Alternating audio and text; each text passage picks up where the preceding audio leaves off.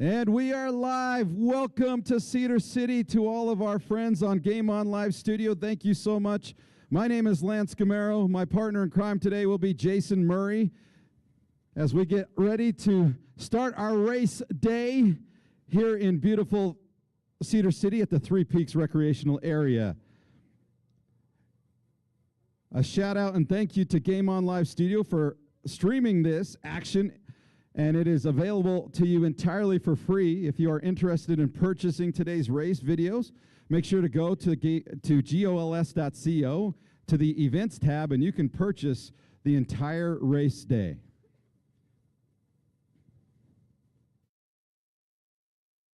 All right, ladies and gentlemen, at this time, we'd like to begin by honoring America with the performing of our national anthem. Today, it will be performed by 9th grader Sydney Rasmussen from the Iron Giants, Iron Maidens team, and she will be performing the national anthem. Her brother, Cody, will be racing at 9:10 this morning. So, super excited. Sydney, we ask you to please remove your caps and pause as we sing the national anthem. Go ahead, Sydney, take it away. Oh, say, can you see my soul? What's so bright at the twilight's last gleaming, whose broad stripes and bright stars the road of perilous fight, o'er the rest we watched were so gallantly streaming.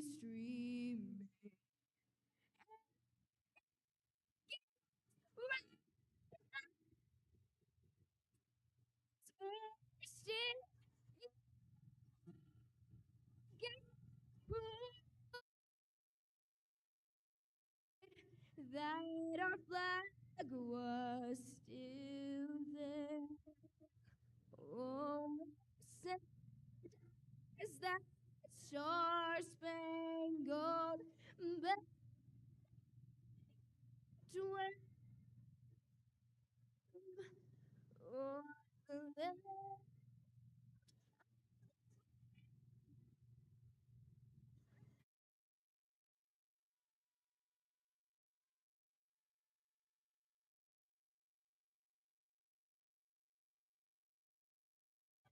Sydney Rasmussen. Fantastic job, young lady. Well done. Thank you so much for your talent and, quite frankly, getting through those butterflies in the tummy. And now the butterflies will switch over to her brother, who will be racing. So shout out to Cody Rasmussen, who will be racing with the Iron Giants here at 9:10.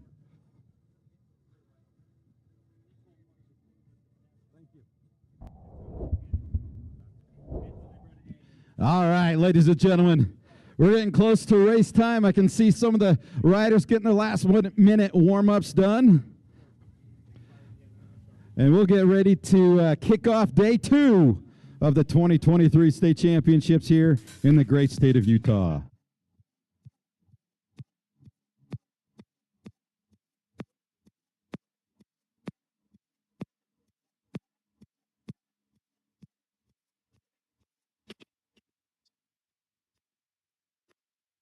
Currently, our temperature is sitting just below 50 degrees, so still a little bit of chill in the air. It will definitely warm up, and as the sun rises, the temperature will continue to rise as well. We will approach 80 degrees today. We may surpass 80 degrees, so the heat will be a factor. Make sure, student athletes, that you are drinking throughout the day, before, during, and after your race. As well, spectators as well, make sure you have a water bottle with you and are drinking as well. Dehydration will be a factor today, so make sure that you try to curb that the best you can. What's up, B-Rad? Can't spell Brad without B-Rad. A race just state 1, 2, and 3. 8:45, 8:50, 8:55 a.m. Over at staging. So say hi to our illustrious staging crew. Get ready for the Riding Live. Hey, ladies and gentlemen, something to look forward to this afternoon. We will have the State of the League address given by our fearless leader, Dallin Atack. And we will also air that on Game On Live Studio so you can see it. He'll tell you all about the plans for the 2024 season and beyond, the best that he can. So we'll have the State of the League sometime this afternoon.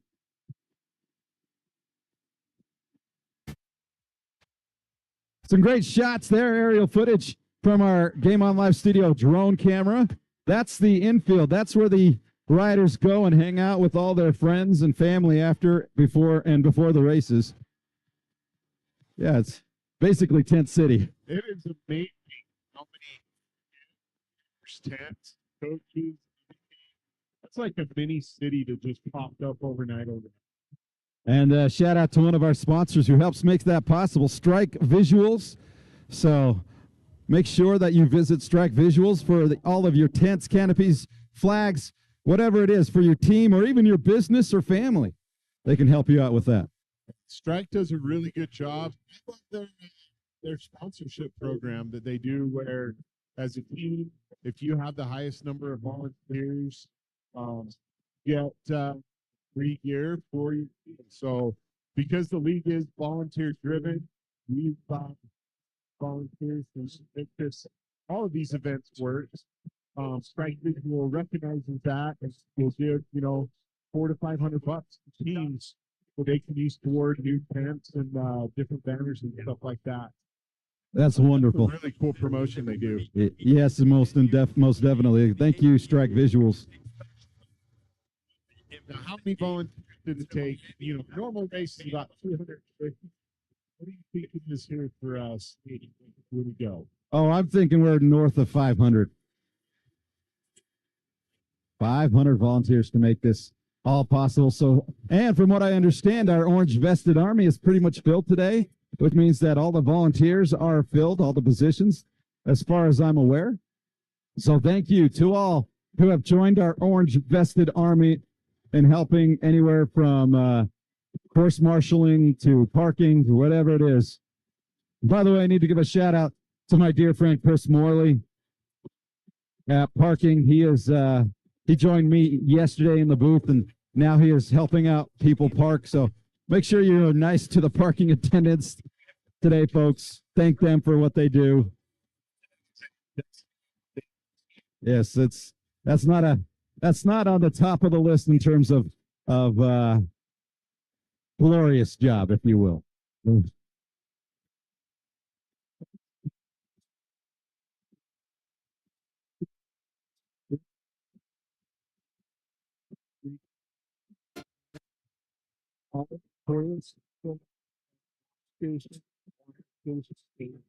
Got a group session for start off today. Yes, and I'm looking over to our porta potties, and there is a line already.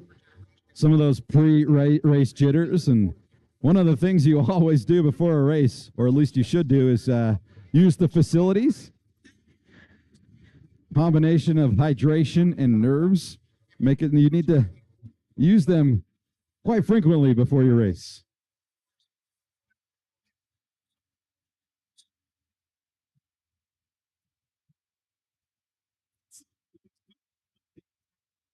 One of the greatest songs in rock and roll history on the tunes right now. Little Sweet Child of Mine.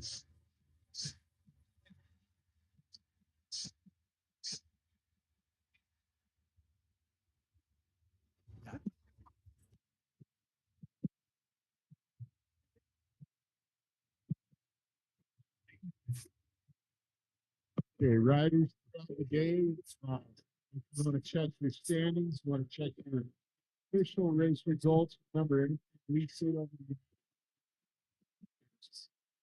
unofficial as unofficial can be. But we have two trailers here at the finish line that have the race result lists up. So you can come and check out your race results and see where you ended up at the end of the race.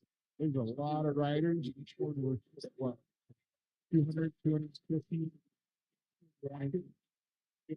Race feels a little different when it comes to standings and where you finish. So yeah, come over to the finish line, check out your results.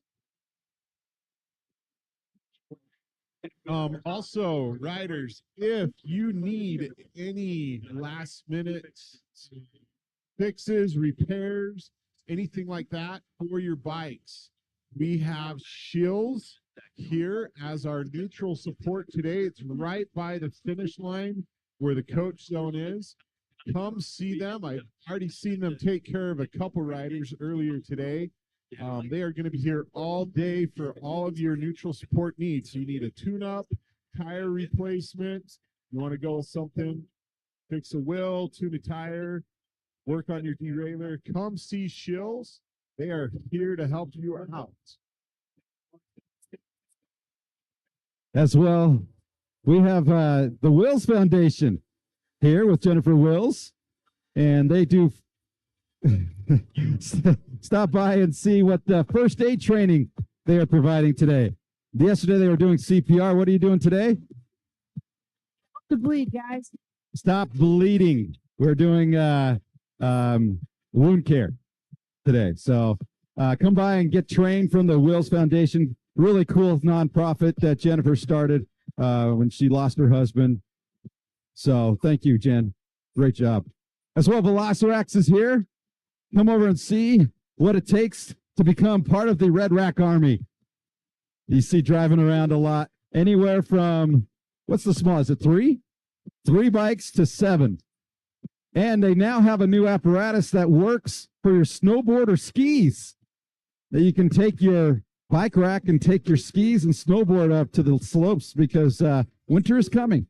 Winter is definitely coming. So, and it also includes a garage mount kit so that you can make your bike rack a storage rack in your garage as well, or in your basement, if you will. So thank you to Velocirax, and they can give you a deal today, correct?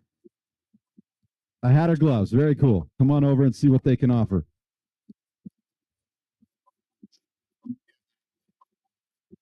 Just a reminder, guys, first staging, 8:45. That's less than 5 minutes away. Then 8:50 and 8:55 respectively. Racers, get your helmets on, start walking over to the staging. It's going to take a minute to get you all sorted and organized into your into where you're going to be. So start walking over that way. Everyone, good luck on your races today. It's going to be a good one.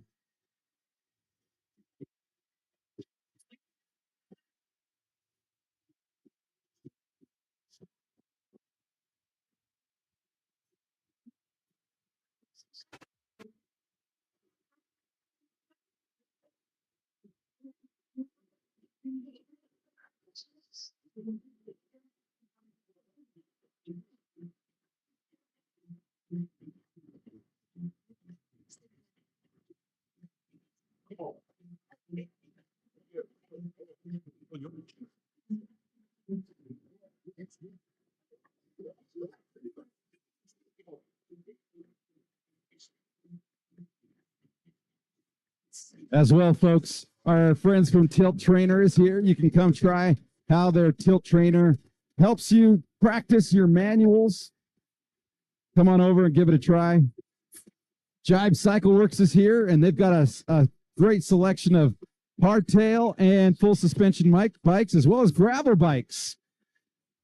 They got gravel bikes out ready for rock and roll. And Lance Chowda, Mr. Chow, is doing the Vanna White impression, showing off the Jibe bikes. Grip It is here. Parker, our friend from Grip It. Who's with you, Parker? It's helping me out today. Very good, very good. Tell us what you can do for the people today. We've got now So, up to 30 preparation different for the start of the designs. race. We're going to get our fearless head of the mountain bike question. Dallin, are you a horn or a cowbell? I love the horn. I love hearing those horns. Oh, there's the green one right there. Let's hear it, young man. Oh yeah, we gotta love it. Okay, so if you guys need a horn or a cowbell, which our fearless leader Dallin is a horn guy, but I know Ginger, the reaching 60 after, she's a cowbell girl, and her husband Danny can be seen carrying his massive cowbell all day today as he moves around. But if you need a horn or a cowbell to help cheer on racers, to make some noise, come over to the merchandise tent today. They have plenty that they would like to move. They have the cashiers are all lined up at their table, just wait for you to come visit them. Hey, Jason, let me tell you a little bit more about Grip It Gloves. We're going to let Parker do that. Tell us what you can do for the people. So we've got 10% off going on during state. We've got over 30 different designs now. We've got a glove giveaway going on as well. So come over, try some on. You'll love them. Yeah, I can second that. You won't be disappointed. Grip It Gloves, 10% off today. And they've got the full gamut, the full selection. And there's some cool gloves here, too. By the way, even some designs that were designed by some of their sponsored athletes. So come on over and see those. Those are really cool. So thank you, Parker and Grip It Gloves, for your sponsorship.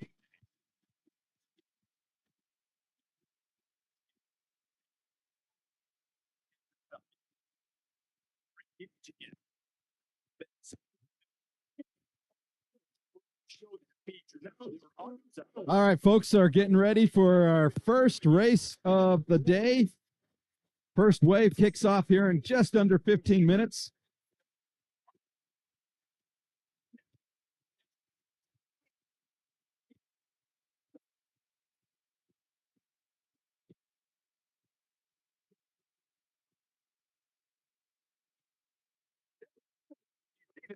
There is a Michigan man. Probably is the deal side anyway, because somehow he already knows what you're thinking. I got four. Some great aerial footage there from our drone cameras. Shout out to our pilots, Trevor and Jonah, for keeping us in the air for today.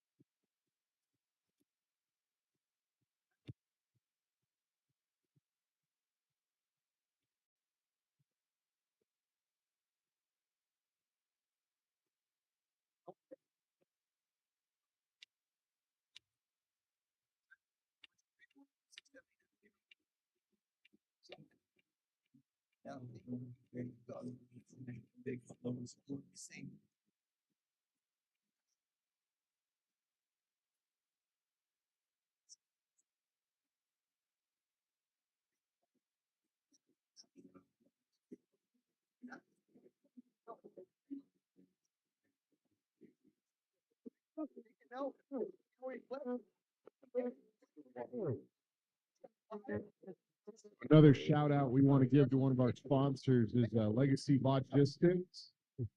Legacy Logistics is how we get all of our gear and equipment where we need to get to. So 25 races we do throughout the season. Legacy Logistics is the company to go to if you need to get stuff to different areas around the state of Utah. Really appreciate their sponsorship. Another sponsorship we want to do a shout out to is our Mercedes-Benz Fan Center up in West Valley City. They are Utah's premier sprinter dealer, providing sprinter vans for everyone, including businesses.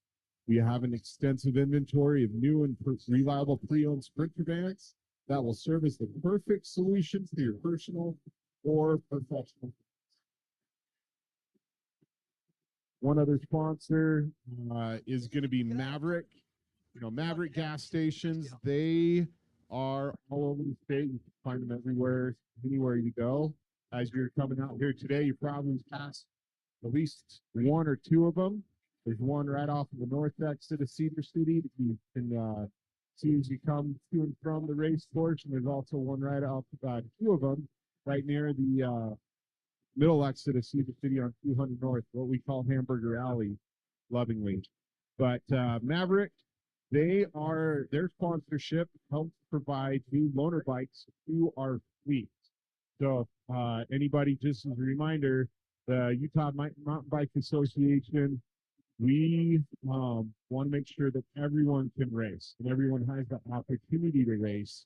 And so we actually have loaner bikes for student athletes to be able to use and be able to go on rides. So some of these kids here today might be on one. We really appreciate Maverick sponsorship and helping us have a loaner bike fleet. So go visit them. They are Adventure's first stop. Looking at the staging, there's a big crowd over there.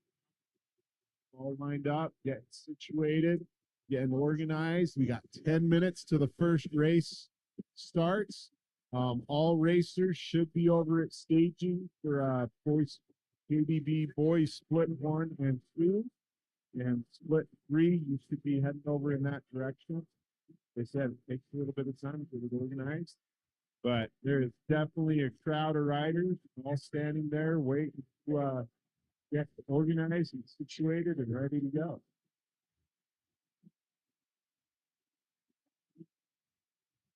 Also, there is a photo contest. Let's not forget that. Lots of opportunities to take really good photos today.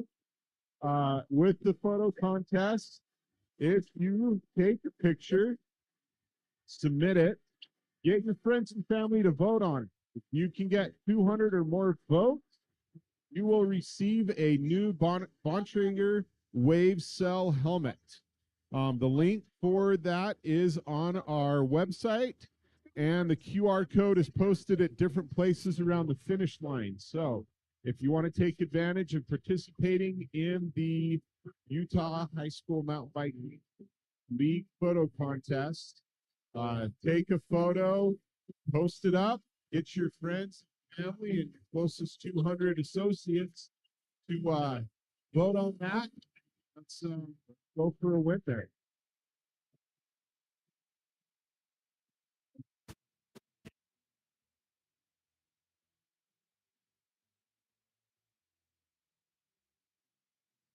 Our JBB boys are getting ready to kick off the first wave of the day. They will go in 3 different splits at 9 o'clock, 9:05, and 9:10, respectively.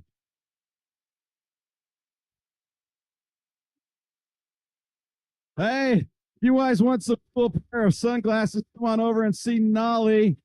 They're in the infield as well. I got a pair myself just yesterday, and 15% off for riders. 15% off. Oh, not 50, 15. Well, you know what? I said it. You got to make good on it now. I'm just teasing. There's an N at the end. So come on over and see Nolly's.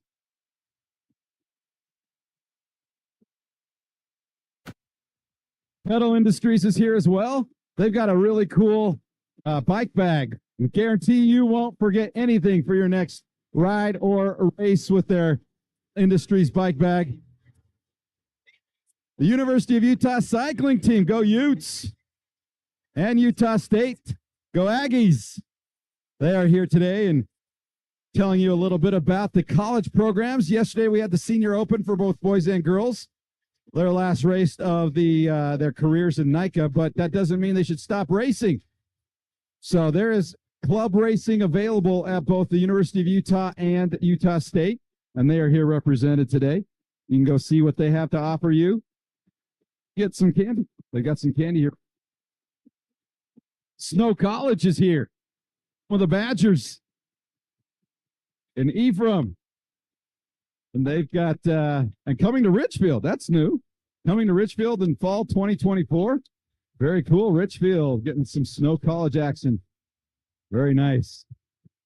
And they have a mountain biking club team. Is that correct? Yes, they do. So if you are interested in continuing to ride your bike and want to head out to either Richfield or Ephraim, Snow College might be right for you as well. So come on over and see what they can offer you at Snow College, home of the Badgers. Forge and Bond is here as well. Forge and Bond makes really good, high quality wheels at affordable base.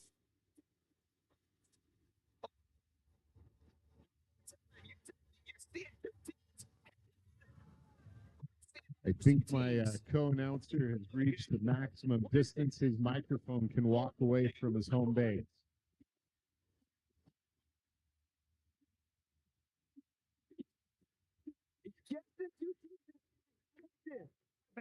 No, it is a pretty view of the start line right now. Those racers are lined up. 6 across. All ready to go. First batch of racers all lined up. Looking really good.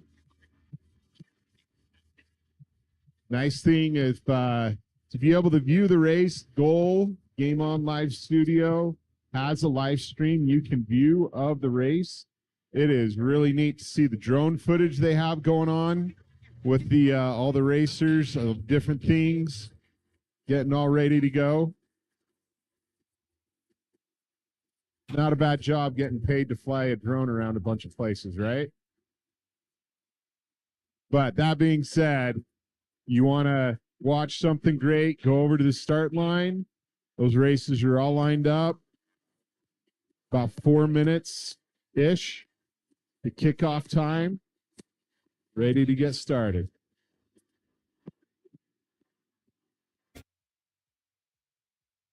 Sound. Closer. There we go. Nolly is about my distance where my mic will work. But definitely a lot of the, as you said before, Jason, a lot of riders and racers and parents and families getting ready to kick off today. State Championships 2023 on the way. We had a good day yesterday of racing.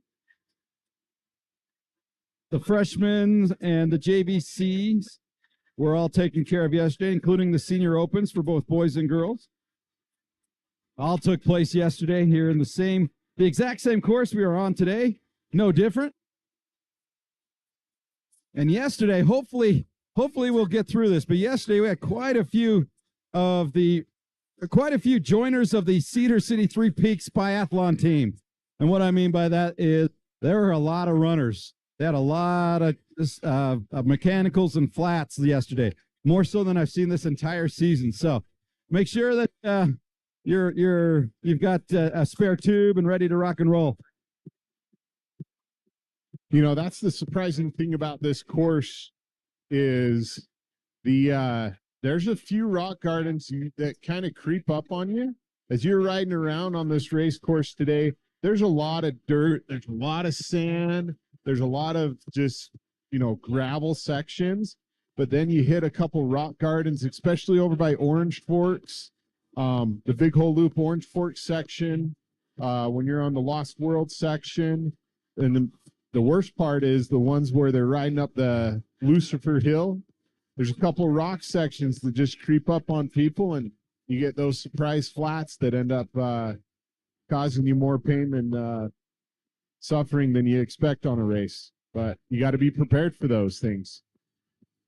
I was actually watching a couple national and international races, and they have pit crews, obviously, with those professional racers. And it's like watching NASCAR or Formula One pit crew go to work on a bike to flip out a flat tire or do a replacement of a chain or fix something else real quick. Most riders don't have that. They have to be their own moving pit crew as they go along. Nope.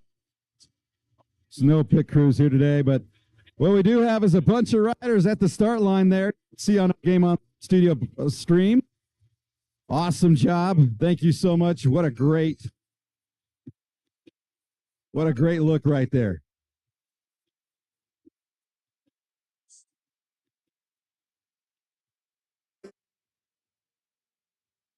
Hey, we're less than a minute away now. Time to race. Time to ride.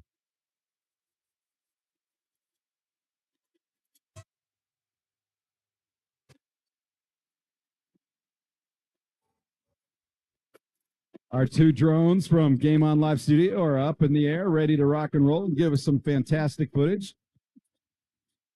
Again, if you would like to purchase this race for your viewing at any time, go to Game On Live Studios website, which is gls.co. Go to the events tab and you can purchase this race. I'll also give some shout outs to anyone who's watching.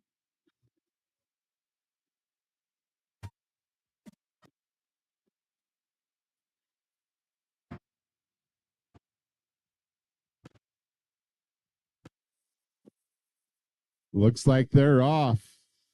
Oh, we just lost our footage for some reason. That's all right. We'll get it back up. We're waiting. Oh, there it is. And they're off. The first wave is on course and moving up the hill. That is a 1.5, almost 1.6 mile climb uphill. It's a nice gradual thing. The nice thing about this section of the race is they have a lot of width. They're not tied down to a really narrow course. Lots of kids can sprint, choose to really push themselves and get out ahead of the pack.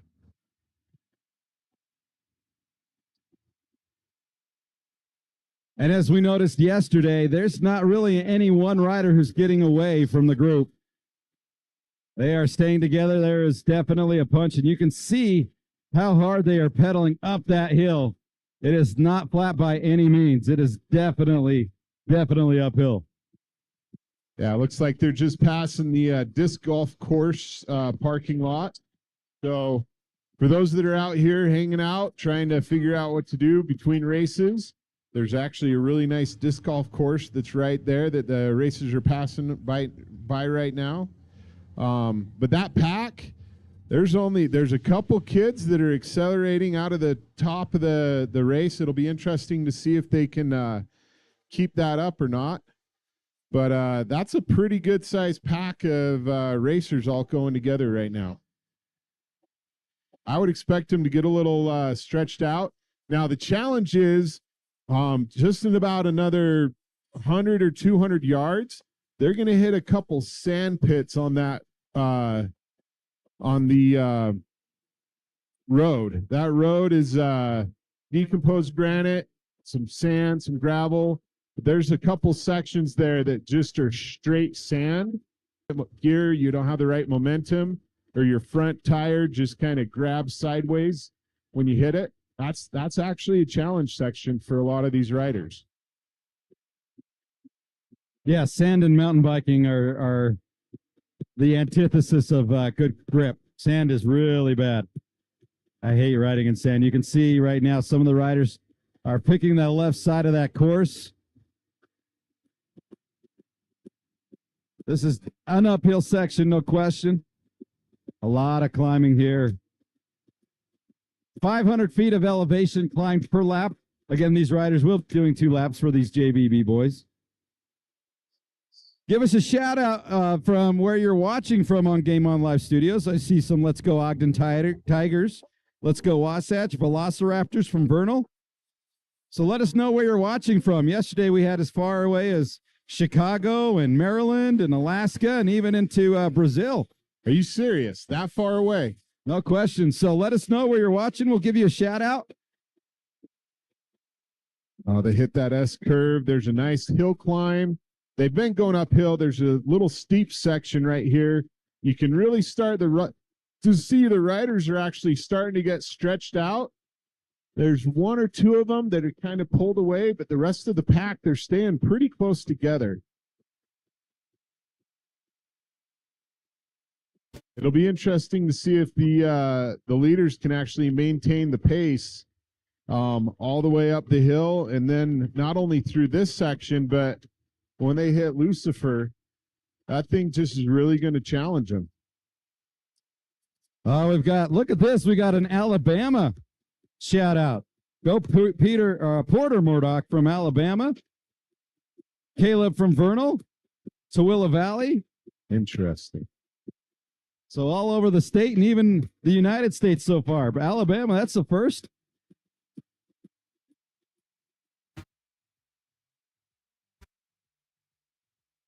Dayton, Ohio. There we go. Let's go Panguitch. Someone from Panguitch is out in Dayton, Ohio. How about this? Watching my two grandsons from Cornwall, New York. Cornwall, New York. Great job. Thank you for watching. Looks like the first riders have hit the single track section.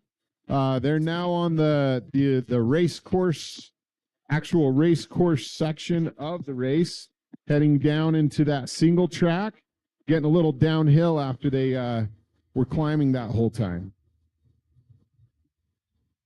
And it looks like the second place racers are on the course right now, just taking off. There we go. Split 2 is underway. You can hear the crowd cheering as they head up that hill. Nice wide gravel road there. They actually start out on pavement, believe it or not. They start out on pavement for a little bit, and then they get onto the gravel road. But nice and wide right there as they hit that, heading westbound up toward the Three Peaks recreational area.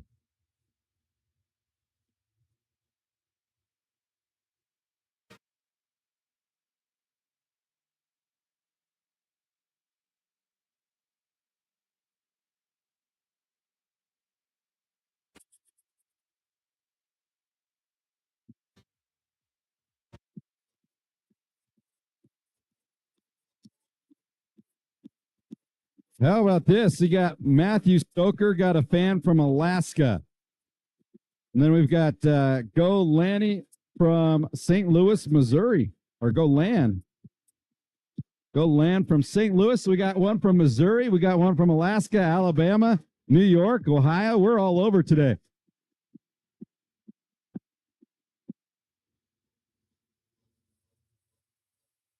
And back to Utah, West Jordan. Go Copper Hills. Shout out from our friends in West Jordan watching this race.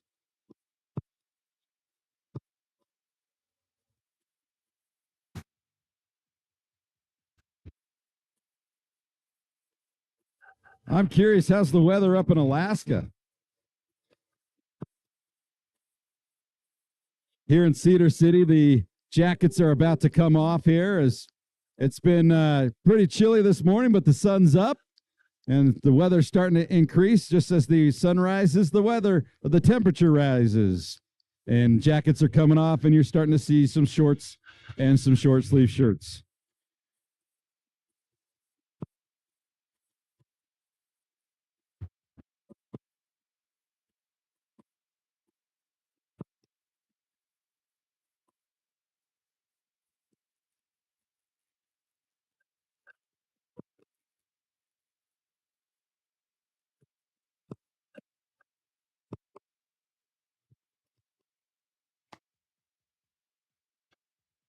Great footage there from our aerial drone cameras as they work their way up that hill on that left side. Again, we've got one more split to start today for the first wave of the day.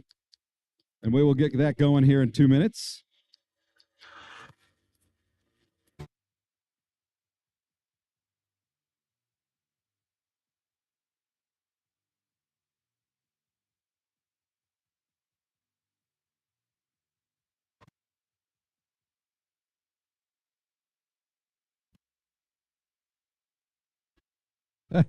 Alaska's weather. They got snow last week, and it's currently 28 degrees. A little bit warmer here in Cedar City. How about Ann Arbor, Michigan? Giving a shout out to Daniel Christensen from Racing Today, but Ann Arbor, Michigan, home of the Wolverines, they're going to play football today. How about go Ethan Barlow from Florida? Creeks Valley, second year and making a name. Nice job, Ethan Barlow. Ogden Tigers getting some love here on the live chat from Kendall Stanger. So we've got Florida, New York, Alaska, Ohio. But we have not had an international viewer yet. If you're an international viewer, make sure to give us a shout out. Let us know where you're watching from.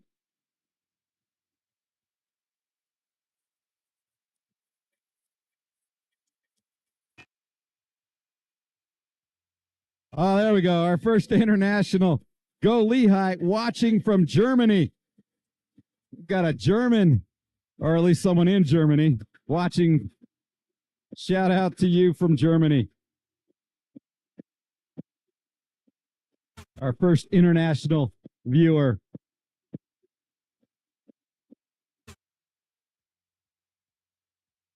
There we go. There go up. And that right there. Is that Lucifer Hill? Not quite up to Lucifer Hill, but you can start to see that is not looking like it's a lot of fun. But here we go. Our last split of the day is underway. There they go up that paved road before they hit the gravel road there. And you can see they started out 6 abreast. And now they'll start to get into that pace line. Not one rider is pulling away yet. We have noticed that is the theme for all of the races. Not one rider pulls away. Looks like we got 2 riders, though, that are trying to get a little bit of a gap here. Can't tell you who they are, but got a little bit of a gap. You can see riders 3 and 4 giving chase, trying to get back onto that wheel. What that's called is called the slipstream. There he goes. He got on. And believe it or not, it actually does help quite a bit in wind resistance and decreasing it. The rider up front takes the wind, and the 2 riders or 3, however many are behind him, will get a little bit of a lift.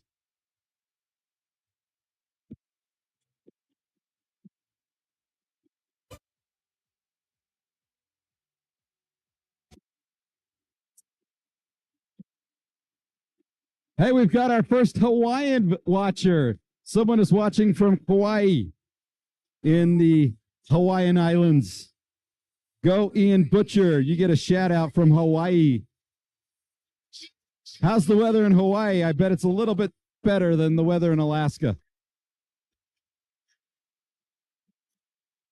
Watching from Georgia. Go Jackson.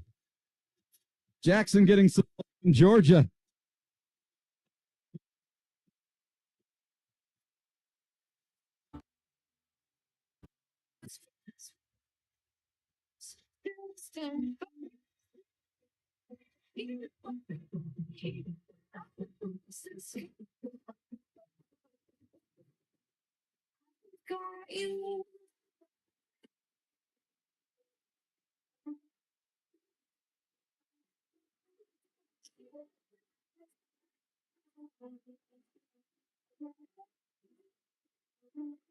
You know, the next group, the third split is actually pushing really hard. There's a couple riders that are really trying to sprint up that hill and get some separation from them the next guys.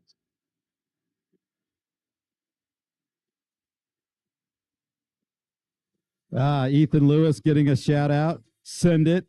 Go Danny and Michael from the Viewmont Vikings.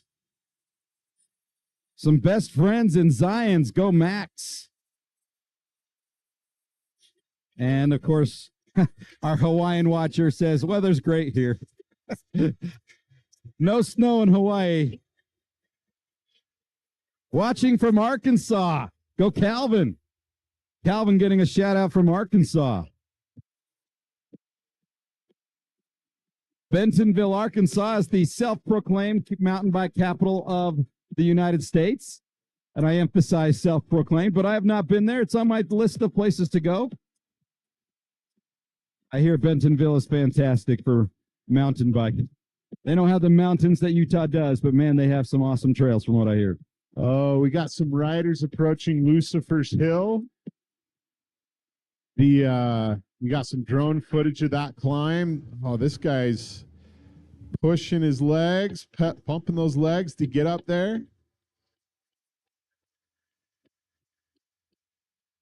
That is a challenging climb. The hard thing about this is the triple hill. So you got the first climb, you get up it, and then you go through and you get a second climb, and you think you're done because you hit a single track, and then that single track makes you climb up again until you get up over the that ridge line, and then you're up $10 hill and start heading back down. Some people have placed some cardboard cutouts of some famous individuals up on Lucifer's Hill.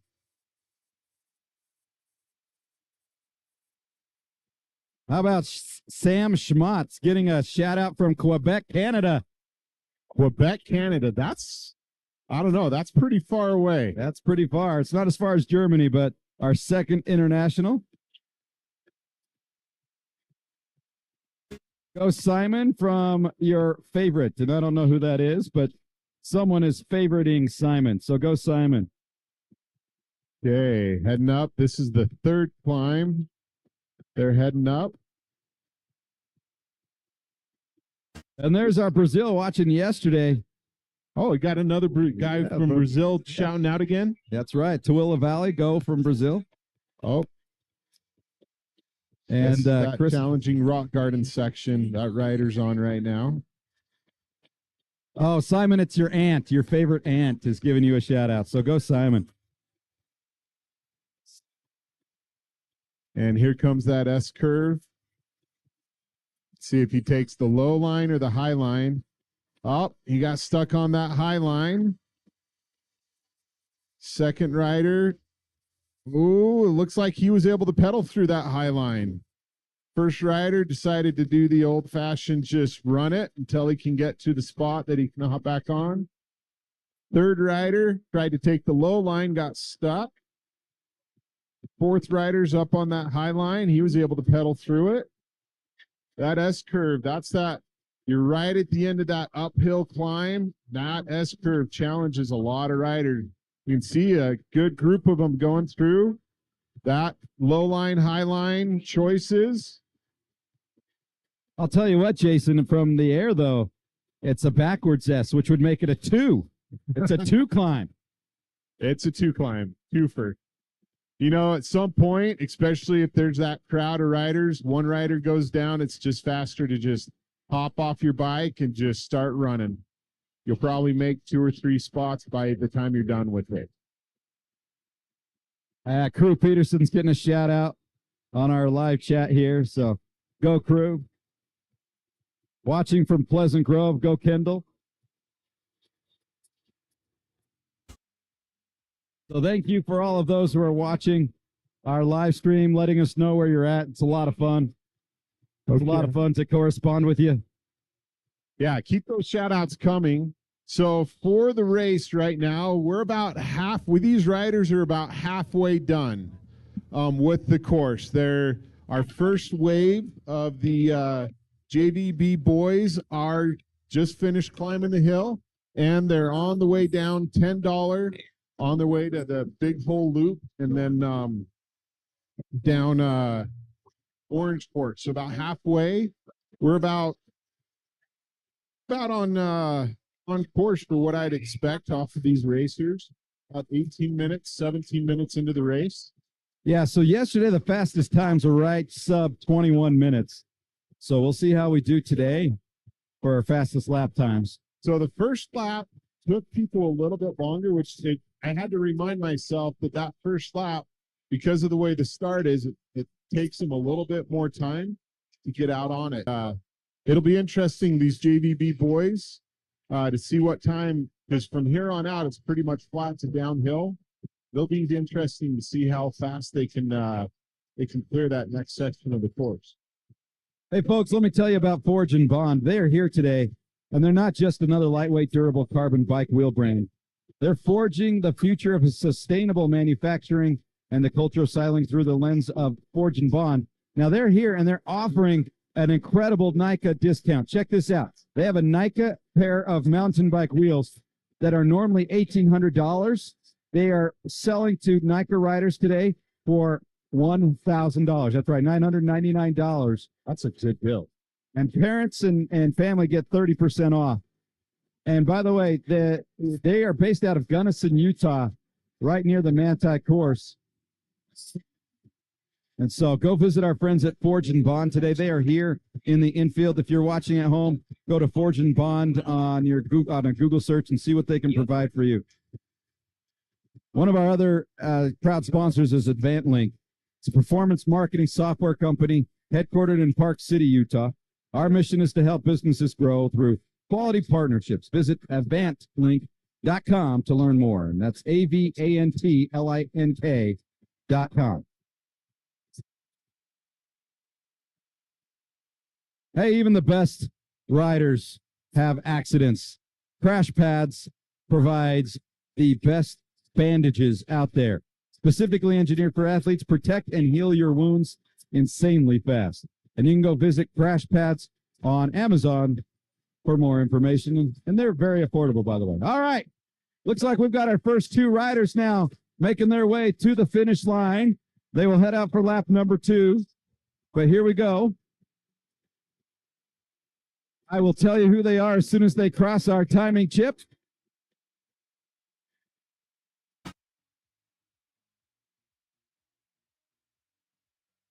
Or maybe not. I did not get a plate and name information. I do apologize.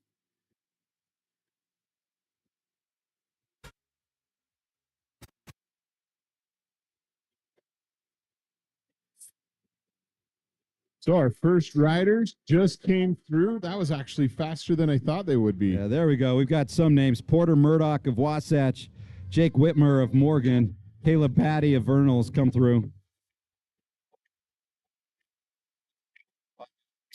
That's pretty good, though. We got 20 minutes and 24 seconds lap. That's about same as what we saw yesterday.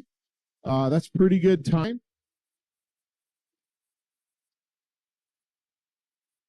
Got another rider coming through, so that's 4, 5. Lone Peak rider just coming through, pushing really hard. Got a bunch more. Oh, we got some fun jumps happening as they come through to the finish line. Here's our race leader just pedaling through right now. I heard the name Jacob. Good job, Jacob. Got some Nebo goats pushing up through for the second lap. And you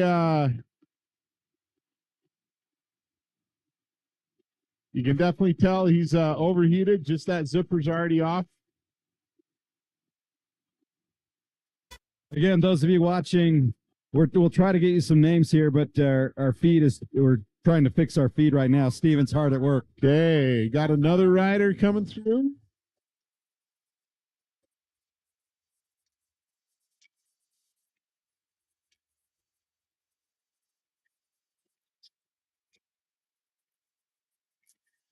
There we go. Now we got some names for you.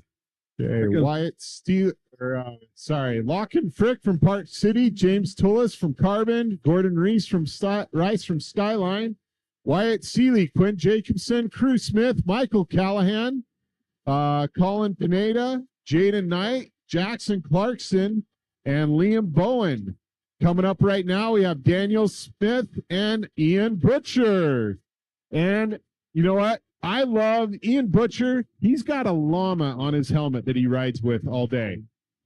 Like, that kid's got something going. Sam Christensen, Joshua Itui, and Matthew Stoker. And Ensign Turnbow just coming through from South Summit.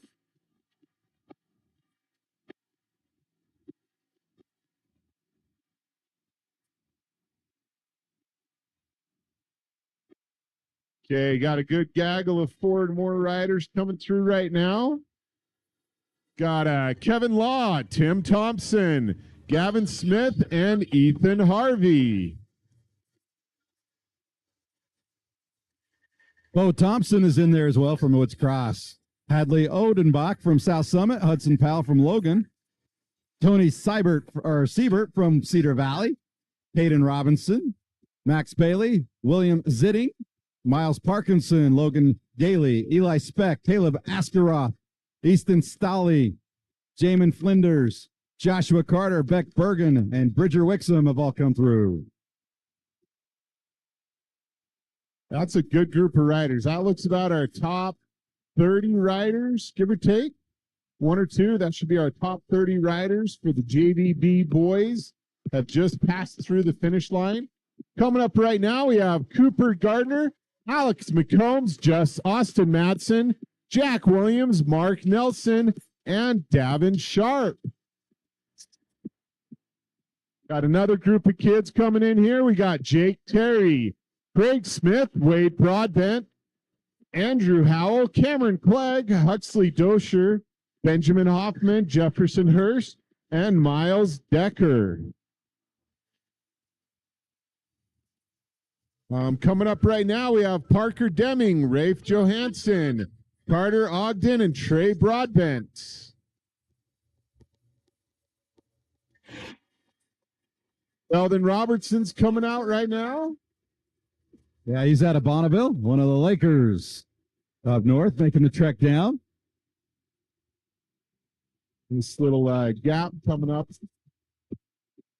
You know, it's fun to see the kids hit that jump coming out of that wash.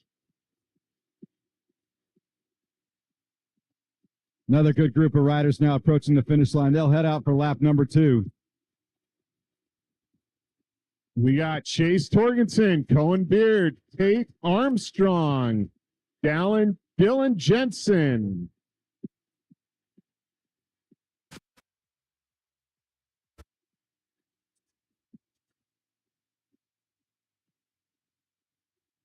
Coming up right here, we got a group of 3.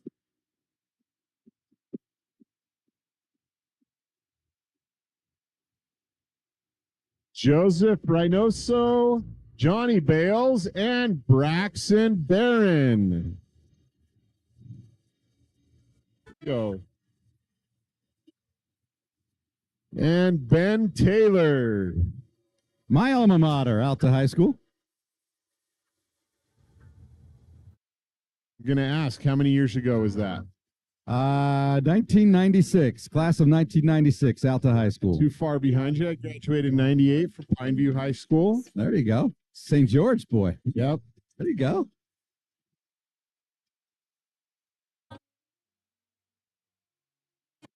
Fun to see some of that, how some things have changed and some things have remained the same.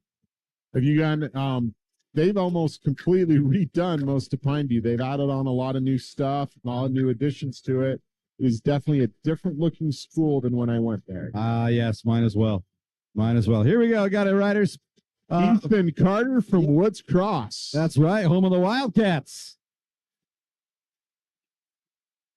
This is one of our Snow Canyon riders. Let's see, that's Wyatt Warner, Snow Canyon. You know, the fun thing is, the jerseys, Hyperthreads does a lot of the jerseys here for the kids. They also provide the race crew shirts. They do the leaders jerseys and everything like that, the coaches and parents. Looking at Cale Theobald from Payson. If you guys are looking for your jerseys for next year, parents, you want to buy a new mountain bike jersey for your riders, they get into the winter season, find something warmer, go over to Hyperthreads, find something out for them. Another gaggle of riders now approaching the finish line, heading out for lap number 2. Got Everett Casey, Eli Wallace, and Avery Curtis. Jacob Miller from Wasatch, Corbin Lowe from Layton, Justin Seeley from Green Canyon.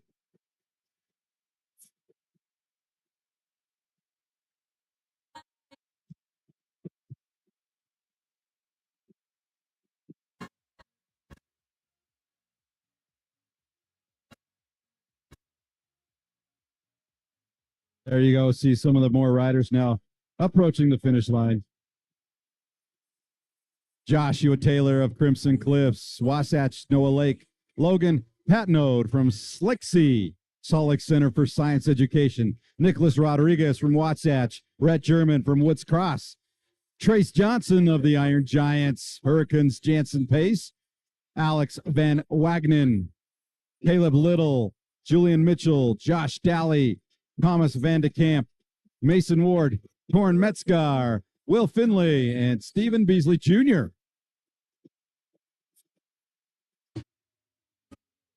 Hannah, Danny Haslar, Bruce Cyphus, Tyler Jorgensen have all come through.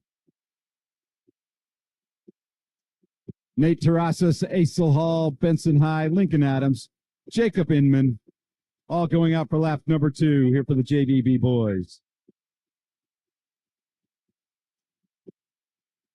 Braden Ryman, Gabe Griffith,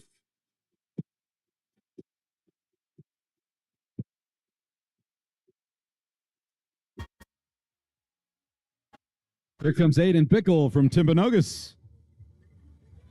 Nice job, young man.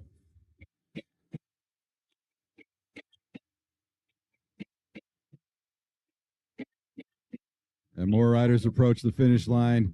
Liam Fowler, Ryan DeMille, Scott Tolman of Mountain Ridge, one of my students, Tyler Thomas, and Chris Matson heading out for lap number 2.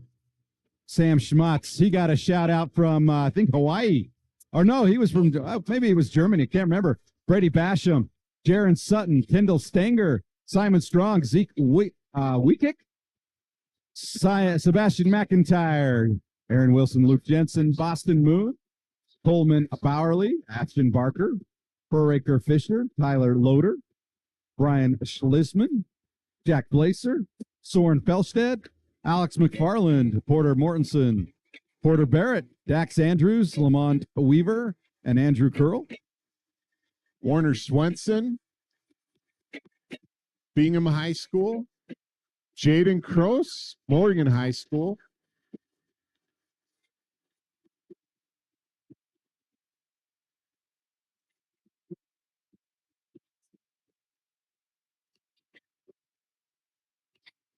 McKay Hal got a shout out from Germany. Okay, we got a good group of kids coming in right here. We got Will Russell, Jody, not going to say that, from Park City. William Starkey, Vincent Reeves, Judson Williams from Harriman High School. Yeah, that's Judson's my neighbor. Yep. Good kid.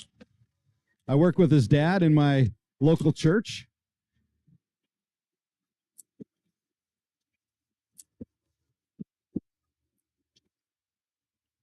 We got Stephen Cross from American Fork, Israel Covington from Manti, Ethan Luker from Cotton Crest, Graham Carlson from Cotton Crest, Olympus Daniel Christensen,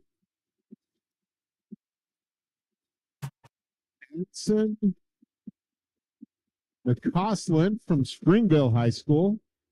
You know, the other thing with the jerseys, it's always fun to watch the different variety of bikes that come through here. You know, when we graduated high school back in the 90s, there was, 5, 6 bicycle manufacturers. Trek, and Cannondale, Specialized, that's about it. Ellsworth.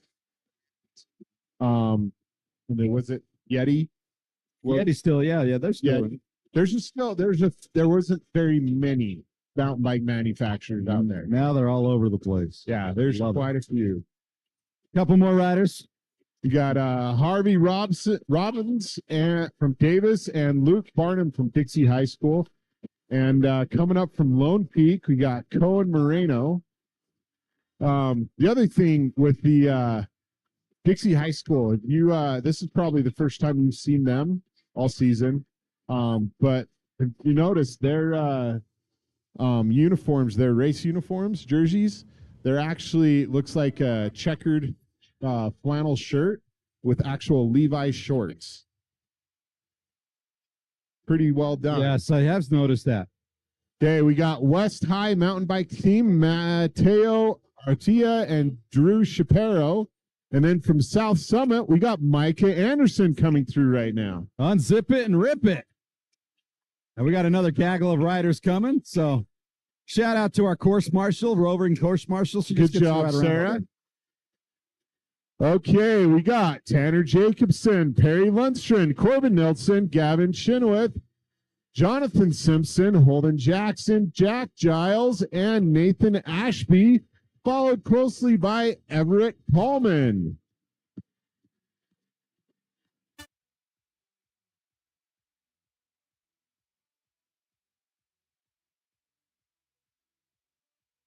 And McKay Howell from Lehigh High School is coming in right now.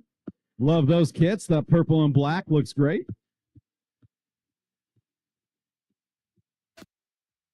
We got a big group of kids coming through right here. We got Colin Tink, Tate Hull, Logan Holt, Ben Evans, Corbin Kilgore, Cody Rasmussen, JD Weber, and Jaron Bingham. In case you're wondering how many riders were in this particular wave, it is north of 250 just in this wave. In 3 splits, north of 250 riders. Coming up right here, we have Afton Wadsworth. That is an old school way to ride your bike, holding on to your front fork. Getting a little bit more aero. Couple more kids doing it. This is Oakland Hendrickson, Caspian Ballman, Jacob Romney, and Peyton Welch, followed closely by Brandon Stutz, Alex Vandergorn, Marcus Brewer, Calvin Jemmett,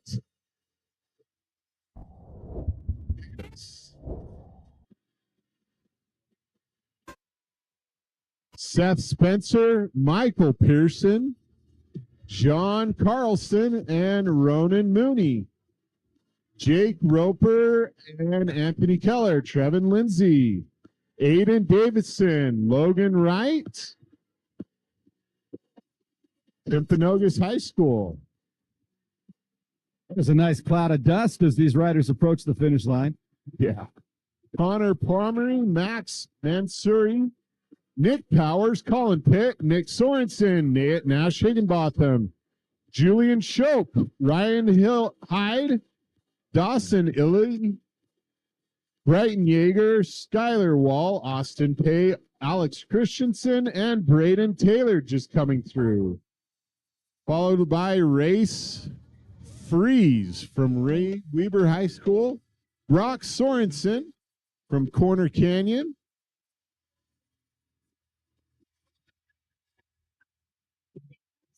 Eric Bearson, Hiram Foster, Crew Peterson, Ethan Lewis, Taylor Graff, Logan McNain, JJ Nowers, Cole Mitchell,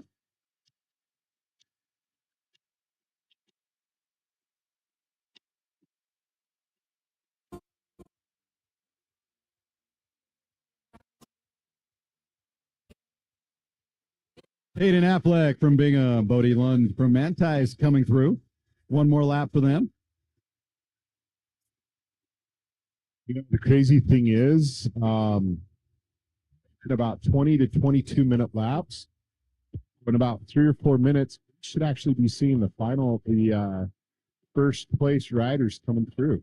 Yeah, it's crazy. Yesterday, the fastest lap times were just over 20 minutes. I have not seen anyone break the 20-minute mark yet, but I do imagine with our varsity riders later on this afternoon that we will hit that. Sub 20-minute lap. So here's a Corner Canyon rider approaching the finish line. It's Mark Smith. Nice job, Mark. So that means if he can keep upright and keep that momentum, he should be cruising to a state championship. He's turning on the Lost World right now. That is Mason Ferguson from East High School. So our leader is turning on to the single track going down Lost World. And he just let me clarify. That's the leader is not Mason. Mason just came through and started out lap number 2. So we should clarify that. Unofficially. Unofficially, yes. It's I guess it might be Mason, but no, I don't think it is. So I don't know who this leader is. The great drone footage, though, by the way, guys, from Golds. They're right next to us, by the way. Crossing the finish line, heading out for lap number 2 from Fremont is Deegan Graham. Nice job, Deegan. The bike's not sounding solid. He's got something a little loose on that. Shields is here. taking care of all neutral support. Shout out to our friends from Shields. And what you can do if you are in the Sandy area, make sure to stop by Shields. Okay, and this is ride cool. there as well. Says our first place is a Caleb Batty from Velociraptors Comp. There you And go. closely behind him is Jack Whitworm from Morgan. There you go. Ian Whitletter from Cedar Valley came through, as well as Jackson Davidson and Tyler Kemp have all come through to start lap number 2. You know, Mohana, go West Granite. the hardest thing about this section of the course as they're riding is the sun's low enough this morning. As they're going through all these trees and stuff, that sun's really making it hard to look in advance around those corners and stuff. It makes a challenge.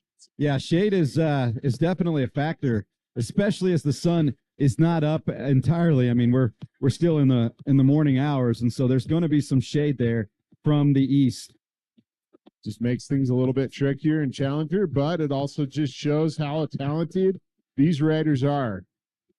He's got about, oh yeah, he's actually almost due north of us right now, going through the rock gardens And those juniper trees. Yep. Ah, we got our frozen foot. There we go. Great job. Great job for catching up. By the way, for the fans here in the venue, what we're talking about is we're talking about the footage that we're seeing on the live stream from Game On Live Studio. You can come over to the tent here and watch what we're seeing live. It's on the back of our trailer and also on the timing trailer. There's 2 feeds you can watch of it. As a reminder, spectators, I know there's a lot of spectators on course. Please do not walk on the race course. There's plenty of space next to the race course, but please do not walk on the race course itself. And that especially includes up at the Rock Gardens. They can't hear us right now, but when you guys go up there in the future, please, please, please stay off of the course. It would be horrible to cause an accident because of someone being on course. And as well, we don't want any of the kids to get hurt on those rocks. Please be very careful. Okay, he should be. So for the spectators near the finish line, if you want to start peeking over to our northeast, you see a couple riders coming through the trees right there. That is John Pearson from Wasatch just came through the finish line. He's going to head out for lap number 2. But if you peek to the northeast up in the trees, that gap right there, you're going to start seeing a couple riders coming down.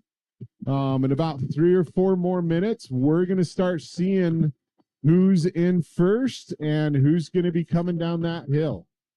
So, The leader looked like Caleb Batty. He's from Vernal, the Vernal Velociraptors. And I think he's got a fan club here, too. All right. A couple more riders making their way towards the finish line. okay, I do not think that these are the these leaders. are not the leaders. I think that's the leader coming through that gap in the trees right there, speeding down. He just went through that gap looking northeast.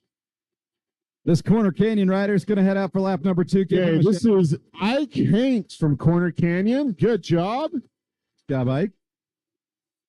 Okay, our first place rider should be coming down the hill right now. If I got my Yep, there he feet is. correctly. There he is, making his way through those post-up signs.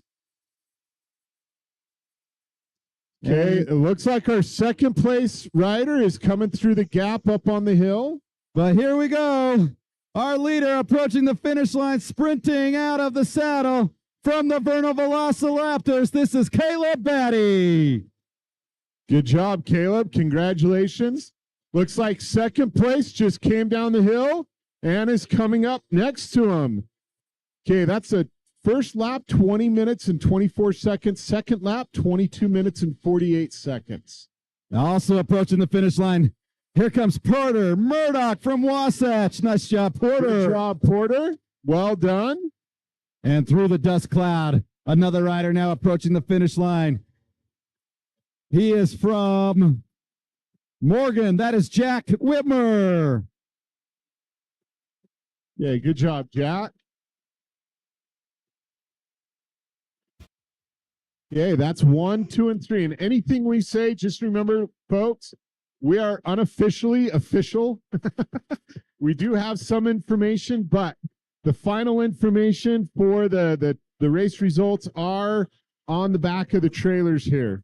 We got a couple more. 4th and 5th place are coming down the hill and up toward us at the finish line right now. And then just keep your eyes out looking through the trees. You'll see more of them coming in shortly. As well, don't forget we had 3 different starts today for the JVB boys. And because of that, there's a 5-minute gap. So they will also be based off of time, not just when they finish in the sprints, but also on their time as well. So we can't give podiums officially yet because there's different splits and times may add someone or to a podium that would be a little bit different than their finish. Got another rider coming up the hill here. Let's give him a big cheer, folks. Yes, this is a Wasatch Wasp from Heber City. I do like the yellow jersey. That is eye-catching.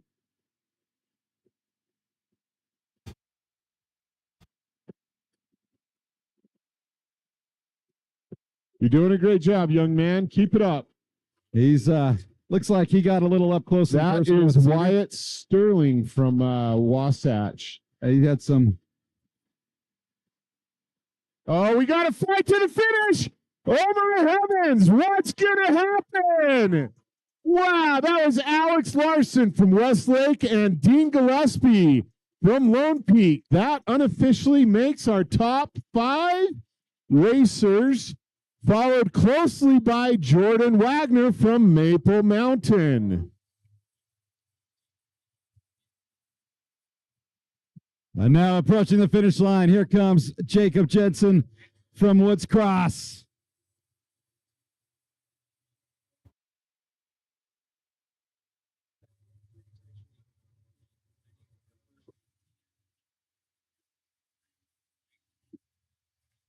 Max Guff from Springville. Nice job, Max. And here comes TD Seeley from Bingham up out of the saddle, pushing hard to the finish. Okay, that's our top 8 riders just came through. Ethan Barlow from Creek Valley Composite. That's top 9 rider just came through. So let me tell you a little bit about what composite means. Sometimes one school, this is not a varsity sport, so not every school is represented equally. And sometimes different schools combine with other schools, and that's called a composite team. We got a good fight coming up here. We got Jackson Carlson from Park City through the finish line, followed very closely by his teammate, Lachlan Frick from Park City. Well done. And another fight to the finish. We have Wyatt Seeley, Jack Knight from Ridgeline and Springville, Jordan Rice from Skyline, James Tullis from Carbon, and Liam Bowman from Ogden. So even Iron Giants here in Cedar City is a composite. We combine teams from Cedar High School, Canyon View, and Parowan all are on that Iron Giants team. Fantastic, fantastic. Okay, that was Crew Smith from Pleasant Grove, Colin Pineda from Jordan, and Michael Callahan from Desert Hills. This is Patua Endicott from Jordan Hills, Jordan High School.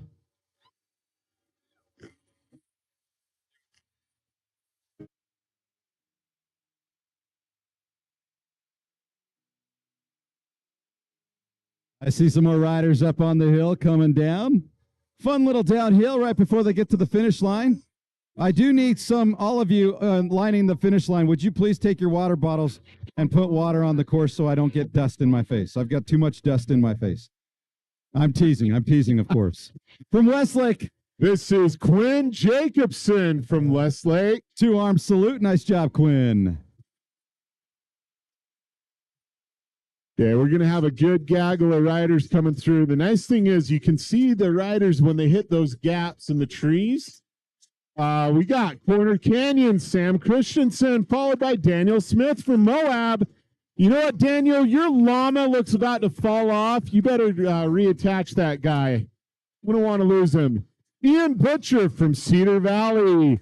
Ensign Turnbow from South Summit, Joshua Etioi from Park City, Hadley Odenbach from South Summit, Caden Robinson from North Davis, Tim Thompson from Cotton Crest, Gavin Smith from Snow Canyon, Hudson Powell from Logan High School.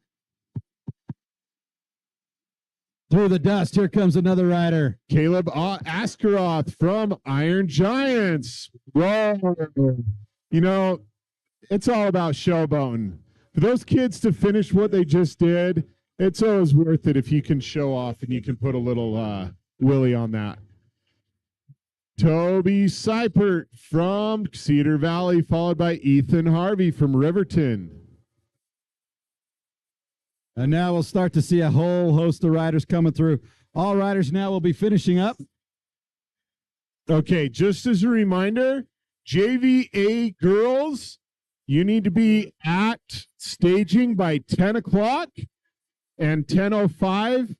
That is 10 minutes from now. JVA girls, 10 o'clock and 10:05 for staging. Kevin Law finishes. August Nelson from Highland. Eli Speck from American Fork. Logan Gailey from Cedar Valley. Bo Thompson from Woods Cross. Matthew Stoker from Alta. Alex McCombs from Sky Ridge. Max Bailey from Mountain Ridge. Austin Madsen from Alta. Easton Staley from American Fork. Jamin Flinders from Weber. Joshua Carter from Desert Hills have all come through and finished their race days and race seasons. Here's Bridger Wixom from Westlake, Bountiful's Grage Smith, Cooper Gardner of Morgan, William Zitting of Pineview, Miles Parkinson of Corner Canyon, Wade Broadbent of Alta, Cameron Clegg of Alta. From the Iron Giants, Andrew Howell, Huxley Dosher from Park City, Mark Nelson from Skyline, Davin Sharp from Cotton Crest, and Jefferson Hurst from Desert Hills have all finished up.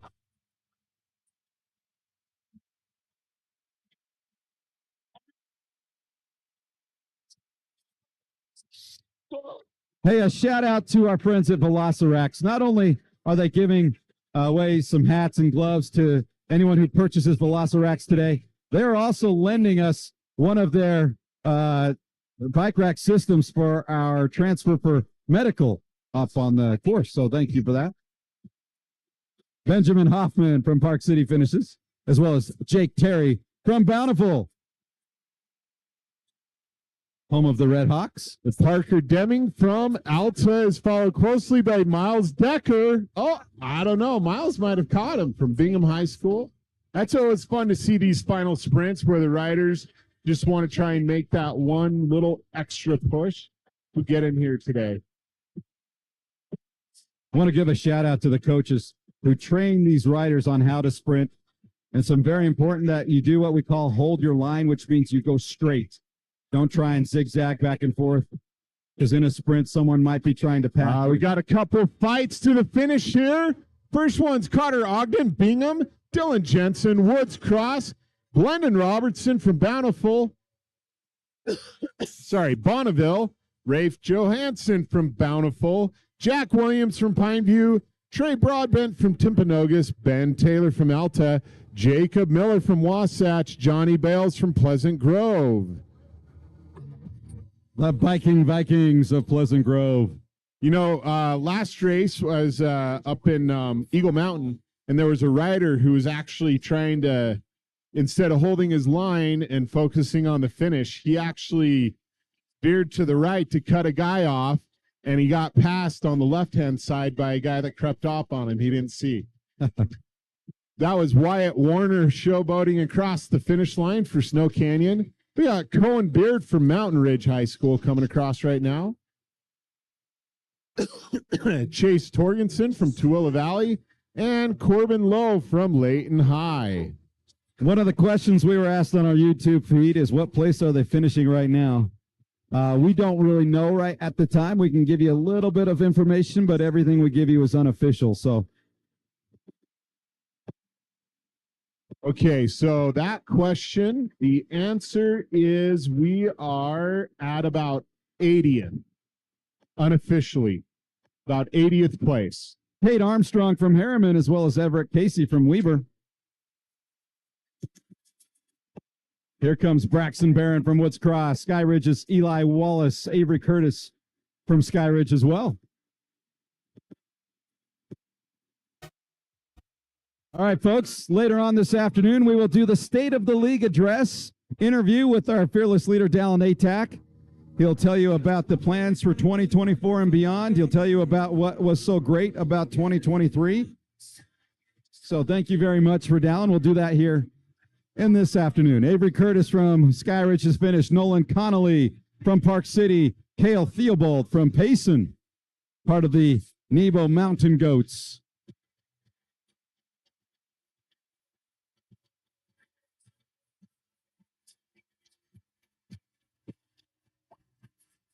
Up out of the saddle from Green Canyon is Justice Seeley, all the way up north. And another push. That is Josh Dally from Lehigh.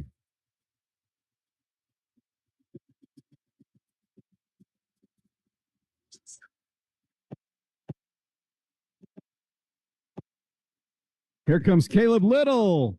He's from Maple Mountain. Joshua Reynoso from Lone Peak. Trace Johnson of the Iron Giants. Jansen Pace of Hurricane from Farmington. Alex Van Wagenen.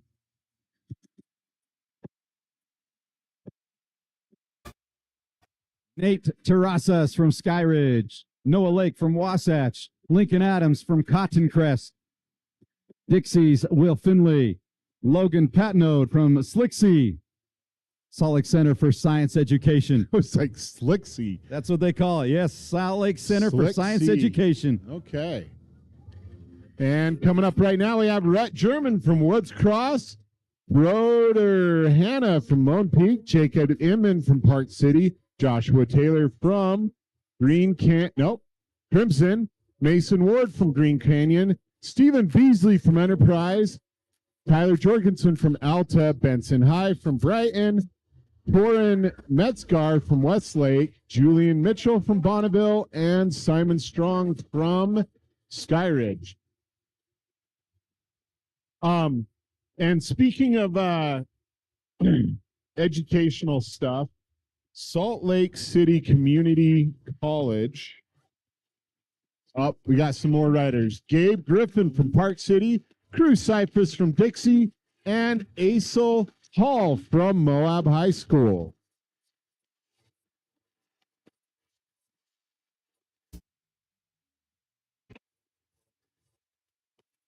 And that's Ryan DeMille from Riverton and Zeke Witchell from Bountiful, Tyler Loader from Pleasant Grove, Danny Hauser from Beaumont, Braden Reimar from Box Elder, Ethan Carter from Woods Cross, Luke Jensen from Orem, Chris Madsen from Crimson Cliffs, Aiden Bickle from Timpanogos. Now, I just wanted to shout out to one of our sponsors, Salt Lake City Community College. Their Department of Exercise Science is your health and exercise specialist. Our purpose is to enhance the quality of life of our students, faculty, and staff by empowering them with the knowledge and skills to live an active and healthy life. Just coming across, we have Sebastian McIntyre from Harriman, Foraker Fisher from Wasatch, Scott Tolman from Mountain Ridge, Boston Moon from Provo, Liam Fowler from Corner Canyon, Tyler Thomas from Mountain Ridge, Ashton Baker, Sam Schmidt, Jaron Sutton, Andrew Keel, Kendall Stringer, and Anson McClausland from Springville, Brian Schisselman from Salt Lake City.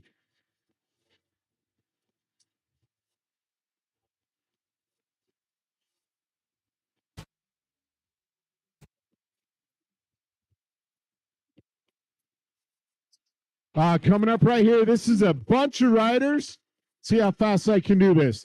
Aaron Wilson, Jack Blaser, Nicholas Rodriguez, Coleman Bowler, Vincent Reeves, Porter Mortensen, Jaden Cross, Porter Barrett, Alex McFarland, Thomas Van de Kamp, William Starkey, Warner Swenson, and Judson Williams. And coming up right here, oh, he might catch you. He might have caught him. Joey Boliviqua and Harvey Robinson. Luke Barnum from Dixie. Well done, Luke.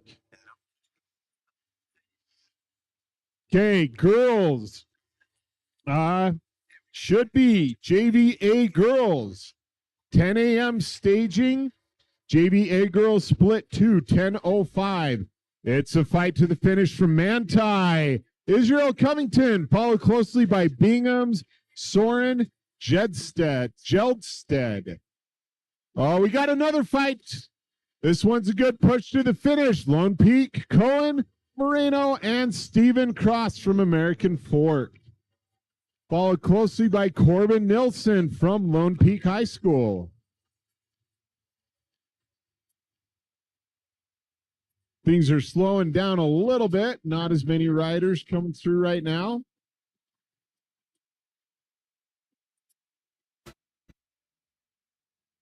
But we got our JVA girls are coming across shortly. So please, that are going to be starting shortly. So JVA girls, your split 1 should be at staging. And JV split 2, you should be walking on your way there. Coming up right now, we have, this is a good fight. Sprint to the finish. That is neck and neck. Well done, gentlemen. That was Micah Anderson from South Summit, Daniel Christensen from Olympus, and Jack Giles from Hurricane High School. Ethan Luker from Cotton Crest and Tanner Jacobson from Ridgeline have a fight to the finish there. Well done. It's like we got another rider coming through the jump right now. Pushing up to that finish line. We got a nice group of riders coming up to the finish line.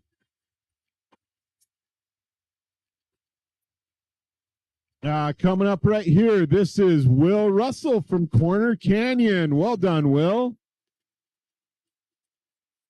This is a great push to the finish. What can happen here? This is Gavin Chenoweth from Skyridge, JD Weber from Hurricane, Jonathan Simpson from Maple Mountain, followed by Cohen Teak from Mountain View, Nathan Ashby from Bingham, McKay Howell from Lehigh, Ben Evans from Cotton Crest, and Holden Jackson from Maple Mountain. Well done, gentlemen. Here's another sprint to the finish. We got a pack of 4. Who's going to pull away from who for the finish line here? This is a ride out. Well done, guys. That was Corbin Kilver from Morgan, Everett Paulman from Weber, Tate Hull from Timpview, and Logan Holt from Bingham. Cody Rasmussen from Iron Giants just crossing the finish line right now. And it was Cody Rasmussen's sister that sang the national anthem. Cody, thank heavens you have a sister, because otherwise you would have had to. Jared Bingham from Weber High School coming across right now. I actually wonder if Cody can sing as good as his sister. That'd be a good question to ask. Looks like we have another group of kids sprinting to the finish here. Looks like Hurricane Tiger followed. Oh, we got a group of them. This is going to be a fight. We got Afton Wadsworth from Hurricane High School by Marcus Brewer from Farmington. 2 teammates, Mateo Artia and Drew Shapiro from West High School, followed by Race Freeze from Weber. Calvin Jimmett from North Davis coming across. Showboating with the little wheelie. Well done. Okay, Seth Spencer from Skyridge, Oaken Hendrickson from Highland, Dawson O'Lily from Pleasant Grove, Jacob Romney from Skyline, Peyton Welch from North Summit, and Caspian Bachman from Manti. Excellent job, gentlemen. We got another fight to the finish here. We got 2 riders, neck and neck. What's going to happen? Oh, that was Graham Carlson from Cotton Crest holding off Anthony Keller from Corner Canyon. Okay, and somebody asked earlier about where we were at. So we are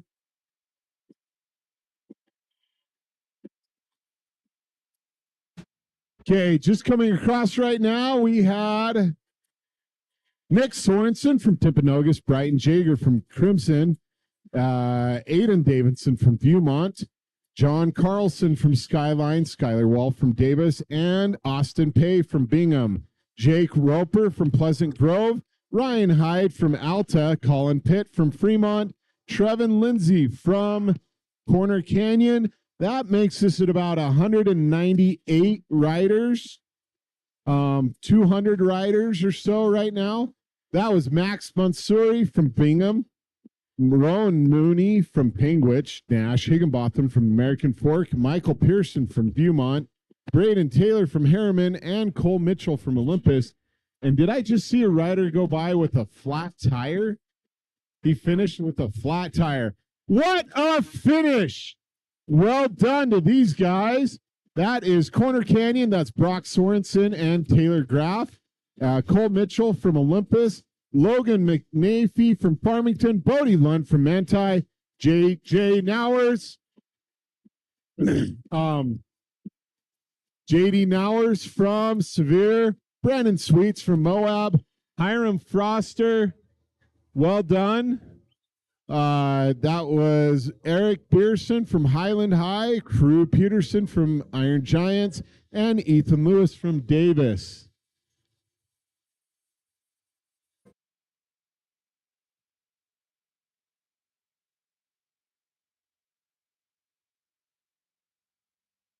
You know, get a hands off for that kid that had a broken chain that just right before the finish line. That's a tough break, but good job to finish. And it looks like somebody's having is that a lunch peanut butter sandwich, getting them over the finish line. Well done, Perry. No time like the present for lunch.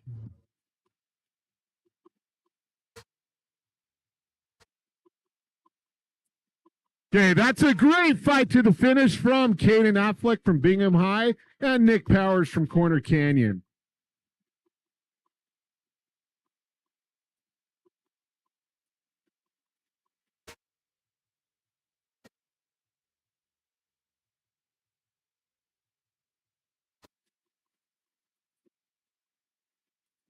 Wow. Now that's actually pretty cool. Dallin, our chief Boomba, just gave us some cool new announcements. Mercedes-Benz Van Center is one of our main sponsors for the Utah High School Mountain Biking Association. We really appreciate all that they do. They actually have their new van here, two new vans here. They're Enios Grenadiers. If you guys are interested in a test drive, head down to the south end of pit zone and actually take a test drive of one of their new vans. Check them out.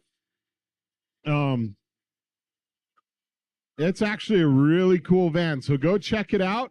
South end of pit zone, that's southeast corner. Coming in right now, that's Mark Smith from Corner Canyon and Eden Wilder from Cedar Valley.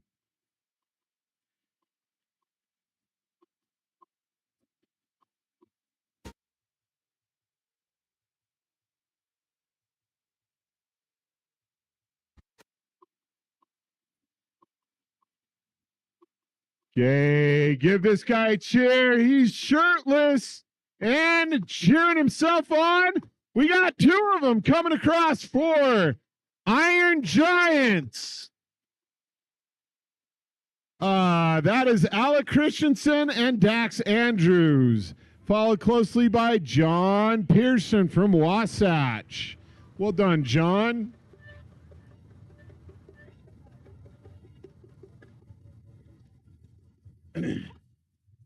And coming up right here is Mason Ferguson from East High School. Well done, Mason.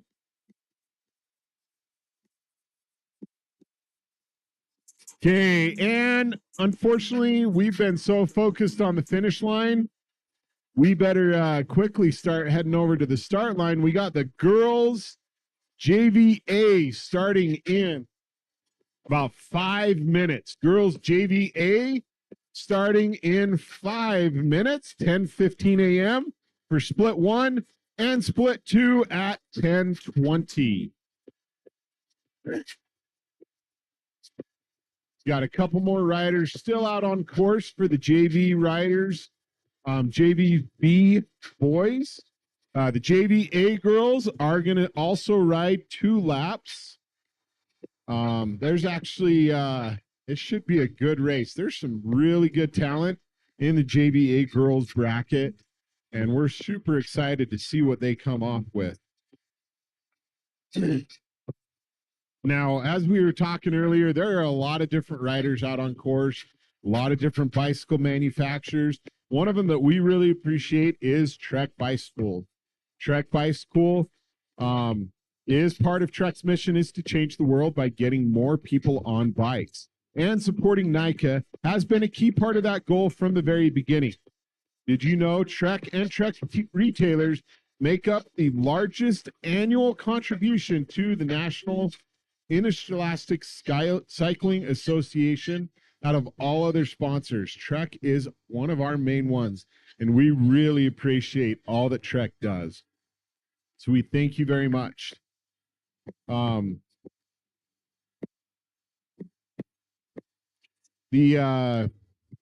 Another shout out to our sponsor, Legacy Logistics.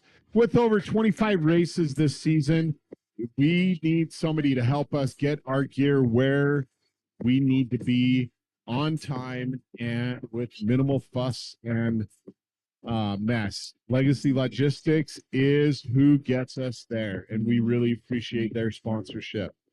Thank you.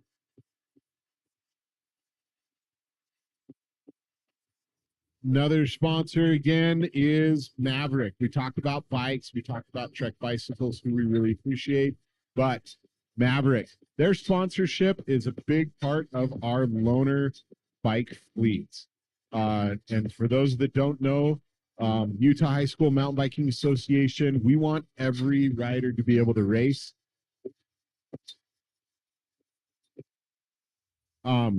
So with Maverick, their sponsorship helps provide for our loaner bike fleet. We really appreciate them, and they are Adventure's first stop. We got another rider coming in. Let's cheer him on loud and clear. This is Tyler Kemp from West Granite Composite High School. Thank you, Tyler. Well done.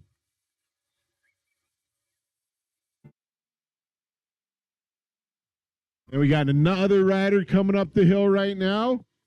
This is Deegan Graham from Fremont High School. Well done, Deegan.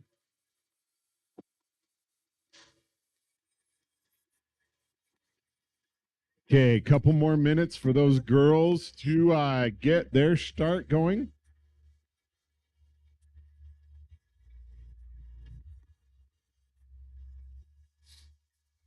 Three minutes to start is the official word that just came across. Another sponsor we really appreciate is Hammer Nutrition.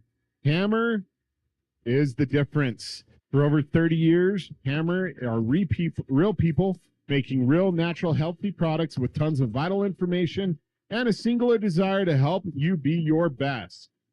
That coming across right now, that was Jackson Davidson from Lone Peak High School. Well done, Jackson. And coming across right here is one of our race course officials, Sarah Jarvis. She's actually a triathlete, which is one of those things that a lot of these riders that do mountain bike racing, this is one of those things that you can get into. You can get sponsorships, you can get seen, you can go travel the world and compete in this sport in many different ways, whether it's a triathlete, whether it's those gravel races, whether it's just the normal mountain bike races. If you want to talk to Sarah, talk to Leslie, talk to some of the other coaches who do this as a full-time professional gig. They got lots of tips and tricks that can help you out and know what to do or how to get into this further. Okay, those girls are lined up at the start line, ready to start out. Looks like we got a pretty good crowd there to cheer them on.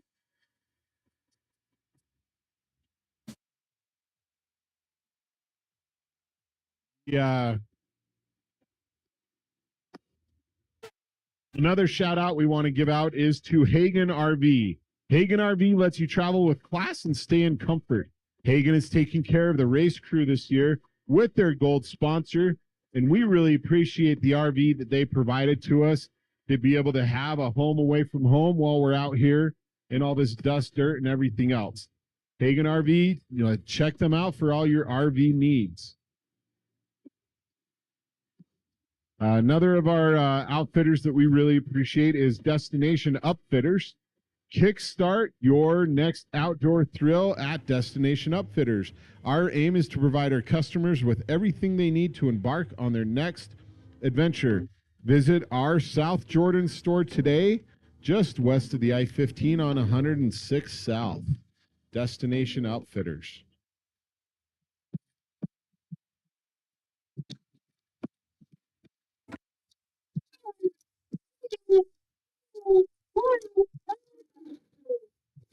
And that's the girls taking off in the state championship race. JVA girls sprinting out of that start line, climbing that hill.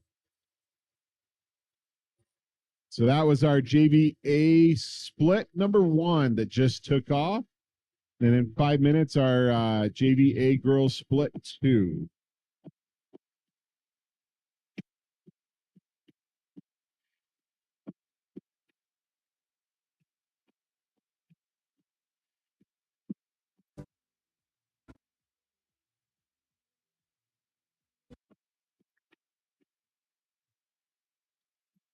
Okay, another shout out to one of our sponsors is Jorgensen Cycling. Jorgensen features a wide range selection of bikes, including mountain, road, fat tire, and e-bikes, which at this time of year, fat tire may be something you want to look into. As it comes to the wintertime, you want to be able to get out and ride. Even in the snow, fat tire bikes are a good choice for that. Both custom and stock, Jorgensen has all of your bicycling needs.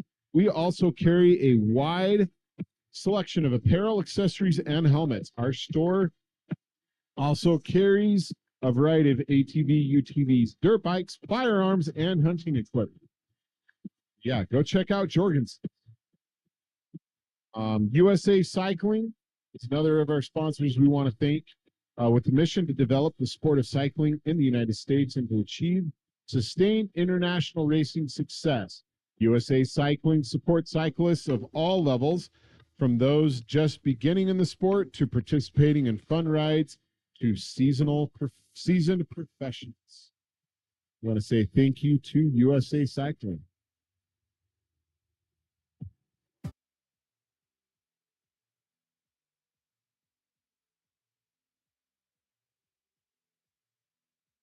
Okay, if you guys are watching the Goals Studio camera film, they are on the climb right now up that service road, up that main road.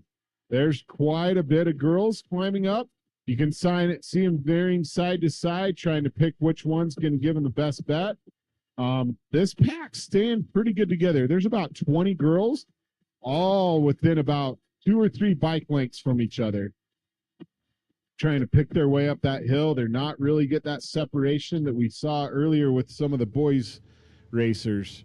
So that pack's pretty tight. This is actually a really competitive group. It's going to be really interesting to see how they distance themselves out from each other as they go along.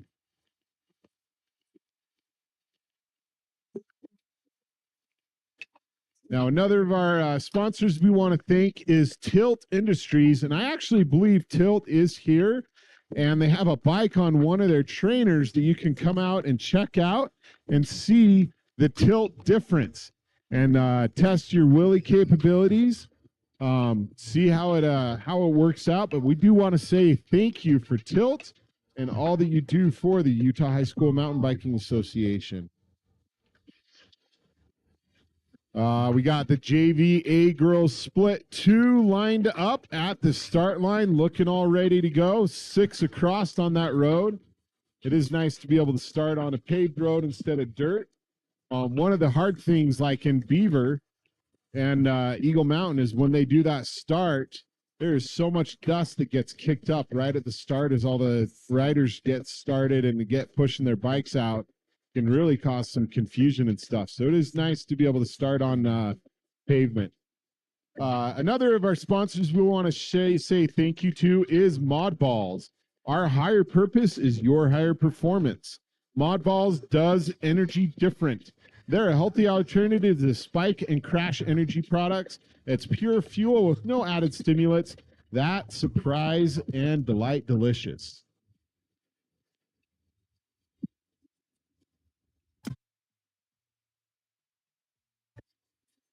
Okay, those girls are climbing still up. They're that fork. It looks like, can't tell if that's, there's one or two that have kind of pulled away as the gap here.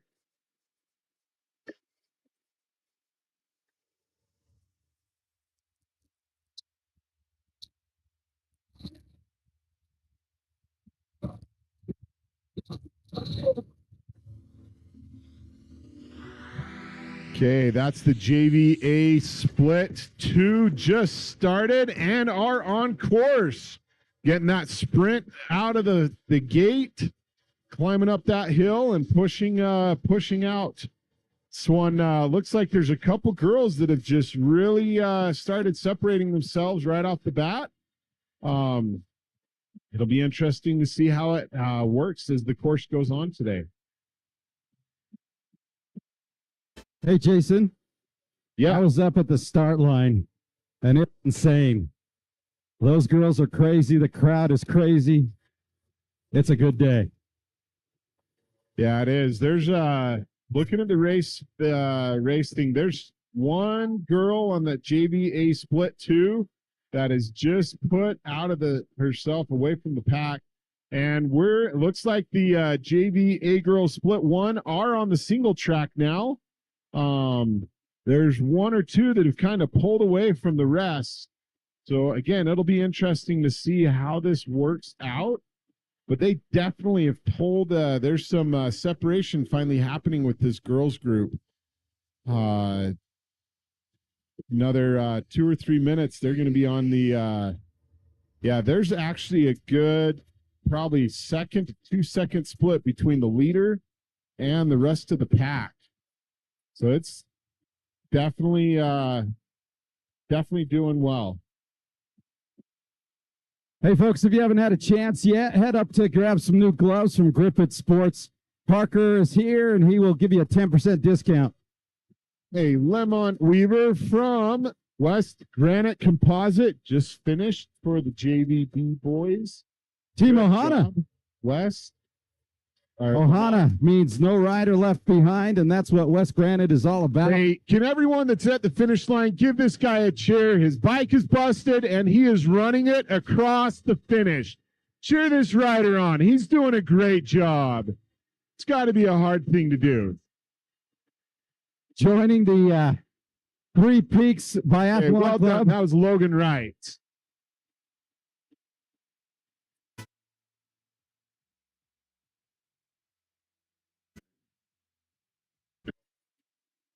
Okay, the nice thing about having all these cool electronics is you just get to learn all sorts of cool stuff. JVA girls, there's about a 20-second separation between the leader and the rest of the pack. It is interesting to see how far ahead they get already. Yeah, they start. I'm sorry, I interrupted you. Go ahead, man. They started out fast. These girls, they just hit it like they had a motor in their bikes, and they just went. And so, great job to them. And now they're out on course. Looks like they're climbing Lucifer's Hill right now. I was talking with one of the girls who happens to be one of my students. Her name's MJ Darton, and I asked her, I said, "Are you excited?" She goes, "Yes, I love this course. I love the more technical stuff." And so, yeah, this course is a little bit more technical. There's different lines to pick when you go throughout the course. Doesn't mean one is faster, just one is more technical. So the A is more technical than the B's and the C course, the routes are. So, but here they are going up what is known as Lucifer Hill. And yes, you will see Jesus at the top of it. There is actually a cardboard cutout of Jesus and he's About- holding a sign that says "You made it." And then about halfway up, there's actually a Grim Yeah, Reaper, that's actually a Grim Reaper. which you gotta love. Maybe our drone guys can find the Grim Reaper and Jesus on this hill climb, just as a as a fun little thing. But you can see them; they're right, and these girls are right in the midst of the hill. Some are walking it up. Oh, it looks like we had a little slowdown. That's the hardest thing about these hill climbs, is when you're in that group. If you're by yourself and you can keep that pedal going the whole time, you can pedal right up it. But if somebody stops in front of you, you're stuck. You either have to veer off or try a different line, which there's not many good lines on that hill, or you just hop off your bike, start hoofing it up the hill, and see how it goes. So looks like the leader is on the single track at the top of that hill, which is not downhill yet. It's still more uphill. So it's still a good challenge for her to be able to climb that. Hey, we want to do a shout out to our med crew here today. Those guys get to go over and over and over again, riding that same course with like 20 pounds of first aid gear in their bags. They do a really good job. We really appreciate them being here. Hey, Nick Hudson, we have Lizzie's phone with us. She had it at the start line and forgot that it was in her pocket, so she handed it to us to bring it to the finish line. So, Nick Hudson, we have your daughter Lizzie's Hudson's phone at the finish line. Come over and claim it with a $10 reward. Okay, another one, a shout out to one of our sponsors, Jib Cycle Works. Jib Cycle Works is based out of Salt Lake City, Utah, and was created to offer quality full carbon 29-inch wheel 12-speed race bike starting at $19.99. Ride with confidence and go fast and look great. We want to say thank you to Jib. Looks like our leaders just finished the S-curve at the top of the hill climb and are starting down $10 hill toward Big Hole Loop. So there's still a bit of a separation. We're looking at about at least a 10 to 15 seconds split between the first, second rider. The first, second to third place riders staying pretty close. And then you got a group of about 5 or 6 riders that are staying pretty close together and are challenging each other. That's so fun to see the separation of the ones, but also they're close enough that they can make up the time and catch up to those leaders. So it looks like our leaders are on the way down $10 hill. Just went by the windmill that's at the top there.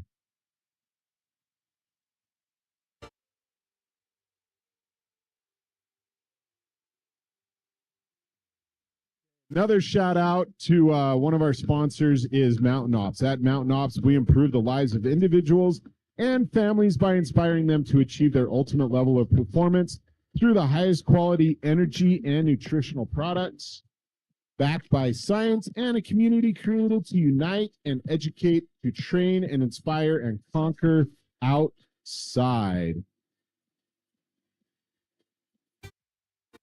All right, folks. All the girls from the JVA are on course right now. And right now from our Game On Live studio drone feed, you're seeing three girls. And it looks like they are pretty well spaced out. Not a lot of pace lining or pelotoning together. They're on that single track right now.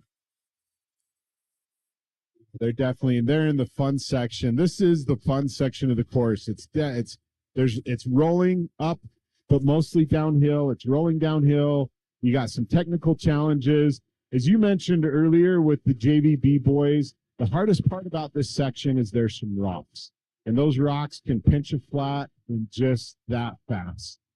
That just has caught some people by surprise earlier in the race, and it's probably going to rear its head again. But these girls definitely are moving along quite well. And really enjoying that fun and flowy section of the course. So any more fun long distance shout outs coming out here? Let's see. Like no, we just got a lot of shout outs, just like go, go, go, which is great. But see if there's tell us where you're watching from.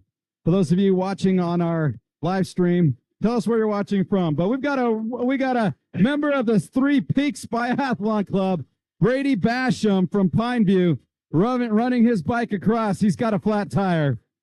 Got a flat tire? Yep, rear flat tire. But he's back. He made it. Good job for finishing, Brady. He's excited. One in from your alma mater, Pineview.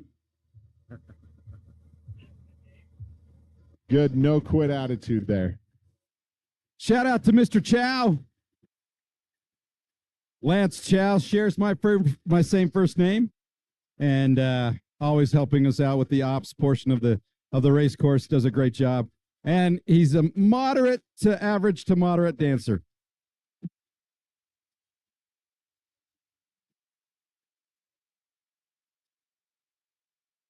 Okay, looks like they're out on Orange Forks right now. No. Yeah, they're out on Orange Forks. The leaders are all the way out on Orange Forks, starting the S curves on their way down, just off a Big Hole Loop, and are starting to really move south.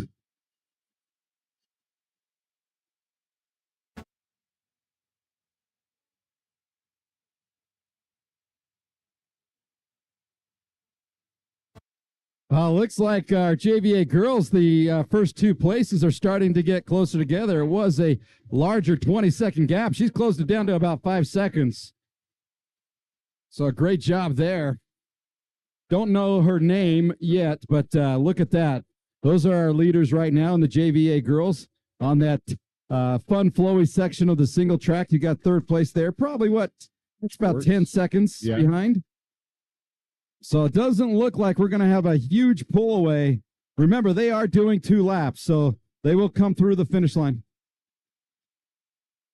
And so about an 11-second gap from number 2 to number 3. So these riders, this is definitely not going to be a pull away.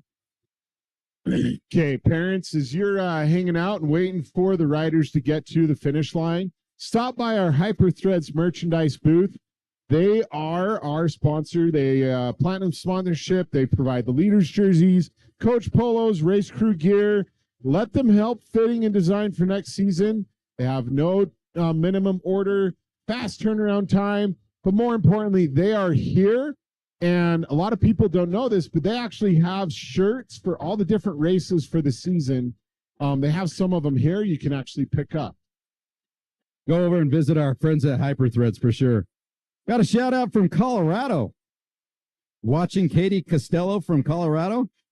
So shout out to our friends to the east. I'm on a Regal this is a first. I'm on a Regal Princess cruise ship in the middle of the Atlantic Ocean. Shout out to you. Watching from a cruise ship. Tell us where you're, well, we know where you're at, but tell us what the weather's like out in the middle of the Atlantic Ocean.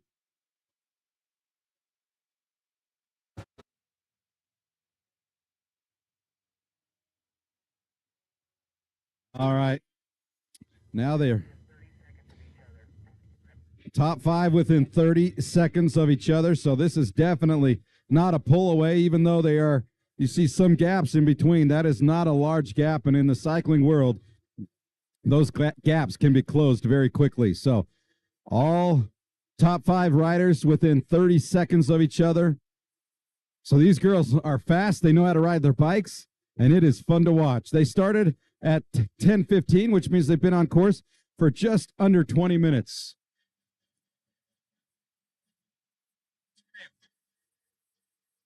This is Jackson Fife from the Mount Nebo Mountain Goats, crossing the finish line. Nice job, Jackson. Had to do the mechanical walk there. So anybody that wants to watch the girls coming across the finish line, they should be here in about 2 more minutes. You got about 2 minutes and they should be crossing the finish line. The first riders for the JVA girls, they are in the rock garden section right now. on Lost World. But they should be coming in, joining on to the practice loop shortly and coming down. So keep an eye out for them. You're going to see them looking to the northeast through the trees. You'll see them coming through the gaps there shortly, and then they should be coming down into the finish line. So about 2 more minutes for everyone. Great job. Great job. It looks like rider number 2 is right on the heels now of rider number 1. So definitely not a runaway from in any way, shape, or form. So great job, riders. We start to see the fans start to line the finish area here as we near the arrival of some of these riders.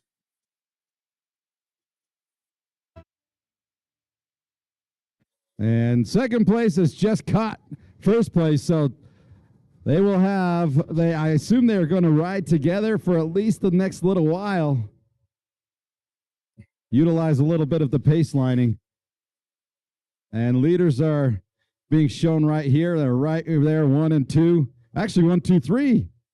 Well, top 5 within about, about top 6, it looks like, all within about 10 seconds of each other. So, and the really nice thing about that is it just shows that where some girls are technically adept at certain types of riding, other girls can utilize their skills in other sections of riding and make up time where they lost their time earlier. yes, this is not just a how fast can you climb course. This is definitely one that's going to require some technical ability and some bike handling skills for sure, not just the climbing portion, although that's a major part of it. So the section the riders are in right now, the leaders, is this turns into sand in a couple spots, and it makes it a little dangerous for them when they're going around those corners. So they're going to have to actually watch out as they're moving along. But those riders should be visible. If you guys look to the northeast, they should be visible through the trees in about a couple seconds from now. They're really close to being where we'll actually see them coming down the hill on the practice loop. All right, so third place has just passed second place. So there's definitely, second place just took over the lead. So they're all over the place here on this first lap. We have 4 riders now that have actually caught up to each other. And it's 1, 2, 3, and 4. They're really close together. Parents and stuff, you guys just make sure you do not walk on the course. As the drones are flying, we're seeing people walking on the course, and they're having to hop off when the riders come by. Please do not walk on the course. These riders are faster than you think they are. There's one. I bet you that's our 1, 2, 3, and 4 just coming through the gap in the trees. There they go. And down the hill. We can see them. They are visible. Yes, they're up there on that little bit of a ridge there through the juniper trees. Here they come. There's number 5. Watch these girls come down this hill and hit that jump. Here they come. All right, ladies and gentlemen, get your cameras ready because we're going to have some leaders coming through. It looks like we have a first place leader who has created a gap here for first place. Remember, they've got 1, 2, 3, 4, 5. Yeah, that's the top 5 riders right there. They've got number 2 laps. 6 is pretty close. They've got 2 laps to do. So we'll give you some names here as they go by. Here comes Chloe Ward from Desert Hills. Nice job, Chloe. Molly Wilson, Elliot Trim, McCall Birkinshaw, and Kennedy Zimmerman have all come through in that lead group. That is a pretty fast split. And then who's this? This is Sammy Bradley from Weber. Sammy Bradley. Anna Keller from American Fort. It was fun watching Sammy Bradley up at the start. She was getting her groove on. She was dancing, getting all loose. It was fun to watch. Time split-wise for those ladies. The fastest one was 22 minutes and 53 seconds. And now we're at 23-minute laps for these ladies. There's Madeline Nielsen from Moab. It's like we got a good group of girls coming through. Most of these are points leaders for their region. Aspen, yeah, like Aspen Fonger. Fonger from Mountain Ridge, Caitlin Brown from Sky Ridge, Alien Furnace from Morgan, and Stella Gillespie from Olympus. Nice job, young ladies. They're looking good, riding well. Heading out for lap number 2. And you can see these leaders here as they head up through that rock garden all together. Here comes Brindley Bingham from Westlake. Nice job, Brindley. And Anna Van Horn of Sky Ridge.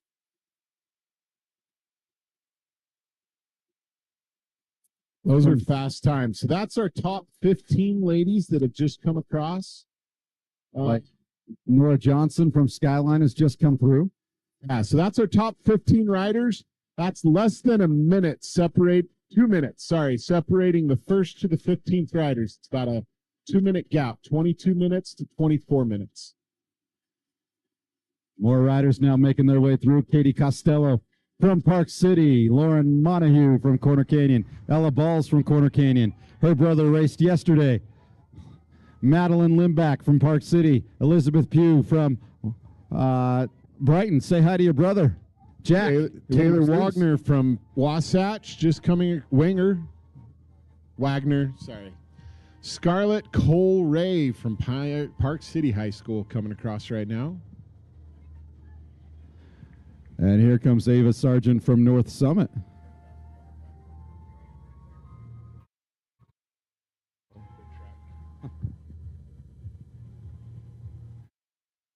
Here comes J.C. Williams out of North Davis.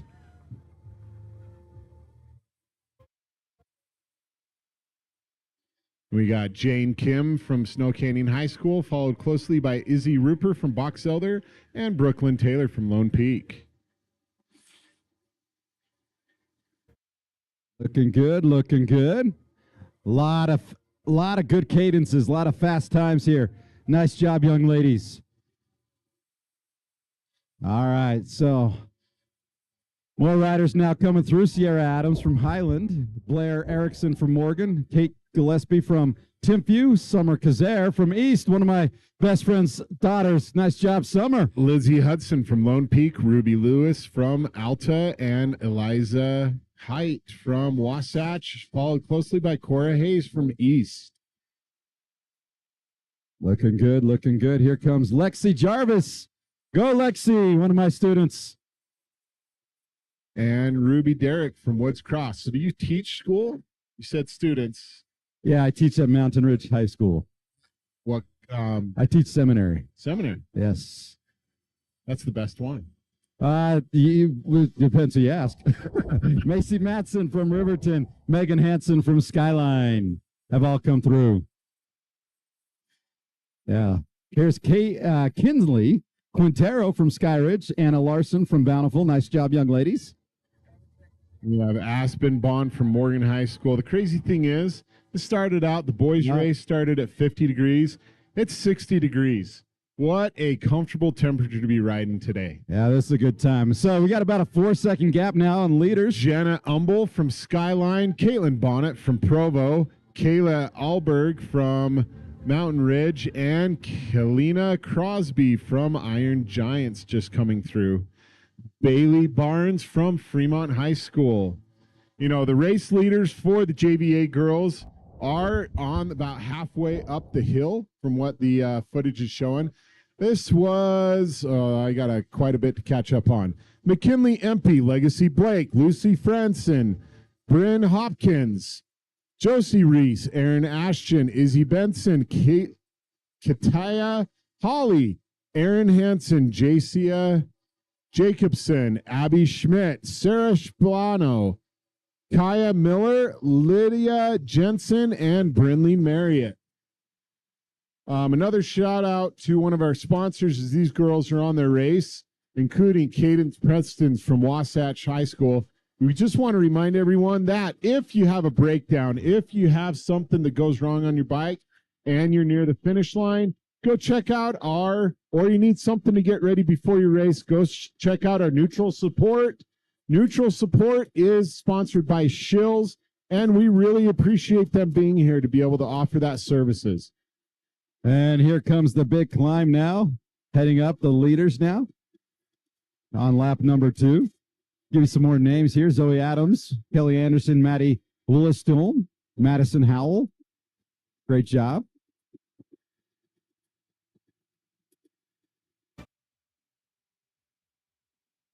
Looks like a 7-second gap now in the lead from the chasing 2. But here we've got Olivia Nielsen from Copper Hills, Kate Apting from Bingham, Samantha Robertson from Bonneville, MJ Darton from Mountain Ridge. I can always tell MJ because she has her hair through her helmet events.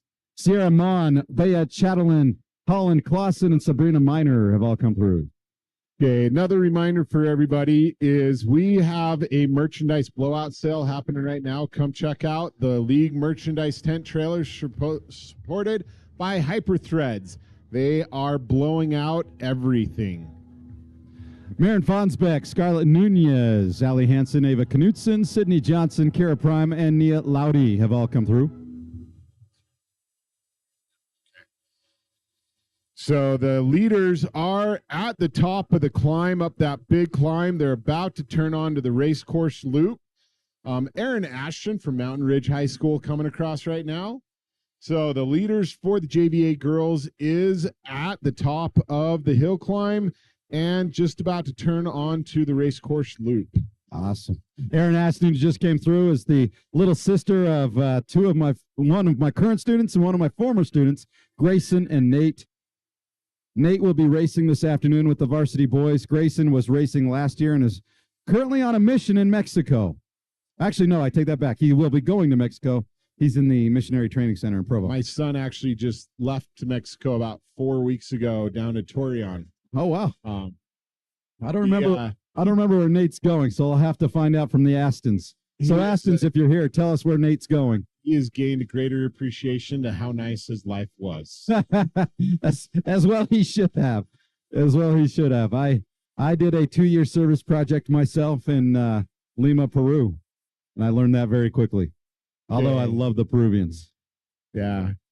Coming up right now from Dixie High School, we have Hayden Stilton, and Farmington High School, we have Heidi Youngs.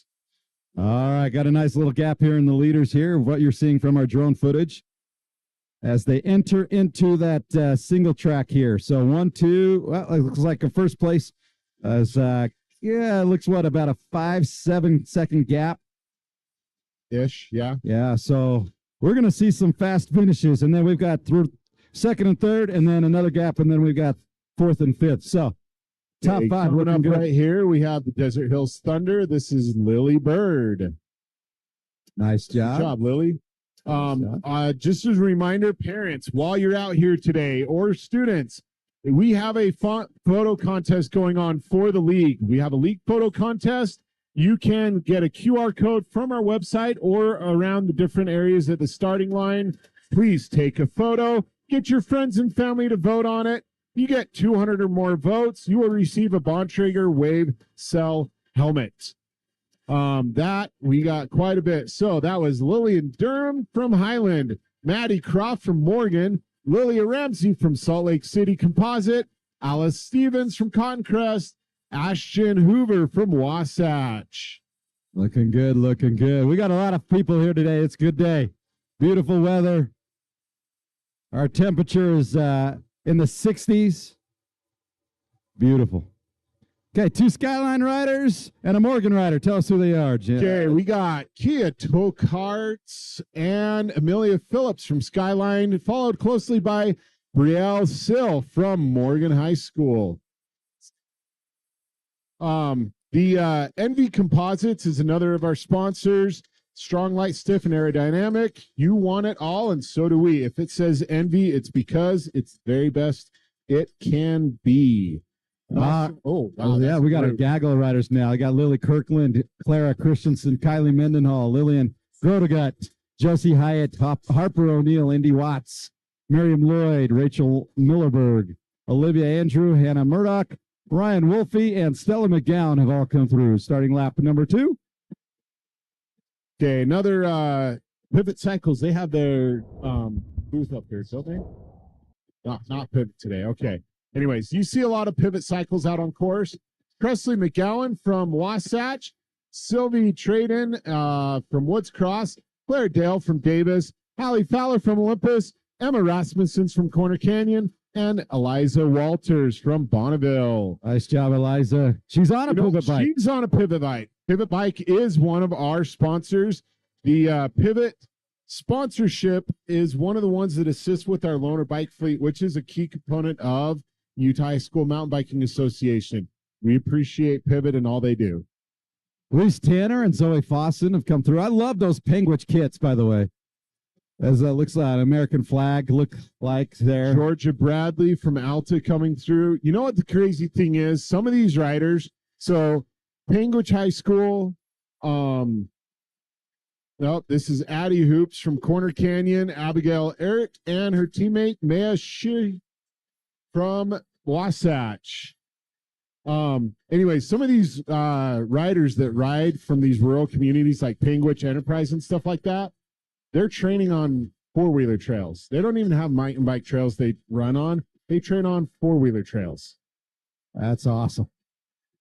Mina Shai, forgive me if I mispronounced this last name, Shai, S-H-I-H, Riley Reinbald, McKenna Wolfe, Anna Moritson, Lucy Danes, Olivia Henniger, Nora Ransom, Addie Evans, Eliza Gardner, Aspen Moody, Ellie Weber, Ellie Milla, and Abigail Pexton have all come through. Nice job. I've seen the name Viewmont for a while. Yeah, Viewmont's here. The Vikings of Viewmont High School up north in Bountiful area. Looks like our race leaders are on the top of Lucifer. What's that? That's Esther Evans from Ogden and Afton Duchesne from Harriman. Nice job. Nice job. All right, looks like the leaders now at the top of the hill or getting close to it. Yep, at the top right there. You can see that single track there. London Nyson from Moab and Kaya Stoddard from Dixie High and Lillian Smith from Cooper Hills. Copper Hills. Copper. There we go. Cooper Hills. Just kidding. Sadie Kilgore from Morgan is also through. And you also had in there in that mix is Esther Evans from Ogden. Okay, another reminder of our wonderful sponsor, igotpoop.com. The name says it all. We handle all of your waste disposal needs with multiple locations throughout Utah. Let us help you with your doo-doo. Emma Olson from Harriman, Grace Branch from Lone Peak, Mackenzie Wright from Wasatch, Maggie Boyack from Harriman, Orem rather, Jenica Olson from Harriman, Kennedy Custer, Skyridge, Addie Ketcheside from Alta, Lizette Barton from Bingham, Lucy Larson from Olympus, Aki Burton from Wasatch, Kennedy Nielsen from Harriman, Haley Michaelis from Bingham, Taylor Wetstein from Corner, Camry Jessup from Skyridge, Chloe Strong Lehigh, and Hannah LeMay from North Davis. All right. The video right now on our Game On Live studio showing the leaders going through that those S curves right there, really steep S curves, making their way. There's a pretty decent hill climb right there, getting over those S curves. That's why those S curves are there. It's because you can't go straight up.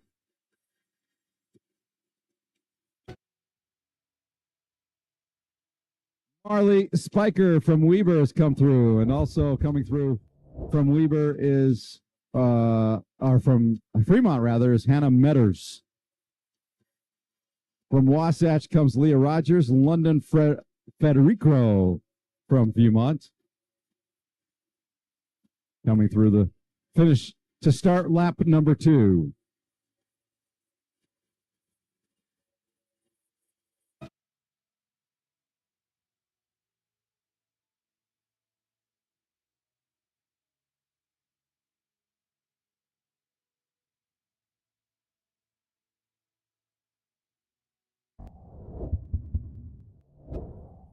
All right, our video now showing the top 3 right there on that single track, and it looks like they are all fairly together. And check out the tutu from Rachel Jacobson of American Fork. Nice job, Rachel.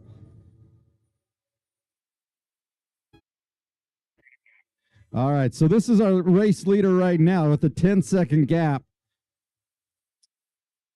on the single track there.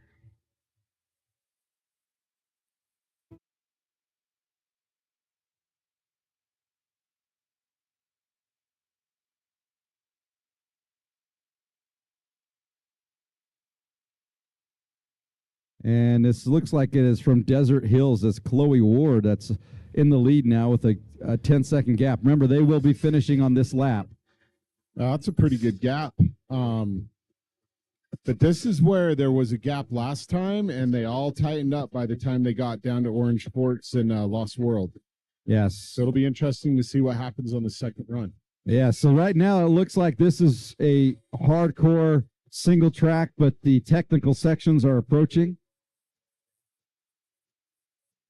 And technical can slow people down very, very quickly, especially if you're either unfamiliar with them or you're just not as a technical rider, which is totally understandable. But those who excel in technical riders really will succeed.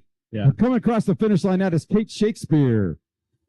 So there's a lot of people here today. There's a lot of people walking around here at the finish line and stuff. While you're waiting for your rider to come along, go over to Hyper Threads. There is a blowout sale going on at our Hyper Threads merchandise tent. They have a lot of specials going on things. You can also get custom jerseys made.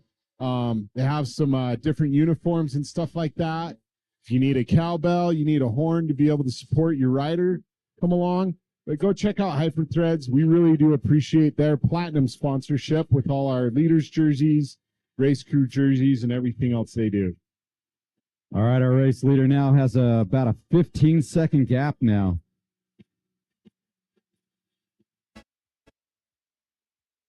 Hadley Campbell from Crimson Cliffs has just come out to start lap number 2. Looks like she has some type of a mechanical. Looks like a flat tire, but yeah. She's the nice thing is, and we do have our neutral support here. They can quickly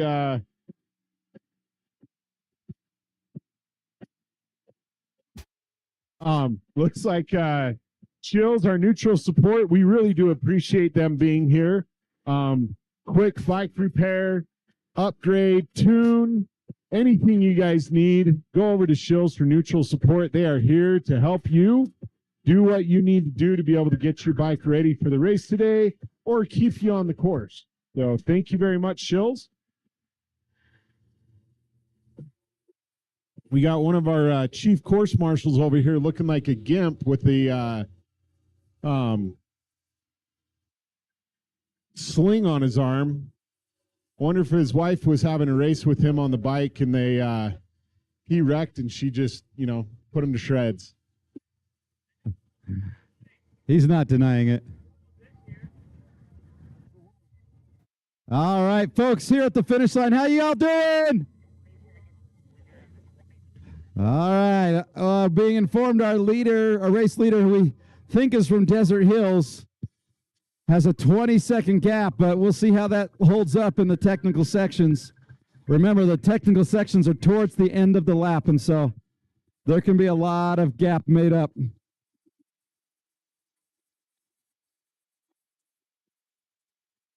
How many of you are from Region 1?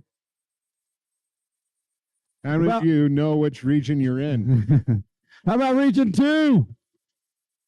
Apparently a few. How about Region 3? Region 4? There. Region 5? And Region 6? I think Region 6 won that one. Oh, wait, I forgot about Region 7. That's race crew. Region 7's race crew. Where are you, race crew? I heard one person yell, yeah. Just kidding. There is no Region 7.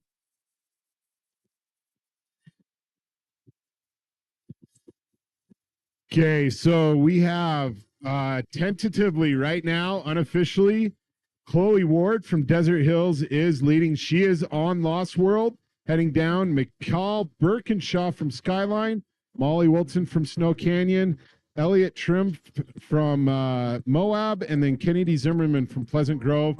Those are our top 5 riders. Give them about a minute, and they should be coming into view through those gaps in the trees and then coming down the hill. They are on the Lost World section of the course.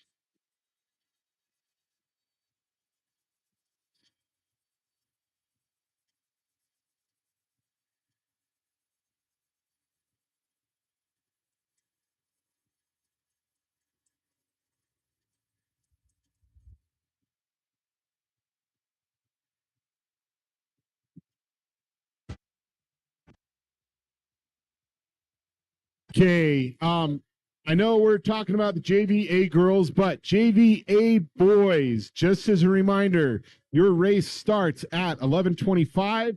That is just under 25 minutes from now. You are to be at staging at 11:10 and 11:15 a.m. So that is 10 to 15 minutes from now. JVA boys, you should be starting to get ready. I think they're ready to rock and roll. I can see a lot of them starting to make their way towards the staging area. You know, this is my home course, so watching these riders plow through these rock sections as fast as they are is so impressive. These ladies are just flying through Lost World, going around those rocks, up and over them. Just throwing their bikes down these technical sections, handling it so gracefully. It is amazing to watch these ladies as they go through here.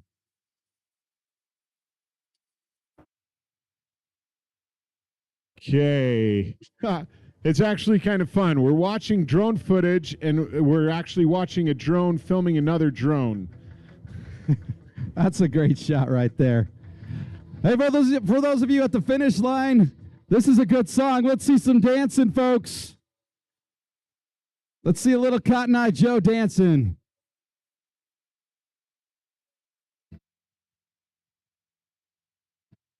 Speaking of dancing, last night we had the dance with the student athletes, and coaches came out and they rocked out. It was a blast all night. Well, not all night, but a good portion of the night. We were dancing and having a great time. So thank you to everyone who put that on. Okay, ladies and gentlemen, keep your eyes to the trees to the northeast. You see a couple people up there, but we should see the first place rider. First top 5 should be coming visible any second through the gaps in the trees there. So keep your eyes open. This is going to be a good thing. This is Allie Air. Allie Air from Corner Canyon. Good job, Allie. Keep it up. There's our Rover Leslie. Yeah, getting her high fives in. Okay.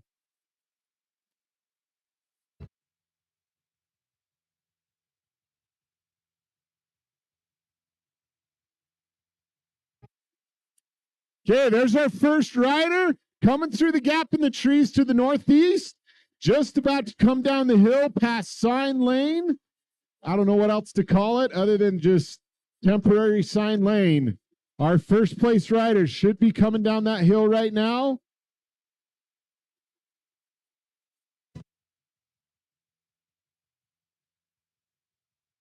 Unless it's Course Rover, and then I'm going to sound dumb. Well, I think this is our first rider coming up the hill, hitting the jump, and coming up the hill. Is this our first place rider? This is our first place rider coming up the hill, coming into the finish line. She's pumping those legs for all she is worth. This is McCall Birkinshaw from Skyline High School. Well done. Unofficial time there for McCall. She actually did an amazing job. Unofficially, first place. Just remember, we are unofficial. Second place rider coming in, Chloe from Desert Hills. Well done. And coming up the hill, we have our third place rider coming up right now. This is Anna Keller from American Fork. Followed closely by one of our course officials. Look at that grizzled old beard. Let's cheer him on. And we have our fourth place JVA leader, Kennedy Zimmerman from Pleasant Grove High School. And our fifth place, Molly Wilson from Snow Canyon High School. Well done, ladies. That's our top five. Looks like sixth place just went over the jump right now. Sixth place rider coming up is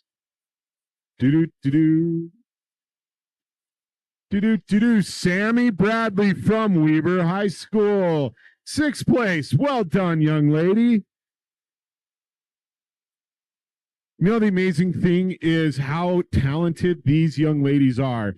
They are almost equal in time to the JVB boys that rode earlier today. Their splits are great.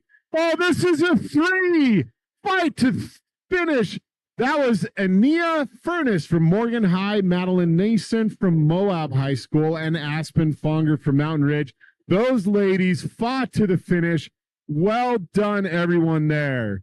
So that was our top 8 riders that have come across now. Top 8 riders.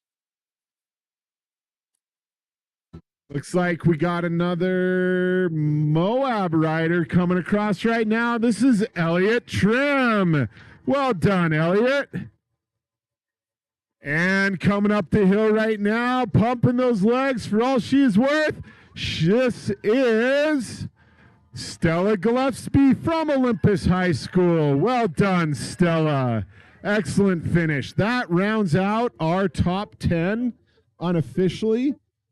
That is our top 10 riders. Rounding out, that was Elliot Trim was number 10. Stella was number 11.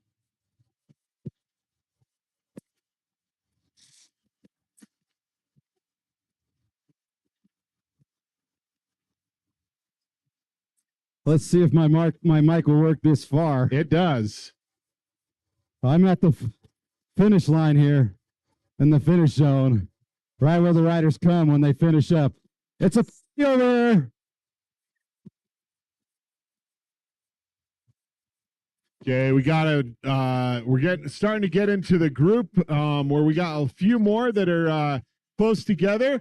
Oh, we got a sprint here. 1 and 2. Who's going to catch who? Oh, no. That was Anna Van Horn from Sky Ridge and Katie Costello from Park City High School. That's 12 and 13. And we have Nora Johnson from Skyline. Well done, Nora.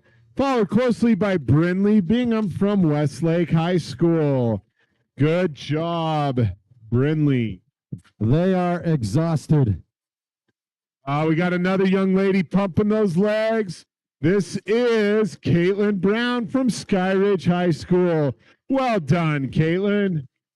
Nice job, young lady.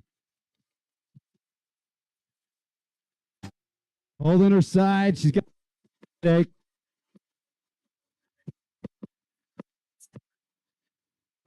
Okay, we got a couple more shout outs to let's go Keita from Velociraptors, watching Katie Costello from Colorado. And coming up right here, we have Ella Balls from Corner Canyon. Well done, young lady. Fight to the finish here for these two. Elizabeth Pugh from Brighton and Lauren Montague from Corner Canyon. Nice job, young ladies. Looking good. They are tired, but they're home. Race season is done. Many of them are seniors. This will be their last race of their career. And a huge shout out to them. Okay, as a reminder, JVA boys, you should be at staging now.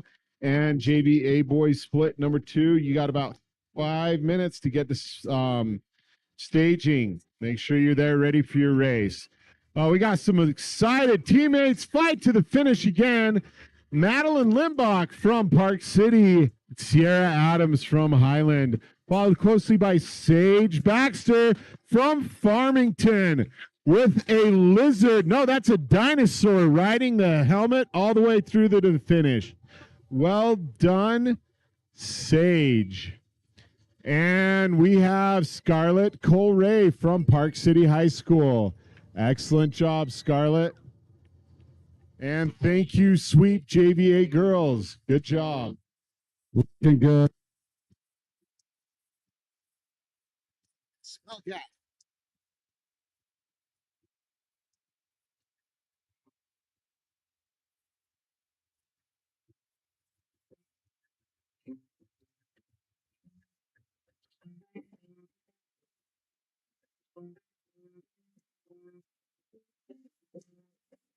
Okay, we got a big group of ladies coming down the hill right now. Let's give them a cheer. As they come up to the finish line, it looks like we got four or five right now. First off, we have coming up to the finish, we have Izzy Rupert from Box Elder. Well done. This is a fight to the finish for these ladies. That is Ruby Lewis from Alta, Jane Kim from Snow Canyon, Taylor Wagner from Wasatch, and Brooklyn Taylor from Lone Peak High School, followed closely by Katie Gillespie of Timpview. And we have Wasatch Elizabeth Haight. These riders are just exhausted. That is J.C. Williams from North Davis, Lizzie Hudson from Lone Peak, Ava Sargent from North Summit, Summer Crazier from East, and Blair Erickson from Morgan.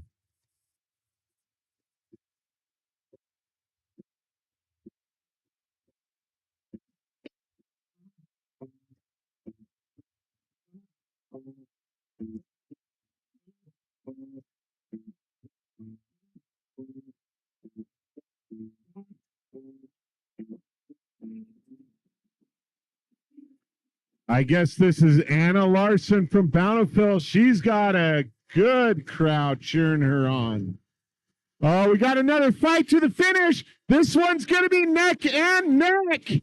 That is Cora Hayes from East, Aaron Hansen from Snow Canyon, and Aspen Bond from Morgan High School.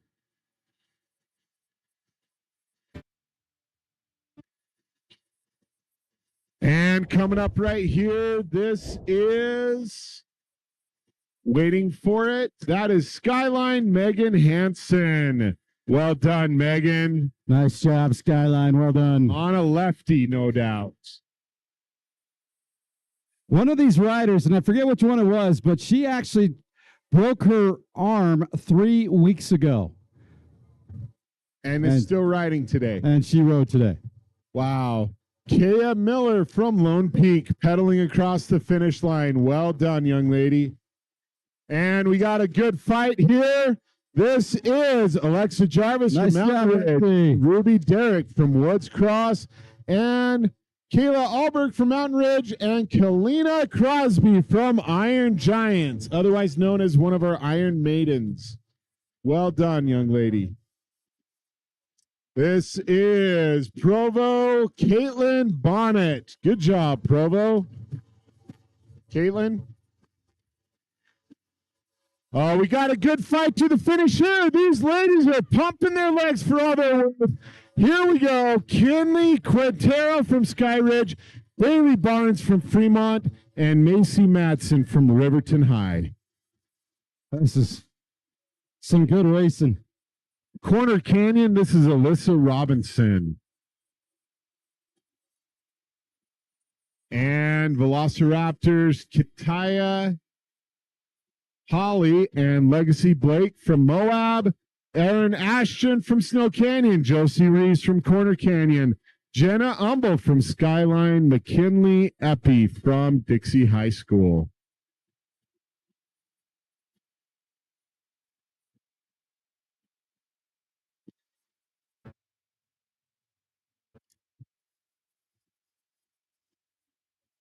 Okay, just coming across, that was Elaine Phelps from Snow Canyon and Brinley Marriott from Weber High School.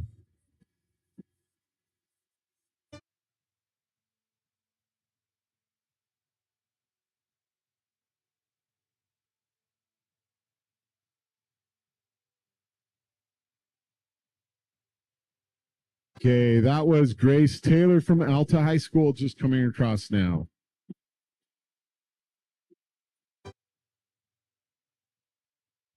And coming up is Wasatch from Lucy Fransden and JC Jacobson from Davis. And Lucy was from Timpview and Izzy Benson from Wasatch, Bryn Hopkins from American Fort. Abby Schmidt from Brighton High School. Okay, number wise, just because we do want to know, inquiring minds.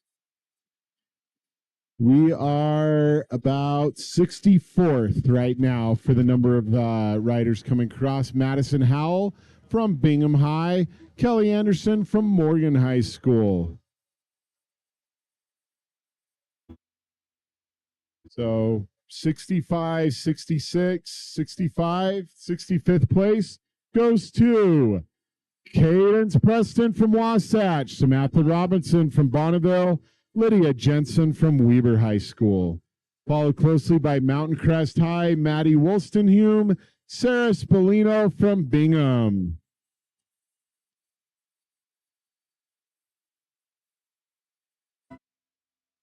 Share this young lady on as she comes across, Sarah Mingham from Mountain Crest High. Well done, Sarah. And we have a Spanish Fork High, Olivia Nelson, Bella Hamilton from Timpview, Zoanne Adams from Lehigh, Bea Chatland from Davis.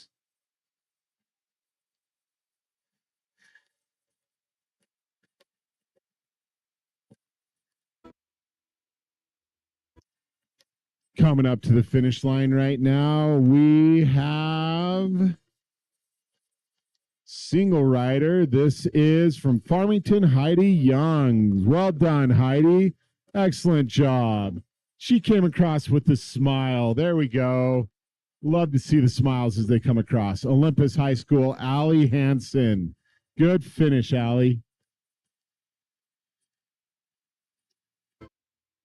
We got a couple more young ladies pedaling up. Looks like we got a gaggle coming through here. First one is Michelle Peterson from Corner Canyon, Holland Clausen from Brighton High, Hayden Stilson from Dixie, Maya French from Copper Hills. And coming up right now from Bingham High is Kate Apking. Good job, Kate.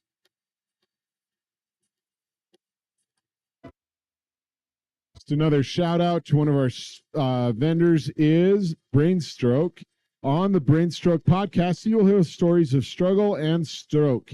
Meet real people who are learning how to exercise mental health practices. You'll be entertained while getting straightforward advice.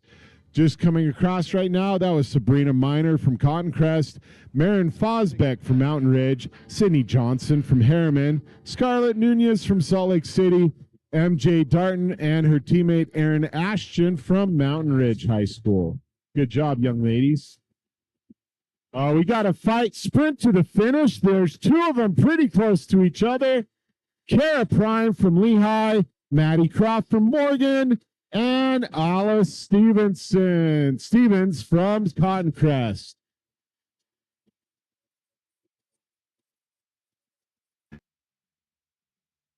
$11:18. Okay, 11:25 is our kickoff for the JBA boys. Good job coming across right now was Lily Bird from Desert Hills, Lillian Durham from Highland High, sprinting across to the finish, and coming up to the hill right now. This is another Iron Maiden from Iron Giants. This is Ava Knudsen. Good job, Ava. Well done.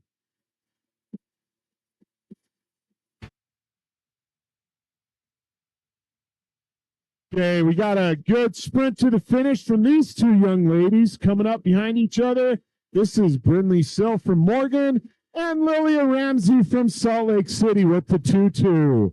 Awesome job.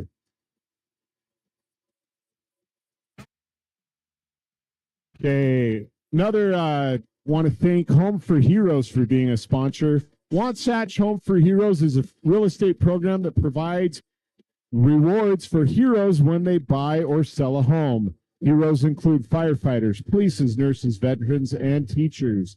Don Emery is a licensed attorney and real estate agent who will help you save money on realtor fees, mortgage fees, and home inspection fees. Call Don today or go to wasatchfrontheroes.com and find out how much you can save. Coming across right now, that was Kaya Tokarts from Skyline, Ashton Hoover from Wasatch, Indy Watts from Lone Peak. Well done, young ladies. Somebody's got a big cutout of somebody's face that just walked across the race course. That's pretty funny.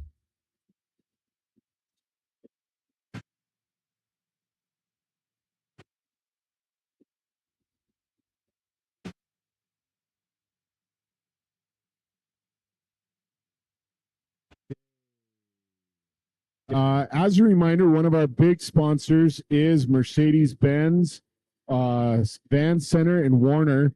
If anyone would like to, they have one of their Enios Grenadiers here they actually have two of them here at the race. They're in the southeast corner of the pit zone where all the team tents are.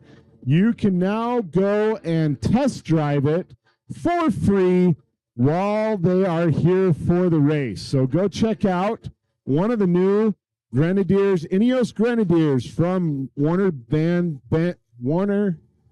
Center, Mercedes-Benz. Check out their new Ineos Grenadiers. Okay, coming across right now, that was Stella McGowan from Wasatch. We had a good fight to the finish from Lillian Gotterut from Wasatch. Her teammates, Amelia Phillips and Harper O'Neill from Skyline, Hannah Murdoch from Lone Peak, Olivia Andrews from Moab, Emma Rasmussen from Corner Canyon, Miriam Lloyd from Lone Peak, Sylvia Tradeden, Woods Cross, Ryan Wolfe from Weber, Rachel Milberg from Bingham, Claire Dowell from Davis, and Georgia Bradley from Alta. Yes, we do. Thank you. Okay, that was Presley McGowan from Wasatch, Claire Christensen from Snow Canyon, and Hallie Fowler from Olympus High School. Also, we have three more ladies, Kylie Mendenhall, Addie Evans, and Eliza Walters. We just had a phone turned in at Lost and Found. It's got it's saying that it's time to study for the October 2023 General Conference. It was left down on the by the finish line somewhere. If you lost a phone, please come to announcing. Tell me what's on it. Tell me what the case looks like, and we can get it back to you. Zoe Fossen from Penguich, Lucy Danes from Farmington, Reese Tanner from Crimson Cliffs, Abigail Elhart from Wasatch Mountain Bike. Good job, ladies. Keep up the good work.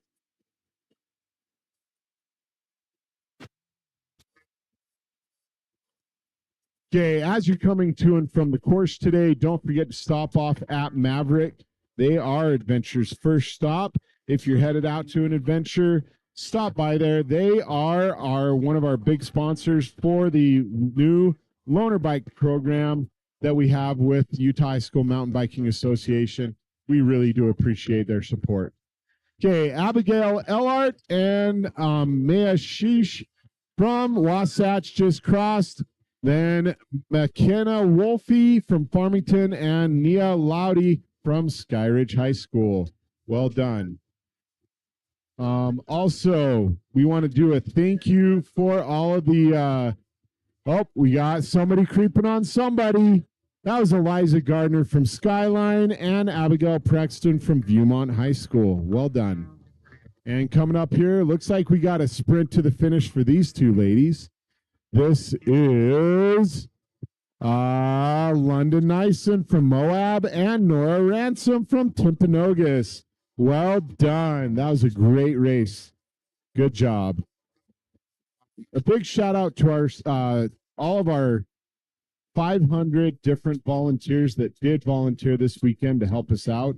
We really appreciate it. Strike Visuals is one of our other sponsors, and they give us credit to the teams that have the most volunteers that help out with races.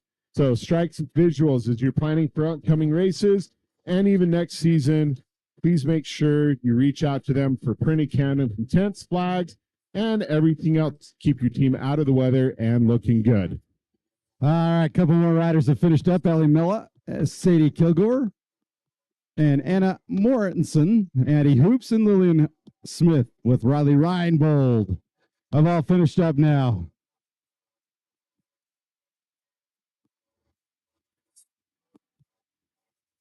Okay, we got a minute, and the JVA boys, they are going to ride 3 laps. So everyone that's ridden so far today, they have ridden 2 laps. Who was that?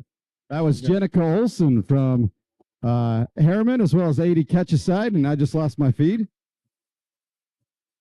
I do beg your pardon. We just lost our feed, so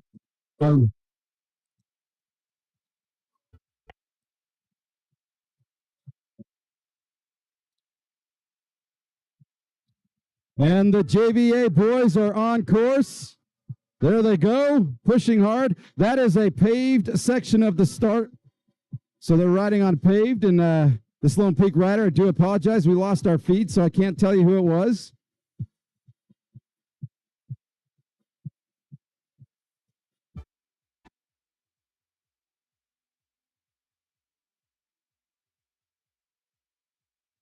Okay, the last couple riders to come across, if I have things correct, that was Aspen Moody, Mackenzie Wright, Esther Evans, and Kalani Burton just came across the finish line.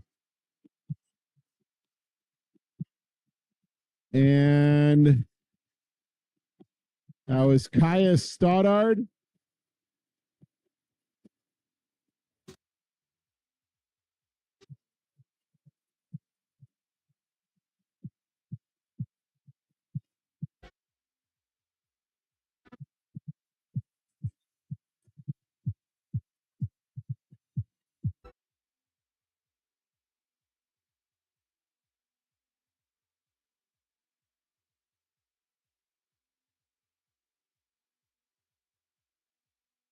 Okay, as a reminder again, folks, we had somebody turn in a cell phone that was lost and left. If you lost your cell phone, please come to the finish line, to the announcer's trailer. We have a cell phone here. Tell me what it looks like, the case color, what's on the home screen, any of those things, and we will get it back. Good job here. We got 2 riders, one from Bingham, one from Dixie High School. Excellent finish. And we have a Copper Corner Canyon and Olympus riders coming across. And again, we have a little technical difficulty, so we're not able to tell names right this very second. But we do wish you the best of luck, ladies. Keep it up.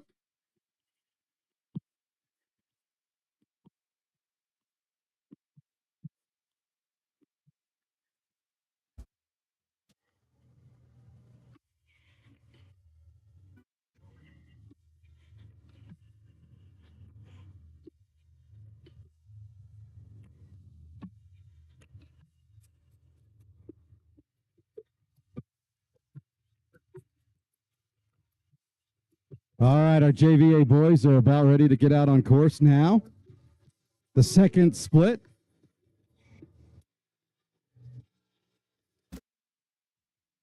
Great footage there from our drone camera from Game On Live Studio. But right now, those are the JVA boys out on course. Right there, you can see they are doing 3 laps.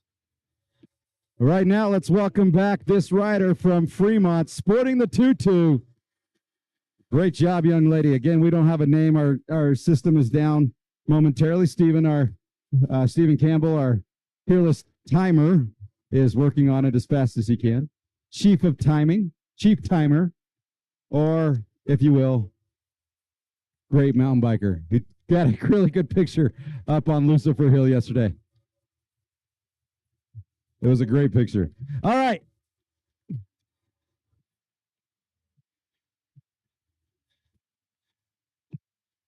We're about 65 seconds away from the second split of our JV Boys A group taking off. Again, they are doing 3 laps. So how we're doing this, our JVA boys will actually have 2 different waves. There are so many JVA boys. We had to do 4 splits. But here comes Marley Spiker from Weber. Nice job, Marley.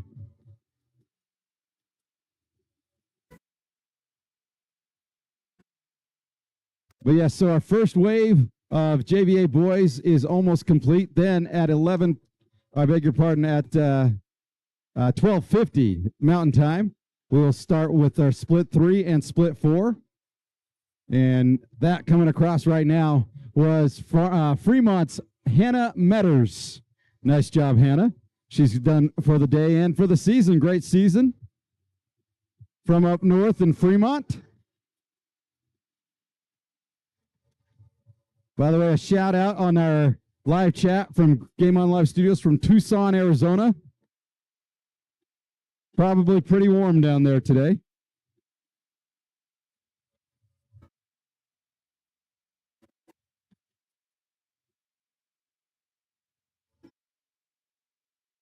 What is it?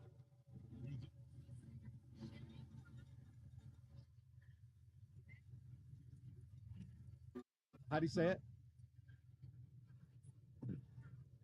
Okay, just coming across the finish line right now. That was Hannah Meters from Fremont, Chloe Strong from Lehigh, and London Frederico from Viewmont High School. Good job, ladies. And a few more riders now. Rachel Jacobson from American Fork, Camry Jessup from Skyridge, and her teammate holding hands, Kennedy Custer. The 2 Skyridge finishing their season holding hands together across the finish line. I gotta say, the American Fork rider with the tutu and the tiara in her helmets. That's pretty special. Nice job, you two.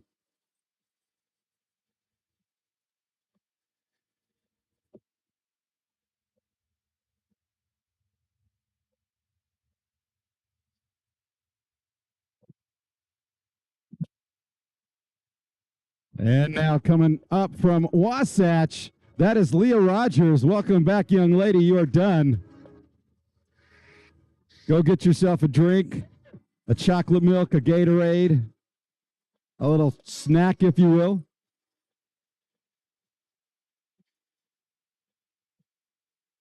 But I was able to hang out a little bit as, I don't know where Marshall's goes through, but I was able to hang out a little bit in the finish zone as these girls were coming in just to say hi.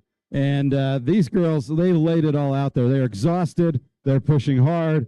There's some crashes. There's some scraped up knees, some blood on the legs. They were giving it everything. And I just love this. This is one of my favorite parts about this job, is watching these riders, all of these riders, just give everything they've got. Coming into the finish zone just exhausted.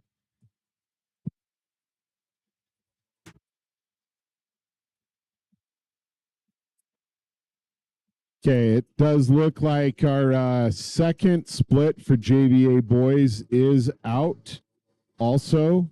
So we're both of those guys are on course, heading up the hill, challenging themselves with that climb. 3 laps. So right now races have been happening. They've about 22 to 25 minute laps. Per lap, so about 45 minutes total for the race. These guys are going to do 3 laps, so we should be looking at about an hour-ish, maybe an hour and 5 minutes for these guys to finish their entire race. It's going to be an interesting challenge to a lot of these riders are as fast as the varsity riders that have gone through. It's going to be interesting to see how things pull out today.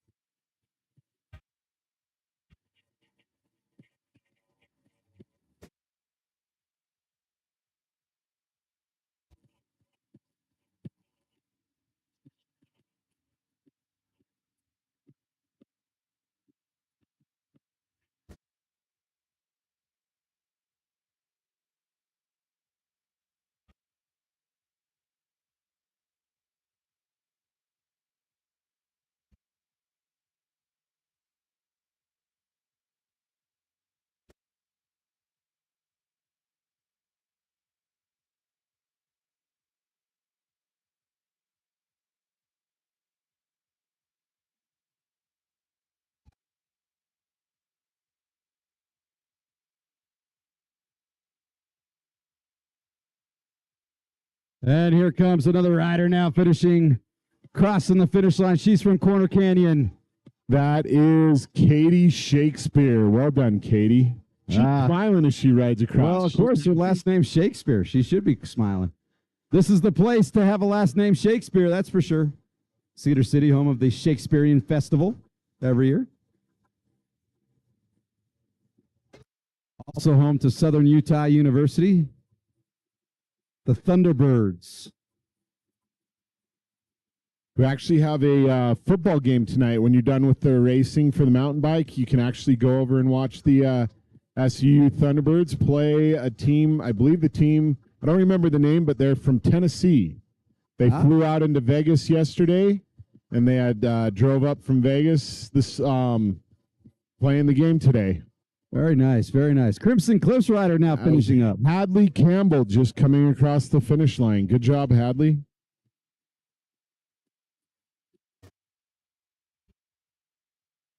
All right, so those of you watching on our Game On Live studios, right now you see track, right? These riders are on the single track. Not really sure who's in first place right now, but you can see the course that they're on as they ride through those juniper trees. Weather is mid-60s, so very nice.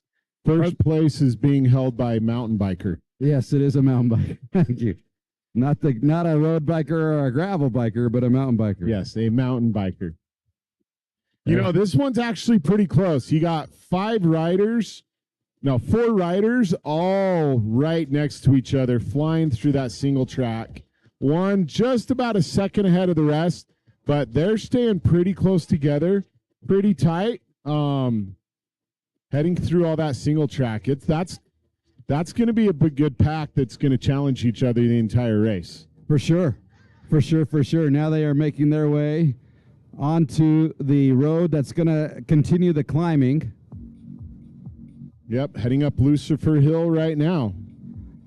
And I will tell you, for those of you who are at, anyone who's listening, the Lucifer Hill has at the top a cardboard cutout of Jesus at the top holding a sign that says "You made it," and some of the JVA girls actually stopped at the top of the hill and took their pictures with the Jesus cutout. So pretty funny, a good sense of humor that someone had. There's also the Grim Reaper halfway up, but that's kind of a fun little insight how these kids have fun. We appreciate it very much.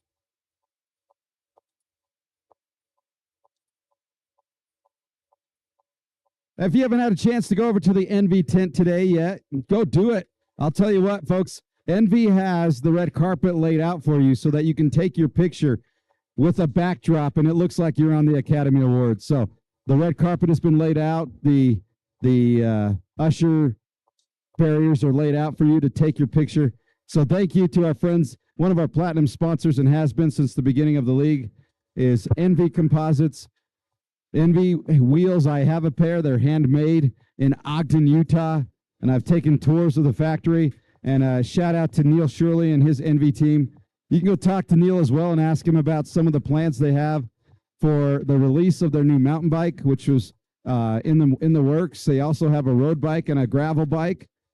and some team sponsorships for some road racing next year. You can go ask him about what those are. So as you will see the NV Melee bike in the Tour de France next year.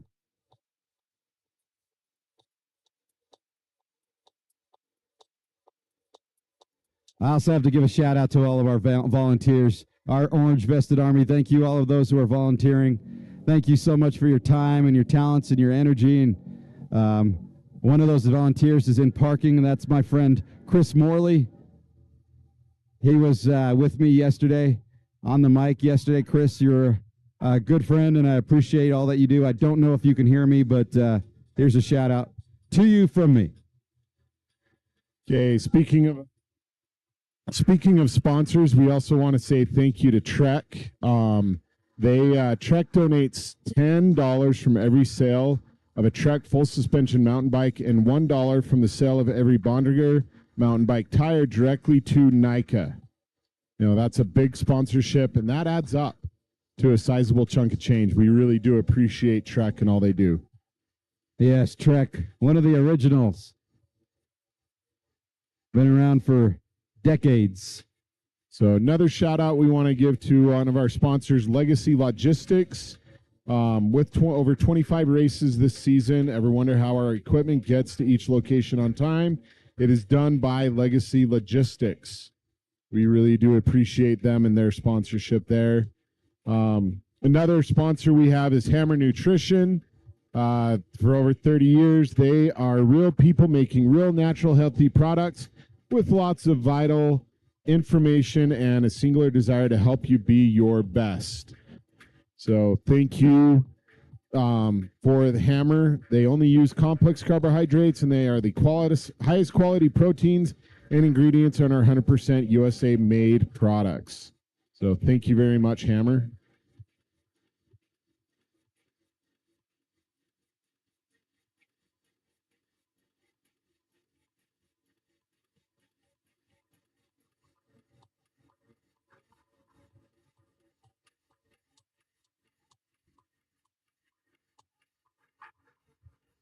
Hey, folks, on your way back up north, for many of you who are heading north, if you want to stop through Richfield, stop off at Jorgensen's. Jorgensen's has a wide selection of bikes, road, mountain, fat, e-bikes, whatever it is, custom, stock apparel, everything you need for your bicycling equipment. Or winter is coming if you want to look at some snowmobiles into next year. I know one of my good friends is here today, and he's a big snowmobiler. Shout out to Mike Underhill. His daughter, Baby Thunder, Taylor Underhill, she was supposed to race in the varsity race and had a crash in pre-ride, and so she's out today. So I'm sorry, Taylor, but Taylor's awesome. She's one of my favorite people. So shout out to the Underhill family. USA Cycling. So many of these seniors, if you're a senior, you're probably just, well, not probably, you did. You just raced your last race with NICA. And we want you to continue to race, continue to ride. And USA Cycling helps with that. They developed the sport of cycling in the United States and want to also achieve sustained international success. So USA Cycling supports cyclists at all levels, from those just starting their first Grand Fondo to those who are racing professionally. So usacycling.org for more information. Visit them. Thank you very much. Our friends at Tilt Industries are here today. They have that Tilt balance trainer and repair stand combo that can help elevate your ride on the days that you cannot make it to the trail. So go and give a shot at what that is. I actually tried it a little while ago. It's pretty tough. You work on your manuals from the Tilt balance trainer, but it also doubles as a repair stand and wall storage rack all in one. So the trifecta. Thank you to Tilt Industries and the Tilt balance trainer and repair stand combo. And go talk to them. I saw several boxes of those repair stand combos.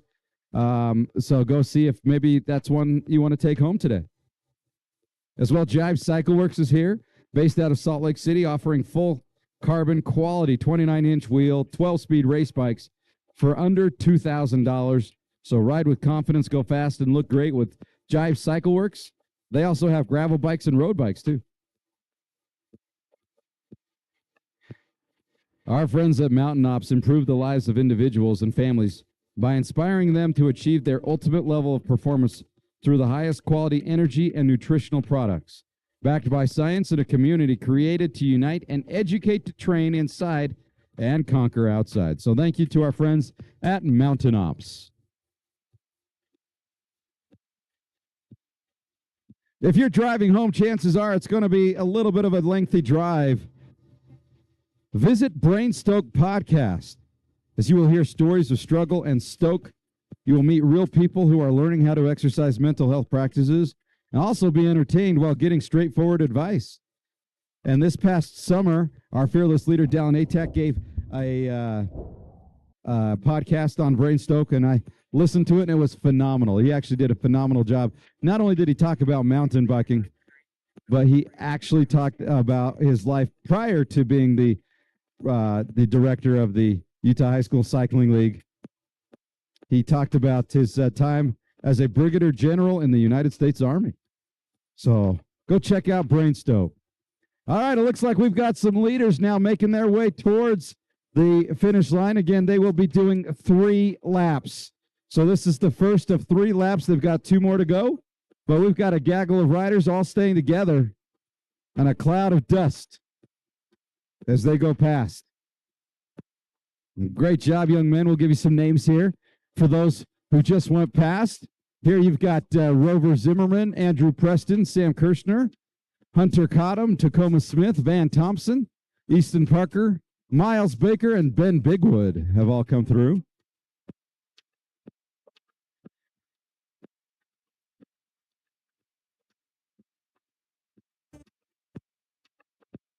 Here comes Lincoln Goodwin and Rex Hansen as well as Zach Tyler. Andrew Lovelace is in there. Sam Rayner is in there from Skyridge. Connor Manwaring from Westlake is also in there. Nice job, Carter. Ethan Trice, Christopher Bigelow, Calvin Smith, Chase Willits, Calvin Christensen, all heading out for lap number 2 of 3.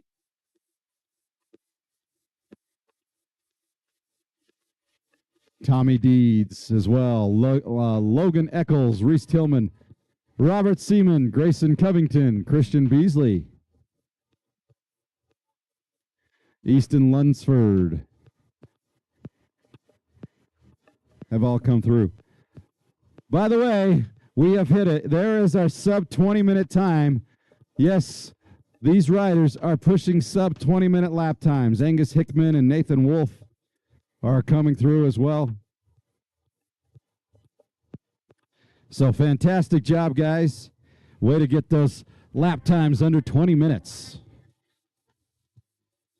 Another host of riders here, including Massimiliano Zaniello. Chase Bacon is in there. Austin Richards. Pearson Votts. Carter Terry. Brody Russell. Henry Hall. Griffin Peed. William Hanley. Michael Arbuckle Evanley. Bennett Williams.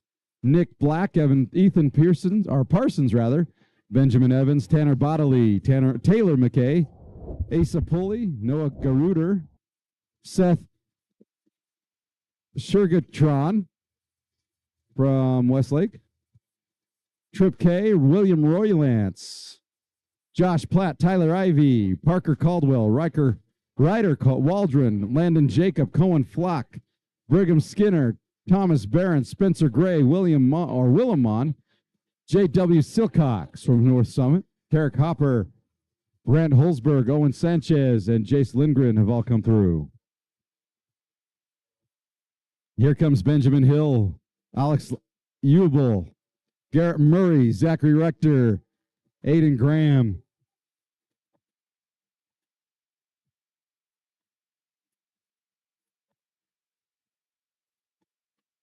Hayden Campbell and Luke Boberg.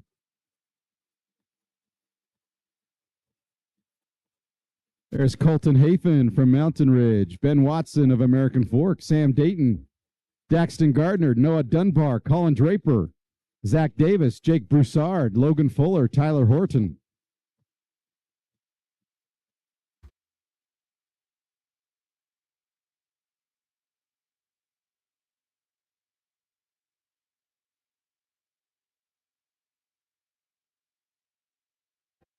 Nathaniel Jensen. He's from Brighton. You can't spell Brighton without right on. Nice job, Nathaniel.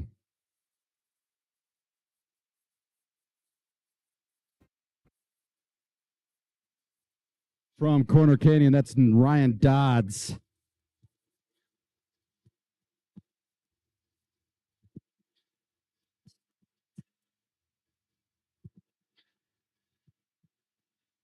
Here comes William Harrison and Allie Iyer from Corner Canyon. Nice job, Allie, finishing up her race day. Well done, Allie.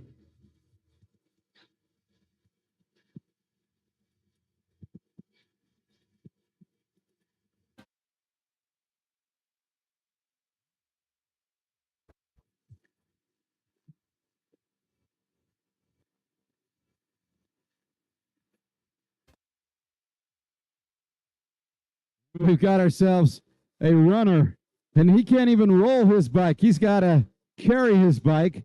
So go visit our friends at Shields and get that taken care of, whatever that is. Locked whack, looks like a locked back wheel. But that is Jacob Hamblin from Corner Canyon. Yeah, his back wheel is totally locked up.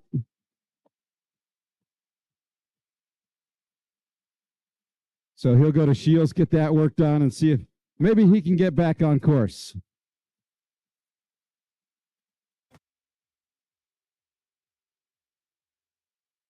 All right, those of you now watching our feed is where the leaders of the JVA boys are heading up the hills here in Cedar City at Three Peaks Recreational Area. This is the split one leaders. Again, there are 2 splits for each wave. The next JVA boys wave will begin at 12:50.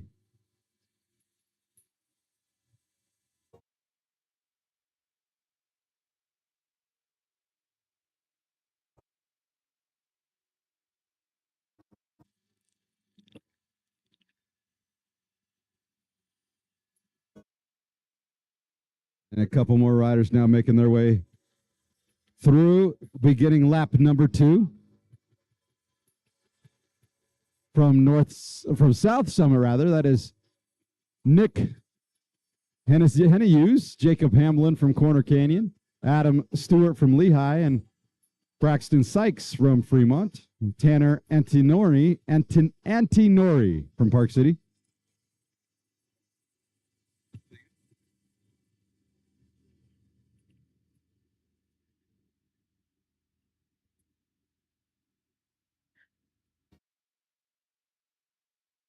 Here comes Eric Warren, Sammy Bush, and Marcus O'Neill, Landon Hammond, and Tanner Wilkerson.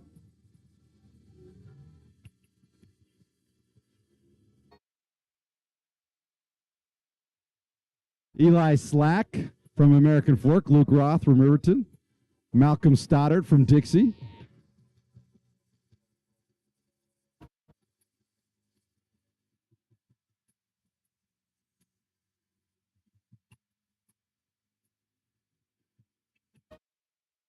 Malcolm Stoddard, a soccer player on top of a mountain biker, so great job, young, right there. All right, on our Game On Live studio from our drone footage here, you can see that it looks like the split one leaders riding 4 strong. Some of the other riders now coming through: Beckham Wood, Ashton Olson, Alec Barber, Zachary Childs, Wyatt Chambers, James Lewis, Carson Bird, Weston Egnew, Everett McClellan, Tate Kidd, Austin Keller, Weston Tasker, Bryson Douglas, Riley Carr, Ammon Demordant, I believe, Ian Robertson, Ethan Smith, Logan Crockett, Ezra Heckman, Bryce Flam, Spencer Gardner, Jansen Payne, Oliver Geddes, Clark Wheeler, Ryan Thompson, all coming through. Kate Hart, Owen Christensen, Nathan Scheich, Zach Wakefield, Dresden Quintero, Seth Kindred, Austin Taylor, Cole Taylor, Ryan Youngberg, Jace Nielsen, Griffin Davis, Talmadge Burt, Alex Fisher, Keelan Simpkins, Easton Gray, Dylan Sagers, Parker Tennant, Miller of the Bountiful Red Hawks. All of them coming through, starting lap number 2. Again, they are doing 3 laps. 3 laps.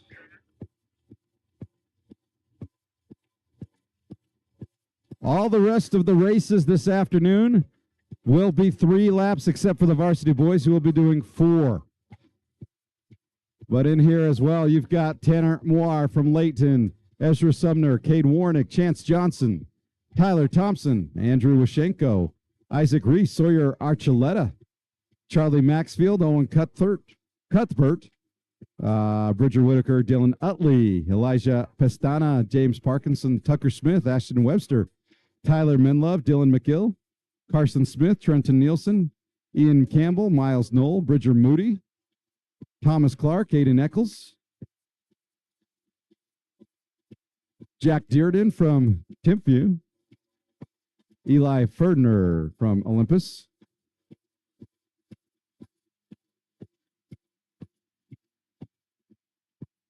David Mason from Harriman also coming through. He's riding one of our pivot bikes. Well, let me rephrase that. One of a pivot bike, one of our sponsors.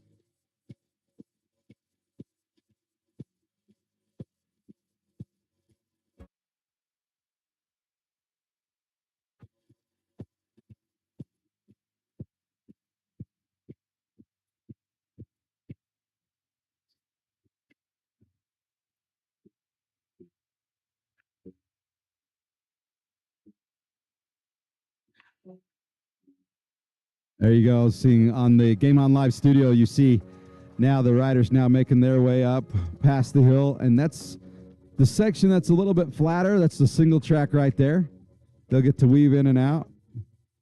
This is where it gets a lot of fun, but there is some sandy sections. I've been told that there is some sand on this course, and sand and mountain bikes don't mix well.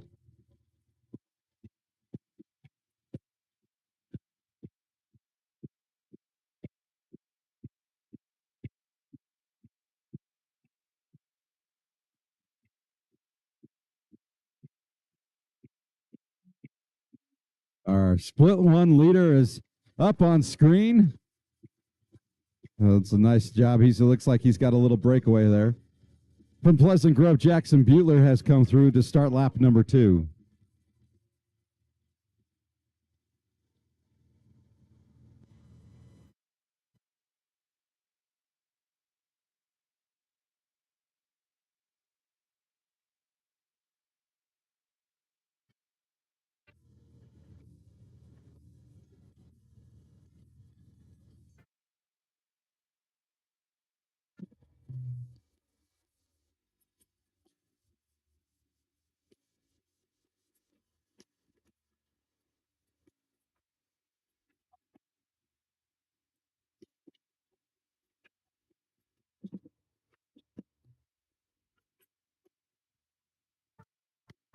Those of you watching on our Game On Live studio, there you go with our split one leader.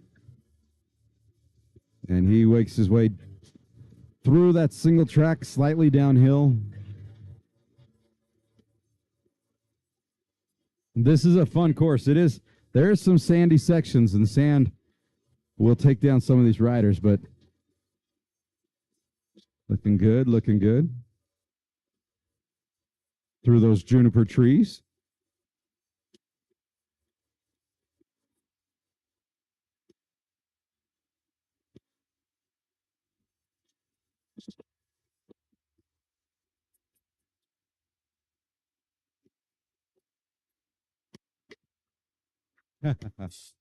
There you go.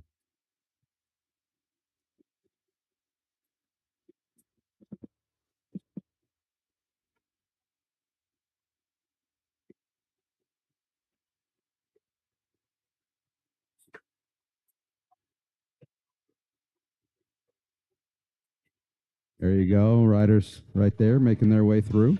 Nice job. Looking good on that course. And I do believe this is our split one leader. That is a good speed right there as he makes his way through that single track there.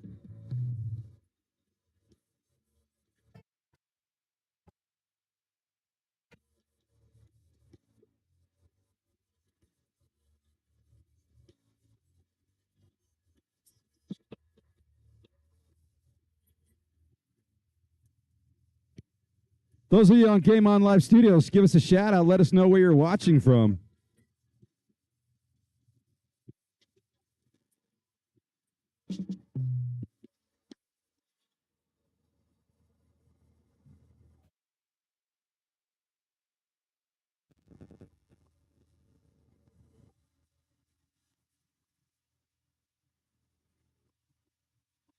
Another broken blade, another called off date. We never seem to get it right. Another heart attack, words that we can't take back. We are the reason opposites attract. Once you slam the door on the second floor, I regret it all. When I think it through, I can help the way I feel for you. You make me lose my mind. God, that time it still feels right. Stuck in an endless fight like every night. It still feels right. Even the worst can stay. I wanna change your way, 'cause without you, everything is nothing. Make me lose my mind. That still feels right. Sitting by the phone, hoping you'll answer yours. Baby, let's talk until we're fine. You've been in bed for days, empty without me, you stay. Can't you just magically turn up in mine? Then you knock on my door on the second floor. I feel okay. We just made it through, and I love the way I feel for you, baby. Make me lose my mind. It still feels right. In an endless fight, every night it still feels right. Even the worst can stay. It's like, looks like the lead rider for JVA is just getting into the, just got out of the Orange Fork section. He's now on the four-wheeler road, heading back toward Lost World, and cruising down that four-wheeler world. In just a minute, he's going to take a hard left and get on the Lost World and go through that technical section with all the rocks. So he's about 2 minutes away from the finish line. He'll be coming through again. Excellent, excellent. And I do see a rider now approaching that finish line. Coming out, there's the jump right there. And again, JVA boys are doing 3 laps, so they will not be finishing on this lap. We'll give you some names here in just a moment.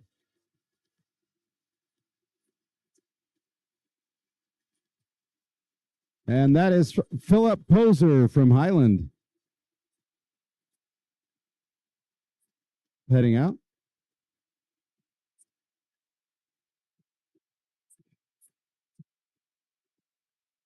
And on screen right now for our streaming services, we've got the split one leader now making his way up that four-wheeler tracks. It's called Lost World.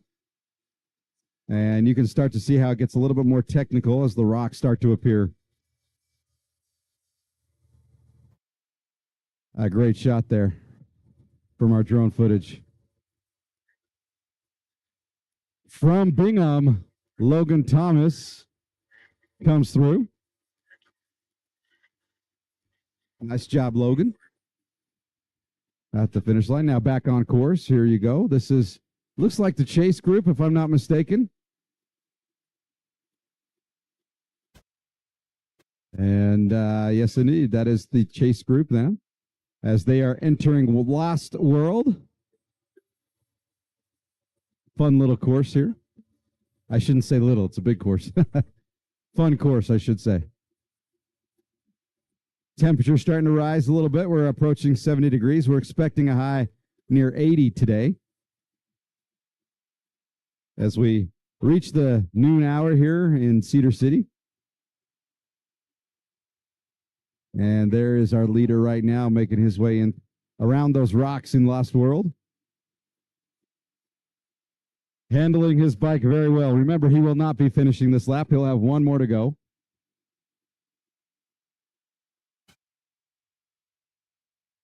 Handled that section really well right there. Nice job.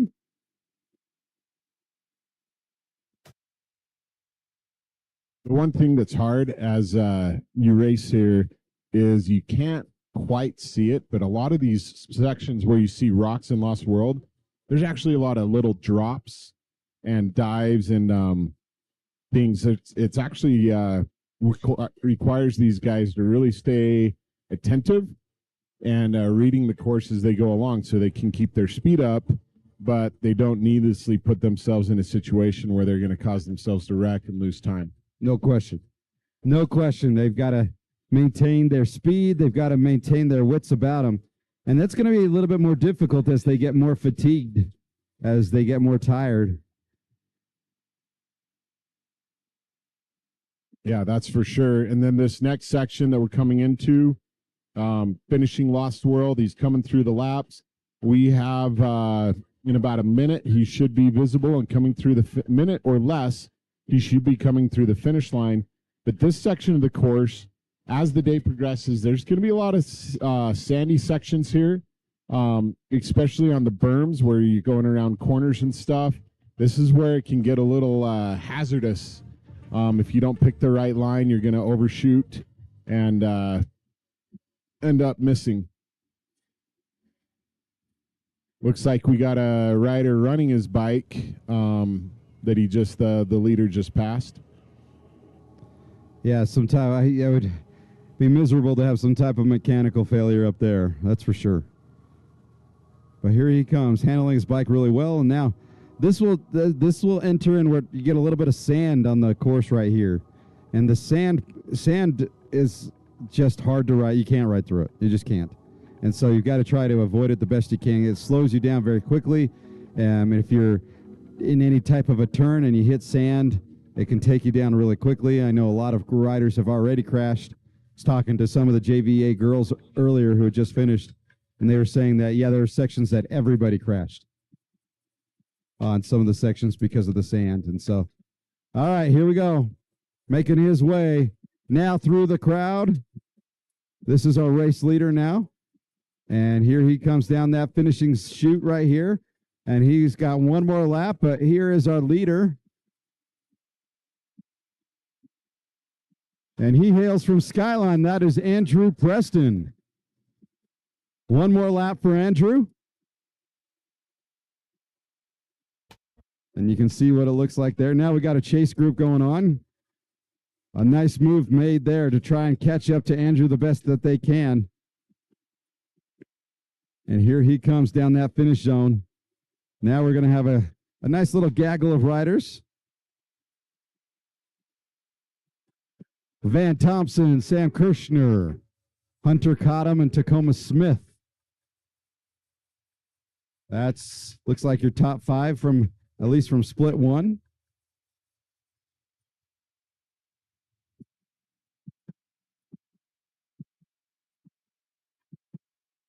And Ben Bigwood from Skyline.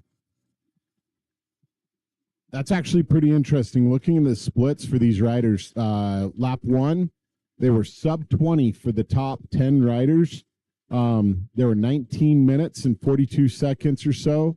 And then lap two, they're at 22 minutes, which makes sense because the second lap's a little bit longer distance-wise. But still, these are faster times than we've seen on the course so far from any of the other groups. These guys are booking it. They are moving along. They're performing at a higher level, even after the course has really taken a beating with all the other riders that have been on it over the last 2 days.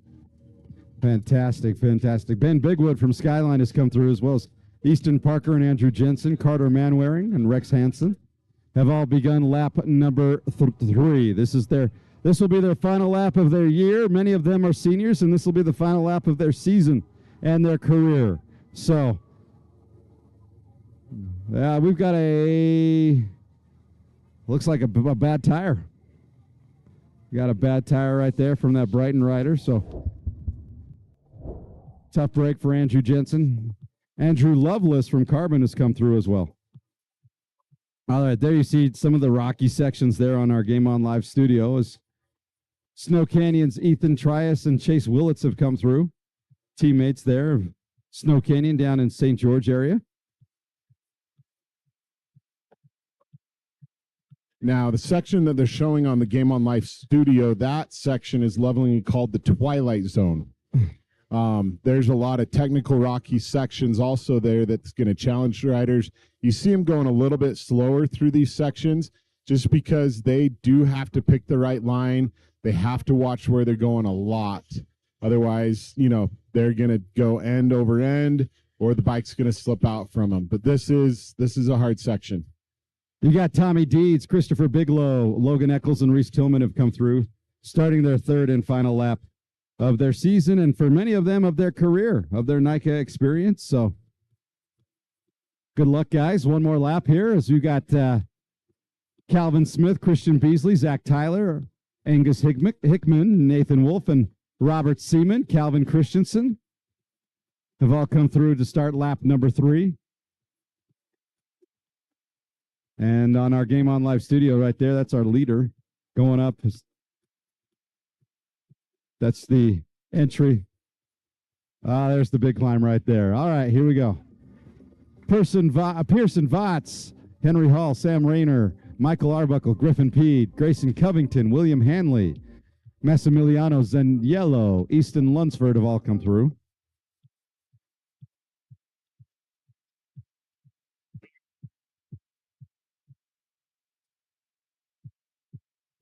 Chase Bacon and Lincoln Goodwin have come through from Lone Peak.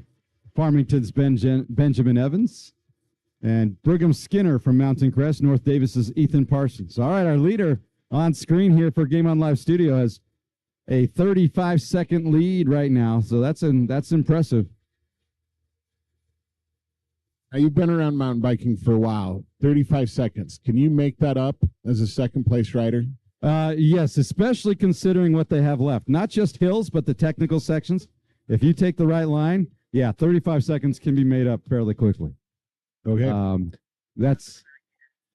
So let's get some of these names here. It's Chase Bacon, Lincoln Goodwin, Ben Evans, Brigham Skinner, Ethan Parsons, Taylor McKay, Trip K, Evan Lee, William Roy Lance, Brody Russell, Carter Taylor, Tanner Bodley, Seth Kirkestron, Bennett Williams, Cohen Flock, Josh Platt, Tyler Evie, Thomas Barron, Parker Caldwell, J.W. Steelcox, Brecken Paul, Landon Jacob, and Brecken Paul again.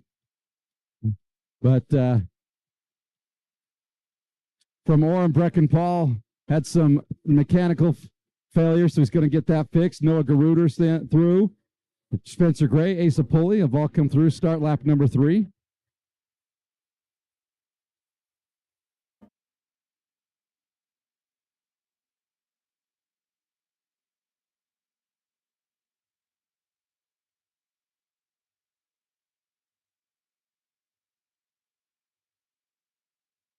From Skyline, how about Grant Hulsberg? But on course right now, this is our race leader heading his way up that hill right there, that gravel road. Lone Peak's Owen Sanchez and Derek Hopper from Alta have come to start lap number 3. From Box Elder, how about Daxton Gardner, Zach Richter from Lone Peak, and Nick Black from your alma mater, Pineview.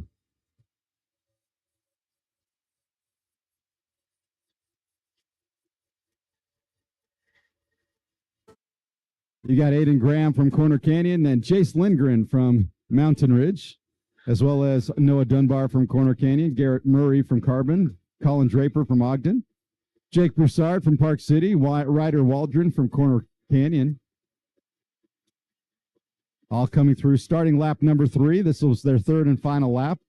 Logan Fuller, Ben Hill from Mountain Ridge, Axel Uabil from Lone Peak, Luke Boberg from Alta, Austin Richards from Cedar Valley, Sam Dayton from Lone Peak, Ben Watson from American Fork. All starting lap number 3. Hayden Campbell and Tyler Horton.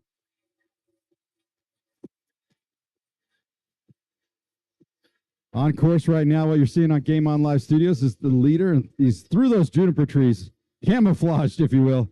For someone moving. He is on the single track we call the race course loop here. He's got a pretty good lead. They were able to zoom out and show the other riders still going up the hill who haven't hit the single track yet. But this gentleman, I think it's Andrew Preston from Skyline. He is really trying to push his lead out and get more distance on the other riders. He powered through that uphill, really still pushing it as he goes through the second sections. The other, leaders that are pretty close to him, they got a lot of catching up to do. Yeah, they do for sure. Got a couple of the riders coming through now. Zach Davis from Bountiful heading out for lap number 3, final lap.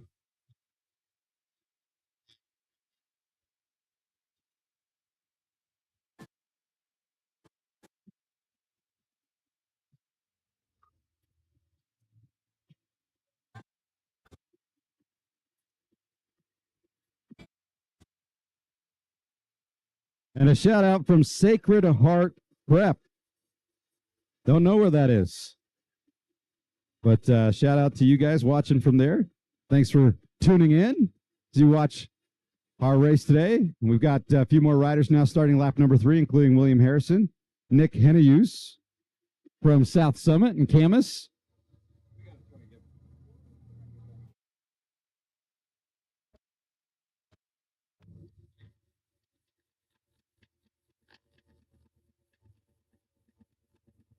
One of our first leaders is coming up on Lucifer Hill, not the one that just came through the finish line.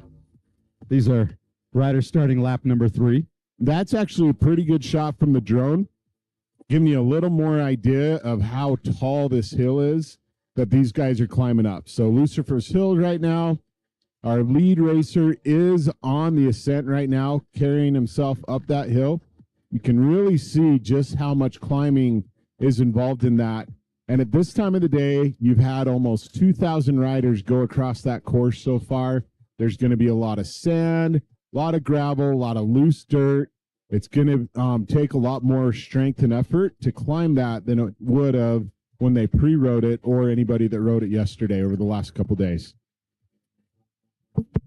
Braxton Sykes, Ryan Dodds, Taylor Antonori, and Tanner Wilkinson.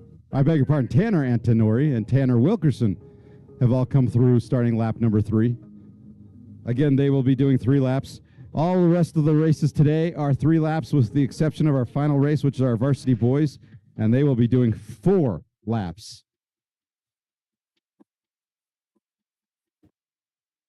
Sammy Bush, Luke Roth, Malcolm Stoddart have all come through. Malcolm Stoddart, a 2-sport athlete, huh? For Jason, who used to coach him in soccer.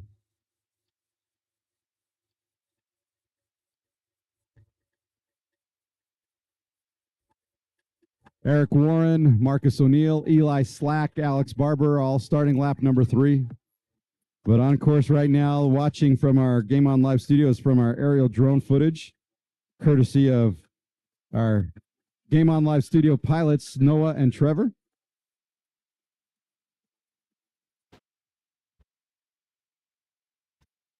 All right, some more riders coming through, including Amon Demoradant, Weston Tasker, Landon Hammond, Ian Robertson, Everett McClellan, Riley Carr, Ashton Olson, Weston Agnew, and Bryson Douglas, all starting lap number 3. One more lap for their season, and for several of them who are seniors, this is one more lap for their NICA career. So make sure to give them a huge round of applause for any seniors finishing up. Okay, it looks like our lead racer is on the second section or actually the final climb going into the S curve. Looks like he picked the low side of that line, which is less rocky, going into the other side of the S curve, topping out right now and starting the downhill section on to $10 hill. Now he's going to it's all speed from here. Most of it's just going to be rolling. There'll be a little uphill, but mostly this is flat and downhill. Lots of fun, flowy stuff for him up ahead. As soon as he passes that lone pine tree and our windmill that's up there, he's going to make a hard right and start on the real downhill section between there and Big Hole Loop. Coming across, that was Parker Tennant, Logan Crockett, Cole Taylor, Carson Bird, Tate Kidd, Dresden Quintero, Dylan Sagers, Wyatt Chambers, Easton Gray, Seth Kindred, Luke Miller, Ryan Youngberg, Clark Wheeler, Zach Wakefield, Alex Fisher, Kylan Simpkins, Ezra Heckman, Jason Payne, Talmadge Burt, and Owen Cuthbert. All just coming through and coming up to the finish line right now. We have Griffin Davis from Layton, Jace Nelson from Manti, Chance Johnson, Charlie Mixfield, Zachary Child, Dylan McGill, Adam Stewart, Tanner Moyer, and Tucker Smith. That's a host of names right there, Jason. All right, our race leader now with a 45-second advantage here. That's a solid lead. And remember, he's on his final lap, so this one will be the finishing lap here. We got Cade Warwick and Bridger Whitaker from Davis and Lehigh High School, respectively, just crossing the finish line. Coming up, we have teammates Sawyer Archuleta and Tyler Thompson from Weber High School. Home of the Wildcats, Weber. Nice job. From Corner Canyon, we have Andrew Washenko. Nice job. Washenko. That's fun to say. Okay, so he definitely is on Big Hole Loop now. Our race leader, the top 5 should all be on Big Hole, moving along quite well. You can see how fast he's been able to accelerate now using that downhill rolling speed. All that 500 feet of climbing, he gets to now enjoy the fruits of it and just enjoy going downhill. But the difference between the leaders and those that aren't as fast really comes down to those that can ride that downhill and pedal simultaneously at the same time. No question. This is where the technical starts. Those technical skills really come into play. Yeah. Just crossing the finish line a little bit ago, we had Carson Smith, Aiden Eccles, Ian Campbell, Miles Noel, Trenton Nelson, Dylan Utley, Elijah Pishanta, Jacob Hamlin, Ashton Webster, Isaac Reese, Bridger Moody, and Ryan Thompson.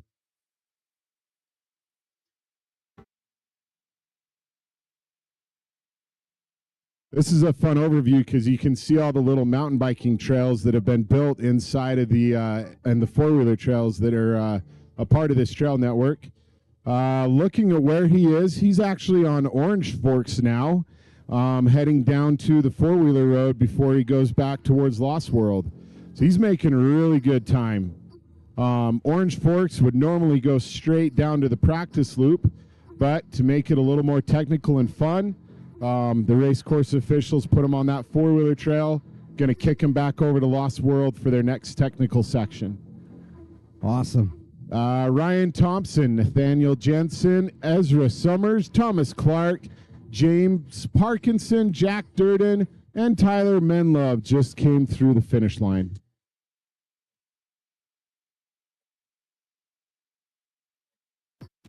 One of our Harriman riders, David Mason. Nice job. Speaking of Mason, I got to give a shout out to one of my former students named Mason Fonsbeck. He's a NICA alumni who was here watching. I saw him a little earlier. I don't know if you can hear me, Mason, but a big shout out to you. He gets ready to go serve a 2-year mission for the Church of Jesus Christ of Latter-day Saints in the Philippines. That'll be fun. It looks like our race leader is now on Lost World. He just entered the Lost World Trail system and just got onto the first sections of rock. Your second place rider is just coming into your screen. You can see him there going down the four-wheeler trail, making his way to Lost World. Hey, we got to give a shout out to Pinehurst, North Carolina, watching on the East Coast. So shout out to Valerie Feldman in North Carolina. So thanks for tuning in. Okay, Eli Bender from Olympus, and then Oliver Geddes from Tooele just came through the finish line. I also failed this one. I missed. How did I miss this one? How about this? Portugal. Portugal, that's a new one. Portugal, yes, from the Europe all the way out on the Europe side of the Atlantic Ocean there. Portugal. So go Sky Ridge from Portugal. Nice job. Thank you, Tanya Christensen. You can see our race leader powering through some of the rock gardens there on the Lost World Trail. Moving right along, missing the bridges. Couple other riders on that Lost World Trail system. You can see the people sitting up on the rocks. That gives you just an idea of how big some of these things are, how big some of these obstacles are that they're going over. He chooses to go down in the wash, up and over, more rock sections there. That is a fun section of Lost World to go through. So did he choose the more technical or the more simple section? Right now that's the more technical section that he's riding on right now. Most of them, it looks like he's taken the less technical section to keep his speed up. Weaving through the juniper trees up there. Pinyon pines and junipers. Yes. It's quite an interesting, that's all dirt all around them with those trees that are in the middle, but kind of a unique kind of dirt. It's very dry dirt. It's like, I don't know how to explain it. You're from here. Tell us what it's like.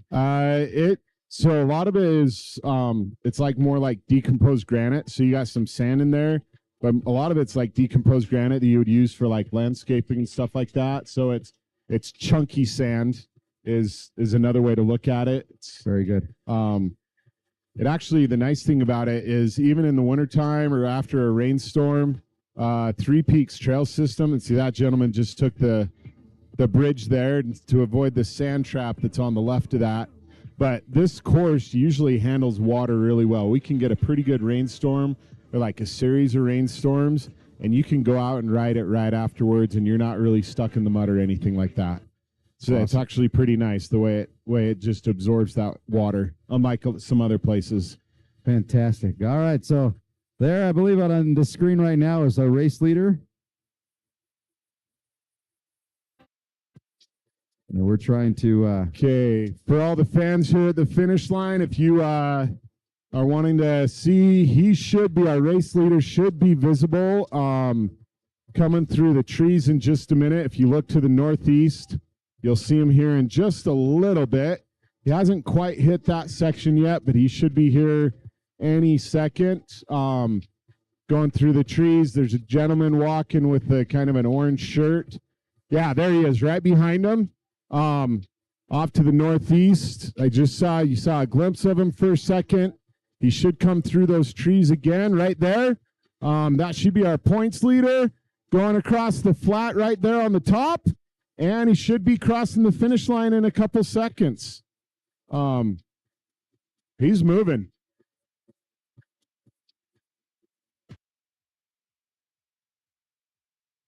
Okay, he should be visible, starting to come down the hill. Yeah, ladies and gentlemen, if you pay attention to the temporary sign section, this will be our finalist for coming off the jump right there. Solid jump. And coming up to the finish line. Let's cheer him on, guys. Yes, this is our JVA boys winner. Now, everything we tell you is unofficial because there are 4 different waves, so we'll have to tell you exactly who is the winner later. But coming across the finish line first, Is that right? Nope, that is not our I leader. beg your pardon. See, that's why we say unofficial. Yeah, we messed This up. one is our leader. Okay. Sorry. Yeah, that was from Highland. Okay, coming up the hill right now, our points leader from the JVA boys. This is Colton Hafen from Mountain Ridge. Sorry, Andrew Preston from Skyline. Andrew That's his Preston from finish. Skyline gets the win. Okay, that's actually a little deceitful. Those two guys threw me off. Okay, so unofficially, very unofficially, his first lap was 19 minutes and 42 seconds. Second lap, 22 minutes and 2 seconds. Third lap, 21 minutes and 50 seconds. Total time for Andrew Preston of Skyline, 103.35. And he was so fast. He actually passed several other riders. And so those other riders, some of them are going out for lap number 3. But here comes. Looks like our second place rider right here. Yeah, this is Hunter Cottom from Jordan High School. Good job, Hunter. Hunter doing the job right there. And here comes Sam Kirshner of Park City. That's third place right there. That's fast. Less than a minute between those riders. So great job, you three. Van Thompson of Snow Canyon.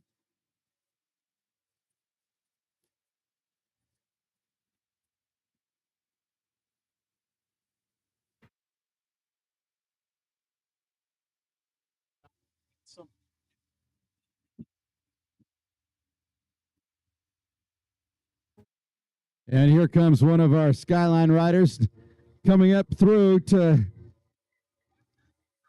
take his way into the finish zone. That is from Carbon, Tacoma Smith. I beg your pardon. I said, well, it was from Skyline, Ben Bigwood, and Tacoma Smith from Carbon right afterwards. I apologize for missing that right there. Here comes Easton Parker from Morgan. Nice job, Easton. Getting some love from the crowd here. How do you feel?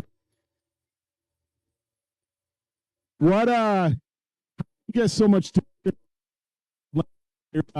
lead out from your give you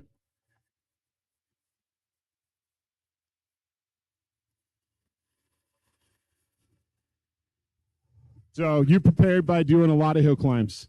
Okay. That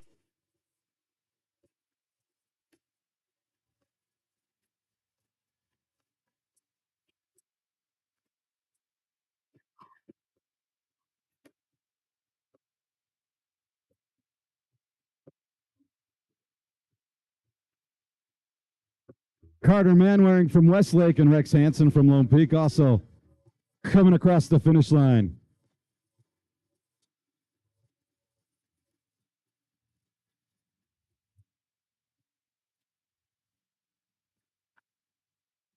Hey, Jason, I don't know if you can hear me, but I don't know if your mic will go that far. Bring him over here and we'll put a camera on him and get an interview.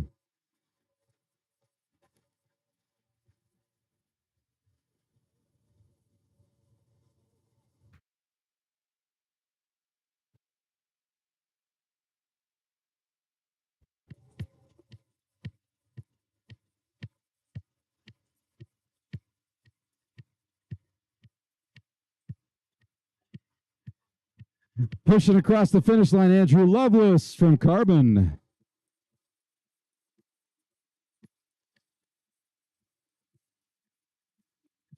And Snow Canyon from Chase Willits. Yeah, so Andrew, I talked to Andrew just a minute ago. His trick was in preparation for this course, he did a lot of hill climbs. He said that was the key for his success, was he spent a lot of time on hills in preparation for this race, just to give him that edge. We had Ethan Trias from Snow Canyon and Tommy Deeds from Farmington coming through.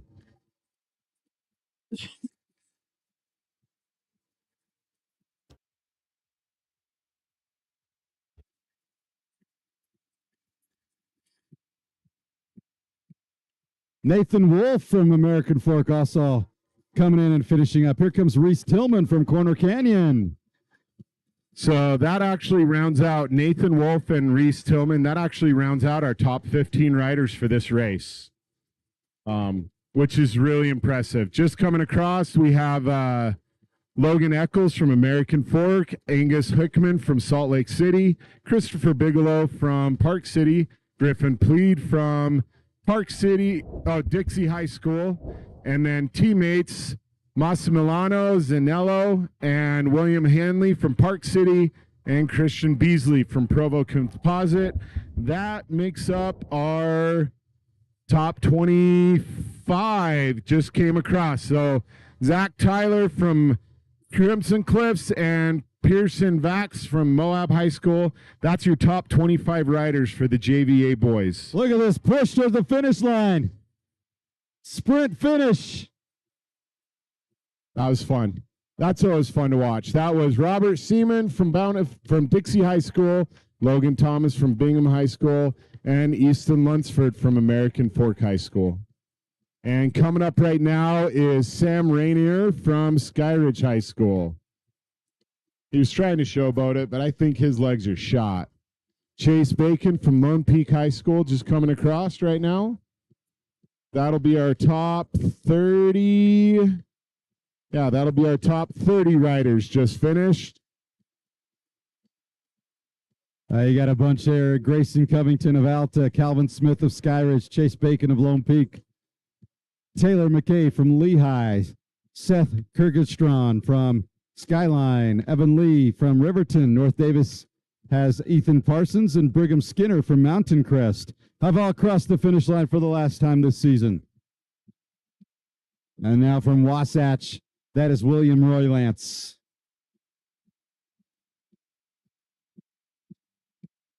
And now a gaggle of riders ready to cross the finish line for the last time this year, including Thomas Barron from Box Elder, Carter Terry from Bountiful, Tanner Bodley from Skyview, Pip K from Salem Hills, Brody Russell from Spawnville,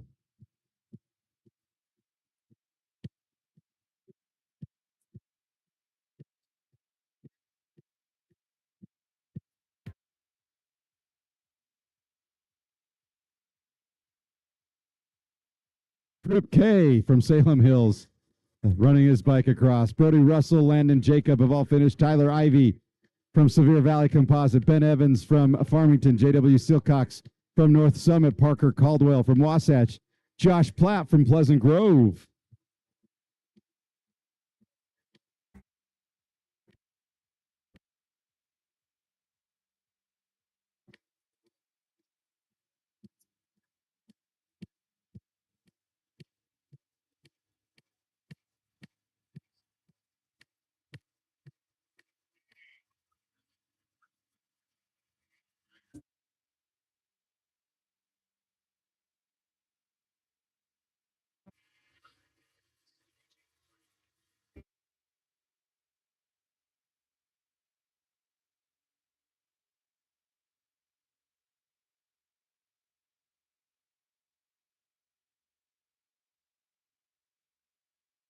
Bennett Williams from Bingham is finished up, as well as Noah Garuder from Westlake, and Harriman Spencer Gray and Derek Hopper from Alta.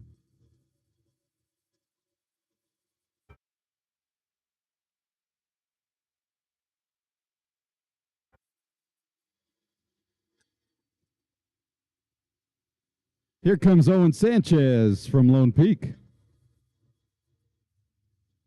Nice push there by Owen, getting across the finish line into the finish zone. You can see him as he heads on in. Got a Skyline rider here. That is Grant Holzberg. That was a good push to the end also. So we're in our top 50 riders now. And also just a reminder, there are 2 more splits for JVA boys. That was, well, we got a gaggle coming across here. Daxton Gardner from Box Elder, Lincoln Goodwin, and Zachary Richter from Lone Peak, Jace Lindgren from Mountain Ridge, and Nick Black from Pineview High School. The second and third splits for JVA boys. Your race time is 12:50 and 12:55. You should be over at staging by now. So hopefully you're there. And now we've got another host of riders, Jace Lindgren from Mountain Ridge, Nick Black, Pineview, Garrett Murray from Carbon, Noah Dunbar from Corner Canyon, Colin Draper from Ogden, and Aiden Graham from Corner Canyon.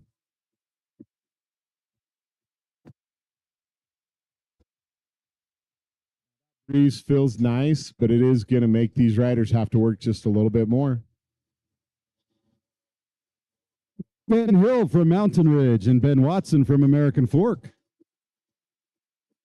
You got Luke Boberg from Alta, Axel Ewell from Lone Peak, Samuel Dayton from Lone Peak, Logan Fuller from Bountiful.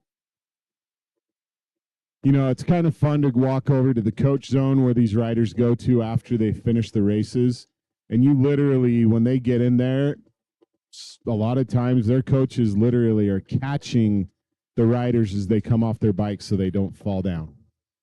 These guys really have given it their all for their race. They come in just exhausted and spent, emotionally, physically, mentally. This is a grueling sport, and it's really good to see these young men develop and become what they can with the efforts they're putting out here. So it's really impressive to watch them do it. More riders now making their way towards the finish line. Nick Hennehughes from South Summit.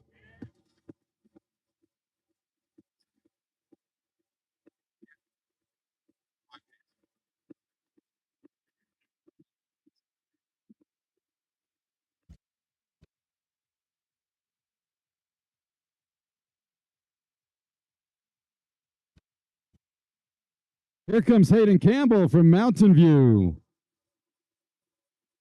Nice job, Hayden. One arm salute as he crosses the finish line. And now that's Fremont's Tyler Horton.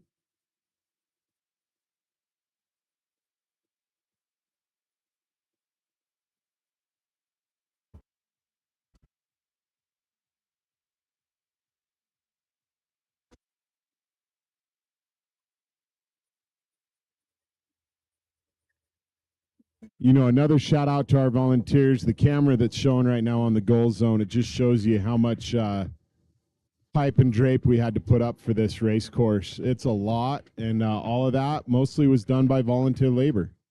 It's a lot of work. A lot of work. And Ryder Waldron from Corner Canyon, Zach Davis from Bountiful, and Braxton Sykes from Fremont have all come in. Nice job, young men.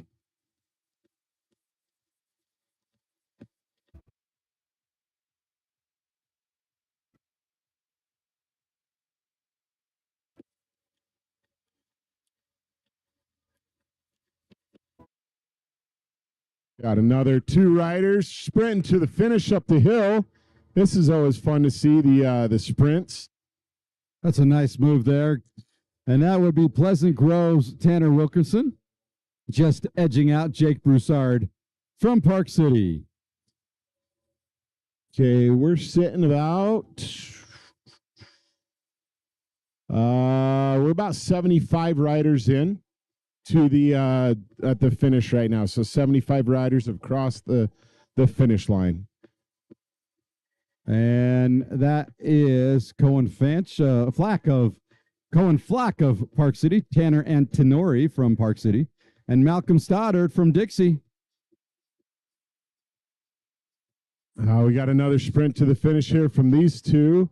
That is Sammy Bush from Park City and Alex Banner from Desert Hills High School. Alex Barber from Desert Hills. Luke Roth from Riverton, Eli Slack from American Fork, and Ammon DeMordaunt from Skyridge. Willem Mon from Orem.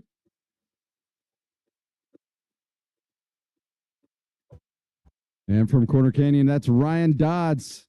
Ashton Olson from Corner Canyon. Big group coming through right now. Yes, we do. Ian Robertson, Bountiful. Everett McClellan of Woods Cross. Weston Agnew of Viewmont. Weston Tasker of Alta. Riley Carr of Woods Cross.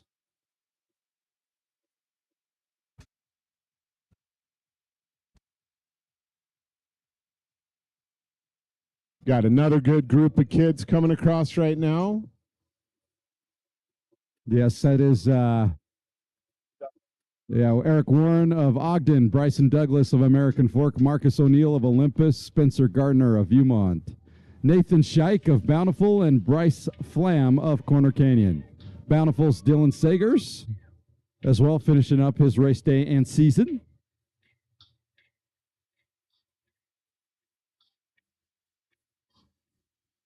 Ethan Smith of the Mount Nebo Mountain Goats. He's from Salem Hills. We got a sprint to the finish here. Looks like we got 3 riders trying to catch each other. Coming up to the finish line right now. Let's see if the... Oh, he held him off. That's a great move right there. Austin Keller from American Fork. Austin Taylor from Skyridge. Cole Taylor, Skyridge. Logan Crockett of East, and Landon Hammond of Lehigh.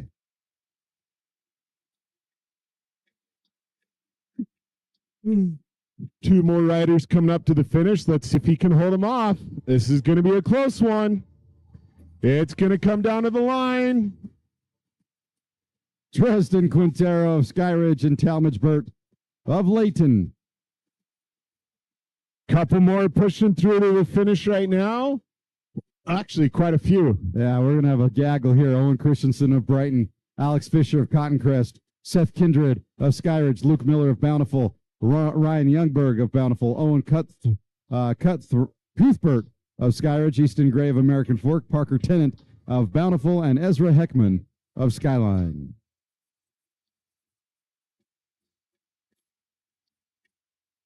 Two more fighting to the finish.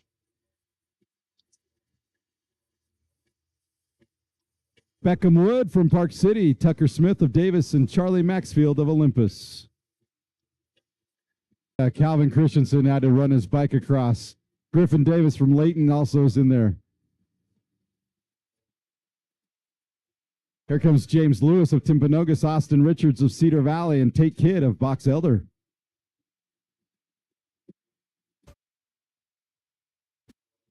And we got Leslie coming across the finish line. Well done, Rover Leslie. Rover Leslie Zimmerman. She gets a plate, but she doesn't get a time. Sawyer Archuleta from Weber. Okay, we got about 4 minutes before JVA split 3 and 4 start racing. It's coming up.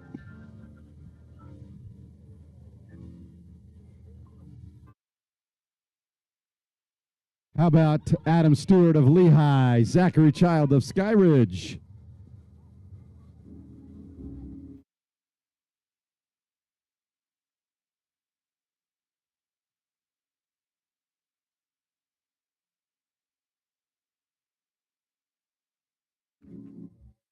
And there goes Miles Noel of Copper Hills, Elijah Pestana from Timpview, Jansen Payne of Timpanogos, Aiden Eccles of American Fork.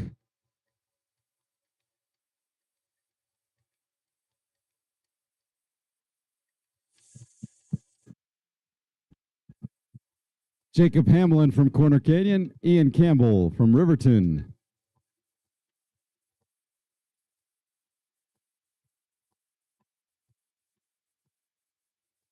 You know, it's fun if the camera, if you can pan to the left, right now it's showing the coach area, but if they pan to the left for the coach area, you really see how many parents and siblings and stuff come out and really support the riders as they do their races. There are so many parents that want to come out here and support their riders, friends, teammates. This is an awesome team sport. Even though it's an individual race, this is an amazing team sport with a great community that support the riders all the way through. Yes, like this Harriman rider, Dylan Utley, who crossed the finish line a moment ago. And now you've got Ashton Webster of American Fork, Trenton Nielsen of Crimson Cliffs, Tooele Valley Composites, Oliver Geddes, Carson Smith from Bingham.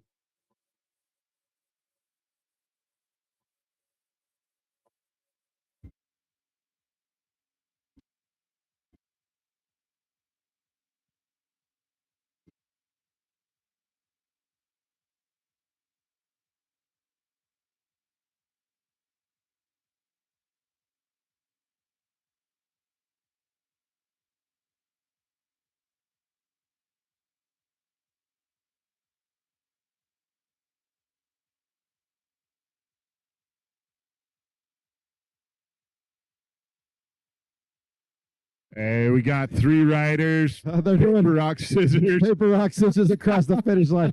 Ryan Thompson and Bridger Moody. And here comes Tyler Minlove of Corner Canyon. That's fun. Who's going to finish first? That's what that conversation was. Rock, paper, scissors. Who wins first?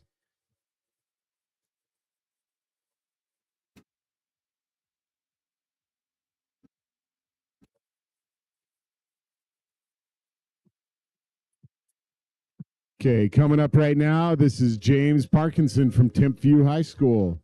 Well done, James. Good Yeah. finish. Unzip it and rip it. And we got another one, Timpanogos, Isaac Rees.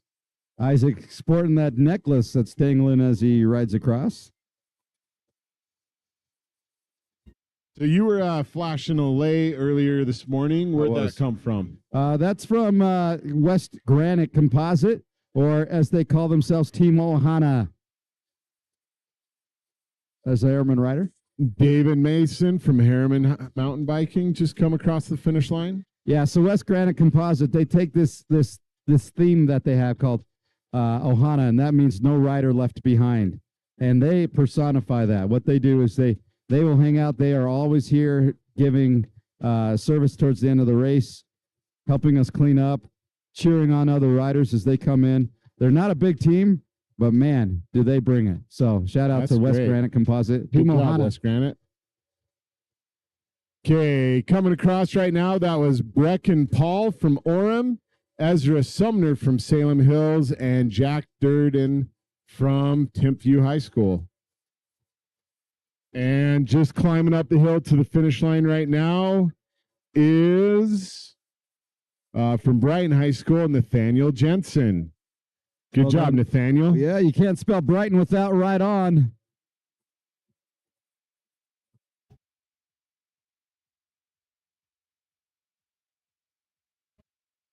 See, there's our Team Ohana shirt right there. That's it right there. That's Team Ohana Nice. coming through. Okay, coming up to the finish line, we have American Fork, Thomas Clark. Well done, Thomas. Good finish. Nice job, young man.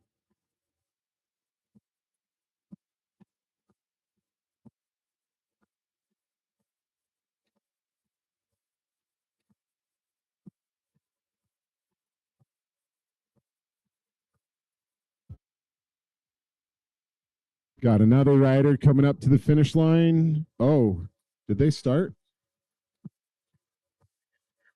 Yeah, so Oh, our, my heavens. Sorry, we're so focused on the finish, we forgot the next race.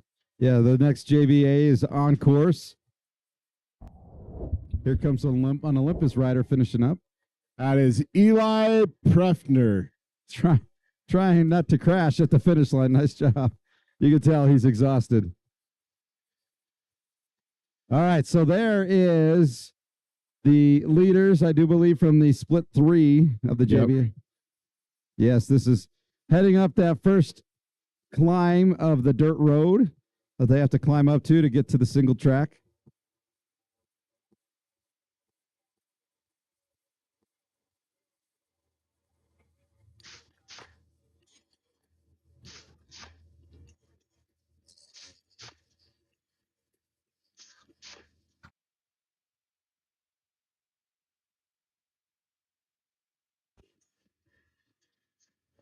Yeah, so if people are wondering what's the difference between the first split, second split, third split, fourth split. So how this works is from a ranking standpoint, you have 6 regions in the Utah High School Mountain Biking Association. In those 6 regions, you have all the different classes. You have freshman A, B, JV A, B, C, D.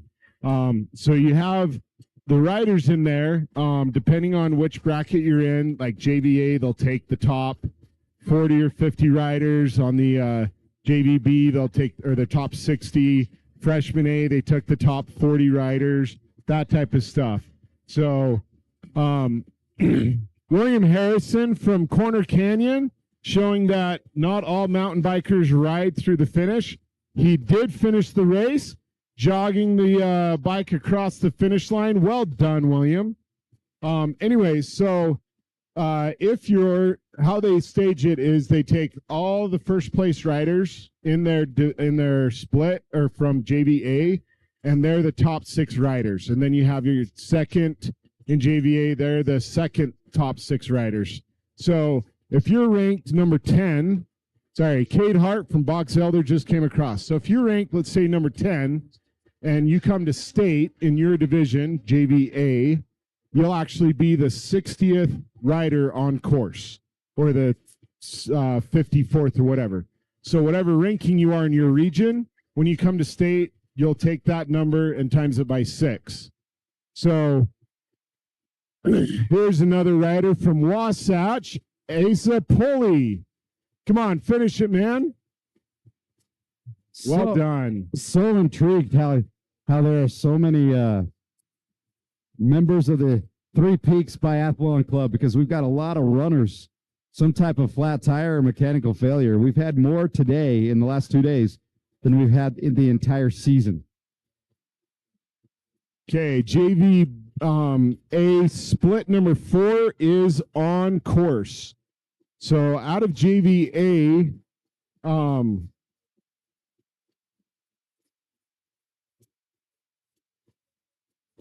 give me a second to pull up the information I want, because it's makes a difference here. That was Highlands Philip Poser, by the way.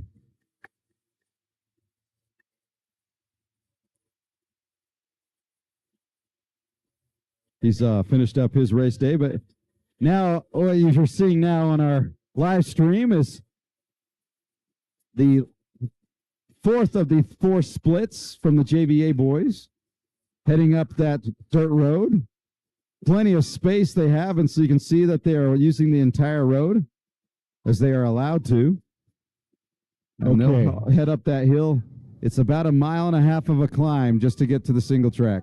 Yeah, so JVA, they take the top 60 riders in each region for JVA boys. So it's 60 times 6 is the total number of riders that's out there. So you have 320 JVA riders on course today, and you can only put about 100 of those, 75 to 100 of those per split before you just get too many riders on the course.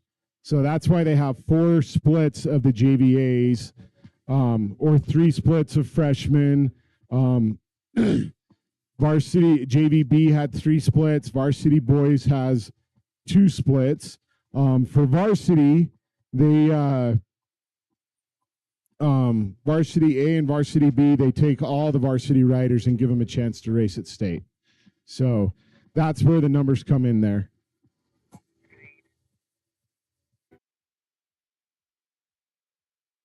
And this, what you're looking at is our split 3 leaders. And now split 4, as you can see, still pretty much bunched together. A couple of riders trying to get away. But this is this looks like an army of ants right now going up a hill. Okay, this is Colton Hafen from Mountain Ridge High School. Nice job, Colton.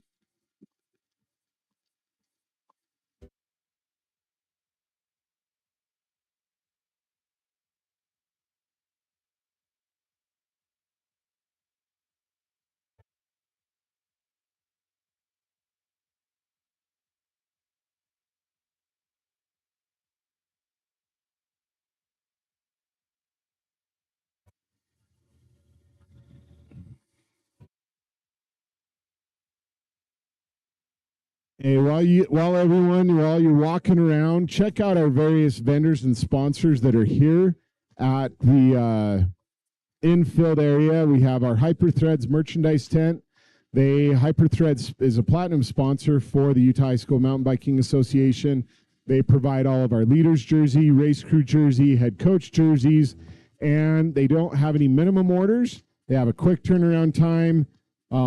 If you're looking to outfit yourself for a race, you're looking for just something flashy to wear, Hyperthreads is your team to go to. They also, with their merchandise tent right next to the timing trailers, they're having a end of this year blowout sale.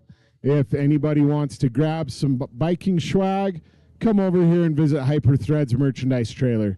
They have plenty to offer, including some horns and cowbells to cheer on your teammates, along with plenty of other things. Another thing is our Mercedes-Benz Warner Van Center is also a big sponsor of the Utah High School Mountain Biking Association. They have their Inyo, I'm going to forget the name of it. It's like Ineos. Is that what it's called? Ineos Grenadier vans. They have two of them here, and they're at the southeast corner of the pit zone, closest to the road. Go do a test drive of their new vans. Check them out, see how they go. Jackson Butler from Pleasant Grove has finished up. Nice job, Jackson. And we got a biathlete running up the hill right now. Another runner. And that would be from Brighton. That is Andrew Jensen. Come on, finish strong, Andrew. You're almost there. You're doing a great job. Keep it up, man.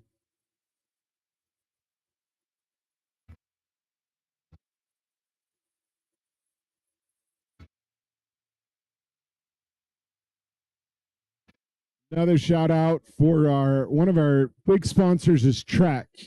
Did you know that if you're a Nike coach or a Nike student athlete, you can take advantage of a generous discount on Trek mountain bikes and Bonniger gear? Visit Trek Bikes to find your nearest retailer. From what I understand, that discount is 25% off.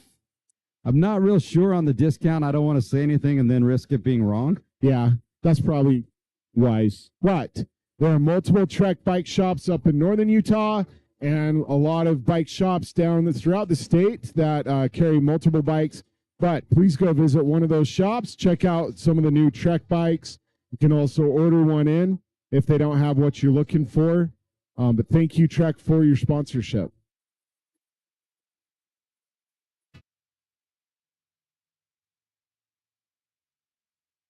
Looks like we have our leaders for Group 1 just past the S-curve and are on their way down the downhill slope onto $10 Hill. Why do they call it $10 Hill? Because you can't pay me $10 to ride up it. A lot of the riders, they'll actually go up what is lovingly called Jesus Hill out here. And then at Jesus Hill, you hang a left and end up on $10, which is an additional pretty strong climb, and then head up on the race course. So do what they're doing backwards. But the leader is on its way down $10 Hill right here, almost all the way to the Big Hole Loop. Shout out to Logan Thomas from Bingham, who just finished up. Nice job, Logan. So our race leader for the JVA Split 3 is on his way down $10 and is on Big Hole Loop right now and is flying away, really enjoying that fun flowy section after that hard work.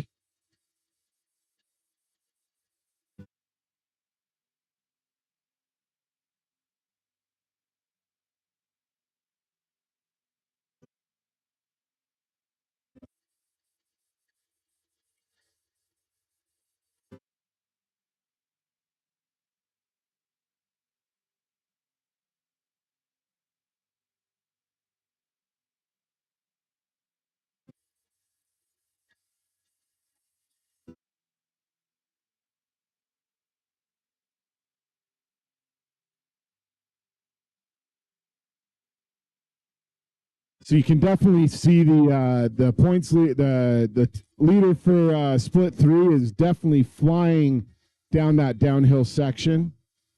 Zooming out so we can really see the separation that he's been able to gain between him and his competition. They're not even in the picture yet, and we're pretty far away.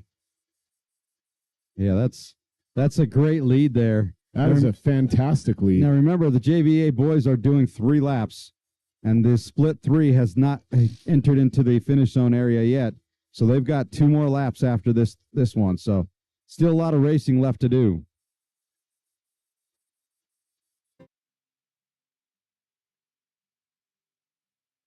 Yeah, I don't know what happened, but they were pretty close until the downhill. But now we don't have any of them in view. He has really lengthened his lead. and really stretched it out. I'm guessing about a 30-second separation from from the leader to the rest of the chase group there.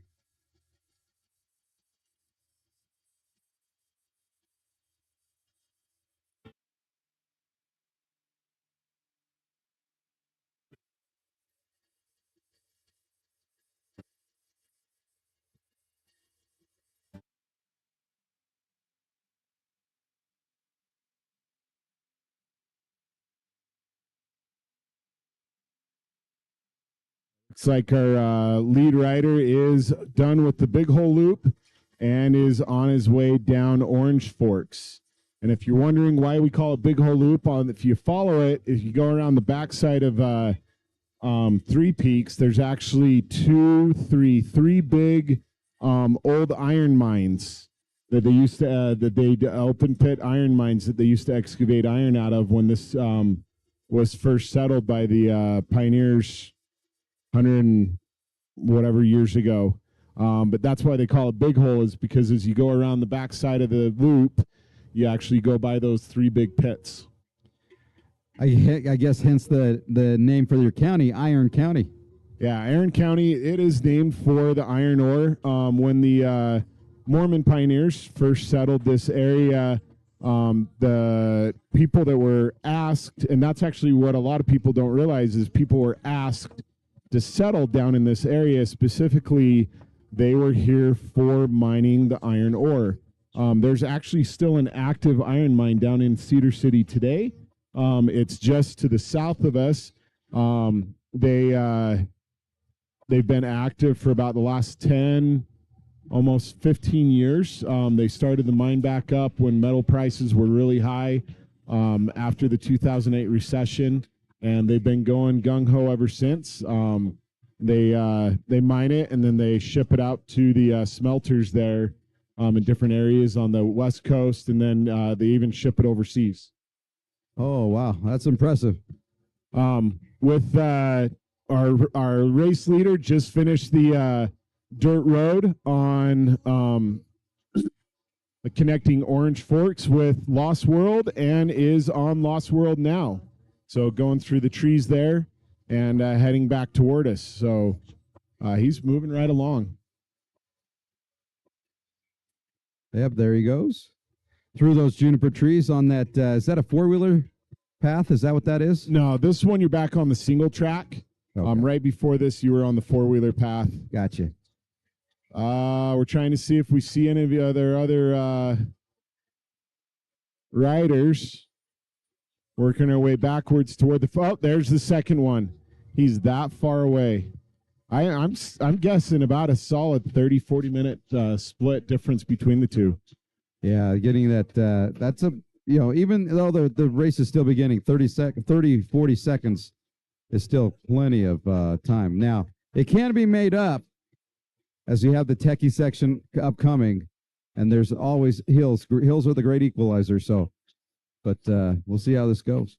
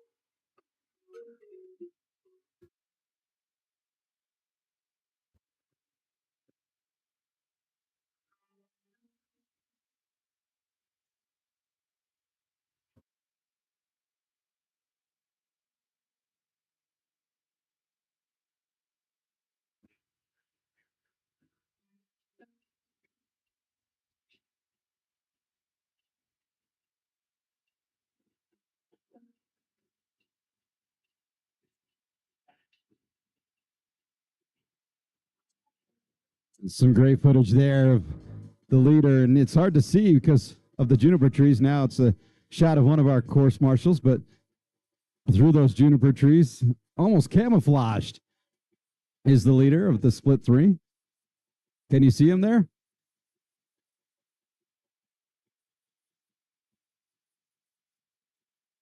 we got mixed up because of the course marshal. So here is this Orem's Willem Mogg? Is Yeah, that our William- first? Willem is that our Mon. first guy? No, he's just finishing up his race day. Nice job, Willem.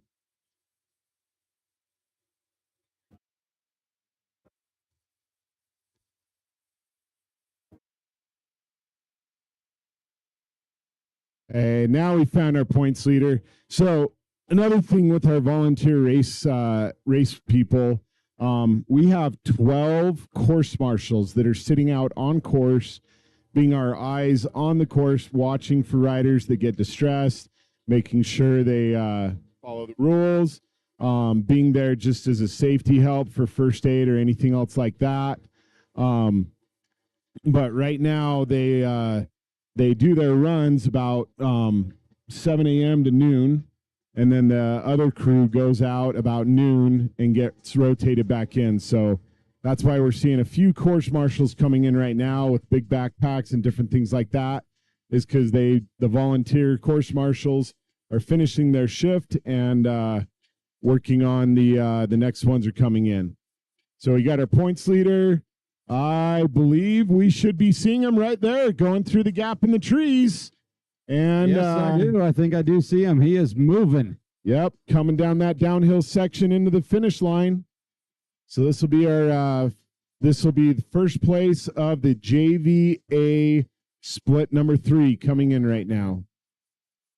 Coming down the hill.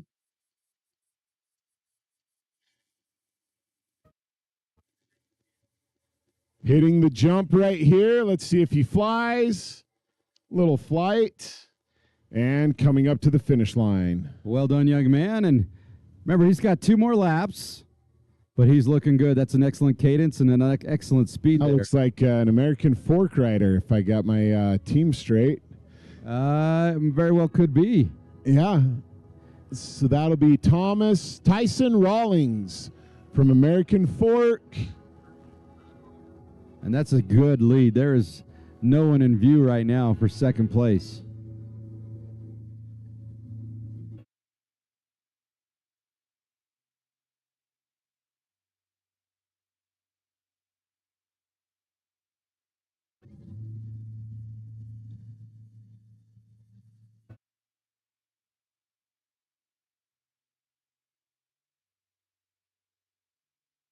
Okay, he just ran a 21-minute first lap. So not as fast as some of the other riders that have gone through the course yet. And we're getting a good picture of feed zone. I'll tell you what's funny about that. That is an uphill climb that you have to do one-handed while grabbing a new water bottle to be able to have water to do your race. That's a pretty challenging feed zone section. Coming up right now, this is Stockton Nebaker from Fremont High School. Well done, Stockton. Keep it up. Looking good, looking good. Here comes the Corner Canyon rider. That is Jack Pugh. So our lead from between second and first is 50 seconds, 5-0. Okay, I actually had that wrong. Sorry. We got 3 riders coming through. That's Theo Evans from Alta High School, Spencer Hacking from Farmington, Michael Wheatley from Corner Canyon, William Christick from Farmington, and Damian White from Tooele Valley. Isaac Hermit from Hemet from Salt Lake City Composite, and Burke Gert from Alta High School just coming through. I had my times wrong. So the first guys that came through were actually 19 minutes first lap. And then the second ones after that was just under 21. Now that's some lays right there, man. Yeah, that guy has a bunch of them. Nice that job. was JJ Howell from Wasatch, Caleb Morris from Woods Cross, Slade Erickson, I'm going to have to read faster, Quentin Block, Carter Green, Jack Carter, Jackson Hadlock, Colton Sharman, Bradley Reed, Crew Phillips, David Klinger, James Scheitzler, Scott Krog, Micah Rhodes, and Garrett Crosby. Easton Middaw, Andrew Butterfield, Riker Curl, Lincoln Davis, Laker Ferguson, Jonathan Huntington, and David Gunn. Coming up right now from Payson is Javen Thomas. Mount Nebo Mountain Goats. Nice job. How about shout out to Crystal White, who just had a boy yesterday. So congratulations to the Whites. Okay, we got a group of 3 coming in right now. Luke Cahoon from Salem, Tate Larson from Riverton, and Heber Barrett from Olympus. Followed by Jacob Schmidt from Bountiful, Zeke Otterston from East, and Mitchell Mortensen from Snow Canyon. Mark Stratham from Orem, Connor Thomas from Manti, Carter McCentrer, I got that one wrong, Grant Mehmet, Jason Duncan, Seth Peterson, Jonah Bush, Tyler Cedar, James Royal, and Devin Harris. Riker Olson, Austin Black, Lucas Foster, Caleb Sprague. I can't read that fast. These guys are pretty grouped together. They haven't really separated out that much.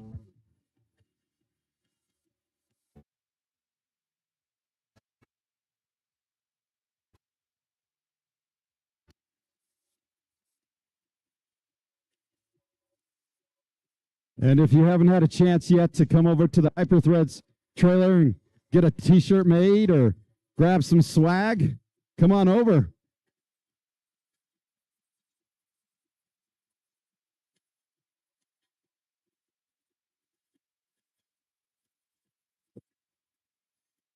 Also, while you're walking around today, check out Velociracts. They're here with their Red Rack Nation.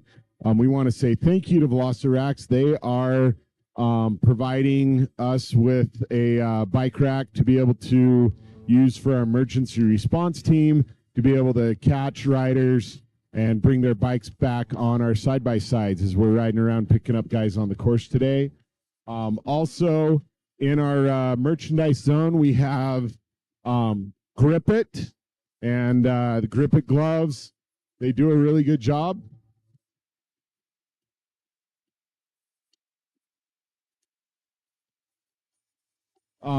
But yeah, come check out Grip It. They have a wide selection of gloves.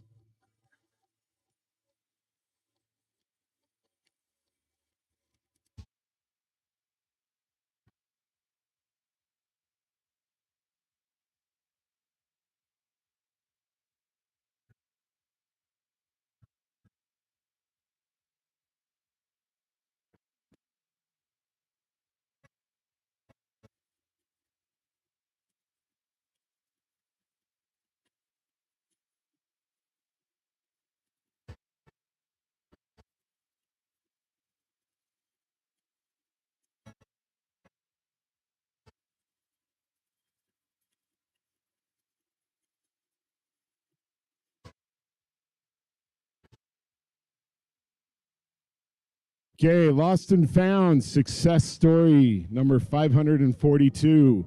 The phone has been returned to its rightful owner. Now, Lost and Found hasn't been too bad today. Usually we get a little bit more, but today hasn't been too bad. Also, next to Velociracts and our Grip It tent, we have a few more vendors that we want to give a little shout out to. We have MedKit, who's one of our sponsors, and we do really appreciate them.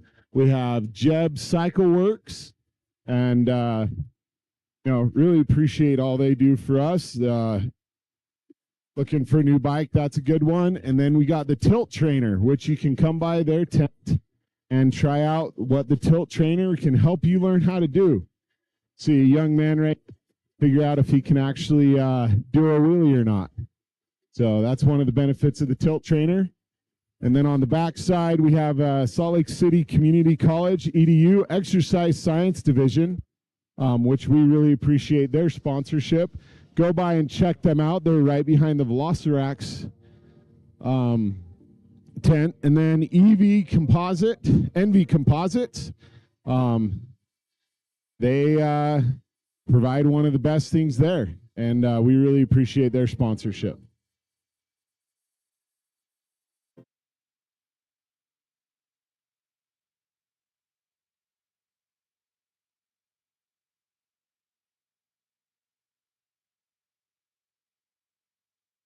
Also, another shout out to Shills as our neutral support. Riders, as you come off the course, as you're getting ready to go on the course, you need a tune-up, you need a tire swapped out, you need your rim trued, any of that stuff like that, go ahead and head over to Shills. They can fix your bike up pretty fast, get you back on the course as soon as they can.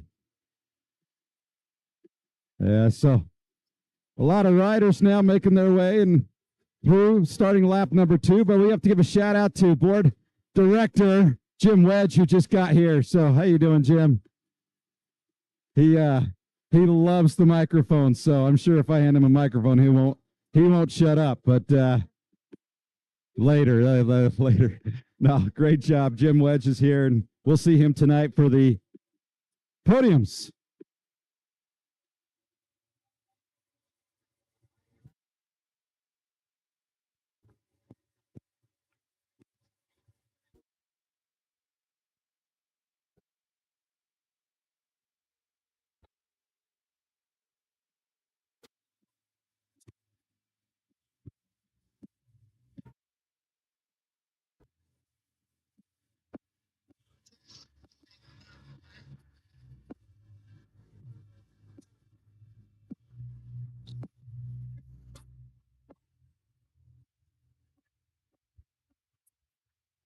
Okay, for those that are watching our Goals Game on Live studio feed, they're capturing the leaders for the JVA Split 3. The top leader is on the single track on the race course loop heading into that little fun and flowy section before he gets Lucifer's Hill. The rest of them look like they were still climbing up the hill. Just about to hit into the single track section. So he's still sitting at about a 45, maybe 15 second separation between that. You see him now getting onto that four-wheeler trail again, which is the, so our leader is on the four-wheeler trail, starting to climb up Lucifer Hill. We have our split number 4. The majority of those riders are coming through the finish line right now, grabbing drinks, pedaling hard, shifting gears, and trying to get into the right one for the next section of the climb. So our points leader, though, for the JV A Split 3 is approaching Lucifer Hill right now. He's moving. He's actually moving along quite well. Hey, I just had a chance to go down to sponsor aisle here. You can go see some of the great sponsors that we have, including Jibe Cycle Works. Go see some of the really cool bikes that they have as well. Griffith Sports is here. Go get yourself 10% off a pair of gloves. We got Velocirax here. Go see what they can do for you as well. And the Willis Foundation, a nonprofit, today they teach you how to stop bleeding when you're out on course. A little wound care. So with our Goals on Game on Live studio, this is a great view of Lucifer Hill. You see the double climb there, starting with the left-hand climb, which is going to give you problems right off the bat. It's pretty steep. At this time of the race, it's going to be sandy. It's going to be a lot of gravel. And then as you move on to the middle of the screen and to the right, where you see that white tent, that's where things really get intense because it's a steep uphill. It's short, but it saps your strength and really pushes. This is a great shot from our video camera showing the separation between the leader and the next 3 riders. The fourth one's right in the top left-hand corner of the screen. They're really pushing up that hill coming into Lucifer's climb. Now, that's pretty cool. We had a rider just come through the finish line. He's got a Cars backpack. He's got Lightning McQueen on his back, helping him move along. So we got our points leader. He is on the hill going up with Lucifer. He's on the second section of the hill where the white tent is. This is the steepest section. This is the one that really challenges you. You can't really see it, but the whole right-hand side is just a rock garden, lots of challenge if you go on that right hand side. So he's picking that left hand line, climbing up. It looks like he's able to make it without having to put a foot down. You can definitely tell he's in his easiest gear to pedal, highest gear, to be able to push him over the top of that crest. And now he's going to break into that single track onto the race course loop, which, deceivingly enough, is still uphill. Not as steep, but it is still a challenging climb until he gets to that S-curve. Let's see if we can track back down and see any of those other, the second, third, and fourth place riders coming into view. Yeah, there we go. We got our second place rider just approaching that steep section. Looks like he's used that first section of Lucifer's Hill to pull away from his competition. He's pumping his legs. He's obviously downshifted. Looks like our third place rider's coming up the hill right now too. So you can still see that separation really well between the two. We got 2, 3, and 4, and 5 are all on that hill right now. You can see them just pumping away. And 6. So it looks like a good group of riders in those next challenging sections, but they're all being choosing that left-hand side, shifting into that lower gear to be able to climb it. We just had somebody go off their bike, put his foot down. Looks like the other two have been able to continue riding. It looks like a good challenge.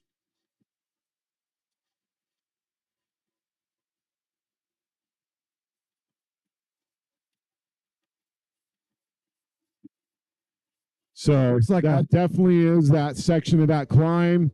Looks like our leader of the race has gone through the S-curve and is starting on the downhill section. So this is his second lap. So he's definitely going to be able to put down his distance. Now he's just passing the windmill and starting to go down $10 hill. $10 because you couldn't pay me $10 to ride up it. I think that means it's because it's steep.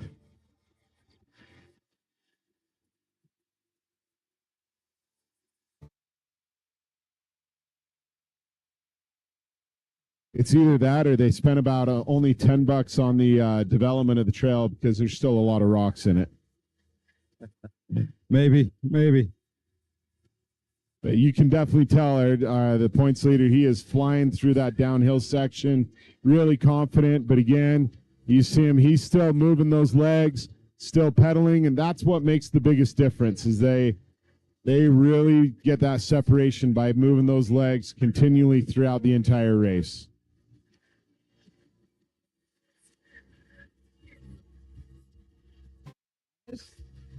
Sound check, 1, 2, 3. Screen on it, but is that making a difference?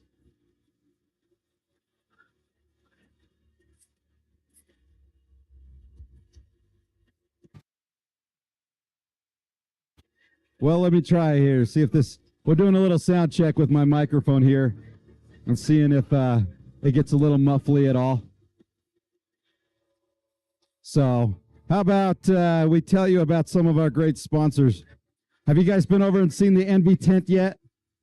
They have a really cool little red carpet for you that you can get your picture taken in the red carpet. So let me try something.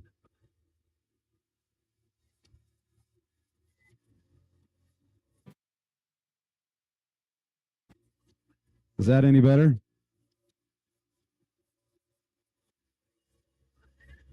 How's the sound, guys? Is it okay?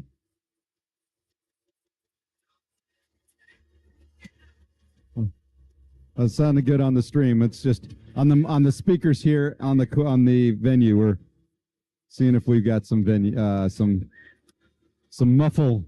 muffaletta. All right, so there from our drone footage. Look at this. That's some outstanding drone footage. Tent City. This is actually coming back. You're actually looking west, if I'm not mistaken. That's looking, it's from the west looking toward the east. So that is our parking lot. You want to know the number of parents, people, and individuals here supporting the riders. Look at these drone shots of the tent city, the start and the finish line, and all of the cars that are parked here in all the parking lot. You know, huge shout out to Iron County and Cedar City. They actually created that whole parking area on the top left-hand side of the screen specifically for this race. Yeah, it's been fantastic, and you're right. Just a huge thank you. Colin Bankhead from Layton had come in. He's got some type of a mechanical, so he's going to get his stuff worked on. And now you've got Nathan Allen and Parker Collette of Desert Hills. They're having some fun on the course. Having some fun going out for another lap here. They've got 2 more to go. Our next wave, we're better? Okay, thank you. Thank you, Mr. Chow. Lance Chow, that is. Our next wave will begin at 2:15, so in 45 minutes, and we've entered into the varsity realm. Yes, our varsity girls will be taking off at 2:15 this afternoon. And then our final wave of the day will begin at 3:35 with our varsity boys. And there are 2 splits of varsity boys, one at 3:35 and the other at 3:40. That's one of our rovers. And the Game on Live Studios working their way backwards up the course, trying to find our points leader. They're working their way up the Lost World section, trying to catch up with them, figuring out where they're at, going through the rock gardens. It's kind of fun to run through the course backwards. Hey, let's do some commercials here real quick. Let's tell you about Advantalink.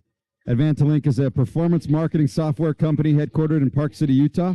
And our mission is to help businesses grow through quality partnerships. So visit advantlink.com to learn more. Our friends from Alta Independent are also here. So if you're looking for high school PE credit for mountain biking, go visit Alta Independent and find out how you can actually get high school credit where it's deserved. Alta Independent is an accredited high school. By the way, I wish I had that when I was growing up. Get PE credit for high school by riding my bike, and then could, take off first period and sleep in a little bit. Our friends at Pearl Izumi at the factory store located at the Outlets Parks in Park City. Shop their extensive collections of road, mountain, and lifestyle cycling apparel and footwear. Pearl Izumi, here we go. Our friends from Pedal Industry are also here. See the race day bag that holds everything but the bike. And we guarantee you will not forget anything for a race, ride, or practice ever again. So, by the way, I have one of those Pedal Industries bike. So yes, it is as advertised. Here's our leader for JVA Split 3 in Lost World right now, moving along.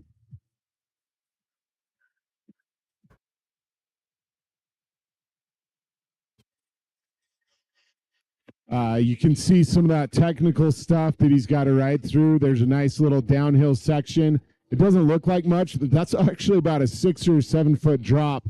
He just went off. It's about a 65 degree angle. It's pretty challenging, that technical section that he's riding in right now. And another member of the Three Peaks Biathlon Club from Wasatch, that is Hayden Nielsen, who had to get his bike worked on. A little bit of mechanical there.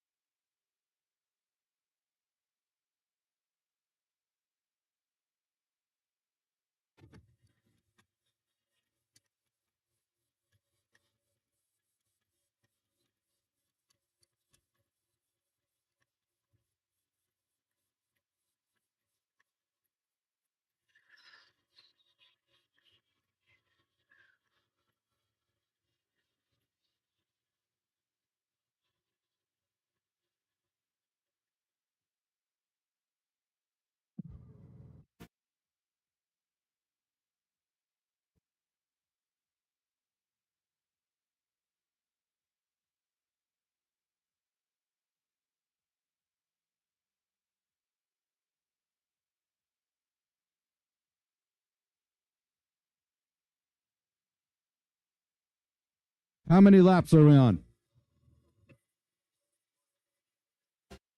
7 laps for Sarah, our course marshal.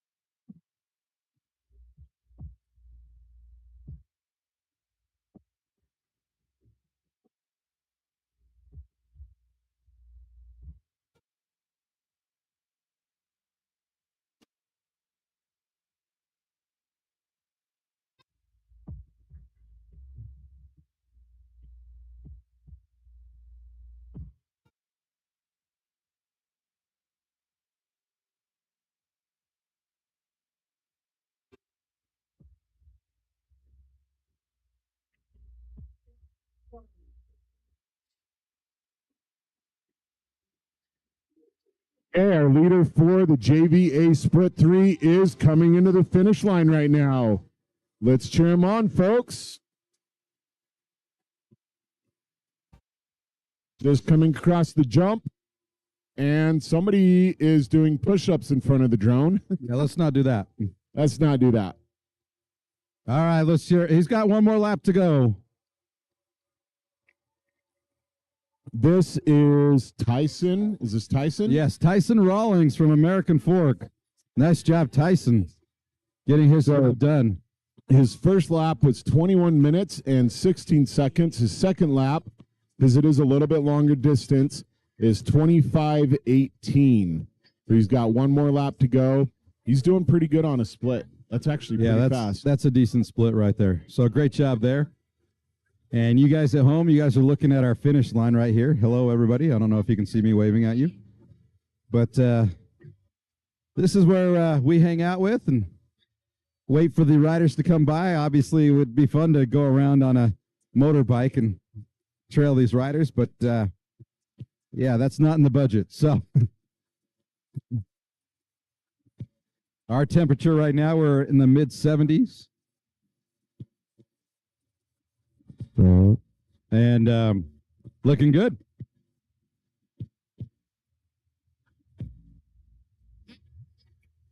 Hey, folks, if you haven't thought about taking a journey on the great South American Southwest, go try it out. Go give it a shot. The Great American Southwest with the Southwest Adventure Tours will give you a great sightseeing, photography, and adventure tour and a small group experience. So visit Southwest Adventure Tours, one of our proud sponsors. You can see on Great Game On Live Studio, great aerial view of Tyson Rawlings going through the technical section called the Twilight Zone. He's going to hit a lot of rock features right up here in this next little section. Pretty challenging little trough that he's got to ride through right there where all the fans are.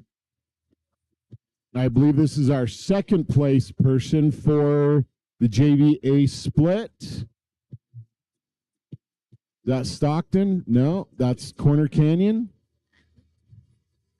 What was that? Okay, that was Michael Wheatley from Corner Canyon. Second place for the JVA 3 split. Yeah, he's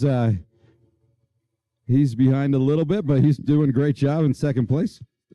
All right, folks, just don't forget, we have personalized race videos with every single rider. Yes, they film every single rider, like these two, heading out for lap number 2, Isaac Hemmert and Damian White. Or I beg your pardon, Damon White, not Damian, Damon White. Here comes Theo Evans and Colton Schwarman. Jackson Hadlock also coming through. They've got one more lap to go. But no need to pre-order. You can order your video at any time at our booth or online at trekreel.com. That's TREKREEL.com. Again, shout out to our friends at Trek Reel for making personal videos for each of these riders. Carter Green, Jack Pugh, and Bradley Reed all heading out for another lap here. They've got one more to go. They've completed 2. So they'll head out one more time. With the lace from Wasatch, how about J.J. Howell, Stockton Nebeker from Fremont, and Scott Krog were also in there as well.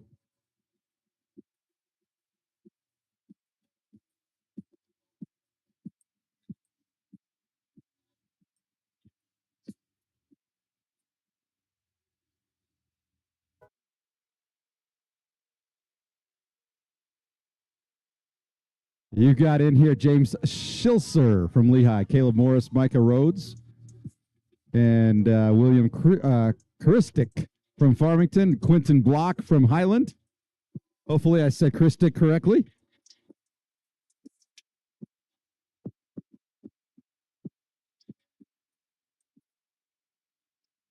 And now we've got a gaggle of riders coming through, including David Klinger, Lincoln Davies, James Royal, Carter McIntyre, Laker Ferguson, Crew Phelps, Spencer Hacking, Jonathan Huntington, Riker Curl, Garrett Crosby, Slade Erickson, Tate Larson, Connor Thomas, Javen Thomas, Luke Cahoon, Zeke Otterstrom, and Burke Garrett.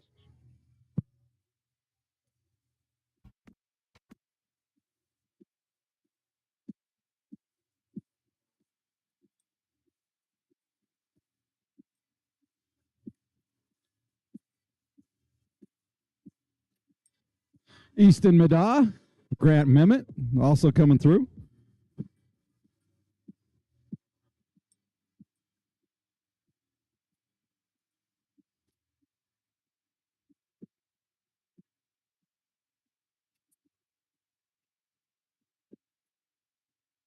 Jack Carter, David Gunn, Jonah Bush, Mitchell Mortensen, Cole Wade, Andrew Butterfield, Seth Peterson.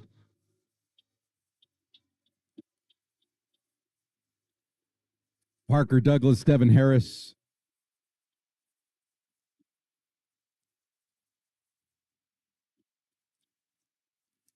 Cameron Larson.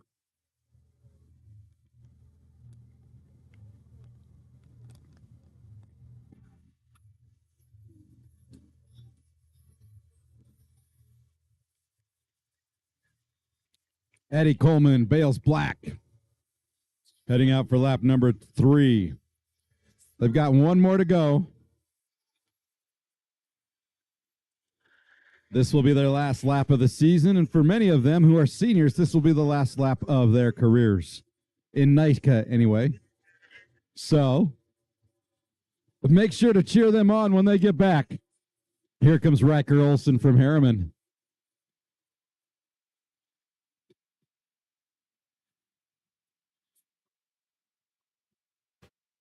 Caleb Sprague, David Bullock, Lucas Foster. Jack Nixon, Tyler Cedar, Robbie Zaba.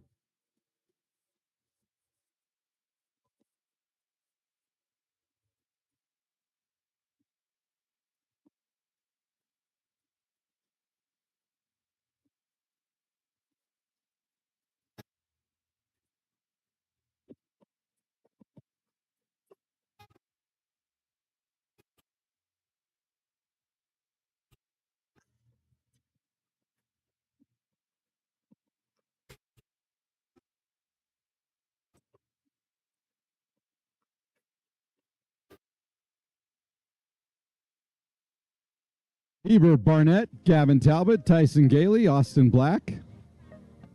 All going out for one more round. One more trip around the NICA Sun for many of these riders. It will be their last ride of this last lap of the season for many of them who are seniors. It'll be their last lap for NICA. Jacob Schmidt, Keaton Erickson, James Duncan, Edison Taylor, Hawk Clapper, that's a fun name. Carson Wilkins from Pleasant Grove.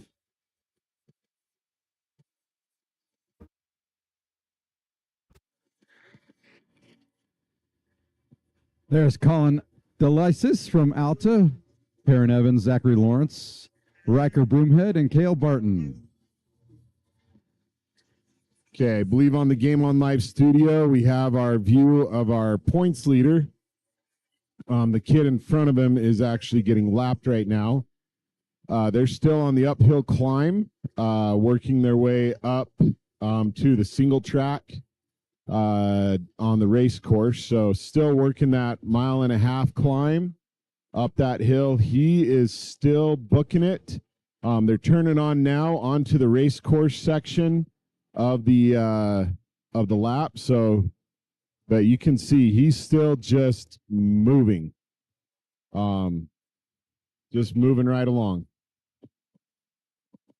Bunch of riders now coming through, finishing up lap number 2, including Alex Lords of Mountain Ridge, Spencer Earp, Mason Sagers, and Dallin Griesemer from Bingham, Easton Knutson of Hurricane.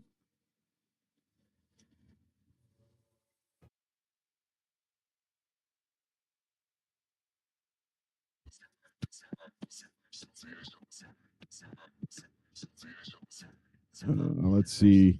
We got more riders. These are riders coming down the hill into the finish line section. So that downhill slope right before the little jump that they get to do.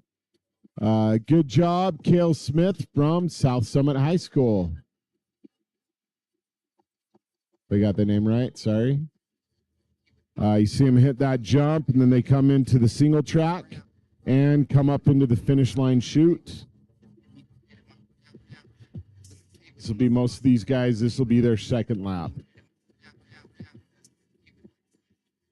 Again, they are doing 3 laps.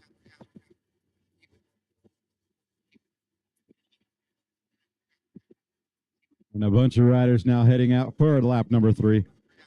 Riding together, utilizing each other. And now back on our Game On Live studio from our drone footage. Looks like our leader for the JVA Split 3 is on Lucifer Hill, heading up that first climb that he's doing. Oh, we're getting a little bit more wind for the afternoon. That'll start challenging him. One of our Corner Canyon riders has got a left leg injury. He's going to get some treatment there. Okay, so our leader for the race right now is on the hill.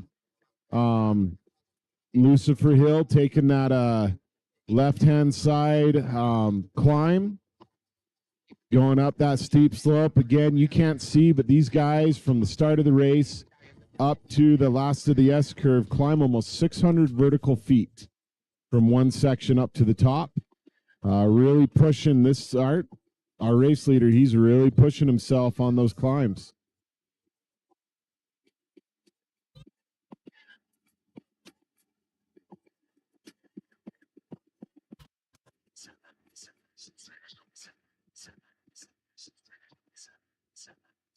Here's the hardest section of the lower hill.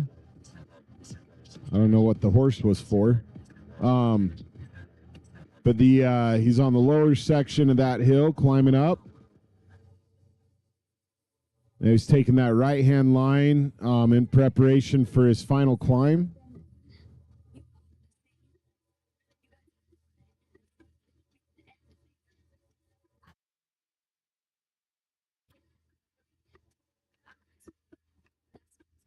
And a bunch of riders now making their way through, starting lap number 3, including Caden Sanger, Adam Frank, Jackson Barrett, Chase Atherley, Ryan Wilson, Jake Davidson, Smith Broadbent, Nate Fernley of Mountain Ridge, Grayson Davis, Chase Nieder, Gage Curls, Andrew Sprague, Trey Grimes, Hayden Gines, Jackson Mueller, Bryce Warner, Sawyer Murdoch, and a host of others. Now heading out for lap number 2.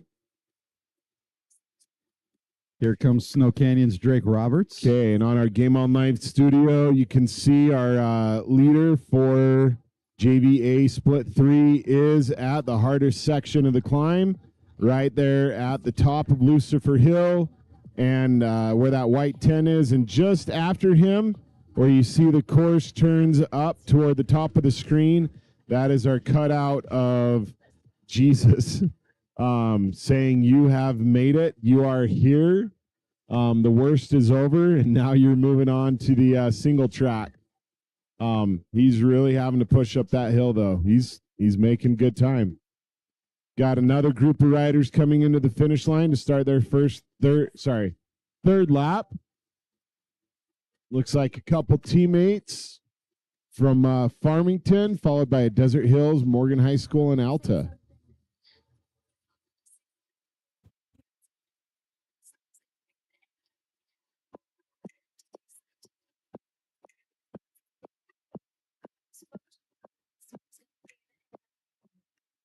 I wanna say something. You want to see? You got dynamite. That smile's gonna be the end of me. Start to chat a little bit. That's not uncommon to see team riders from different teams chatting with each other. Okay, here's the final climb that our lead rider is making up to the S curve right now. There's a little rocky technical section that he's hitting right now. And then he's going to hit that S curve. We'll see if he takes the lower line or the upper line. As he goes around that corner, looks like he's taking the upper line to avoid the rocks that are in that section. And then he's staying tight. And here's another view of that hill. You just get to see how intense that climb is. It is it's a lot. It's about 150 vertical feet in about just over half a mile from start to finish for that climb up. Yeah, that looks pretty intense right there.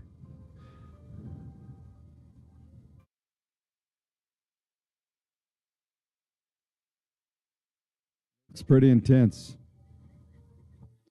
We got another rider just went over the jump as he'll make that right sweeping turn to come through and begin lap number 2 for our JVA boys. We've got Brooks Bybee from Morgan and Sam Altum from Ridgeline. Nice job, you two. Well done. From American Fork, that's Thomas Dahl.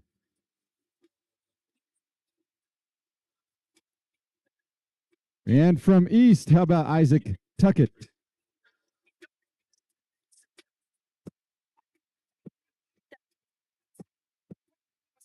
Josh Johnson from Moab.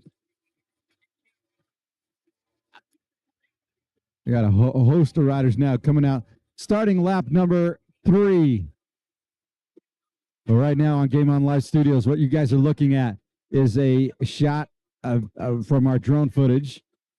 And they're trying to find that points leader. He's actually straight ahead of where the camera is. Nope, they're just going to pan around and go somewhere else. At this point, he's on his way down $10 hill, meeting up with Big Hole Loop. And that was Thomas, I beg your pardon, Daniel, I'm going to mispronounce his name, Bodnar from East. Sorry, that was a little bit further away than I wanted to, but here's a great shot of where we are today. Now there's a shot of the finish line, and right now we've got a couple of riders now, including Spencer Freebairn and Jack Peterson, Bridger Adams, all starting lap number 3. There comes Easton Adamson from Corner Canyon.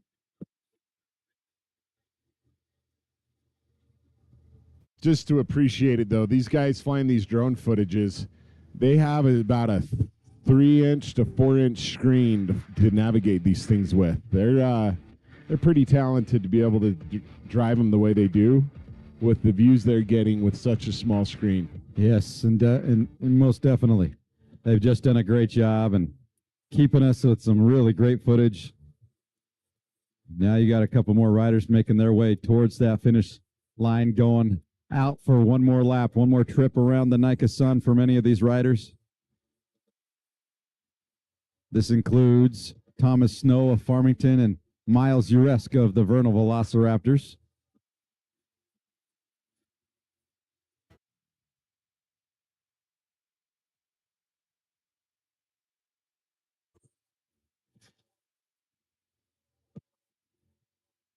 And you'll see our finish line banner, including our sponsors, NV.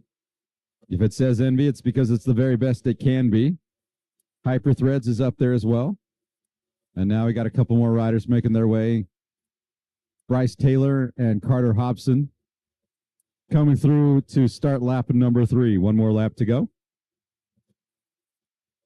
Charlie Johnson of Viewmont is coming towards that finish line right now. There he is.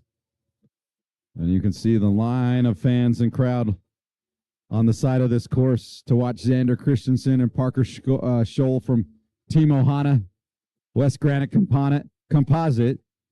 We love Team Ohana. No rider left behind. They have that Hawaiian-themed jersey.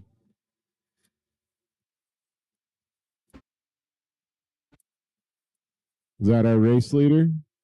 Did we find our race leader? Maybe not. We're looking, trying to find him.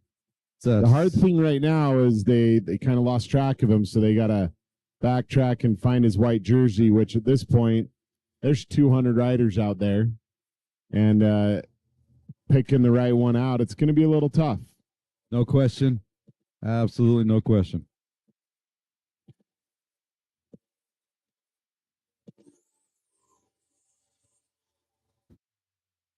Again, folks, if you have some family or friends who could not make the trek down, tell them to visit Game On Live Studios by going to gols.co or even just by going to YouTube and putting in the search engine Game On Live Studio. Don't type in GOLS on this YouTube search engine or you'll just watch a bunch of soccer. There's nothing wrong with that. Yeah, there is absolutely. You want mountain bike?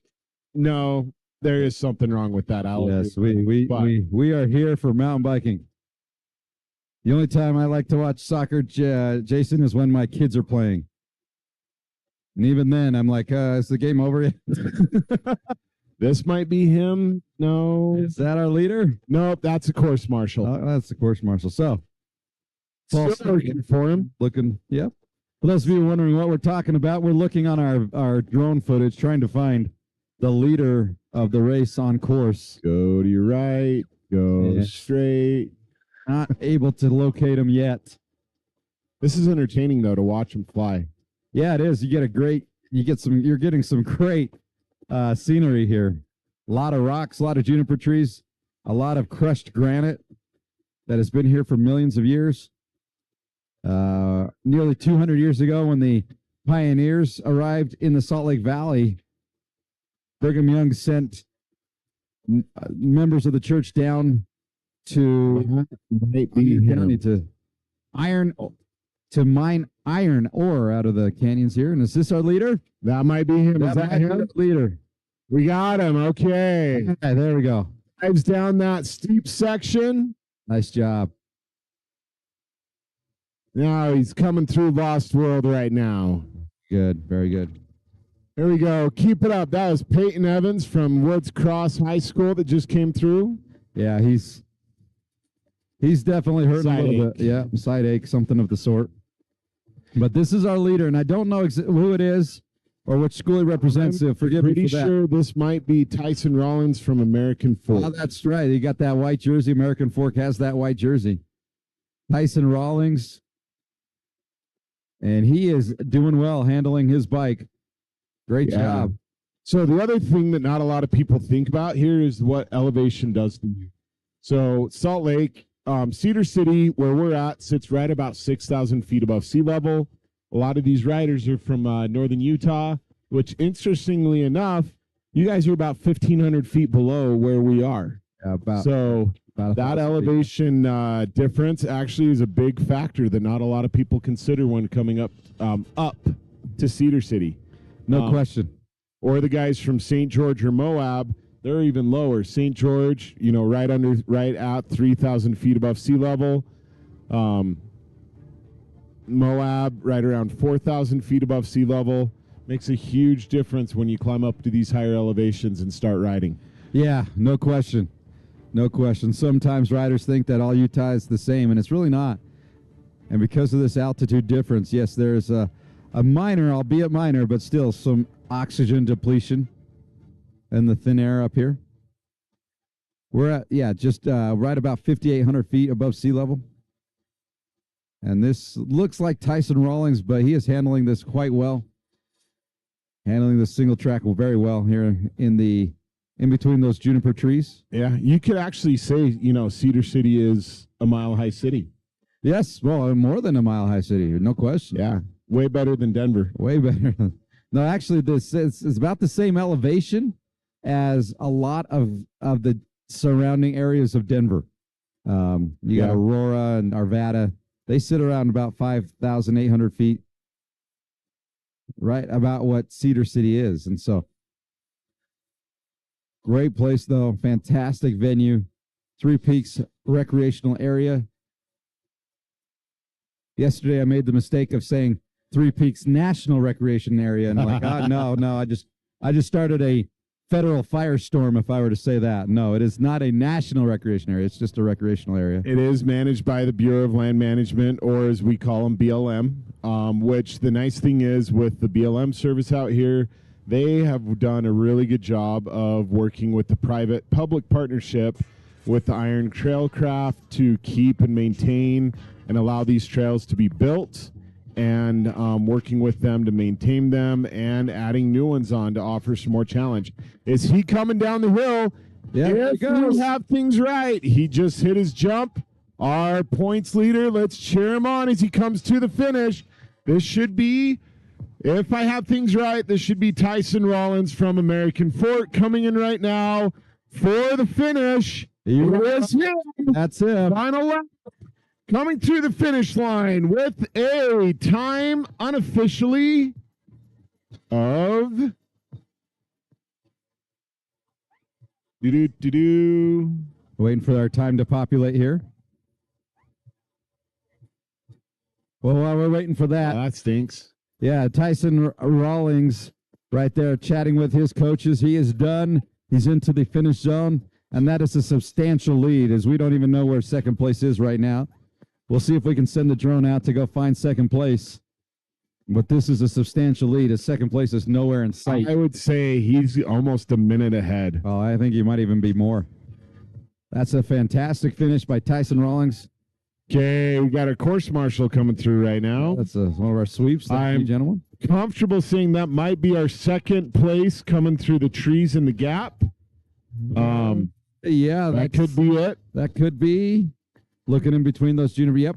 Actually, there's several. There's 203, 3 riders now that I just saw briefly as they poked their heads in between a couple of trees there. And I think we've got them. Is this them? That could be them. I think it is. It probably is.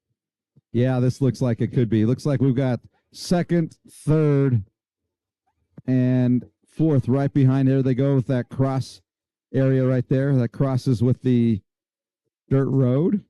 And, yep, there are the fans. There they are.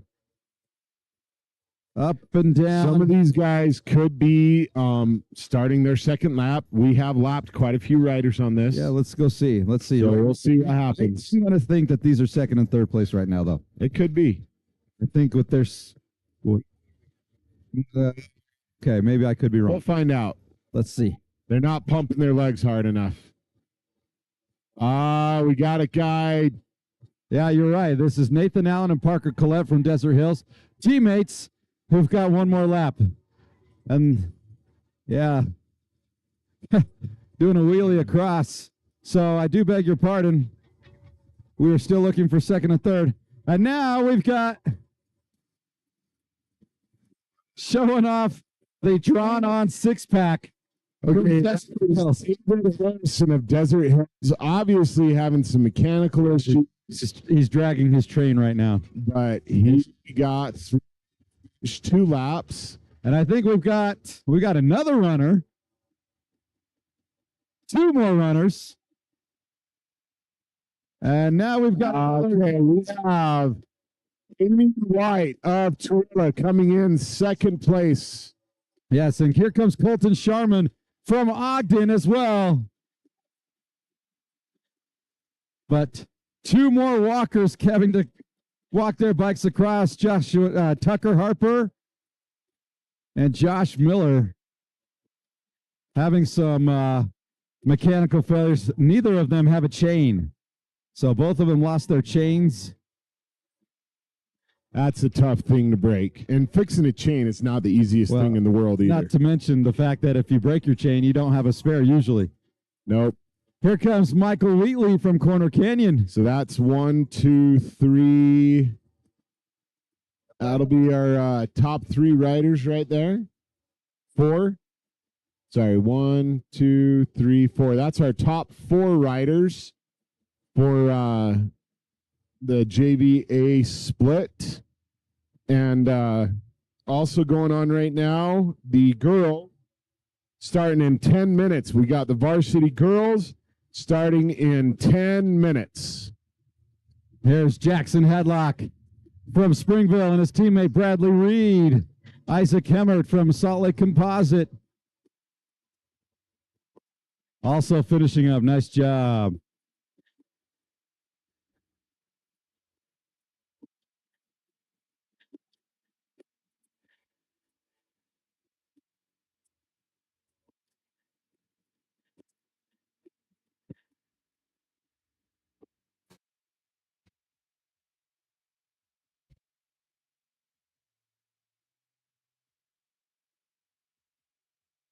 Look at this push.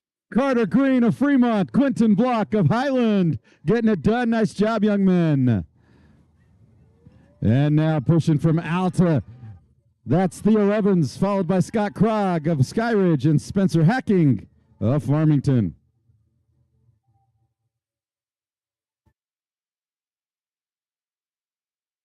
James Royal from Skyview, also in there. Nice job, young man.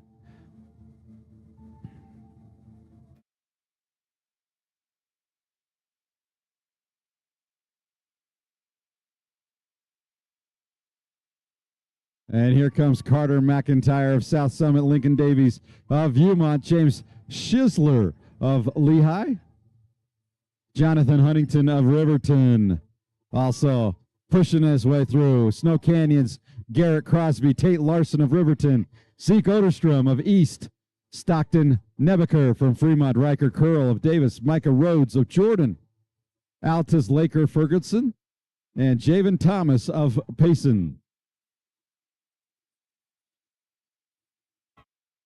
From Wasatch, J.J. Howell, Caleb Morris from Woods Cross, who unzipped it and ripped it. Nice job, young man. Unzip it and rip it means you unzip your jersey and then you rip it. You go fast, just like these guys coming into the finish line, sprinting up out of the saddle. You've got Connor Thomas of Manti, Weavers, Crew Phelps, Luke Cahoon of Salem Hills, Jack Pugh of Corner Canyon, and David Klinger of Layton. And this rider now is Burt Garrett of Alta. Farmington's William Christick. Nice job, young man.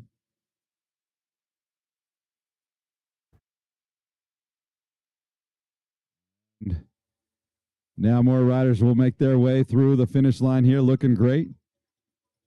You got Cedar Valley's Jonah Bush, Easton Middaugh from Lone Peak.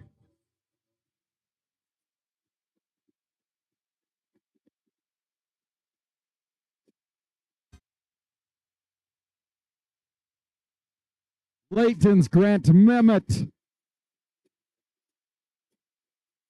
Timpanogos has Seth Peterson coming through right now, including Cole Wade of Fremont. And now we'll start to get the remainder of our JVA boys. All JVA boys will be finishing on this lap, I do believe. From North Davis, that's Cameron Larson, Parker Douglas from Alta. From Snow Canyon, here comes David Gunn. Matching helmet to matching kit. Nice job, David. All right, our varsity girls are at the start gate. They're about to get sent off here.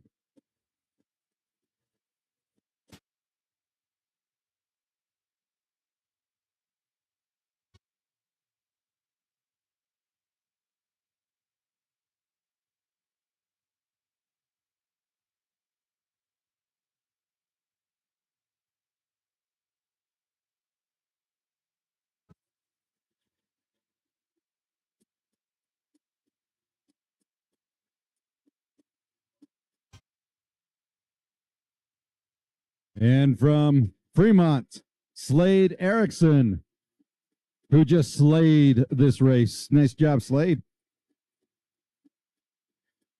Farmington's Andrew Butterfield now makes his way. We've also have Mitchell Mortensen from Snow Canyon and Robbie Zaba from Skyline. Orem's Bales Black makes his way across the finish line for the last time this season. Fremont's Devin Harris. And Jack Carter from Lehigh. Nice job, Jack. Here with the Utah High School Cycling League. A shout out to our friends at Trek. NICA's #1 sponsor nationwide and a proud sponsor of the Utah League. So Trek Cycle Bicycles. Visit trek.com for more information. And see what you can do there on visit our homepage. See what discount you get from Trek. Jack Nixon of Orem, Van Ellis of Timpview, Keaton Erickson of Pleasant Grove, David Bullock of Timpview, Austin Black of Farmington, all coming across the finish line. Okay, we got 5 minutes, and the varsity girls are going to be kicking off at 2:15. Just under 5 minutes, the varsity girls will be taking their ride. There's Tyler Cedar. He's from Mountain Ridge, home of the Sentinels.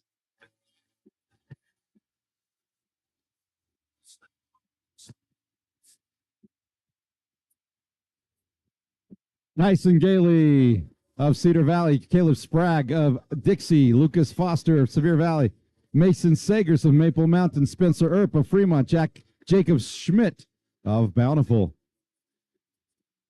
And we've got ourselves another member of the Three Peaks Biathlon Club.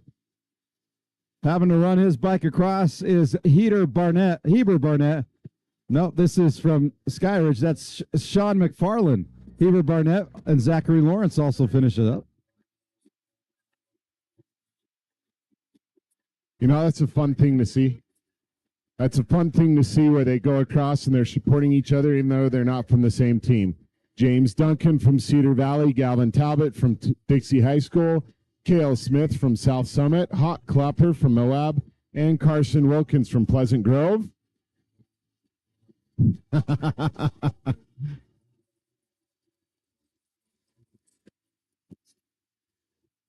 Edison Taylor from Bingham High School. So those are the finish line. You may have seen the Moab and the Pleasant Grove High School riders do paper, rock, scissors to see who finishes first.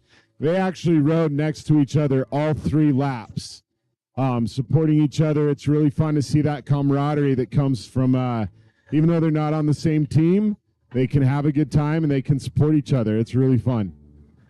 Colin Delasis from Alta, Jacob Daniels from Lopie High School, Ethan Rohn from Davis High School, Perrin Evans from Skyview High School, McKay Jensen from Westlake, Zach Payne from Skyline.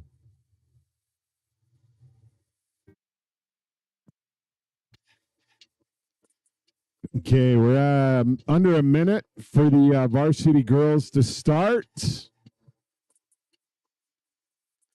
About a minute, and the varsity girls are going to be kicking off. And the varsity girls are going to ride 3 laps. Colin Craig from Spanish Fork High School coming across right now.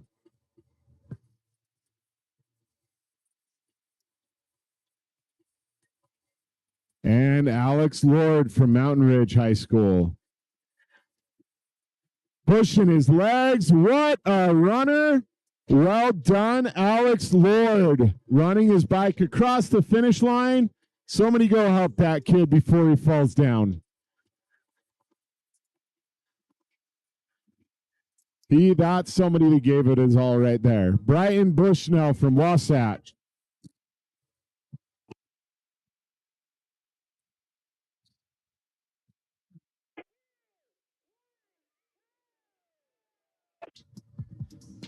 Okay, that is the varsity girls starting. Well done. Let's go, varsity girls. This is going to be a very competitive race with the top riders from all over the state. Coming across the finish line right now, that was Cale Barton, Riker Olson, Blake McCoy, Sam Chilcote, Connolly Gale, Zach Dudson, Jameson Rich, Jackson Mueller, Bryce Warner, Easton Knutson.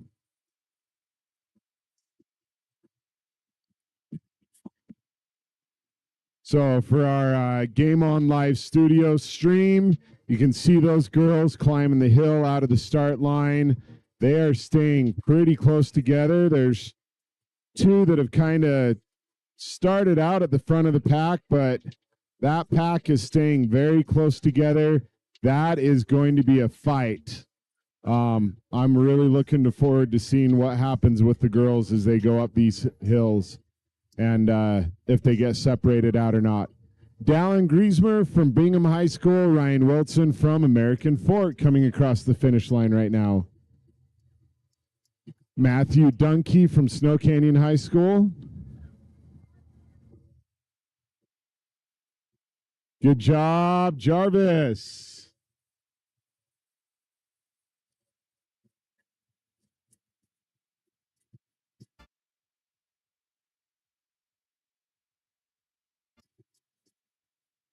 Jake Davidson, Benjamin Monson, and Sire Murdoch just coming across the finish line.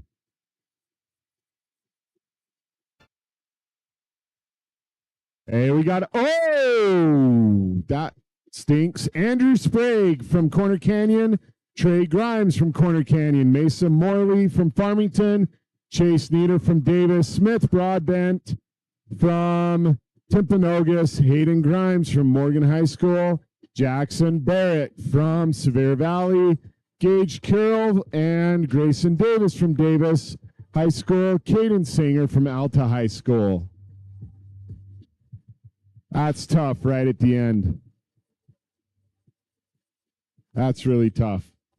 Okay, the girls are passing the what I call the railroad ties in the middle of the road and still staying pretty grouped together. There's two that are still in the front, seem to be leading the pack, but they're that pack is staying pretty close together for those girl riders, varsity girls that are on the course right now.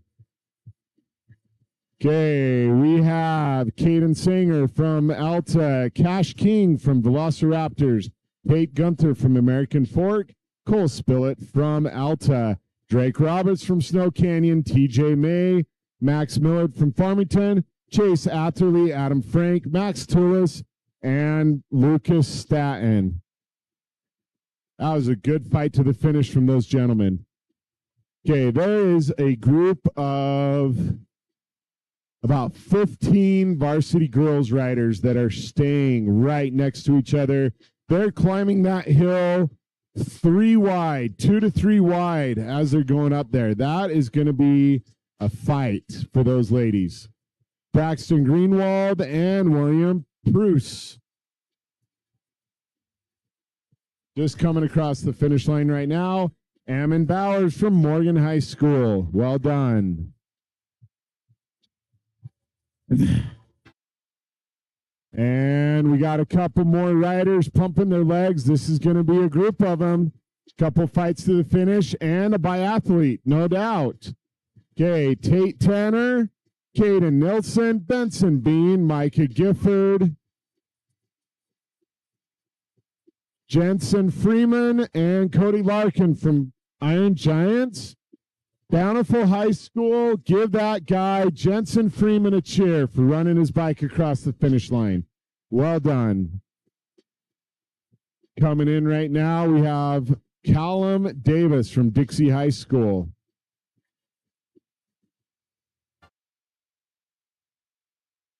Those girls are going through the technical section on one of those uphills. Right here, you can either go wide and go around and not hit the rocks, or you can go straight. I've seen riders do both in this section, but it looks like most of the girls chose to just plow straight through, and a couple of them are trying to cut that corner, but there's still about 10, 11 of them that are staying really close together in that pack. Yeah, there's definitely an attempt to get a gap here as they turn onto this road. Look at the speed from these varsity girls. My goodness. But yes, as you can see that pace line there from our Game On Live studio footage from our drone. Yeah, definitely about a 11-person breakaway there. Okay, we got Carter Ricks from Corner Canyon and Ryan Lefevre from Bountiful, Jacob Ahrens from Cotton Crest, Henry Atkin from Corner Canyon, and Anderson Branch from Desert Hills High School. Nice job, young men. So Cotton Crest is a combination of Cottonwood High School and Hillcrest High School composite team. Good fight to the finish there. Caden Fowler and Nathan Fernley and Guy Hinman. You know, and that's Joshua Paranavia from Olympus. Nice job. And Jackson Wright from Pineview, Brooks Bybee from Morgan, Parker Chung from Highland. You know what I really think is going to start the separation for this group of girls? Varsity girls is obviously they're staying right, nose to tail as they go through this single track. Those 11 know what they can do. They know their speed they can maintain. I think it's going to come down to the climb. That's where if one or two of those riders lose their footing and they can't keep it going on up the hill, that's where that separation is going to start out. Gotcha, yes. Riker Broomhead from Manti, Charles Lawrence from Olympus, Aiden Frank from Harriman, and Thomas Dahl from American Fork. A whole bunch of riders entering into the Three Peaks Biathlon Club. Parker Chang from Corner Canyon. There has been an enormous amount of bikers having to run their bikes across due to mechanicals. And it really comes down to either a chain or a flat tire, and a lot of it's happening on that Orange Fork section where there's a lot of tighter knobby tires, or tighter rocks that are they're just not forgiving. We'll just put it that way. They're not forgiving. You have Race Rivera from Fremont finishing up, Isaac Tuckett from East, Josh Jackson from Skyline, Chase Burton from Viewmont, and Adam Simbrowski from Corner Canyon. Okay, those girls are on the first section of Lucifer's Hill, heading up. Got a little drone footage freeze here, but they are really starting that first climb, picking the right-hand side to start their ascent, and heading up that hill. This will be the section that really tells if one of them loses it. The way they're nose to tail right there. If one of them loses it, that's going to just do a ripple effect with the rest of them as they go. There they go. Okay, that was Daniel Bonner from East, Hank Price Hoosh from Bountiful, and Mark Statham from Orem High School. Nice job. Jackson Peterson from Mountain Ridge, Bridger Adams from Pleasant Grove, Ammon Jackman from Moab High School. Spencer Freeburn from Farmington.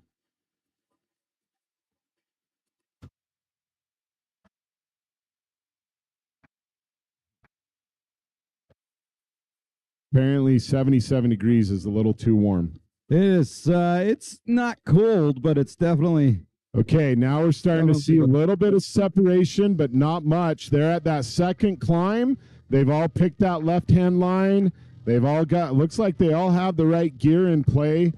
And at least those top 11. Yeah, there's still 11, 12 of those riders, varsity girls, climbing up that hill. and they're all making that ascent supercharged and powering on into the single track section. None of them had to put a foot down so far. They're staying pretty close to each other. That's going to be a fight.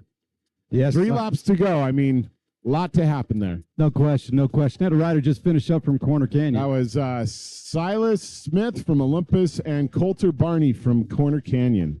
Perfect. Perfect. You can see now we've got a two-person breakaway there. These 2 girls are up at the front. And so that hill, like you mentioned, was definitely part of the separation process. So now I don't know who they are. You have 6 white jerseys, 6 white leaders jerseys, I should clarify. Yep. And here they come. This whole section is all uphill, though. You can't tell it from the way the camera angle is, but this is still a climb. It's single track, so there's no real passing opportunities. But until you get to this S curve up here, this is still all almost uphill constantly the entire time. So you got this technical section with the rocks right here, and then you go through the S curve, and it's a climb straight up to the top. They just breeze through that. Yeah, look at them go. So I've had a chance to call Region 4 as 2 more riders now finish up. Thomas Snow and Bryce Taylor. Well done, young man. I had a chance to call Region 4, and Anna Briggs of Mountain Ridge won. Oh, one put her foot down. Yeah. Both of them put their foot down. See, that's what's happening right there. Is it's loose, it's slick. They lose their line. They get hit by a rock. They get stuck on a rock. They lose their footing, and now they're walking their bikes through that S curve. That's going to allow the riders behind them to catch up. It's going to keep them more bunched up like that. Yes, no question. No question. That was Miles Uresk from Velociraptors. Yeah, from Vernal. Nice job, young man. Easton Adamson from Corner Canyon. Well done, Easton. Well, one of the things about this is when you put your foot down, and you're up in the front, that sends a kind of a shockwave through the other riders. Yeah. And you're not able to kind of surpass that. And once you stop on a hill like that, you can't restart. Okay, now we're starting to go down $10. They're really starting to get their speed. This is where things are going to start to stretch out a little bit. This is also an area where if you were a little bit slower on the uphill, you can catch up. Yeah, no question. And this is where descending ability and technical handling will come into play on this downhill section here. But it looks like one of the riders is pulling away slightly. Yeah.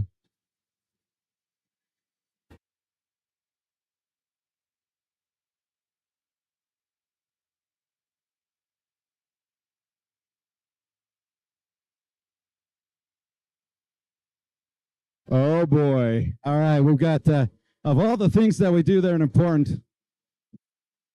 Oh, okay, so all the things that we do that are important, calling out these names. We'll try and get you as many names as we can. If we mispronounce a name, we do apologize, but we will do our best.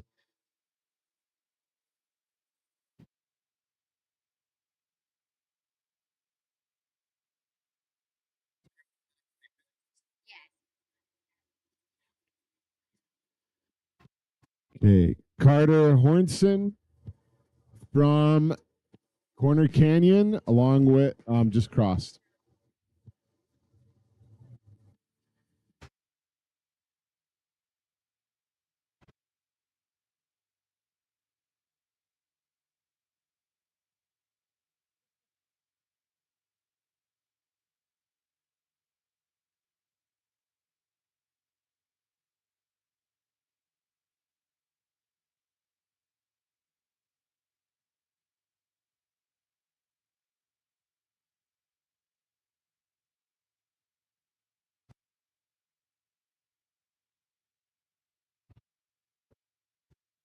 Okay, it looks like our leaders for the varsity girls are on Big Hole Loop, heading down the hill, not quite to Orange Forks yet, but moving along quite well. Got a little bit of separation between them, but not by much.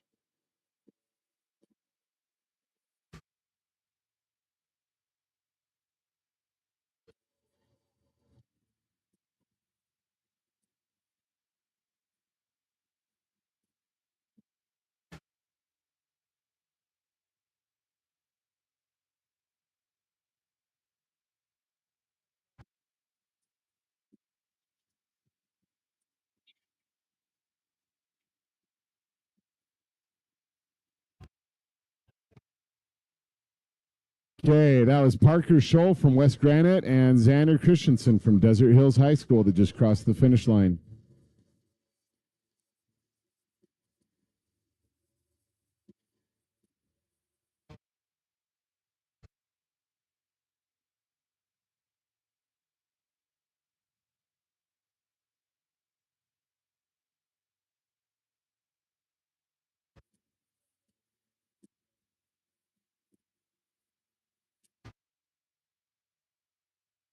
Those are guys just riding on the course to go out and cheer.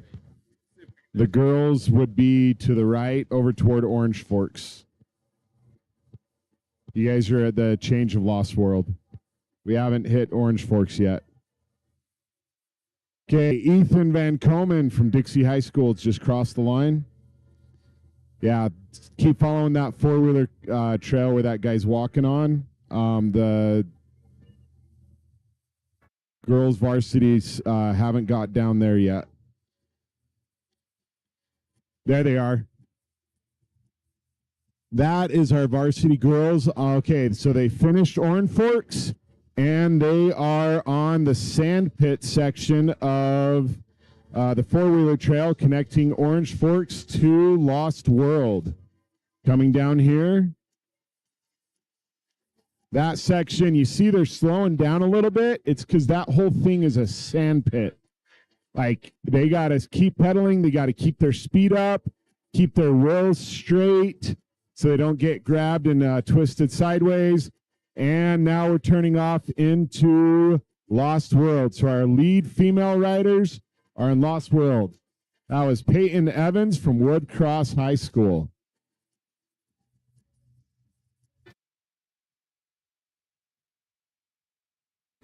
Hey, Peyton, you had a request, so this is for you. Peyton Evans from Woodcross High School. Okay, here's your request, Peyton.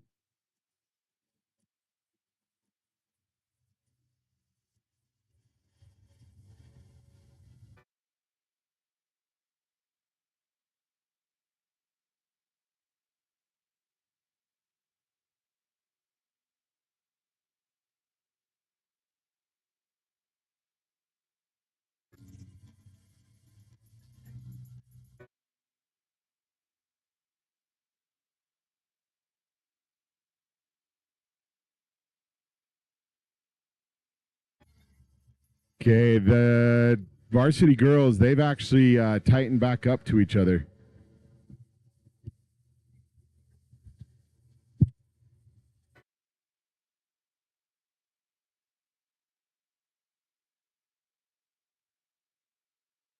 So we have three varsity girls pretty close to each other going through Lost World. They're flying by pretty fast.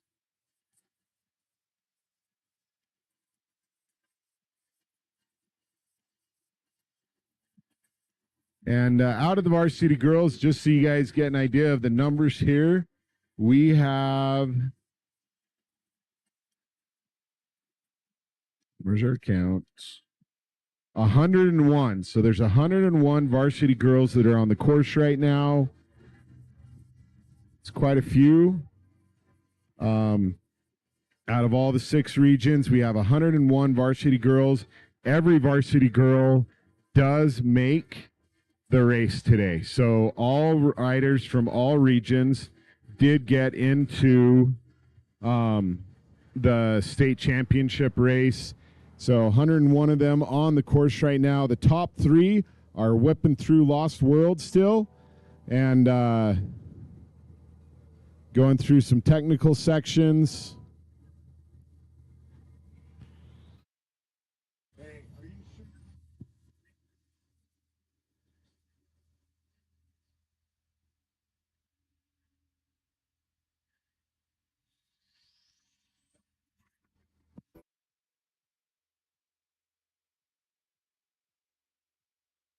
That one?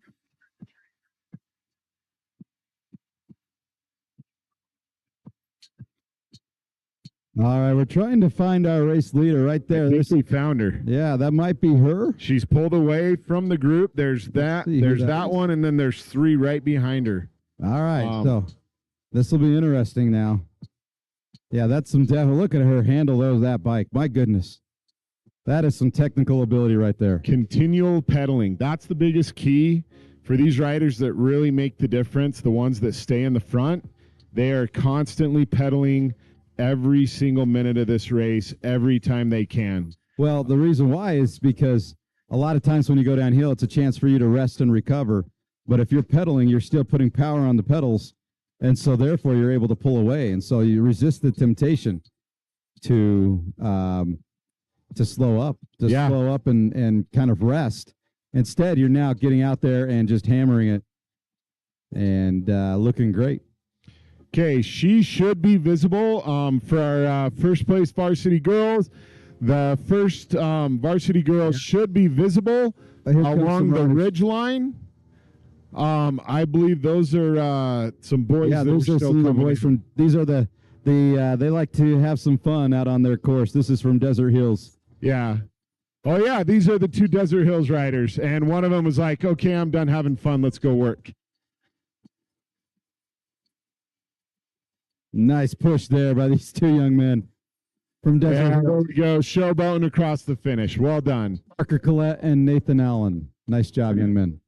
All right. Oh, we got ourselves another member of the Three Peaks Biathlon Club. Another runner. Yep, our top varsity girls just came through the gap in the trees and are coming down to Sign Row. Our lead girl just is coming through Sign Row and hitting the jump right now. There she goes. And coming across. Let's see who this is. Yeah, we'll get you some names here. Again, they are doing 3 laps, so they've got 2 more. Okay, the second, third, and fourth place girls are coming down Sign Row right now. By the way, second and third. In case you're wondering, this time is sub 22 minutes. But this is Elizabeth Knight from Moab. Nice job, Elizabeth. Sub 22 minutes for that lap time. She's got 2 more. And now we've got 2 more riders giving chase to Elizabeth. This is Brynley Agard and Lily Tridle. Brynley's from Lone Peak and Lily's from Dixie. There you go, young lady. Okay, so Elizabeth Knight did a 21:54 second lap. The other two, Lily Tridle and Bryn Agard, did 22 minute 11 second laps. Lucy Hillstrom, Abigail Pruin, Kaya Patterson are all in there as well. And you see a whole bunch of leaders jerseys here because these are the region leaders.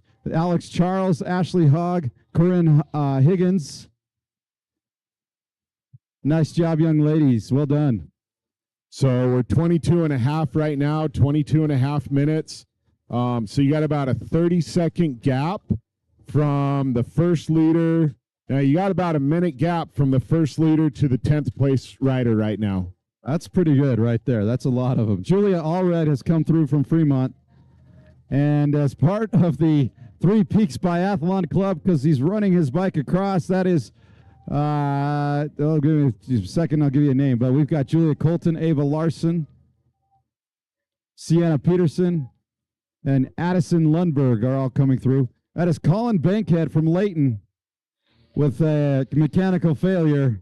But give him a round of applause. Nice job, Colin.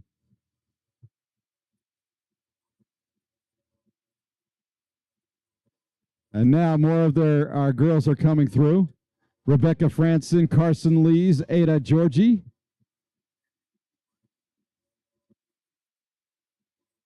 That was South Summit, West High School, Lone Peak. You got a smattering of girls being represented all over the state from here. It's Lauren Bigelow from Park City, Helen Archibald from Skyline, Anna Briggs from Mountain Ridge High School coming through. That's Remy Smith from Westlake High School, Cameron Bager from Skyline High School. I mean, you got riders from north and south all in that top bunch of 15 riders coming through. Here comes Hallie Britton from Davis. So now we're about our top 20 girls have come through right now out of 100. Well done, young ladies. But yeah, you've seen quite a few leaders jerseys. Elizabeth Knight with the lead. She's out of Moab. Here comes Brynley Snar out of Harriman. As well, you've got Carly Erickson out of Bountiful. Park City's Anna Potter, Annie Lowe from Springville, Amelia Sogard from Highland, Ellie Anderton, Aspen Hymas from Harriman. She won the race 2 weeks ago in Butterfield. Lydia Adams, Brooklyn Schallenberger from Corner Canyon. Isabel Blackburn, Charlie Quayle, Aiden Anderson, Sadie Holm, Megan Anderson, one of my students, India Jackson, Hannah Remington, Lucy Gibson. That's a mouthful. There's a lot of girls in that right there. Coming up right now, we have Maggie Lindquist from Wasatch. Nice job, Maggie. Keep it going. Keep it going.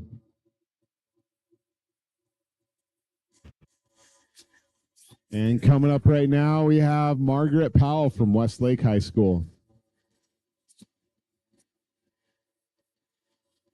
Gwen Tuttle, Mikkel Malo, Talise Larsh from Park City is also coming through. These are incredible times. I mean, these are all region podium times. Absolutely.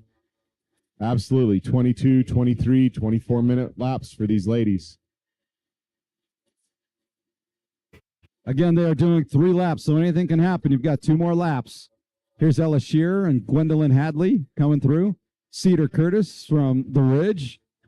Nice job, Cedar. She's been a spectacular rider all year. Pepper from Lone Peak and Brooklyn Bailey from Corner Canyon just coming across.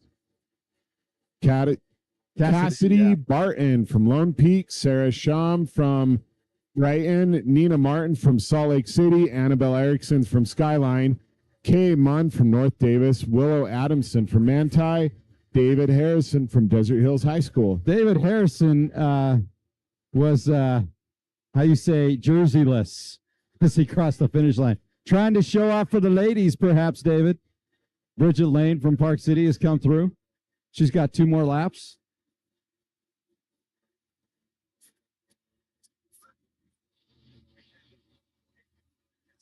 Zazie Collard from Corner Canyon and her teammate Alyssa Meadows. And Bridget Lane, already called that one. Lacey Munns from Box Elder, Avery Weston from Corner Canyon, Sarah from Lone Peak, and Ashley Brixby from Copper Hills. And it looks like we got a Snow Canyon rider coming up right now. Marissa Purdy, along with Emma Shepard from Davis High School. That's Mariposa Purdy. Nice job, Mariposa.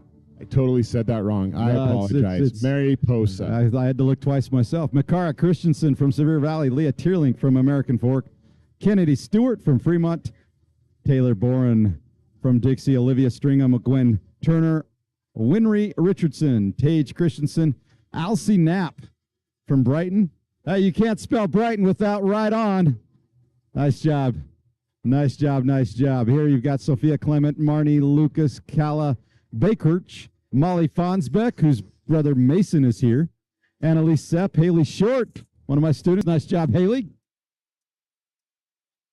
From watching the drone footage, it looks like the leaders for the varsity girls are still on the long road climb. Haven't quite got to the race course, Three Peaks race course loop yet, but they are still powering through that climb. The leader is getting a little bit of distance, but there's 3 riders that are chasing her pretty close. You got Ellie Jackson, Addie Millett, Kate Gotterman, Caitlin Ellis, Brooklyn Bourne, Heidi Parr have all come through, starting for lap number 2. In here, Sophie Bath, Esme Haddon, Ashley Prime, Katie Peanut Hall from Cedar, Aline Harrison, Marissa Jackson.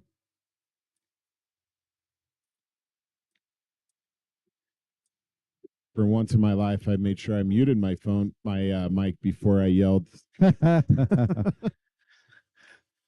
So a bunch more riders, and now we've got, looks like this is a Marshall, I do believe, but also approaching from American Fork, there's Cameron Peterson. Nice job, Cameron. And Sada Skeen from Desert Hills High School. Nice job. That's the roving medic. He rides around, makes sure everyone's okay. Here's Kai Siemens from Mountain Ridge.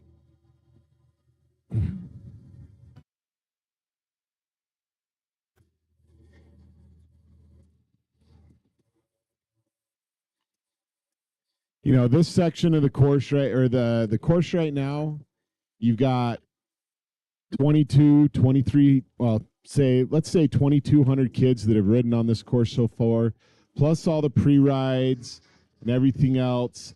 Right now, this course, anywhere that was sandy, it's now just a sand pit. It's now challenging these riders. These riders are having to focus hard and really put in the pace to be able to get through these sections. Looks like our lead rider is about to go onto the single track. Yes, she is on the single track for the lead rider varsity girls. And number 2, 3, and 4 are about, I'd say, 15 seconds is what I'm being 15 told. seconds off. Pace right behind her, though. That is pretty darn close. They're keeping her in within check, striking distance. They are not letting her get away. In the cycling world, it is often a tactic that will be used by someone to actually let someone off the front. And the phrase we'll use is let them fry themselves. In other words, let them work really hard and let them get tired, and then you surpass them on the last lap. I don't know that that's what's going on here. Another Lehigh rider is Alyssa Gunnell. Emma Rowan has also started out her second lap as well. Again, varsity girls, I apologize, Jason. Varsity girls doing 3 laps. Yep, 3 laps. Knowing Elizabeth Knight, so I've announced and been the course marshal for Region 6, where she's in for 4 races. She is going to be hard to beat. It's going to be hard to beat. Yes, I'm excited to see how this is. Again, this course is different than a lot of what a lot of these racers have experienced. This has a little bit more techie stuff. It's got some more of the loose rocks and sand is an equalizer. It doesn't care who you are. If you're on a bike, it can stop you.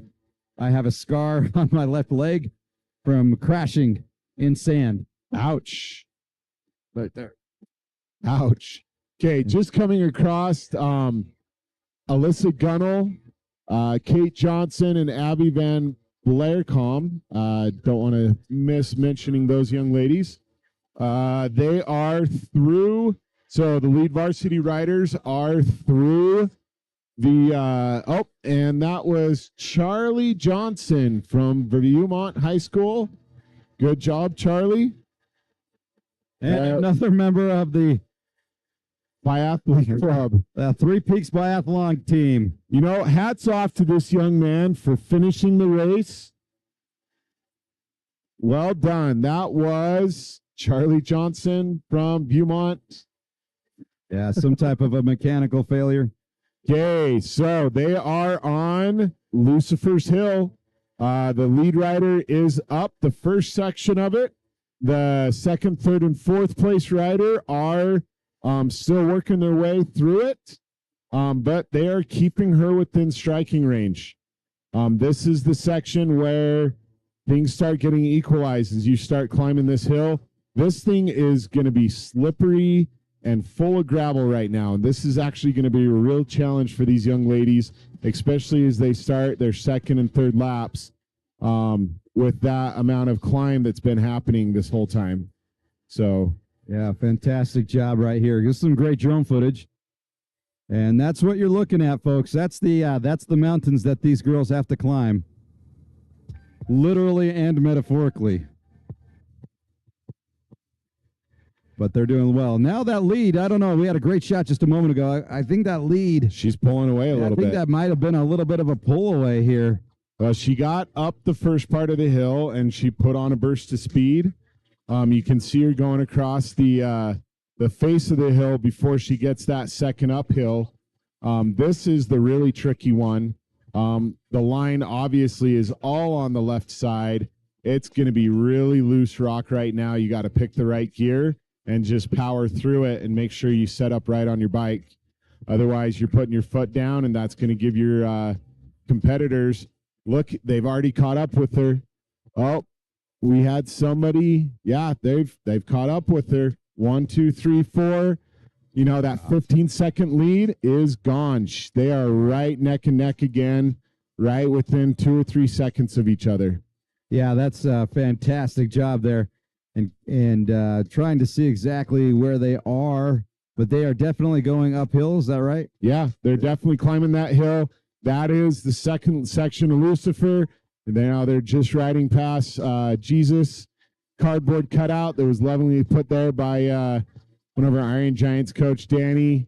He's got a great sense of humor. Yeah, that is. I mean, all religion aside, that's pretty funny. That is pretty funny. Yeah. Well, we want to be. They just went right past Jesus, is what I'm told. So we want to be all inclusive. We want to make sure no one feels excluded.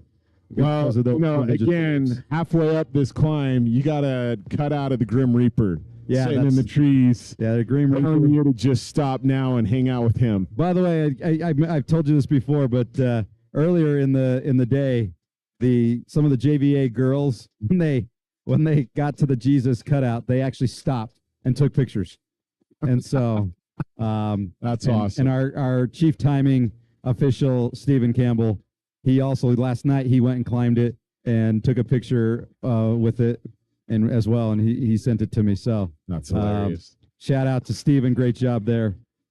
Okay, you can see the couple more of the varsity girls are climbing that hill. These are not the leaders. The leaders are already past this point. The leaders right now are actually probably up at the S curve, just about to finish their climb. Straight ahead on top of that hill. It's a bit of an uphill. To your right, video guys. Just panning right, looking for them. They should be somewhere over there. Anyways. Yep, there we go. Right at the top of the hill. You can see them climbing through that S curve. They just got through it. Now they're starting the downhill into the $10 section right before joining Big Hole Loop. So you get a good view. Those girls, there was a 15-second lead difference between the start and the second place person, and they've closed that gap. They're all pretty close to each other again. Again, tell us, Jason, why is it called $10 Hill? Because you either can't pay me $10 to go up it, or they spent about $10 on the trail development because that thing is just full of rocks. Yes, it is downhill. But most of the training that a lot of these teams, Iron Giants and stuff that come up here, they're riding up that thing constantly as part of their practices because it is a constant climb. It's challenging. You got some curves. You got some rocks that you got to climb over. It's definitely one that will challenge you. But going downhill, it's fun. It's flowy. It is gonna. It just adds to the speed. And if you're a competent and confident rider, this is where you're going to make up time, or you're going to separate yourself from the competition, which that looks like what's happening right now is that gap between first and second place is spread out. Second to third place is spread out. Definitely the confident riders going down those hills, they're using this section. The heat is starting to become a factor. Again, these riders, they're out in mid 70 degrees, and there is a little bit of a breeze, but not much. And so they're going to be out there exposed. There's not a lot of shade. There's a little bit of shade when you go in between those juniper trees, but it's not prolonged shade that can allow your body temperature to cool off just a hair. But so the sun and the heat will be a factor. Even though it's not blistering hot like it has been this summer, it's still fairly warm.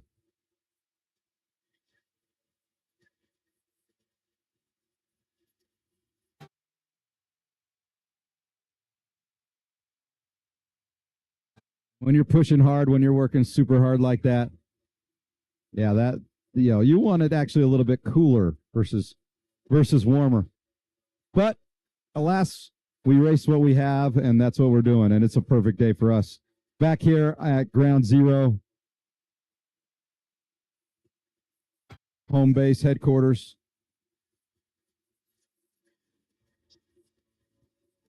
As we approach the 3 o'clock hour, we're about 40 minutes away from the start of the varsity boys. They have two splits. Split 1, 335. Split 2, 340, as you see there on your screen for those watching on our Game On Live Studio live stream. That's actually impressive. those girls, they're on Orange Forks now. They've finished the big hole loop. They are starting to head down. Our leader just turned on to Orange Forks. Second, third, and fourth, they're still keeping her within striking distance. I want to say 15 seconds or less difference between where the race leader is and where second, third, and fourth place are. Second, third, and fourth, there's maybe a second or two between them. So really, really staying close to each other, really keeping her within striking distance. But those second, third, and fourth riders, they're really fighting to keep that pace up and really staying close to each other. Yeah, it's about a 15-second gap right now. Okay, so we're going through Orange Forks. For those that are watching the feed, we're watching Orange Forks, we're driving through the Orange Forks section of the course. It's fun and flowy section, but this is the trouble section for a lot of riders. There's a lot of chunky rocks that are sharp. They're not weathered down like other sections. This is where we see a lot of tires blowing out, is this section of the course. This is where we've had the most problems. Yeah, there's been an absolute ton of riders doing what we call joining the Three Peaks Biathlon Club because they have to run their bikes because of a flat tire or a busted chain or something of the sort. And Okay, so it looks like our leader now is on the four-wheeler trail connecting Orange Forks to Lost World. She's about a minute and a half away from coming through the finish line area. If her times hold true, maybe 2 minutes, depending on how this next section goes. But she's definitely starting to distance herself. You can see the second, third, and fourth riders right at the bottom of the screen that we're watching, trying to keep up with her, using this open section to really sprint and catch up that distance. The hardest thing about this section, there's a couple sand pits. yes.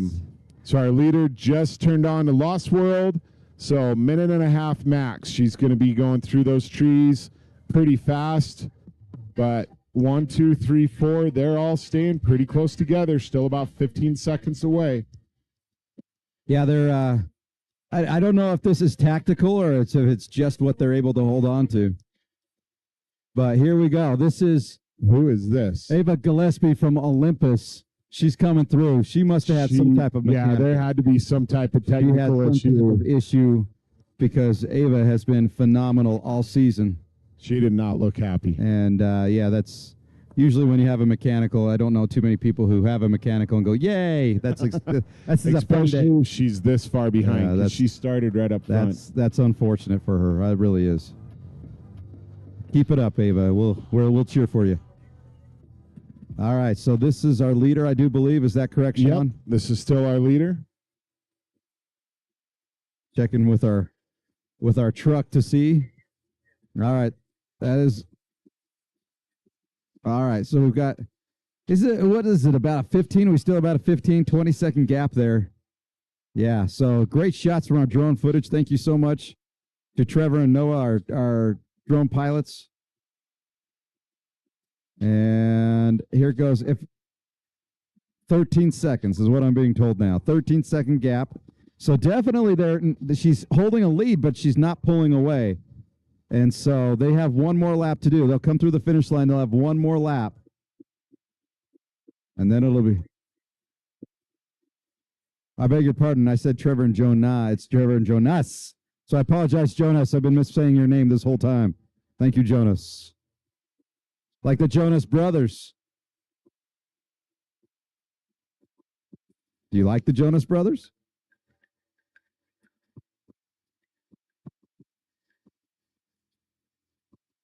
All right. Here we go. Now, our leader, there we go. Trying to find our leader. I lost our leader. She's down at the bottom of the screen. She just went under the bridge. There's another bridge. She goes around. Yep. So this trying is to keep the second place rider and the first place, but it's getting harder because they're getting that gap in the distance there. Yeah, so this is about a 15-second gap here. We'll get in an exact time here. But again, Interesting. I don't know if this is strategic or if it's just the way it's happened for second and third place. Did you just hang back a little bit, or if they just simply can't bridge the gap yet? I honestly think they're just not able to bridge that gap. I mean, they're trying to keep close to her, and they are keeping her within striking distance.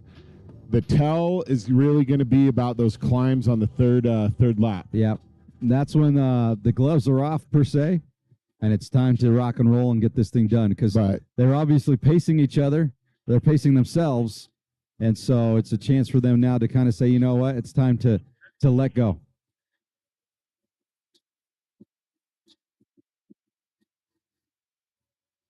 Okay. So coming up right here, our leader for the girls should be visible through the trees in just a moment. She's coming down the ridge line and heading toward the finish line. Give her about 10, 15 seconds. We should see those top 4 riders coming into view.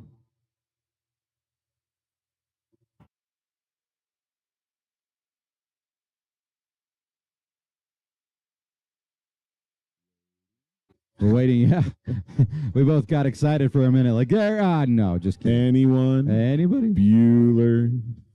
So when you come by, you have to raise your hand. That's the new rule. You have to raise your hand as you go by, so we know. That's not true. We're not creating rules here. Well, we're trying to get a good footage right now, but thank you so much to our drone pilots, Trevor and Jonas. Yep, there we go. First racer is coming through the gap. Again, remember, they will not be finishing on this lap. They'll have one more to do.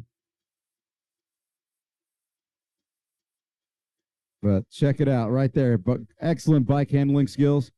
Here she comes, working her way down. There's she's going past the fans there. And here she comes. So now she's in view of the finish line. So is that her, Moab High School? Yes, it is. It is Moab. Elizabeth was her name. Yep. And here she comes. Give her a round of applause. She's got one more lap, but right now she's got a lead. This is Lily Tritle from Dixie. Oh, that's not Moab. It is Lily. Lily from Dixie making a move. Nice job. She caught her and passed her. I don't know where she passed her, but she did. Yep, here we go. We've got now giving chase is Lucy Hillstrom from Pleasant Grove and Elizabeth Knight from Moab.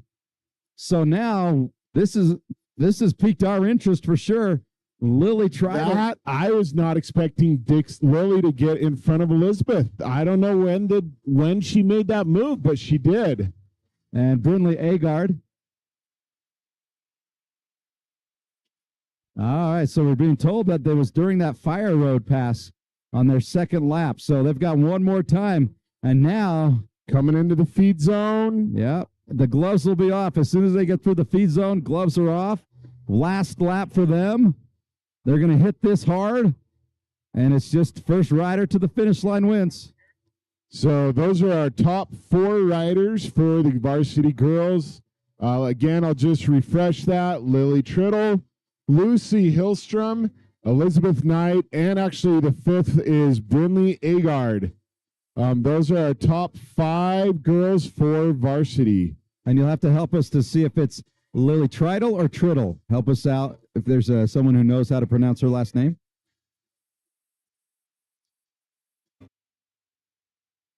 Okay, she's powering through that technical section on the Twilight Zone. That's pretty epic right there. You could film that as an instructional video. Ashley Hogue from Morgan High School coming across right now. Yes, nice job, Ashley. I'll be 1, 2. Yeah, sorry. She's our 5th. So Ashley Hogue, Alex Charles from Wasatch, and Julia Colton from Lone Peak. That's 6 and 7. Keep it up, young ladies. You're doing awesome. Yeah, these girls are doing fantastically. Now, we'll see how the remainder of this goes, but they've got one more lap. But this is our leader, Lily Tritle, right there. Okay, Abigail Prude and Addison Lundberg, both teammates from Park City High School. And right now, what we're looking at is second place is pulled away from third place. We got some fans. Julia Allred getting a good cheer from her parent support section here. Fremont High School. There she goes. Got a little fan club. And check it out. We've got drone shooting drones right here.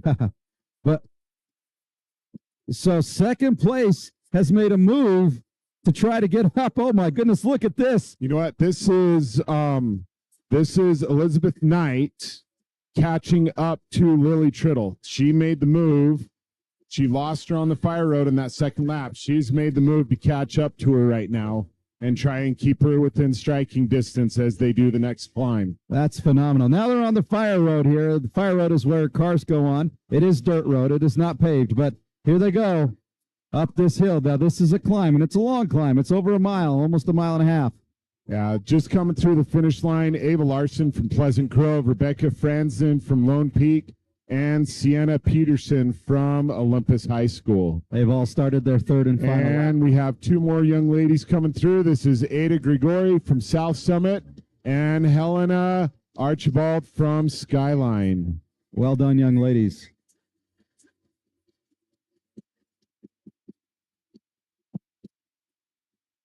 Okay, coming up right now, this is Park City High School, Lauren Bigelow. Good job, Lauren. Keep it up. You're doing great. She's got the danglers from her hair. Nice job, Lauren. So Lauren that makes 15-16. So that's our top 16 riders for varsity girls have come through. Anna Briggs and Aspen Hymas. Kind of a fun little side bit is that Aspen and Anna, they're friends, but they've been competing the whole way, this whole season. So Aspen and Anna, great job.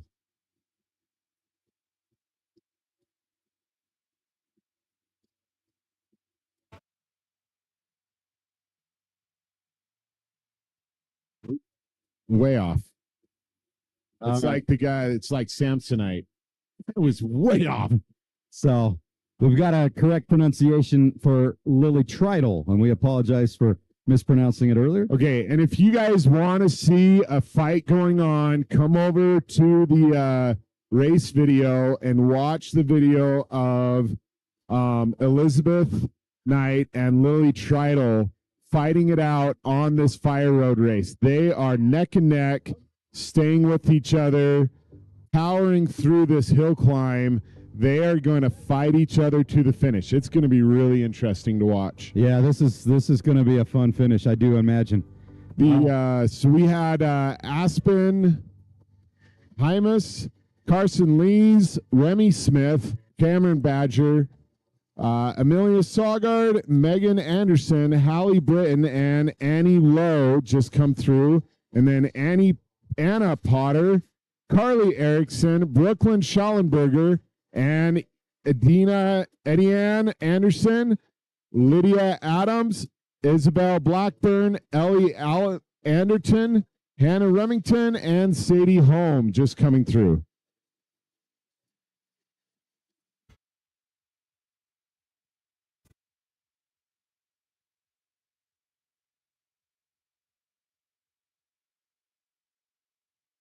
No, it looks like Moab has pulled slightly into the lead, just barely. Elizabeth has about a 1 or 2 second lead.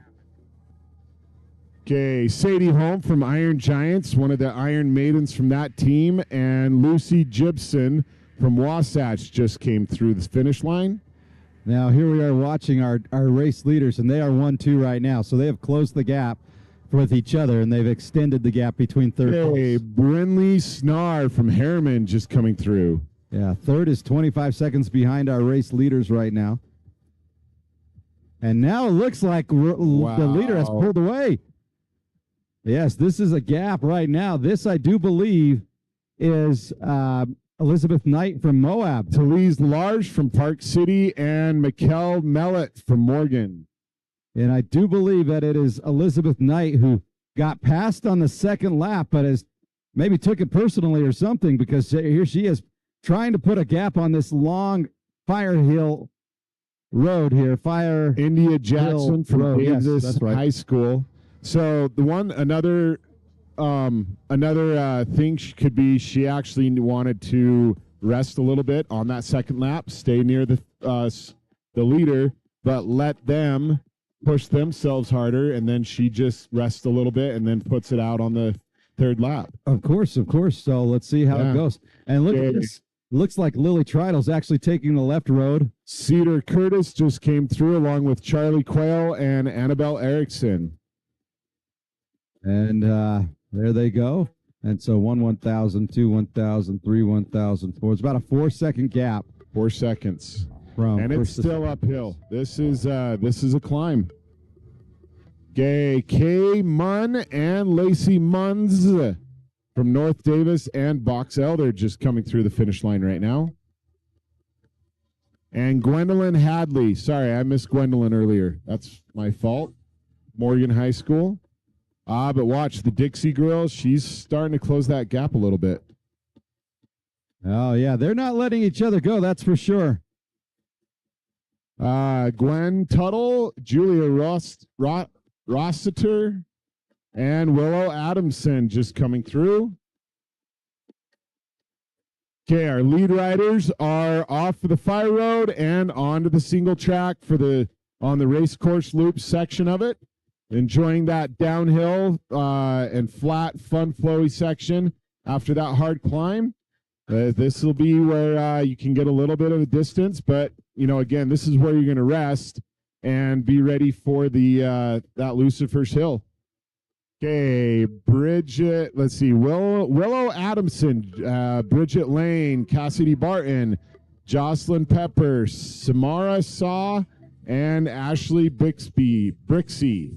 Ella Scherer from Corner Canyon.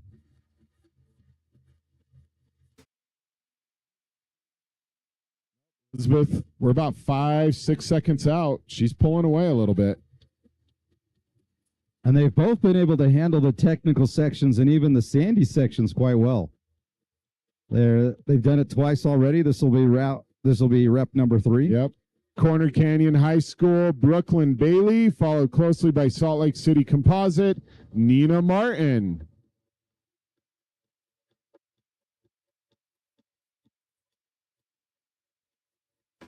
Coming up right here, another Corner Canyon, Zazie Collard. Good job, Zazie. There she goes, starting her third and final lap. Many of these riders, of course, are seniors, and so because they are seniors, this is their last NICA experience. Sarah Fromm from Lone Peak High School. Okay, the girls are, first and second place are on the first section of Lucifer's Hill. Starting their approach, picking their line. They're about 6 seconds apart from each other-ish. We'll see how the hill climb affects them. Mariposa Purdy just came across. Alyssa Meadows earlier. Olivia Stringham. Gwen Turner, both from Lehigh. Teammates riding with each other. And we got a group of 4 pretty close to each other. Sophia Clement from East. Lilia Teeterlink from American Fork. Winnery Richardson from Tooele. Kennedy Stewart from Fremont. Makara Christensen from Sevier Valley. Emma Shepard from Davis. Avery Weston from Corner Canyon. Tay Christensen from Fremont High School.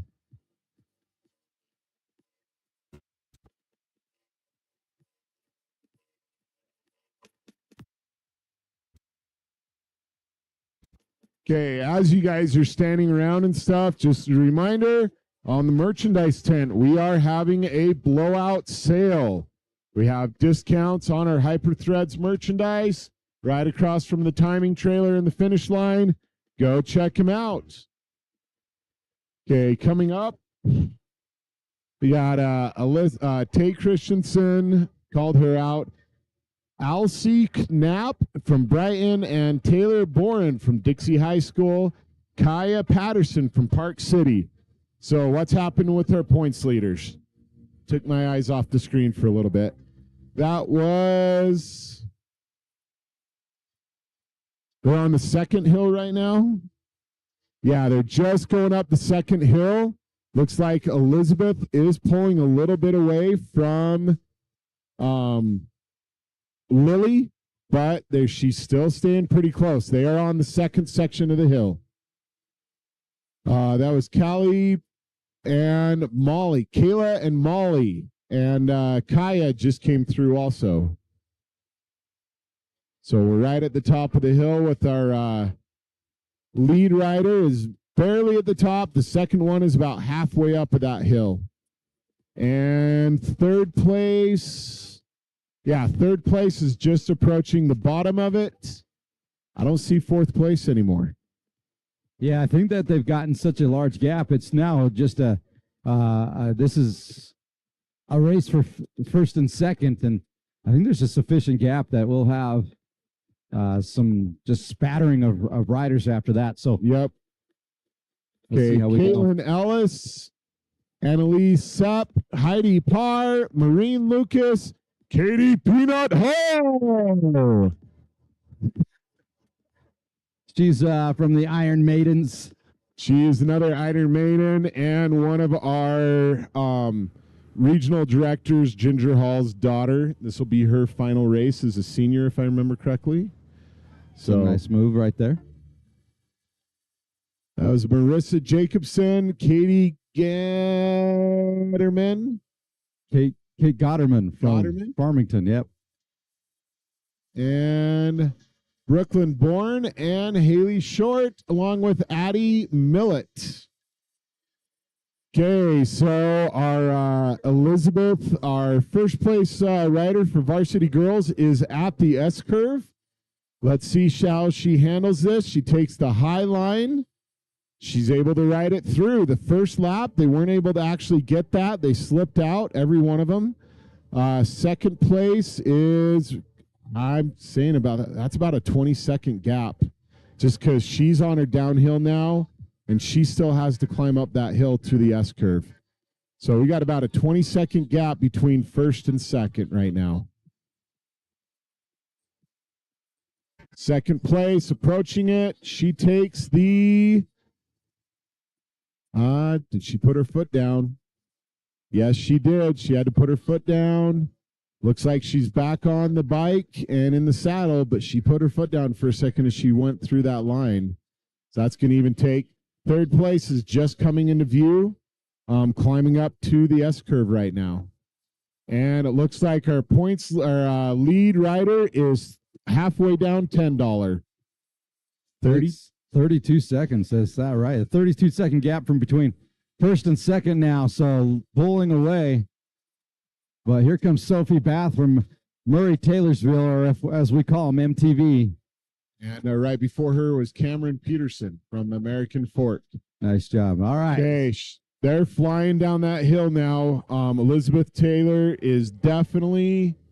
Elizabeth Knight definitely is stretching her lead out. I don't think Elizabeth Taylor is racing mountain bikes right now. I think she's still alive. I don't know. No, she's not alive, but I'll tell you what. My favorite Elizabeth Taylor movie is Taming of the Shrew, otherwise known as Kiss Me Kate. Okay. That is one of my favorite Elizabeth Taylor movies. If you haven't seen it in a while, along with all the other crap that you can watch nowadays on movies, that one is actually a really good show. Very good. Very good. I'll put it on my to-watch list. All right. You got to find it. It's been out there for a while. All right. There's our aerial footage now from the leader. It looks like she's on the big hole loop, going through the... that fun and flowy section. This is where it's all about technical, being able to keep yourself tight, roll with the flow of the trail, but really push yourself, keep that pedaling constant the whole time. That was Kai Siemens and Sadia Skazen that just came through just a little bit ago. Skeen. Seda Skeen. That's horrible. I've seen funny, too many names on the screen today. Yeah. We've literally seen over 1,000 names, so About 2,000 Yeah. actually, right? Well, we had Well, with the that's right. combined. 1,000 a day. We had over with yesterday and today combined over 2,000 racers. 2,000. That's incredible. From Davis crossing the finish line is Emma Roan. She's got one more lap. Nice job, Emma. Good job, Emma. All right, so now we're going back and looking on our drone footage, and right now just we're trying to find. I can't see her. Can you see her? She's going to be over here. That's one. And right now it's looking very scenic. I think that second, third, did they catch up? Oh my goodness! It's not a big. No. I think that's a course marshal. Oh, it might be. I'm actually pretty sure that's a course marshal. First place should be on Orange Forks now.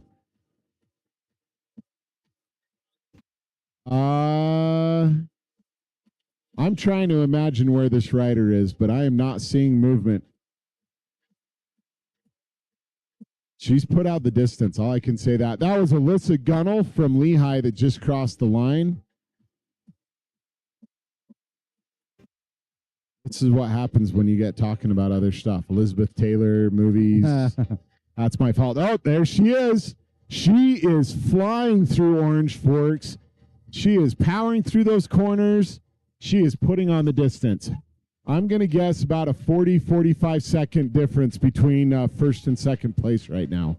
She is Elizabeth. Elizabeth is on the four-wheeler trail now, connecting Orange Forks with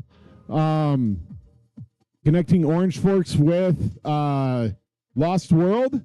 So, and second place is about halfway through Orange Forks, heading down into downhill. But the first place rider, Elizabeth, definitely, she is putting in the gap. That second lap, I really do think she was slowing things down. We've got more riders now. I don't know how Cole Bench just came across the finish line for JVA boys, but he did just finish. Abby Van Blarcom and Kate Johnson just came across. Okay, our first place rider just going into Lost World right now and heading into that technical section. And I know we're a little past this, but Varsity boys are at the staging line right now. Their start time is 3:35, so about 10 minutes from now. Varsity boys, 3:35 split 1 and 3:40 split 2. They are about to get on the course also. She is flying through that section.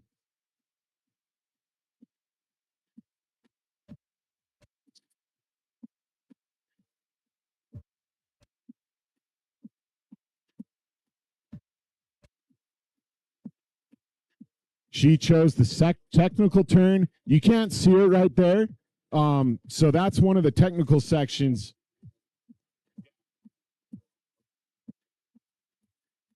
So the technical sections, you do have the A-B lines that you can take right now as varsity. You can choose to ride the technical lines.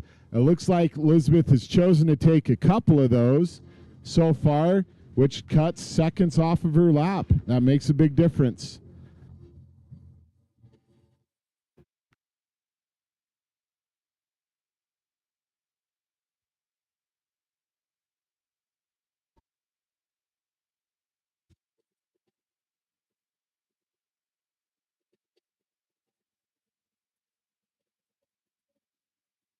Okay, this looks like our second place rider is on the Lost World also. She's a little behind, but moving right along. Lily Tuttle, really Triddle. Little Tridle. Lily Tridle. All right, so this is our first place. Those are our watching. This is our second place rider that is, so they're switching between first and second place. And there's back to first place. So this is Elizabeth Knight. She's from Moab. And look at her handle her bike going down this section right here, single track. On her wheel is Lily Tridle from Dixie. No, that's going to be a course marshal. Okay, she's not quite in view yet. This is our Look at this technical section she's going through. Just powering through that. That is impressive. Say, first place rider in about 5. Oh, I think we see her. Okay, look up on the hill to the northeast. Is that going to be 1 and 2? No, that can't be 1 and 2. Yeah, well, nope. A lot of false starts here, Jason. I don't know. Well, we're looking through the juniper trees here on the screen right now, making our way through those juniper trees, and now we're also trying to see with our own personal eyes. It might be easier to look for the drone. Here we go. Okay, 1 and 2 are pretty close. There's one of our course marshals. I see the drone. Okay, she's got to be close.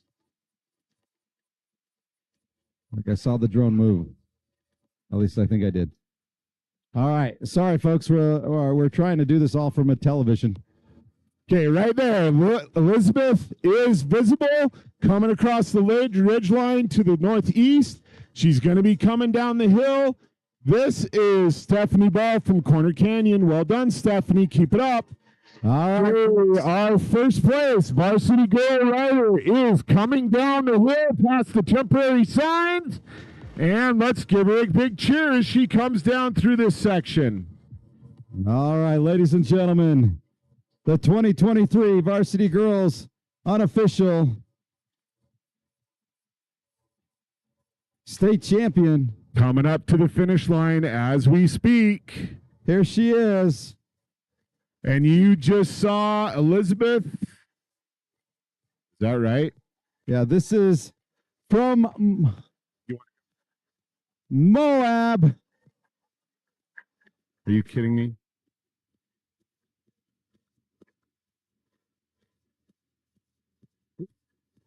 That is not. That's Ava Gillespie. She's got one more. Oh, we have been throwing it off. She had a leader's jersey on. That was Ava Gillespie. Sorry, folks. That was our fault. Ava Gillespie. Here we go. Now we've got it. Sprinting out of the saddle from Moab, Elizabeth Knight, state champion. Wow. She's fast. Okay. First lap, 21 minutes, 54 seconds. Second lap, 25:44. Third lap, 24 minutes and 29 seconds. Elizabeth, when you're done getting your chocolate milk, come on over to the finish line. We'd love to sit down and interview you. So, Elizabeth, come on over. Should be coming into view any second. Tridle. Okay, let's see her coming down.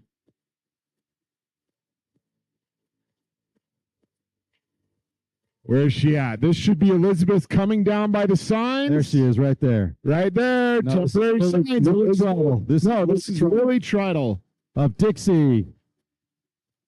So give her a round of applause. She's got herself on the podium.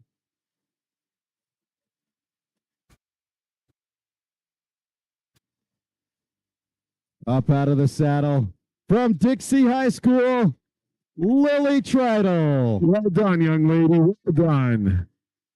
That was an amazing finish.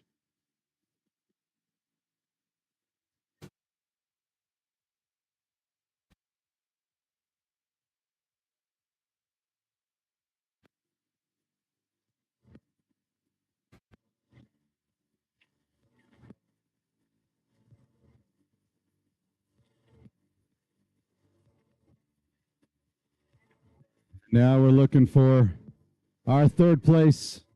And indeed, I think we have it from Lone Peak. Here is Brindley Agard. So 1, 2, and 3 are in. Every placement we give is unofficial. But great job, guys.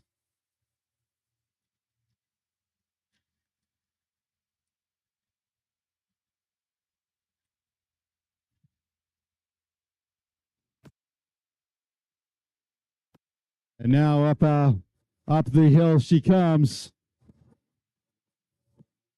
In fourth place, From Pleasant Grove, this is Lucy Hillstrom. All right, one more spot for our podium, and I believe this could be it. Sporting a leader's jersey from Morgan High School, here is Ashley Hogg.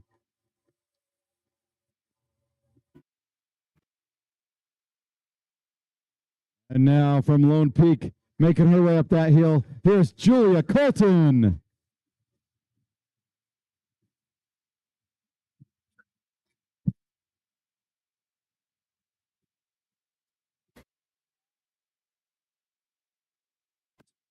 And now we've got a little break in the action. We'll hopefully get Elizabeth to come over. We'd love to sit down and chat with her and get her some airtime on an interview. Our varsity girls champion. Every placement we tell you is unofficial. All right, two riders now making their way. You're going to see them battle here for placements. Watch them sprint. Here they come. Up out of the saddle, pushing hard toward the finish line. From Park City, that is Addison Lundberg.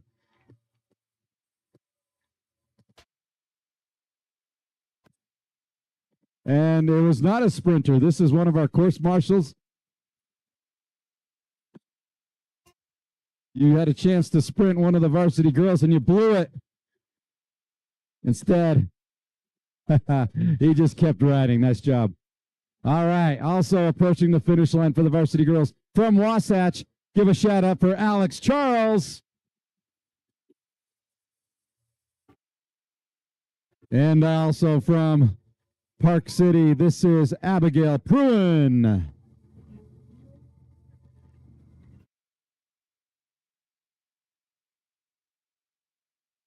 From Fremont, give a shout out for Julia Allred.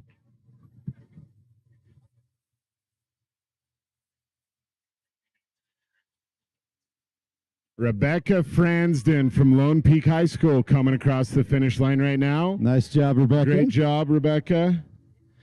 So with Rebecca, that makes our top 11 racers have come across the finish line for the varsity girls. Time split from the first. It looks like we've got a member of the Three Peaks Biathlon Club walking their bike. Before we get there, from the first racer to the 11th, there's less than 4 minutes difference there. How about Olympus's Sienna Peterson? And give a shout out for Highland High's Eddie Coleman. Also approaching the finish line, that's Ava Larson. Good job, She's at Ava. Pleasant Grove, but Eddie having to walk his bike, another mechanical failure. Oh, that looks like a tube. That's a tough break, Eddie. But good job on finishing it, man. I'm pretty sure your back wheel isn't way. That's not what it's normally supposed to be. It does not look right. Pretty sure that is the one flat tire. From South Summit, give it up for Ada Georgie. And from Skyline, Helena Archibald.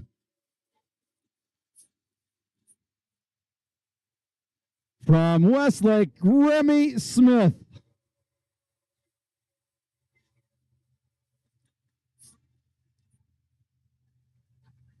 And from Mountain Ridge, one of my students, Anna Briggs. Great job, Anna. And now approaching the finish line from Harriman, give it up for Aspen Hymus. And from Salt Lake City Composite, Corinne Higgins.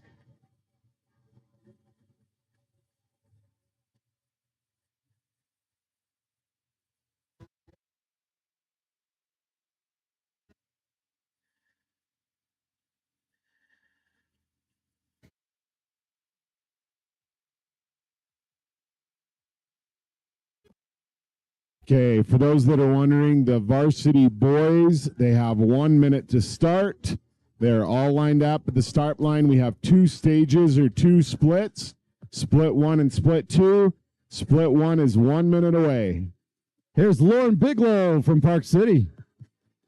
Nice job, Lauren.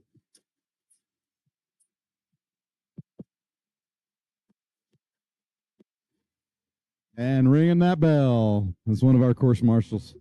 Thank you, course marshal. All right, great footage here from our varsity boys out at the starting, getting ready to get their go in 15 seconds. But before we do that is Amelia Sogard from Highland finishing up her race.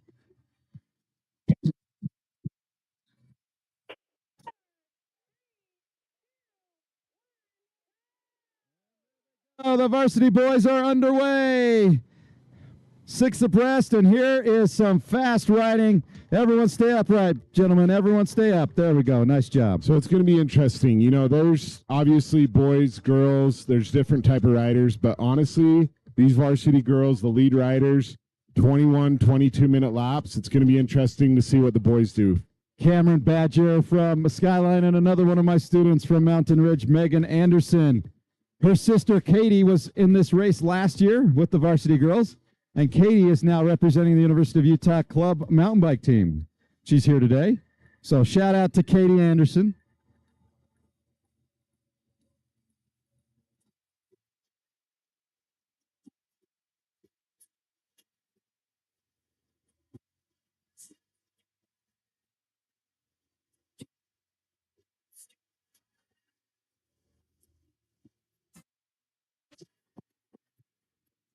All right, we're starting to watch the varsity boys. We got one leader who's up front trying to pull away. But before we get to that, here's Anna Potter from Park City.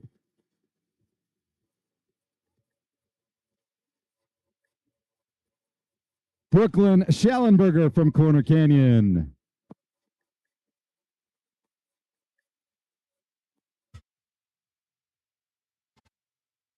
And from American Fork,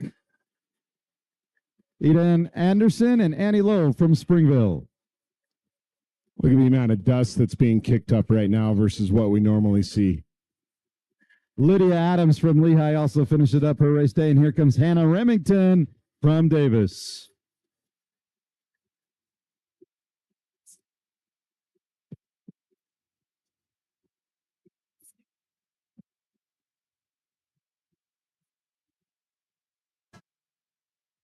All right, we're 3 minutes away from split number 2 and the very last race of our varsity boys and the very last race of the 2023 season.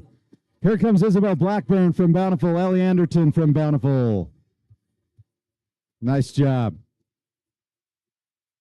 Okay, as a reminder for everyone, we are a volunteer organization. We rely on volunteers to be successful.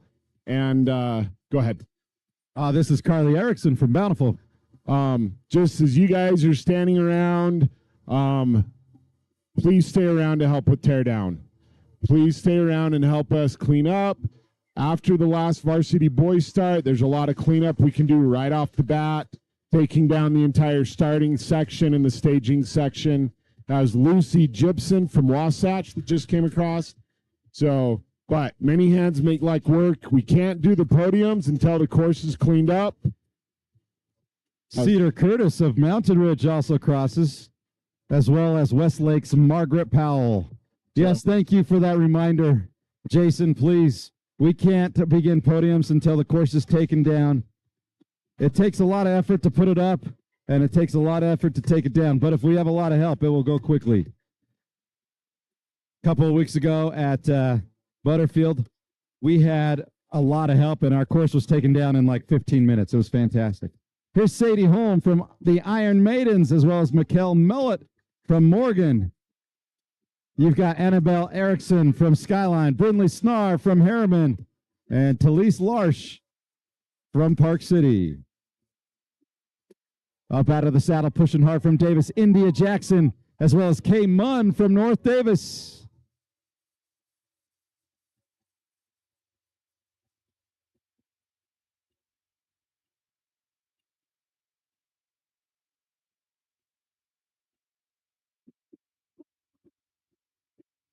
And now we'll have a gaggle of varsity girls finishing up, including Lacey Munns from Box Elder, Charlie Quayle from Farmington.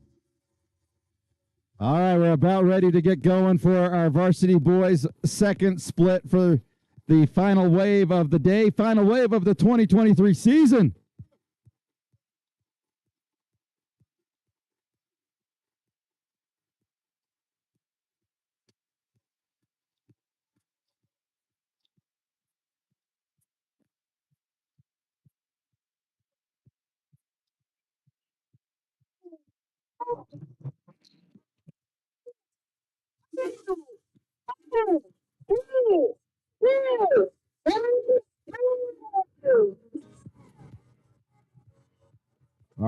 last wave, our last start is underway. Varsity boys are on course. Stay upright, gentlemen.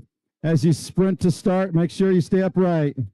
We got one person who's got a mechanical right away. Get that fixed as soon as you can. Just coming across the finish line, that was Cassidy Barton from Lone Peak and Gwendolyn Hadley from Morgan High School. Good job, ladies. Look at this push. From East, Julia Rossiter. From Wasatch, Maggie Lundquist. And Bridget Lane from Park City. Here comes Willow Adamson from Manti.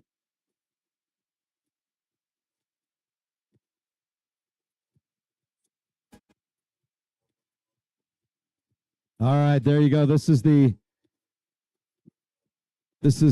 not the final lap. It does say final lap on our screen, but this is the Varsity boys.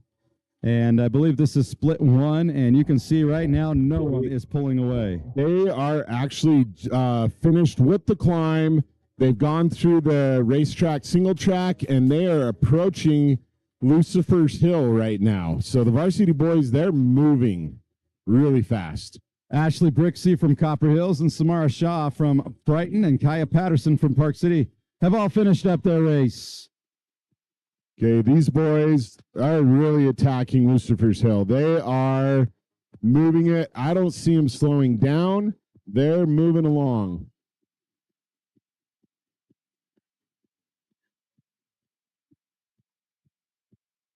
Okay, just for everyone's information with the Varsity girls, we have about 52 that have finished so far out of the total number of racers. So 52 out of 102 have finished at this time. Okay, Varsity boys, all of them are, the leaders are on Lucifer's Hill. They have climbed up the first section of it and are powering through the flat part toward the second section. So moving along quite well. Nina Martin from Salt Lake City and Jocelyn Pepper from Lone Peak just passed. Gwen Tuttle from Crimson Cliffs just finished her race. Well done, Glenn. The Varsity boys are on the second section of Lucifer's Hill by the tent. All of them taking that left side for the climb. Looks like they're all staying on their bikes for the initial climb, and they're already topped out and moving along. There are a couple enterprising boys that are trying to stick with the rest of the group and are taking the right-hand side approach to that. Interesting. The top boys are on the single track climb right after Lucifer's Hill. Well done from Lehigh. That was Gwen Turner. We have Elizabeth Schreier and Brooklyn Bailey, teammates from Corner Canyon High School. Well done, ladies. So we have the leaders from the boys. There's 3 that have kind of pulled away after the hill section that are approaching the S-curve right now. We'll see how they handle this section. Mariposa Purdy from Snow Canyon High School powering across the finish line. And right after her from Lone Peak, Sarah from Zazie Collard from Corner Canyon High School. Well done, Zazie. Kennedy Stewart from Fremont, Winnery Richardson from Tooele Valley. And coming up is Leah Teeterlink from American Fork. Good job, Leah. Okay, the boys leaders from the varsity have gone through the S-curve. All of them have been able to keep their legs, and they're on the downhill section going toward $10. Moving along. Okay, that was Olivia Stringham from Lehigh High School and Molly Fonsbeck from Mountain Ridge High School. Okay, our leaders for the varsity boys are on the downhill section of $10 just past the windmill. There's probably 15 that have all stayed within about 20 seconds of each other. Doing a really good job. Sophia Clement from East High School and Tague Christensen from Fremont High School. Molly Fonsbeck from Mountain Ridge. Alyssa Meadows from Corner Canyon just crossing the finish line now.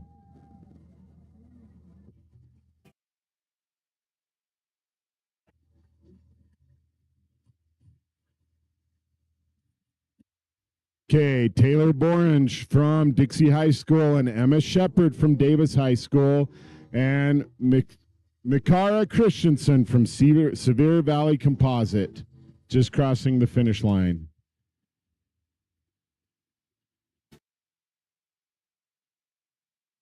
Avery Wetstein from Corner Canyon just crossing.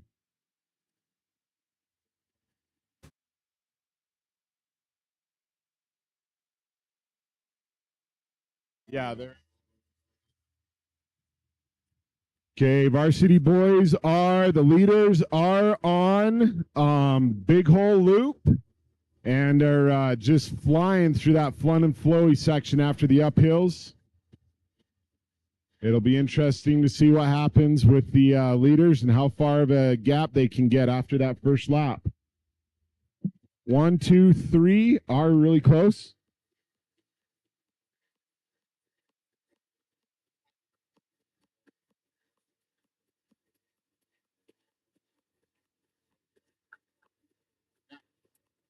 Alcy Knapp from Brighton and Kayla Bykert from Desert Hills. Well done, ladies. That was a great finish. Amazing job.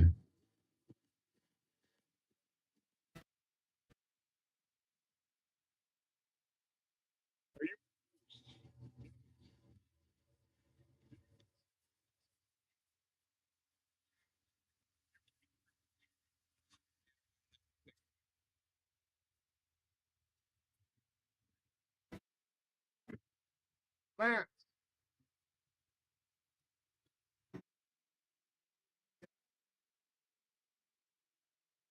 The whole thing. I know. Yep. Okay, go ahead, Lance. I'll take some for you. We'll wait for Sean to give us. Annalisa Sett from Dixie High School coming across right now. Good job, Annalisa. And it looks like we got Katie Peanut. Is she going to get past? No, she powers through the finish. Well done. Kaylin Ellis from Lehigh trying to catch her right there. And we have Lucas crossing the finish line right now. All right, we are good. We are now an interview here with two of our racers. First of all, Elizabeth Knight from Moab, our state champion, unofficial. But tell us, what was it like racing that course today? The beginning, the first 2 laps were rough, but then the 3rd lap it turned on and I just got behind somebody's wheel and then knew I had to get to the downhill first and then took it, yeah. So you got passed in that 2nd lap. Was that intentional? No. Okay, so it was not. We were wondering if that was strategic. So it turns out it wasn't. Did you just take the 3rd lap personally? Well, the first 2 laps I kind of got dropped a little bit, but then I caught back up and was feeling good. So, yeah. Sections with those sharp rocks. I was scared of getting a flat because I didn't have any tools on me, but I didn't, so that was good. Congratulations. And, let's take over real quick. What did you place again? I got 3rd. So we're on the podium. What was going through this whole time? I was mainly just focused on pushing on the climbs because that's my strong suit, and then just not getting a flat and choosing the smooth lines, and yeah, just sticking behind wheels and attacking when I could, when I felt good, and yeah, just listening to my body, I guess. From Dixie, but she was, you and her were working together or just riding next to each other? We were mostly just riding next to each other, but she got a pretty good gap on the 2nd lap, so I would just see her in the distance. Very good, very good. How are you guys feeling right now? Good. I'm happy with how I did, so yeah. Congratulations. My throat hurts a lot. Can't tell if it's from the dust or not, but good, yeah. Very good. Well, congratulations, you two. Congratulations. Very good. Thank you very much. get our sports from. We'll sit down with Dan Tech here soon, but great job, ladies. All right, great job. Thank you very much. Okay, I'm going to read a couple names just to catch up with the ones that have crossed since while we were doing that interview. We had Heidi Parr from Snow Canyon, Maureen Lucas from American Fork, Brooklyn Bourne from Bingham High School, Katie Gardman from Farmington, Addie Millett from Bingham High School, Melissa Jacobson from Davis, Ashley Klein from Lehigh, Aline Harrison from Corner Canyon, and Cameron Peterson from American Fork. Varsity boys, we've kind of had we went away doing some interviews and stuff like that. Varsity boys are in the technical section on Lost World right now. Short from Mountain Ridge coming across the finish line. Hey. Another one of my students. Great job. Hey. Sorry. Sorry, she's a senior. This is her last race, and she has raced every race in 6 years. So shout out to be short. Ironman there. Ironman. Okay, so the varsity boys are in the technical section of Lost World. There are 3 riders that are staying neck and neck with each other. They are not moving away from each other, staying really close. So it's going to be a fun race to see what happens with laps 2 and 3 as they go through it. Varsity boys, we should see them in the next about, say, minute and a half coming through the finish line, the first varsity boys. With the, as a reminder for all the parents, we have our merchandise tents all over the place right here. A bunch of different vendors, grips, Tilt Industries, Velociracts, Hyper Threads, all sorts of stuff. And one of the big ones we want to shout out to is Hyper Threads. They provide our leader jerseys, the coach jerseys, race crew jerseys, and these guys definitely do a good job. We have a blowout sale happening right now with them. Sophie Bath from Marie Taylorsville, West Jordan. MTW, good job, Sophia. Okay, our varsity boys are coming through the final section. This is Esme Hayden from Corner Canyon. Good job.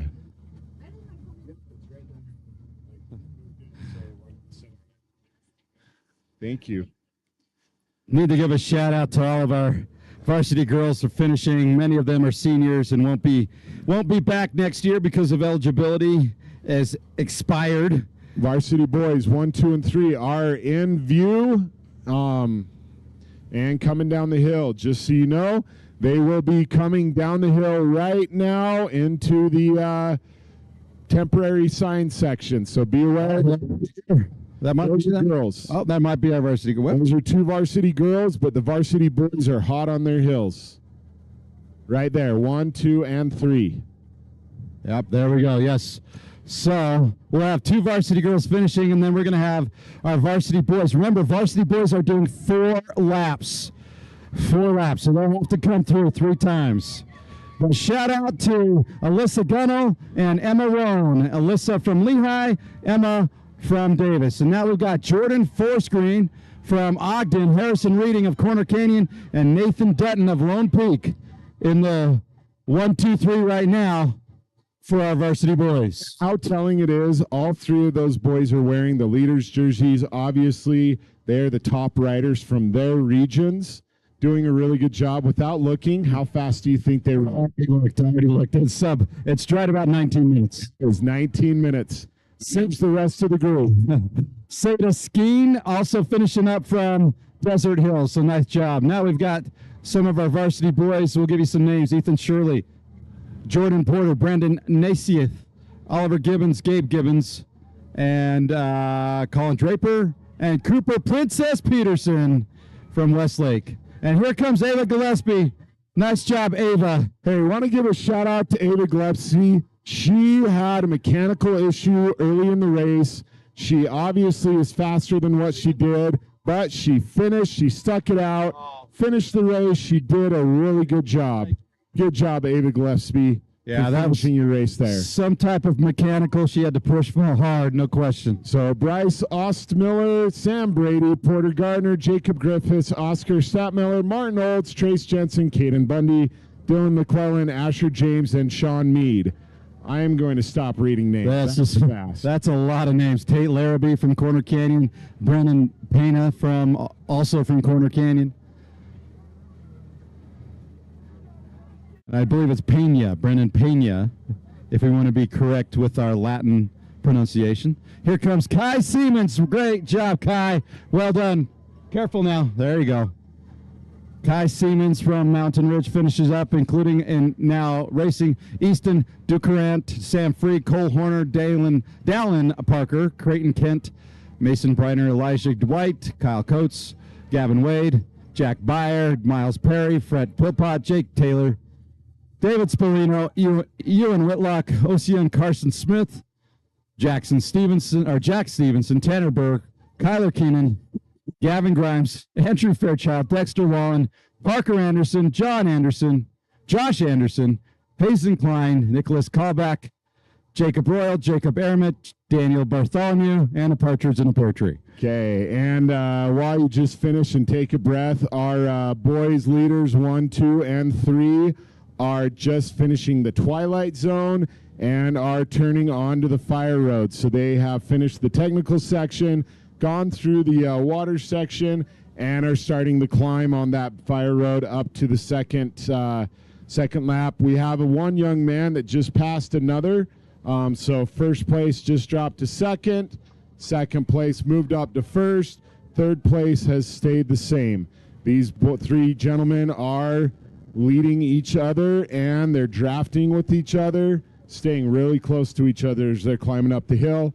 Now second place just moved back to first place. Second place came in. Holy cow, we got like 40 guys coming through all at the same time. These varsity riders are staying pretty close. This is the hard thing about the boys brackets, especially when you got a group of 10 riders, 12 riders, all going in the same time. You really can't get any speed. There's no sections that you can really pass. So it's going to be a challenging race for these gentlemen. Okay, just coming through, there's two ladies mixed in with those guys. We want to shout out to them. That was Kate Johnson of Skyline, and from Highland High School, Abby Van Blaircom. Very good job, ladies. We really appreciate your hard work in finishing the race, especially when you're in there mixed with the boys. You did a really good job there. So, and placement-wise, just so you guys know, for the number of boys that have run through the finish line so far, we are at 92. So 92 boys for the varsity boys have crossed the finish line already out of a total of 225. So we're just under halfway done with our varsity boys.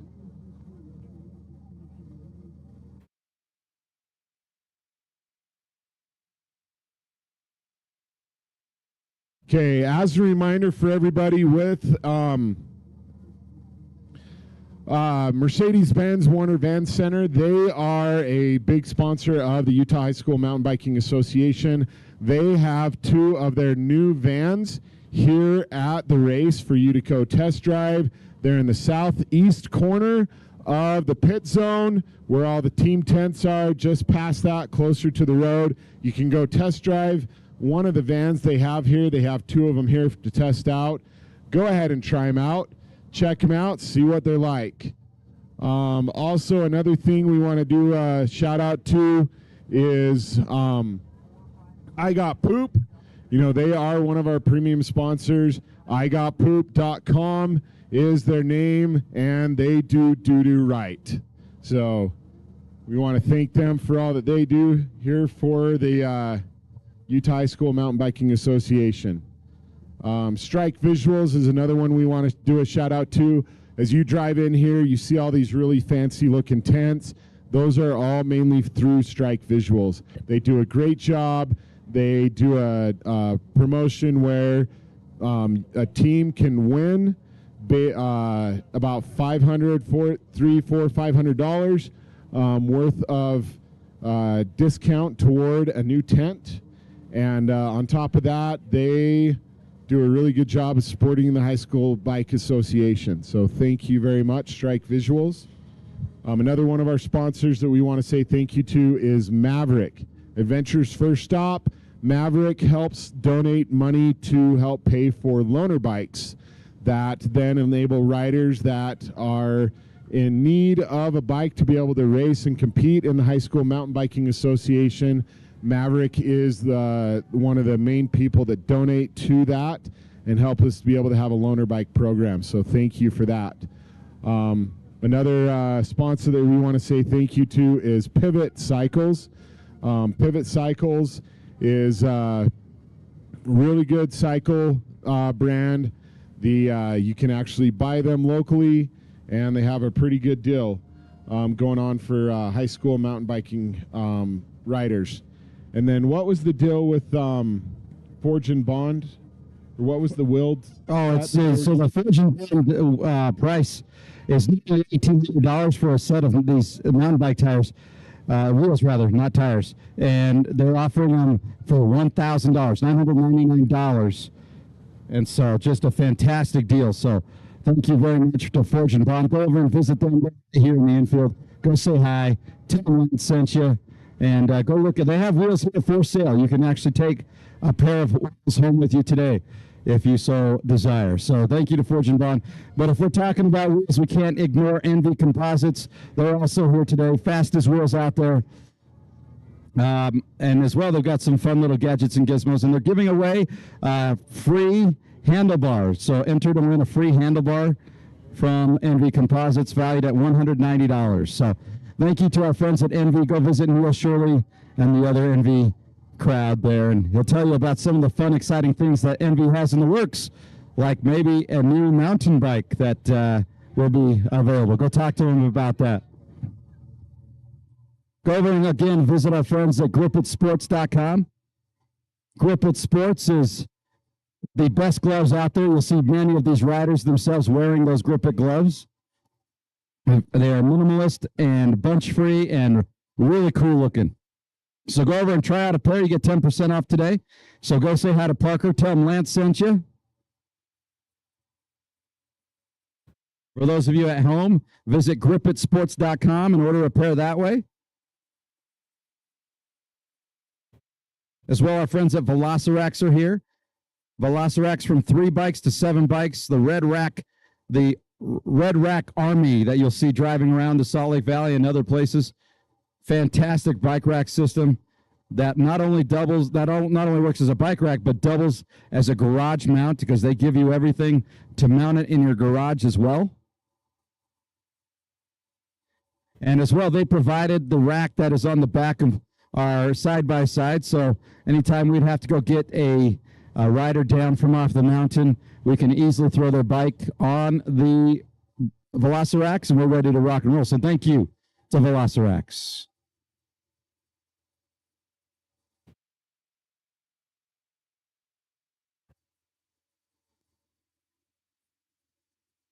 All right. Varsity boys. Again, varsity boys are doing 4 laps, so they'll be out here for a little while. All the starts have taken place for 2023. The start line is being taken down as we speak. But the varsity boys are out on course, and they are the swan song. That's right. Varsity boys, they will take us home with their 19-minute lap times for the leaders. On the screen for our Game On Life studio right now is the 3, 4, 5, 6, 7. They are approaching the second section of Lucifer's Hill. That tight, intense, short climb. Couple riders have decided to go to the right. And it looked like, it just cost him. He had to put his foot down. So those are those gambles. You think you can do it, and then it bites you in the butt sometimes. So really good job on these riders. 3, 4, and 5 are 6 and 7 are now on the uphill single track, heading into the last section of the climb before they get to $10 Hill. Yeah, for those of you watching at home or abroad, great job. And thank you for joining us as you get to see the varsity boys who are on course right now. We'll get a few of the leaders there, but it looks like we've got a group of about 4 that are leading the charge. It looks like 5. I beg your pardon, we missed one. So we've got a group of about 5 riders leading the charge. Again, they've got plenty of racing to do. They've already done 1 lap. They've got 3 to go. And so they will be tired. They'll be exhausted because this is pretty tough doing this 4 laps. So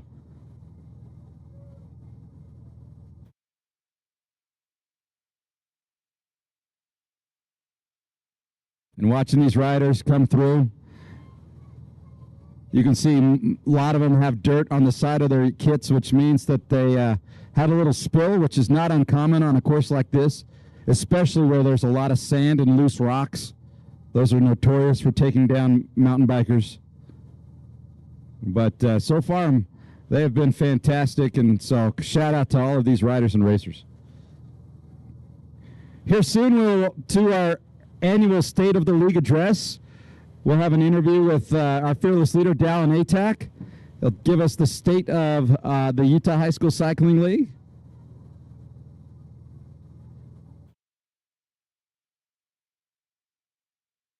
He'll give a report on 2023 and an outlook on 2024 and beyond.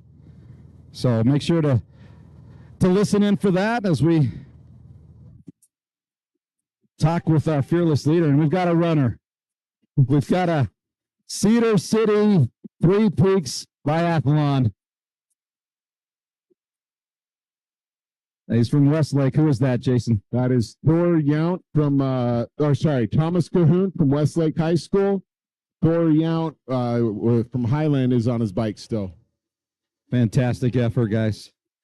Really unfortunate. You hate seeing mechanicals. I've seen more in the last 2 days than I've seen in the last 3 seasons. Just something about this course that is just unforgiving. Hey. For the shout outs, Leah Teeterlink got a shout out from people. Got some people watching from Salt Lake City. Porto, Portugal, go Sky Ridge. Tanya Christensen just did a shout out. Jackson Durden from the whole crew, Action Whitewater Adventures, is cheering him on. Sacred Heart Prep, I'm guessing that's up north. Sophie Bath, you can do it. Go Lacey, great job. Anna Biggs, keep it up. Davis, Velociraptors from Town T Great, Jacob Talon, and another J word. You guys rock. So still have a group of people watching through Game On Live Studios. Yeah, to see it. Shout out to all of you. And we got another runner. He's from Weber. Looks like a flat tire in his rear. Yeah, definitely a flat tire. So that's unfortunate. First leaders, they are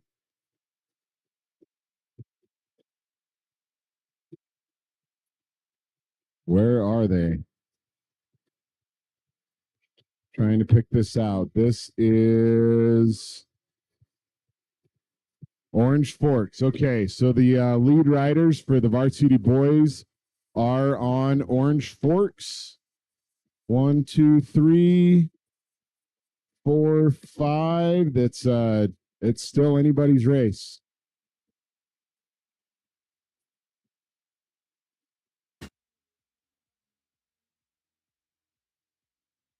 So clearly these riders are pacing themselves. They're riding together. Remember, they have to do 4 laps, one more lap than even the varsity girls had to do. And so what this is going to do for them is they've got to pace themselves. So I don't think anyone's going to make a break quite yet. I would be surprised if someone tried to break away right now. Yeah, Orange Forks is proving to be deadly for another rider. We had 2 more flats come in and a busted bike just happened. Our leaders for the varsity boys are on the Fire Road connecting Orange Forks to Lost World. It looks like one of them just made a move to pass the other. 1 and 2 are staying really close. Number 3 got about a 10-second delay behind the 1 and 2, but he's staying pretty close with them. Oh, 1 of the 3 had a crash earlier.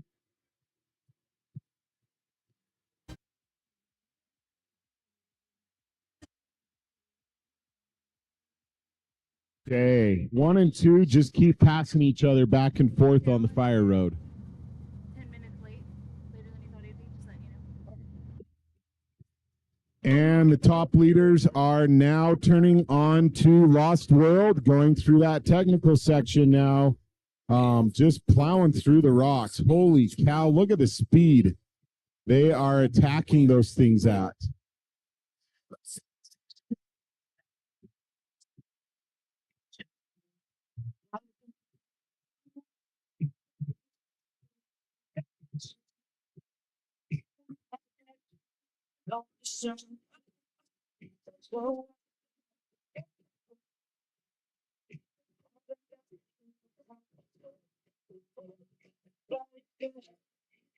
Yeah, those top leaders, 1 and 2, are just neck and neck. It's actually interesting. One of them is taking the technical route. One of them's taking the less technical route, and they have they're staying close to each other. They're trying to find a way to get that advantage one over the other. Right now, though, they're staying, nose to tail, which is amazing. What a skill set they have. Yeah, this looks good because they definitely are going through the slick rock section, nose to tail, as you've said it. They're just flying through that. This is almost like nothing for them. These varsity riders, these varsity boys know how to ride their bikes. It's quite inspirational, actually, how well they do. Yeah. It's kind of interesting because at the same time, it's you watch a football game and you cheer, you watch a basketball game, but you watch bikers and you're like, I just did that exact same course. It's like getting to play on SoFi Stadium in Los Angeles where the Rams and the Raiders or the Chargers play. Mm-hmm. And you get to ride this exact same course. And so it's really awesome and really fun.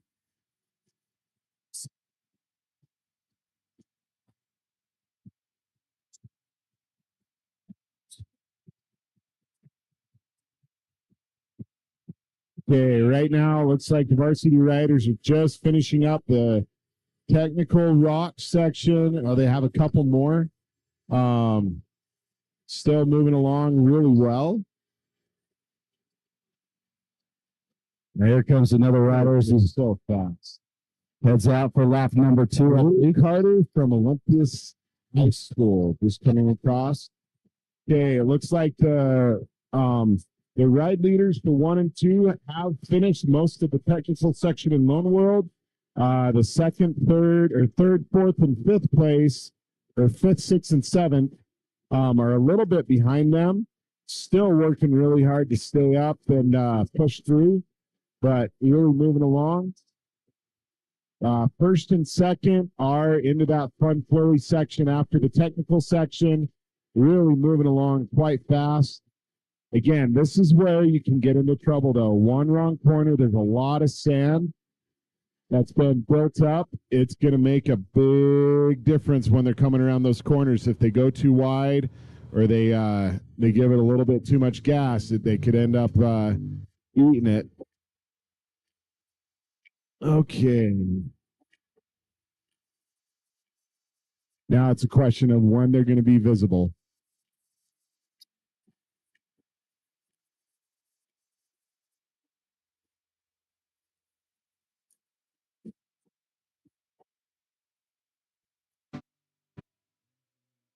What? That third place rider's within striking distance. I maybe 10 seconds behind him max. Yeah, He's really close. yeah, he's definitely making a move. From what I heard, he had a little slide out. Okay, our top two riders are visible coming through the gap in the trees. And there's there's third, the third place rider right behind him. Not even 10 seconds behind. That's 5 seconds or less. Okay, we should have our first, second, and third place riders coming down the hill really shortly. Let's give them a cheer, folks. This is lap 2, going into lap 3 for them. Let's see what their splits are. I'll be really interested to see how it comes out here. Yes, here comes the halfway point for these riders. There they go over the bump. A little jump, if you will. We don't do jumps in this league, but that's about as close as you'll get. And here they come down the finishing line. So our leaders are Jordan Forsgren from Ogden and Harrison Reading from Corner Canyon, with Gabe Gibbons from Skyline giving chase right now. Gabe Gibbons. Wow, he moved up. He actually started the race as 8th place. Gabe Gibbons did. So Nice for him job. to move from 8th place up to 3rd place, that's actually a really impressive move for Gabe. Those guys, their second lap, their first lap, 19 minutes. Second lap, 21:59, 21:41. Gabe Gibbons actually went faster on that second lap than the leaders did by about 15, 18 seconds. That's fantastic. You can tell he wants in there. He wants up with that. Now he's just not quite able to bridge that gap yet. Okay, coming in right now, that's Ethan Sherry from Corner Canyon and Oliver Gibbons from Skyline. Nice job, young men. And the other interesting thing is Oliver actually has moved up from where he started. There's been some movement from lap 1 to lap 2. That's really interesting to watch. Yeah, Brandon Naiseth from Lone Peak and Hayden Fonger from Mountain Ridge. nice job, Hayden. Hayden's one of my favorite kids ever. He's struggling right now. He's hurting. This is not typical for Hayden. Okay, the leaders for the varsity boys are in the twilight section of the race course. Going through that rock garden, you can see where all the people are standing. This is a great spectator area. But also, there's some huge technical challenges that these riders are just plowing through. Hey, we got about 7 or 8 riders all coming in right now. Cooper, Princess Peterson, Asher James, Sam Brady, Jordan Porter, Martin Olds, and Sean Mead coming across the finish line. Starting their second lap, Porter Gardner, Jacob Griffiths, Oscar Statmiller, and Bryce Ostermiller just finishing their second lap. So that is our top.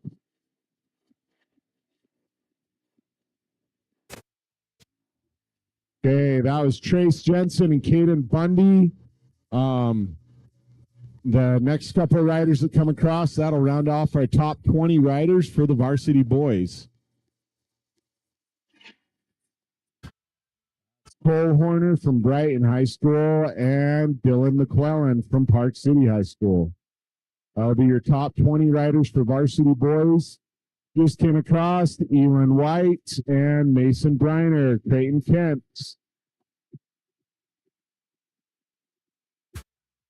Owen Nelson, Hazen Klein, Brennan Pena, Tanner Burr.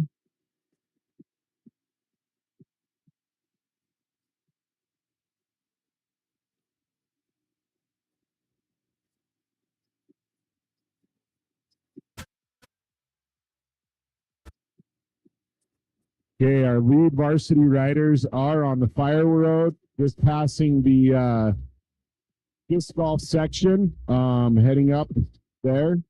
That was Colin Draper from Westlake, Jack Stevenson from American Fork, Fred Pillpot from Bountiful High School, and Dallin Parker from Morgan, Gavin Wade from Fremont, Miles Perry from Corner Canyon, Josh Anderson from Davis, Tate Larrabee from Corner Canyon. Dexter Wallen from Morgan.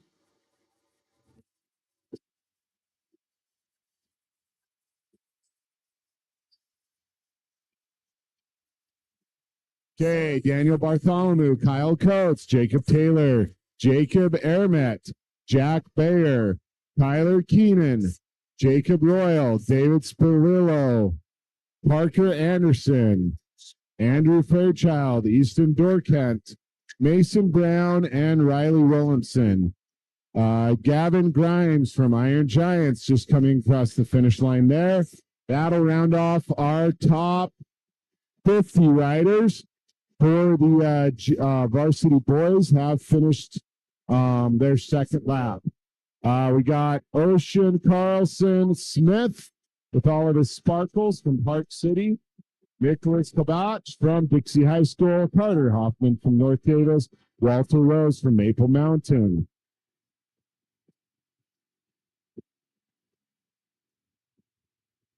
Okay, varsity boys are in the section I lovingly call the sand trap. Finishing the major of the uphill climb. The leaders are getting, I thought there was going to be some separation, but it hasn't happened. Okay, Sam Free, TJ Eck, Colin De La Garza, Daxton Peterson, Jace Martinson, Duncan Whitbeck. Okay, varsity boys in the sanding section. This is the sand pit. You're watching Game On Live Studios. You can really see those tire tracks etched into the road. That is because there's that much sand. This is a hard place. You can lose your way. You can wipe out really fast if you don't pick the right line there.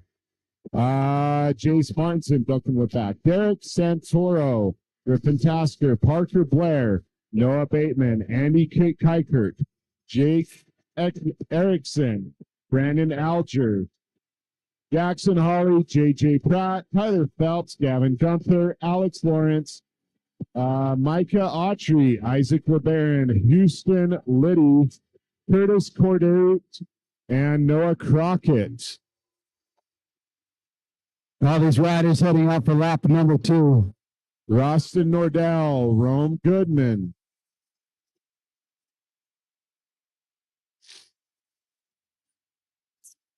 Wilson Elger, Keaton Rosenloff, Spencer Gale,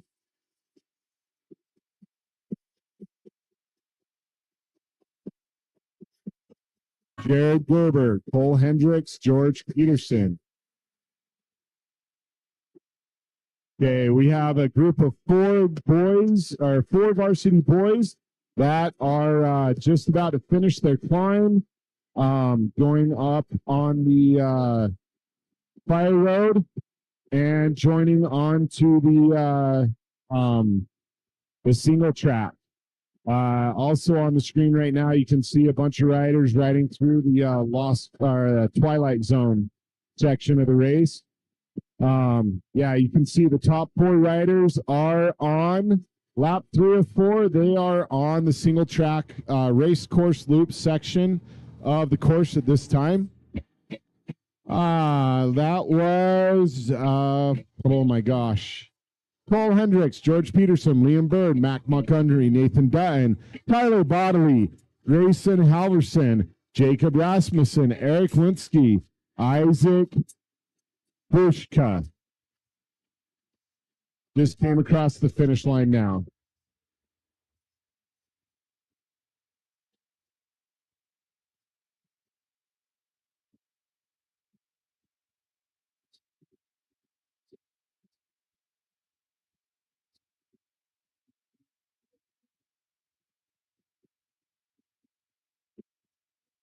Okay, so on the leaders, they are on the single track right now, race course loop, just about to, and there's 4 of them, as you can see on the screen.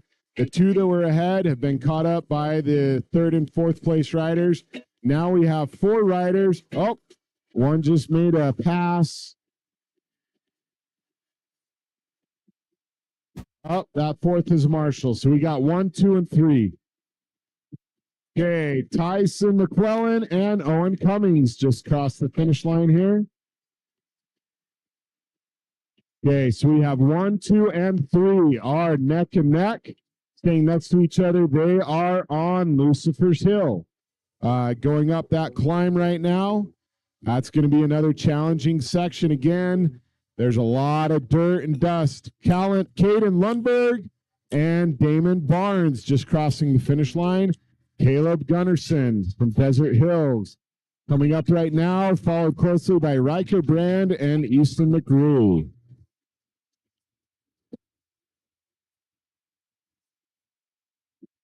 Okay, we have those 3 riders are powering up Lucifer's Hill right now, staying neck and neck with each other.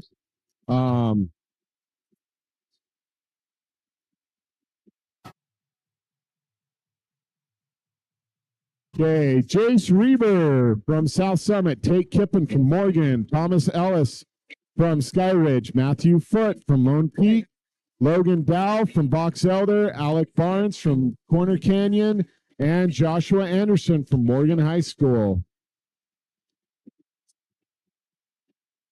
Sean, we're about ready. Okay, so we have our leaders. We're going to switch over to do an interview right now with Dallin. Right before we do, just want to let you know on an update with our race leaders.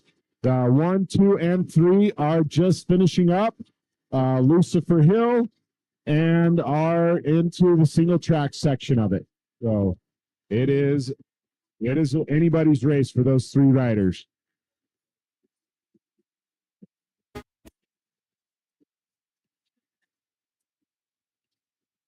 Oh, we got another Park City rider having to trade his bike. From Ogden, that's Charlie Sims from Park City Comp.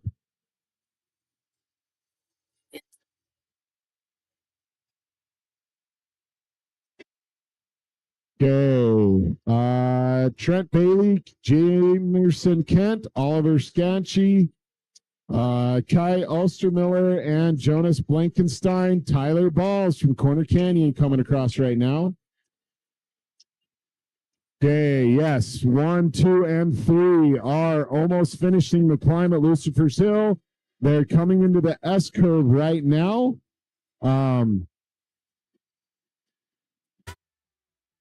Those guys are just flying. Still a fantastic race.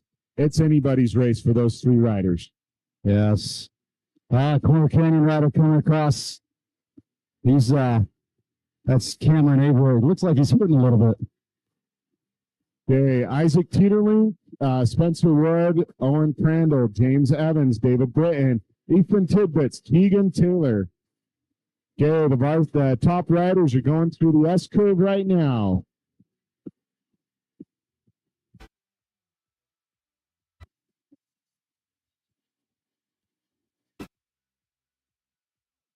Whenever you're ready, Sean.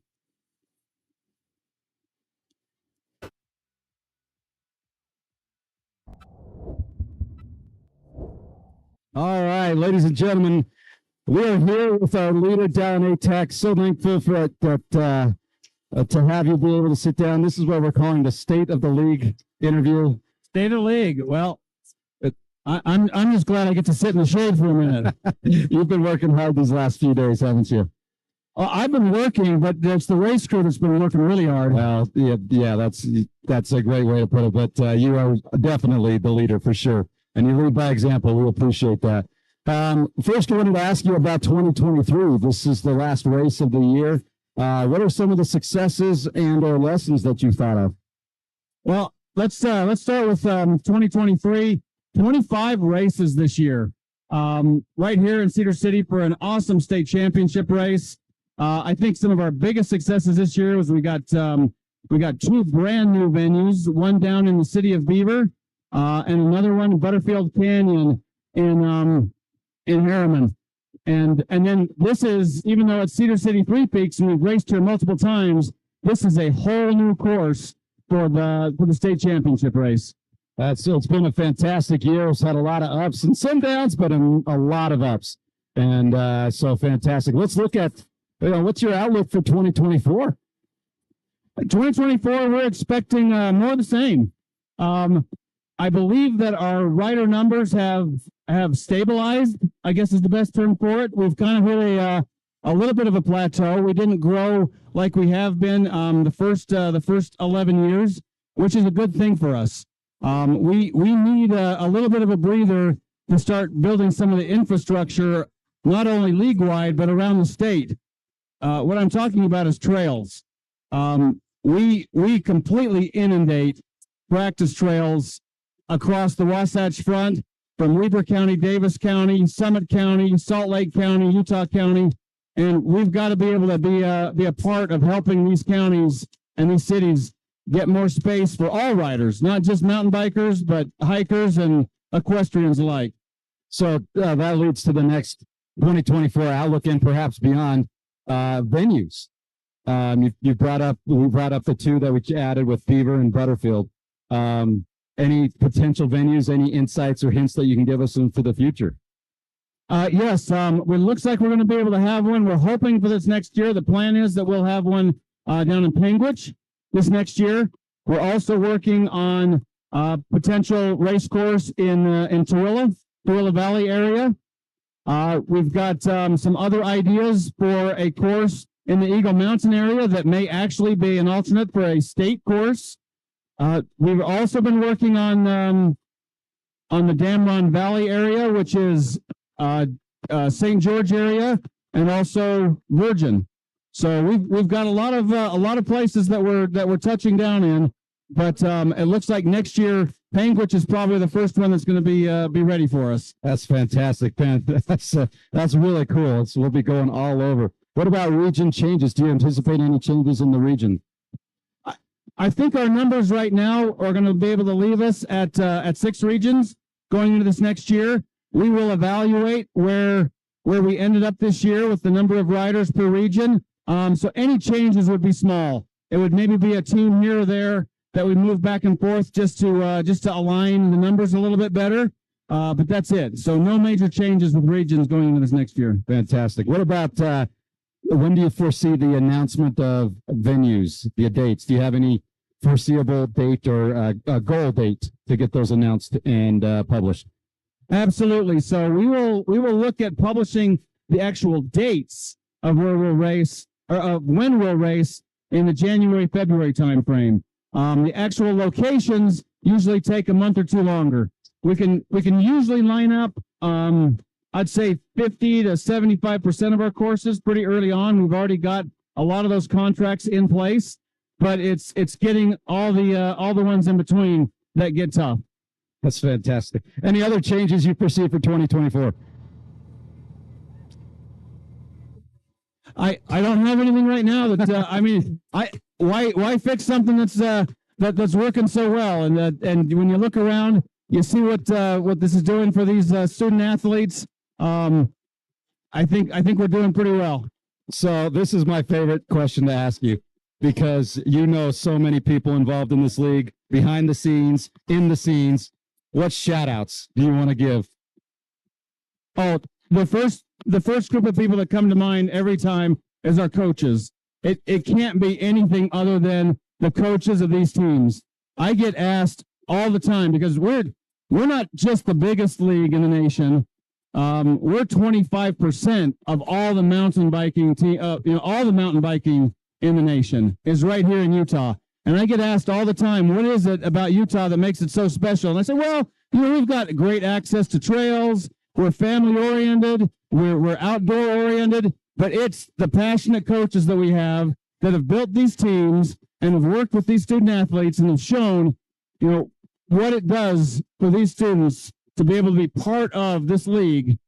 That's what's making this league grow. So all of it goes to the coaches for what they've done. And then always a huge shout out to my race crew. Without them, none of this happens. Shout out to all the Orange Vested Army volunteers. It's taken about 450 of them just to put this weekend alone together. So I've got to thank them. And then I got to thank the sponsors too. I mean, they're helping us with some of our very favorite programs, our scholarship program, our loaner bike program, our Girls Riding Together program, our Elevate program for special need riders. All of those funds are coming from our sponsors. So great shout out to them as well. That's fantastic. Hey, what else do you want to say? What else do you want to say now that we've got the camera on you and everyone's looking at Dallin ATEC? Tell them, sell the High School Mountain Bike League. Go ahead. More kids on bikes. Let's cheer the varsity riders in. I'm done. I'm out. There you go. Shout out. Thank you so much, Dallin ATEC, our fearless leader. And we'll get these varsity riders in and taken care of. And then we'll have our podiums and we'll see you guys in 2024. But thank you again for your leadership. It has been stellar. And I'm not pandering. I really am not. You are one of the best leaders I've ever seen. So I appreciate you. Thank you.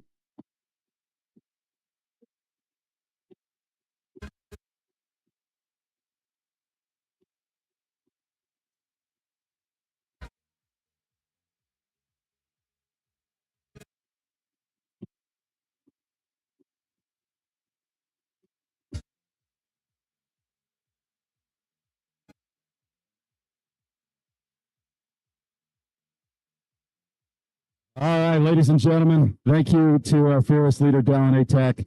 Does a fantastic job, really guiding and leading, making tough decisions, keeping those decisions in accordance with NICA and their 5 core principal values. He's a great leader, and the race crew again. Second shout out to the race crew, sponsors, coaches, and student athletes like this one from Fremont. This is Andrew Bigelow, who has a problem with the bike, some type of mechanical failure. And he has joined the Cedar City Three Peaks Biathlon Club.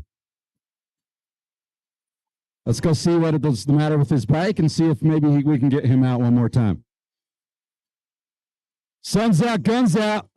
Right, Desert Hills? Forget the sleeves. Roll them up. Let's do this. Here's Gabe Tupai from Bingham heading out for lap number 3. They've got 4 to go. All right. Our leaders here on the screen. It might be leader. Are we 1 or 2? Leaders are 1, 2. Okay. There we go. Going right through. You're going to see them come through in just a moment. And you should be able to see them right through the juniper trees for those of you who are here at the venue. Any moment now. I see some drones flying up, but here they come through those juniper trees. You get to see as they approach on this single lap. Again, our third place is, I haven't counted, but I would guess it's about 15, 20 seconds of a distance in between, but there go the leaders. And it's 11 seconds is what I'm being told to third place. So first and second place are 1, 2 right now. Third place is about 11 seconds behind. They've got one more lap. Cheer them on, folks. Let's hear them. Send them out for one more time. One more trip around the NICA Sound. This is Jordan Forsgren from Ogden and Harrison Reading from Corner Canyon. And sitting right now in third place from Skyline, that's Gabe Gibbons, who started in 8th place, but has worked his way up to 3rd, and he is right now within striking distance on this final lap. One more lap for these riders.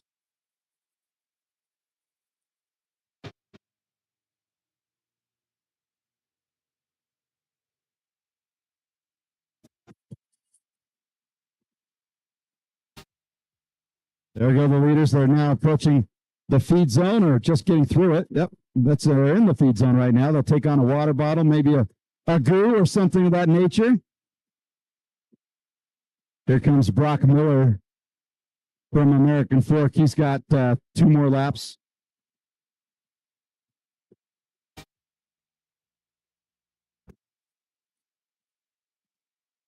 All right, now 1, 2, and it looks like it's staying about this distance at 11 seconds. Now, when they get onto the fire road, they're going to go through this little rocky technical section. When they go through up to the fire road, that will be the long, arduous hill climb. That will be the majority of the 500 feet of elevation climbed.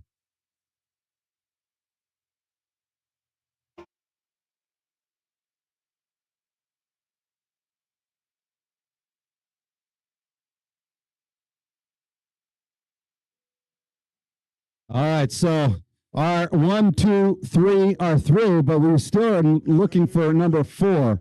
Our 1, 2, 3, Jordan Forsgren from Ogden, Harrison Reading from Corner Canyon, and Gabe Gibbons from Skyline are the unofficial 1, 2, 3. Remember, any placement we give is unofficial. As well, the race has not ended yet, obviously.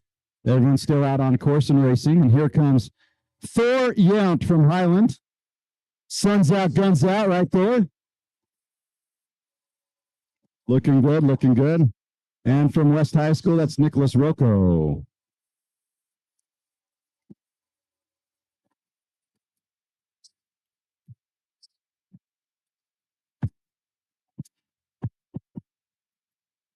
Here comes Oliver Gibbons from Skyline. He's sitting in 4th place right now.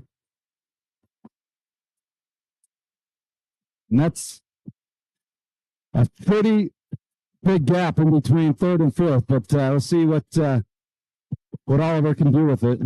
Martin Olds and Porter Garner from Bingham have also come through.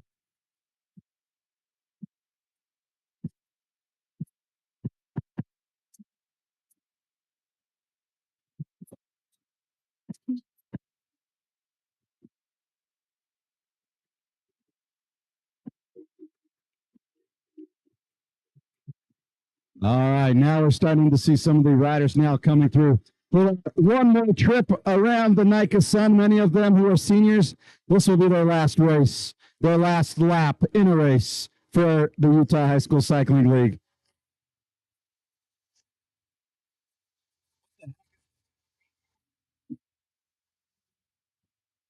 All right, looks like our 3rd and 4th place are now bridging up to our 1st and 2nd place. And it looks like we got some people running alongside. This is Tour de France-esque right there, running alongside the riders on that fire road.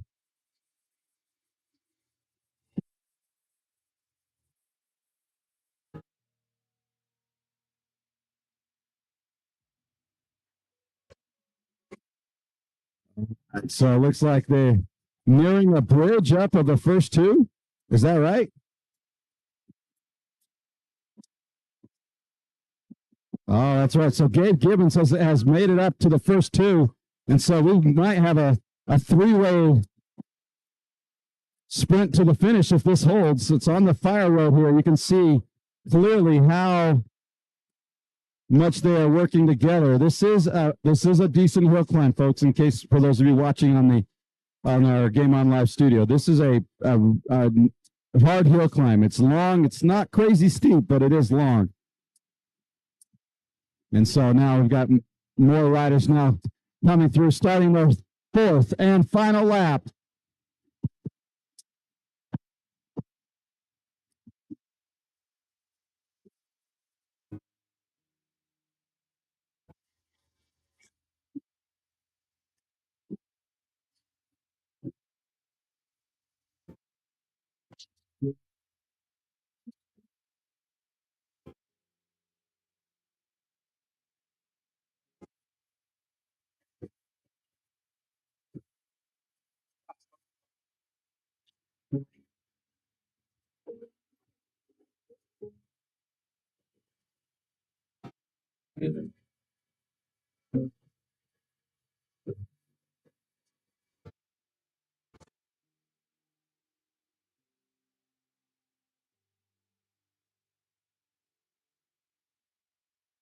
And more riders now coming through. Their 4th and final lap. Give them a cheer as they head out.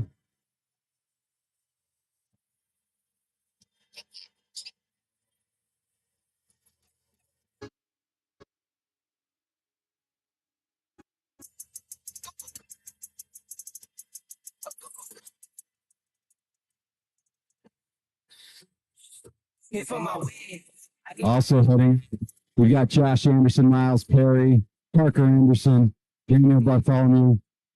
One more trip around this NICA course here. You guys got one more. You guys are looking good. That's a crazy good looking bike right there. But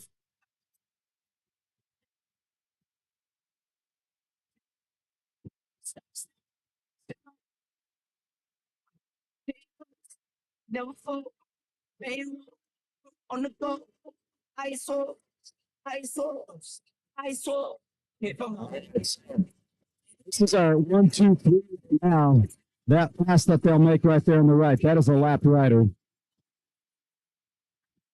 But it is 1, 2, 3 right now in the leaders.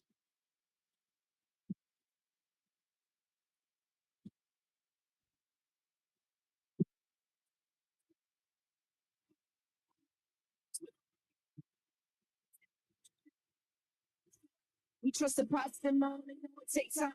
You can get it. Got no worries, I'm gonna make mine. Going broke, but I'ma get it out the state lines. Paying taxes at a more than what you may not. Different bracket eating off a different plate. So sitting right now, it's been first place the entire season as number 1 seed for this event. There's some and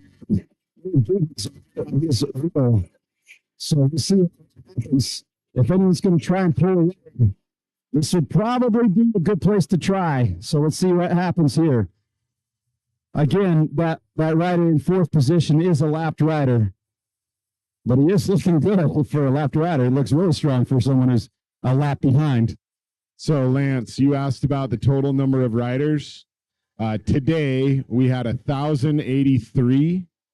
And the crazy thing is, for the weekend, we actually broke the world record for the total number of high school mountain bikers riding in a race. 2,283 mountain bike riders have raced on this course this weekend. And did you say that's a world record? That is a world record, which broke our previous world record that we set back in 2019. Well, someone needs to call Guinness because I went in that book. Yeah, I may take a Guinness after today.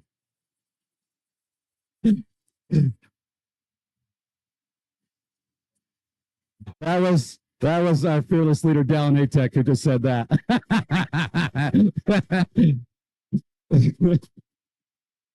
Oh, man. All right. Great footage here from you can see it's getting a little bit late. We're getting a little goofy. But here we are. Great footage here going through that rocky garden. That's some great footage. Looky here. Now, I don't know which placements these are. These are not our leaders. But, man, what a great footage there. Thank you, our Game On Live studio. Again, you can purchase this video. You can purchase this footage from gols.co and go to the events tab. And you can purchase this footage, which includes 2 drones and a lot of good commentating from Jason and not me. You have to put up with me. That's the downside. All right, there's our 1, 2, 3 leaders right there. Again, They sit. Are they in Lost World? they are Not in Lost World. That is that Lucifer's Hill? that is Lucifer's Hill. That's- Are on the final lap at Lucifer's Hill.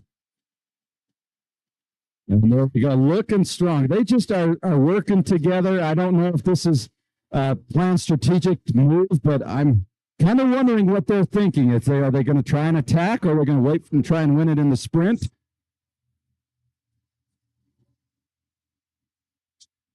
Oh, sorry, Jason. I asked you a question and your batteries gave up on you. Sorry. Well, I'll ask the question. I'll ask you the same question soon.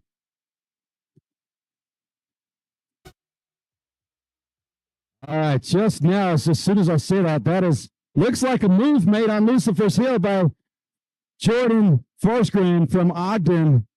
It looks like he has made an attempt at an attack here up this hill, and indeed it is. He's got a gap.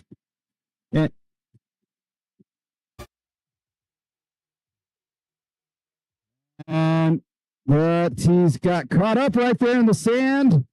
Oh, my goodness gracious. The attack may have been thwarted by some sand.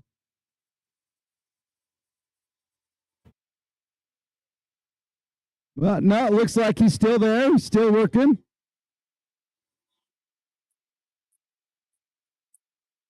And again, I think he's right next to a lapped rider, but there goes Jordan Forsgren. He's out of Ogden.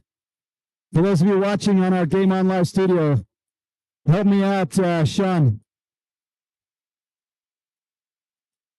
Oh my goodness, we've got that looks like Harrison Reading from Corner Canyon, who has passed Jordan Forsgreen. Look at this. I do believe that this is Harrison Reading from Corner Canyon that is now sitting in the lead. And Gabe Gibbons looks like he's got a little bit of work to catch up. But what a move there. If that is indeed Harrison Reading, what a move. Oh, look at Jordan. He's trying to get a spot back, and now they're into the single track. He didn't quite get it. But now it's onto the rocky section, a little bit more technical here. And they're into the single track. There they go. All right, so we've got 1, 2. And they go up. There you go. There you go. This is a chance for Jordan. Nope. Nope. It looks like it was Harrison who stuck it, but this is still the S curve fighting for position, trying to get up that S curve. That is up a very steep section, by the way, in case you're wondering. And it looks like that's Harrison Reading who stayed in front. Now into the single track and into the juniper trees.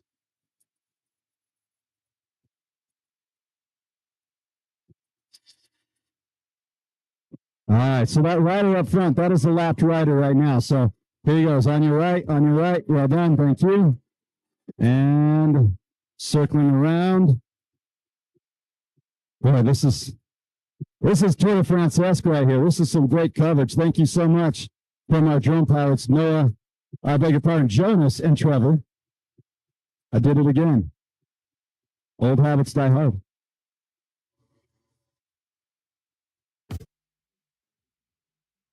What are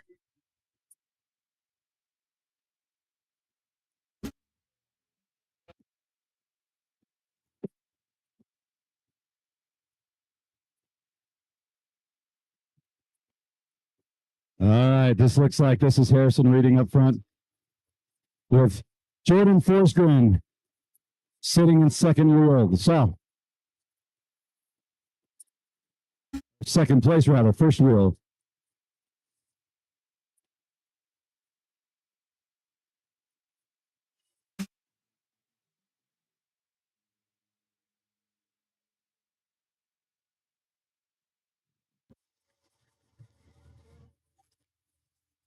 All right, so now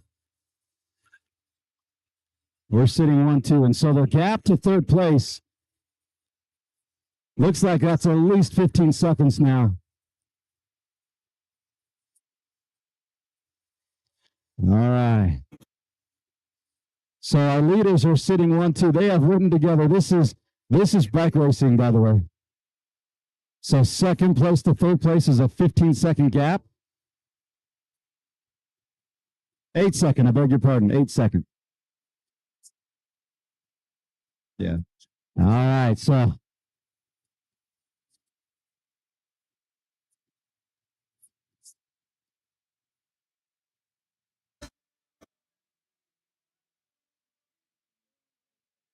So they're on Orange Forks right now.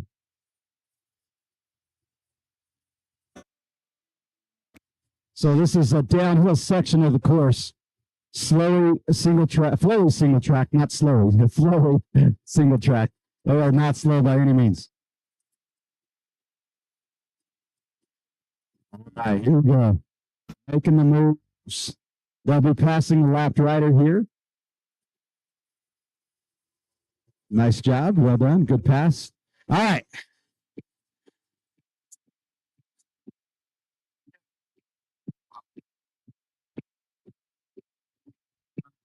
So now they're in the technical section, going downhill. 1, 2. I think, folks, we're going to get a sprint finish here. I'm going to call it right now. There will be a sprint finish for the state championship.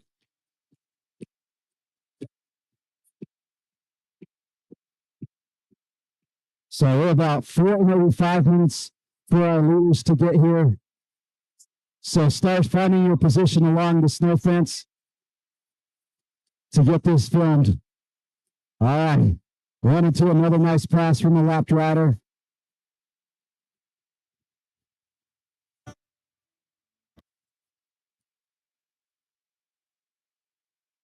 And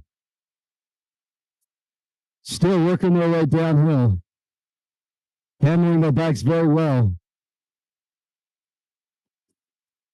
Sorry about the shaky footage. That's the price to pay when you do live footage. Okay, so the 1 and 2 are off of the Orange Forks and on the four-wheeler road, riding toward Lost World. All right, so not quite to Lost World. Lost World is the last named section. And number 3 is pretty darn close to him. Well, that's a good. It's pretty close. 15 seconds, but I'm calling it right now. We're gonna have a 1-2 sprint finish between Jordan Forsgren and Harrison Reading. Jordan's from Ogden High School. Harrison's from Corner Canyon. So we'll see how this goes, folks. Making their left turn onto the single track. Here we go.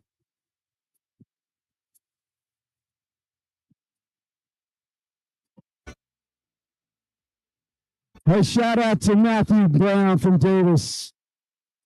Walking his bike in, another mechanical failure. This course has been brutal for bikes. Hey.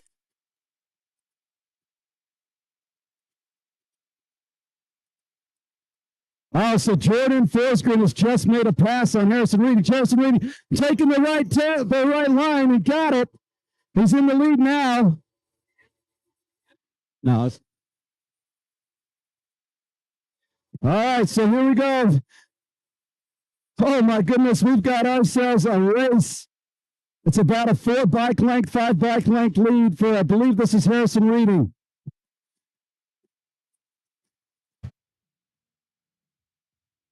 That was an epic pass by Harrison, my goodness. But Jordan has fought back and they are now 1-2, making their way into the Lost World. Here they come.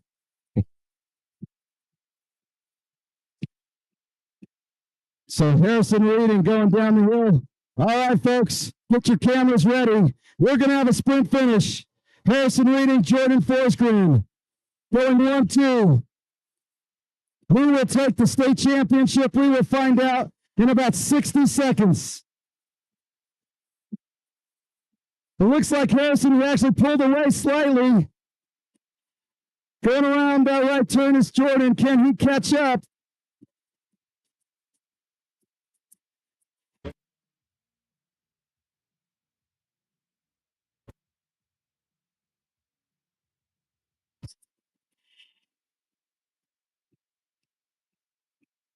So making his way up to the front, Harrison Reading from Corner Canyon going down the rocky portion. He's down. He's good. No. Well, he's made his way down the rocky section. Let me clarify that. Circling through. Here we go.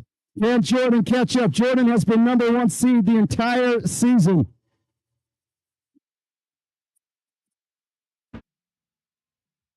Still a little bit more to go. We're not there yet.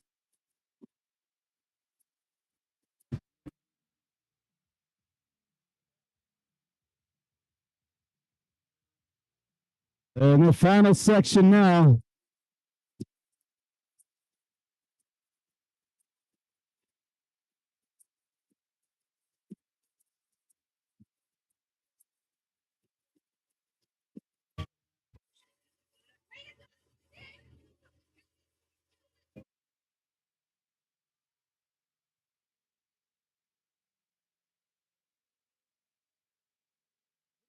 Who do we have? Who's up?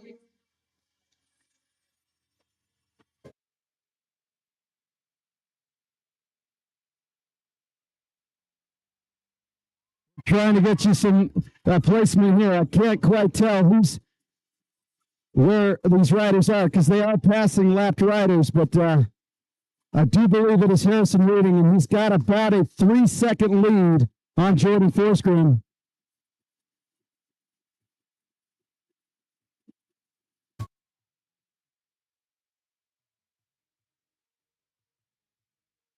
All right.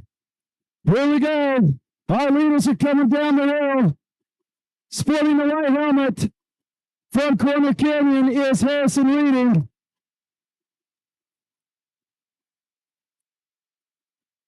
Here we go. We're going to see a sprint here in just a second. So we've got some riders who are coming out to start their final lap. Okay, coming down the hill. Clear the course, people. Please clear the course. Two. All right, here we go. Off the jump. Here we go. Sprinting up to the sprint. Up on the side.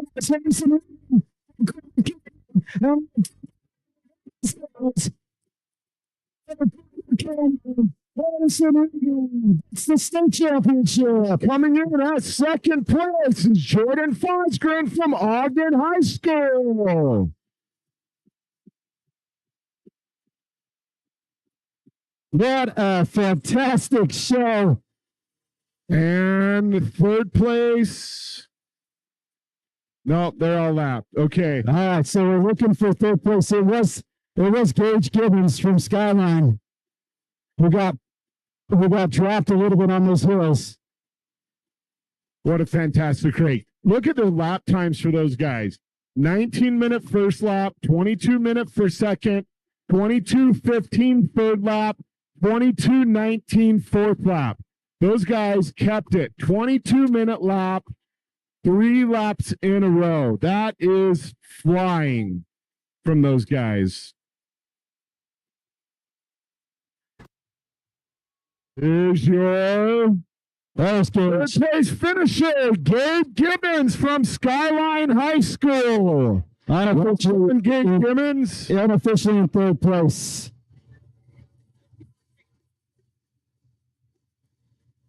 What?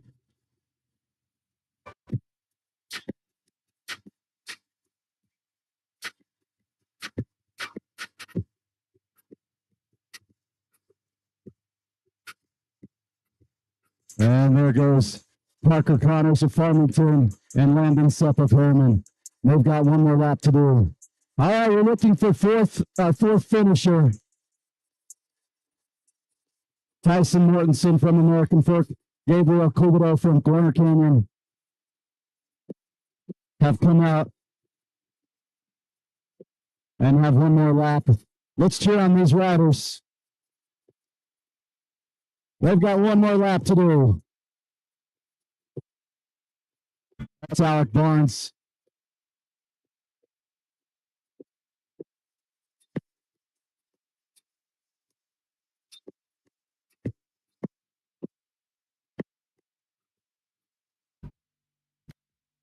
All right, now it looks like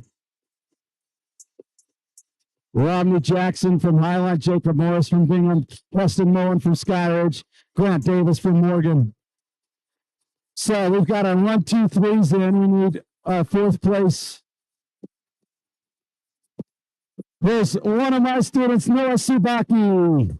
Nice job, Noah.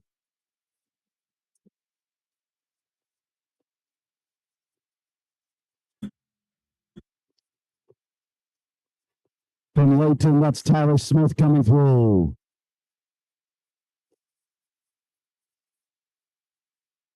What a sprint finish. Here we go. Porter Garner just edging out Oliver Gibbons. Porter Garner from Bingham and Oliver Gibbons from Skyline.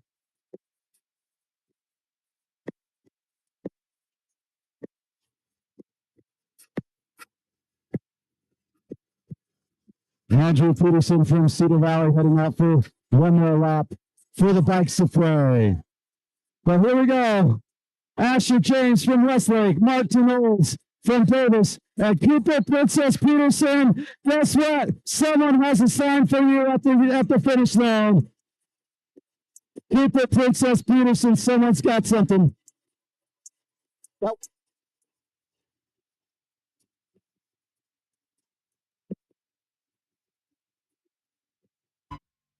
Sam Brady from Bountiful also in there as well.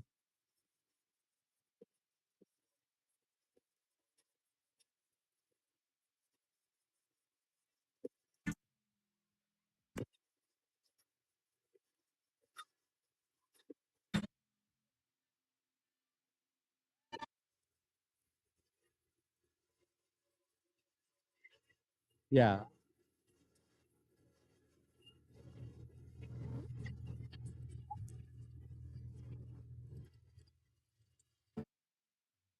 How about Mason Briner from Layton finishing up his race day?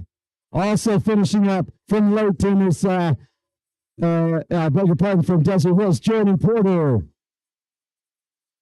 Bryce Ostermiller from West also is in.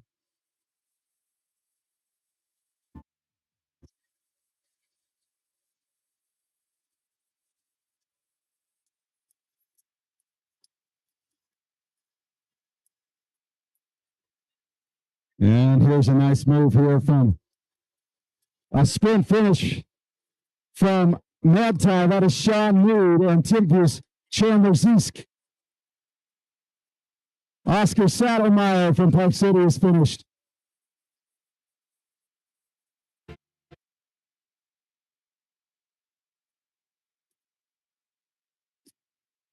How about Creedon Kent from Davis, as well as Elijah White, also from Davis. Here comes Jacob Griffiths from Verna, the Velociraptors. Congratulations, you are done. Well done, young men. And now pushing their way up towards the finish line.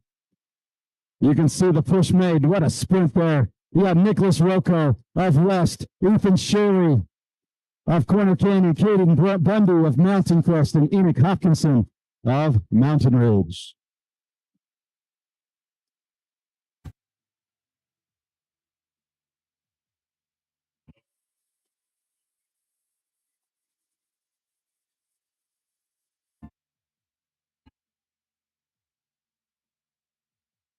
From Park City, give it up for Dylan McClellan.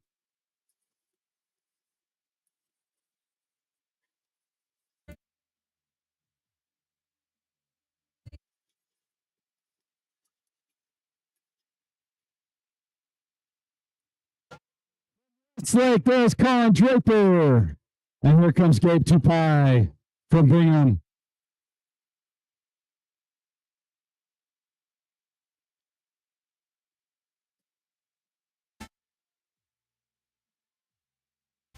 Again, folks, just a friendly reminder, when the racing is all done, we could use some help taking the course down. Here's Tanner Bull from American Fork. Nice job, young man. As well, Lone Peak's Brandon Nacy.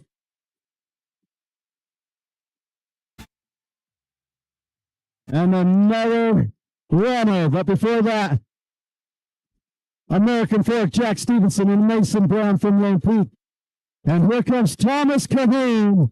Hey, Thomas, I've got some good news for you at the finish line.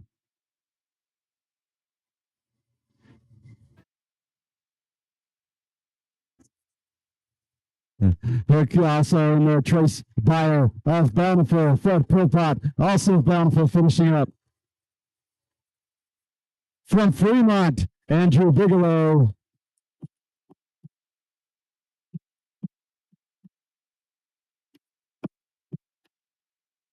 From American Fork, let's hear it for Daniel Bartholomew.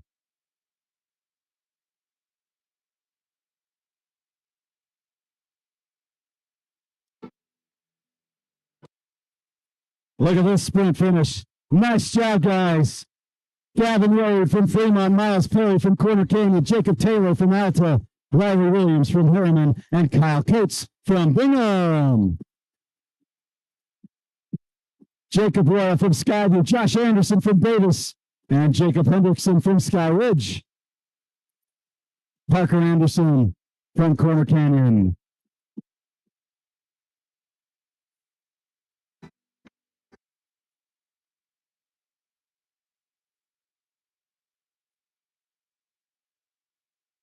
And now we've got more riders now pushing their way across the finish line. Kyle Keenan from Crimson Cliffs, Jacob Emmett from Lone Peak, David Spalino from Bingham, Easton Bucharant from Jordan, Chase Martinson from Morgan.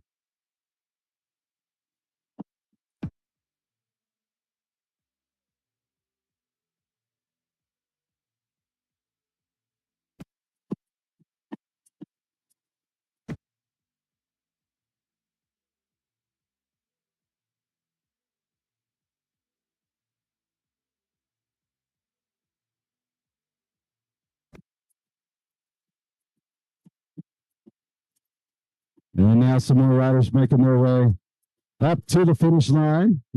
This rider is from Skyline. That is Andrew Fairchild.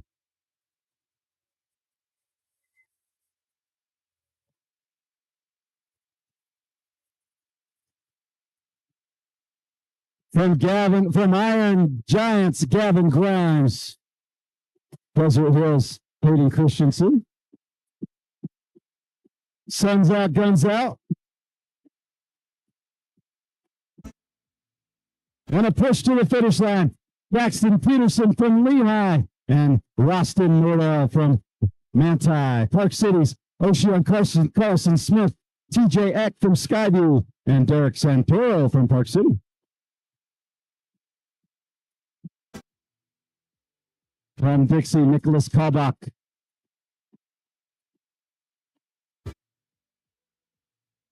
Nathan Dutton from Lone Peak.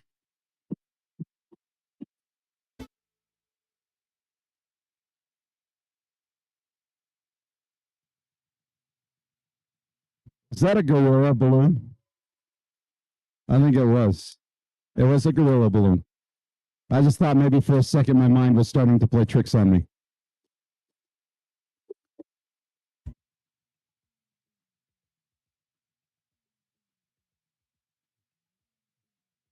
We got about 50 that have come over the finish line at this point. So How about 50 out of 200.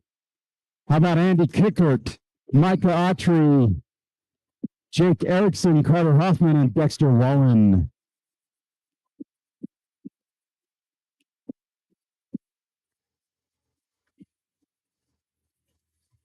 From Orem, here comes Spencer Gale.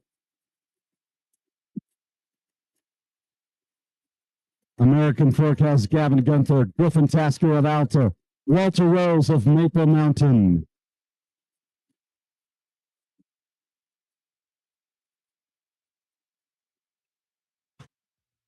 Here comes Lehigh's Noah Bateman. Noah Crockett from East. Brandon Pena from Corner Canyon. Brandon has some mechanical failures. Here comes Tyler Phillips from Wasatch. JJ Pratt from Corner Canyon.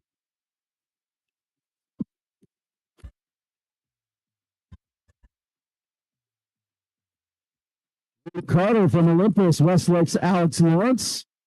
And one of my students, Keaton Rosenloff from Mountain Ridge.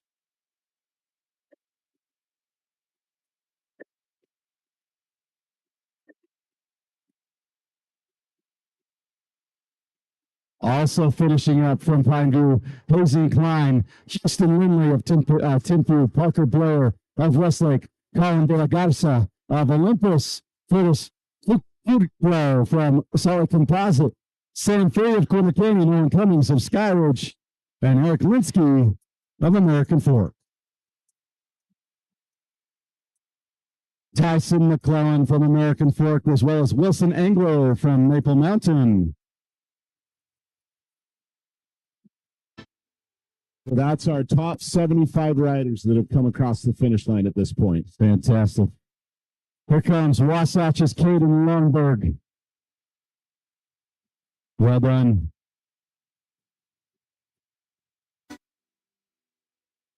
Grayson Halverson from Liverton, Moab's Cole Hendricks.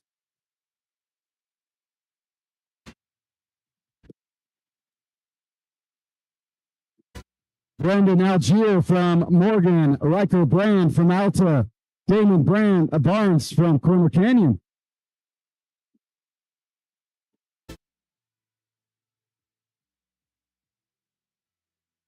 Funny, there's a young lady that got up on top of the BLM roof to take photos, and now she can't figure out how to get down. That's Porker. How about Hayden Fonger from Mountain Ridge and Thor Yount from Highland?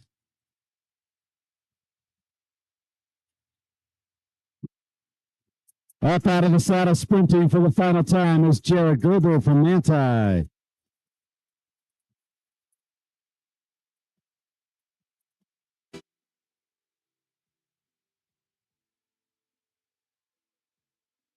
Matthew Foote from Lone Peak, Thomas Ellis from Sky Ridge, and Logan Dow from Box Elder.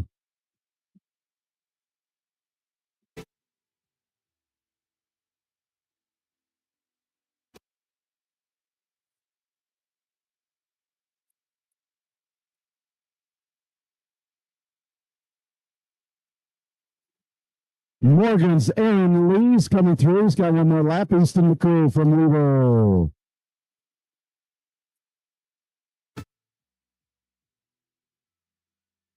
Mac Montgomery from Olympus and Cole Horner from Brighton.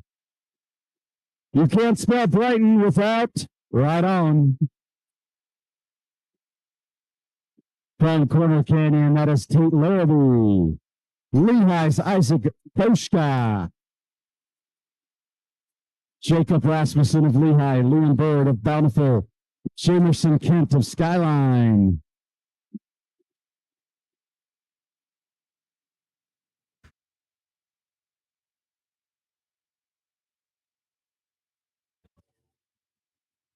Here comes Ewan Whitlock from West with his teammate Duncan Whitbeck.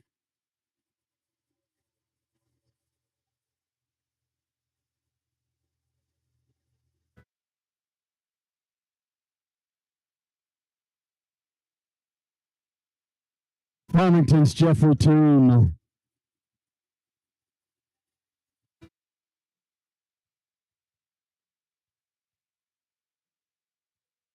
Westlake's Rome Goodman.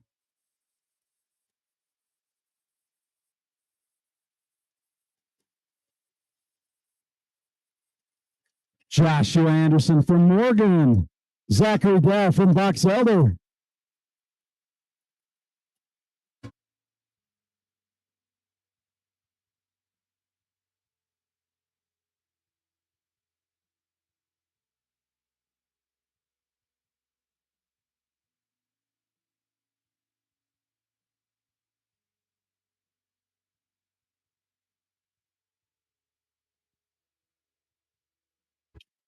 Trey Bailey from Ogden. Tyler Balls from Corner Canyon.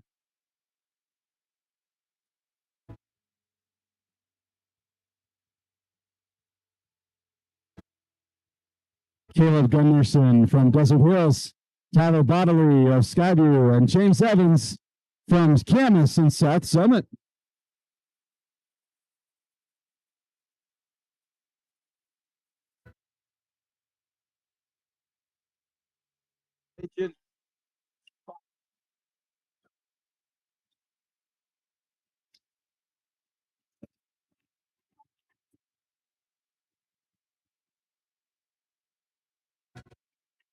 Owen Cranberry from Park City, George Peterson from Harriman, and Spencer Hall from Weaver.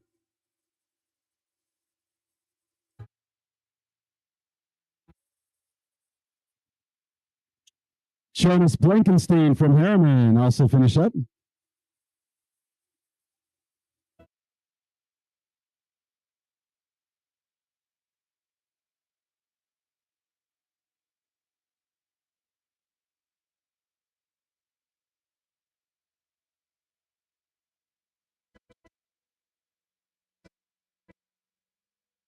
Sprinting into the finish from Wasatch, Cameron Everett.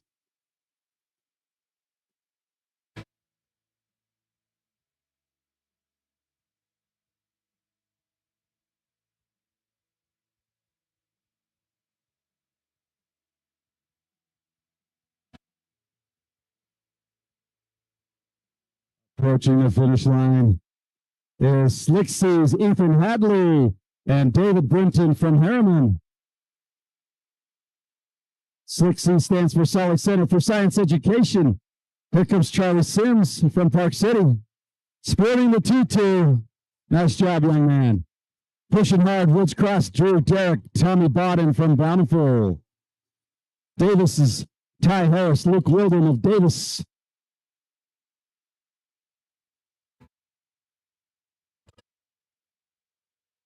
Brody Erickson of Morgan, Isaac Lowry of Skyline. Graydon Scarborough from Harriman. Hale Nicola from Park City. Graydon Mathewson from Wasatch.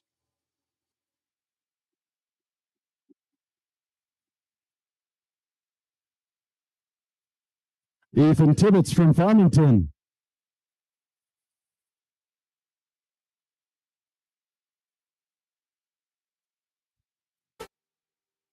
Will Nicholson from Skyridge, Oliver Scanchi from East, Chase Reber from South Summit.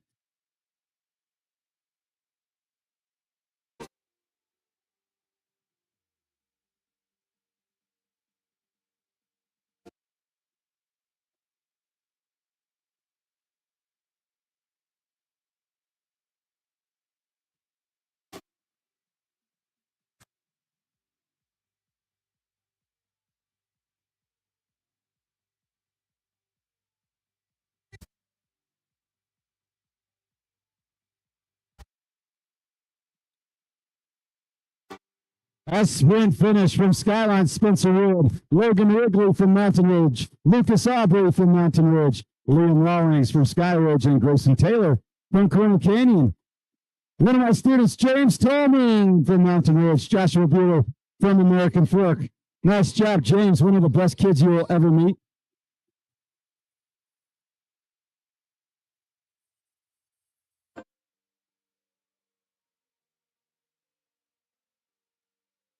From Lehigh, here comes Ian Silva.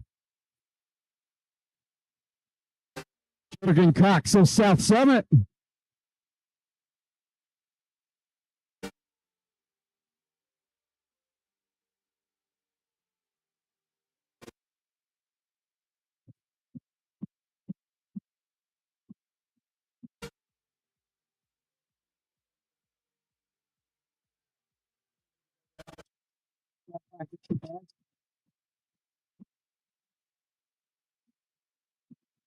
Here's Tate Kippen from Morgan, Mountain Crest Stallion Painter, and Henry Clark from Cedar Valley.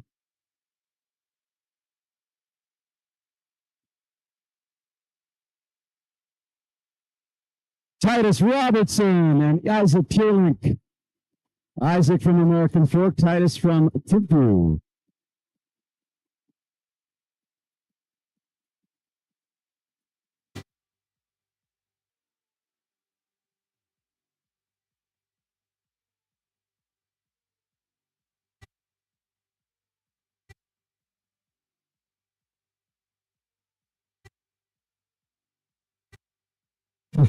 Some of these riders catching some air for one more time. KJ Hatch from Morgan.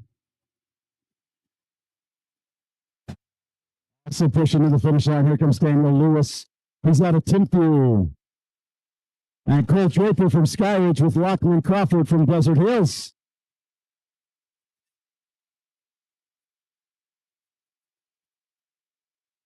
All riders will be finishing on this lap. All riders will be finishing on this lap, so thank you.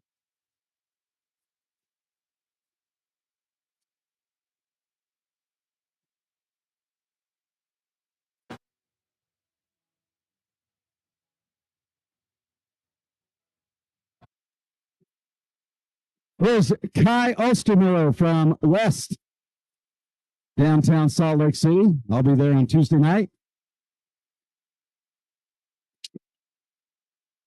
Corner Canyon's Isaac Carver.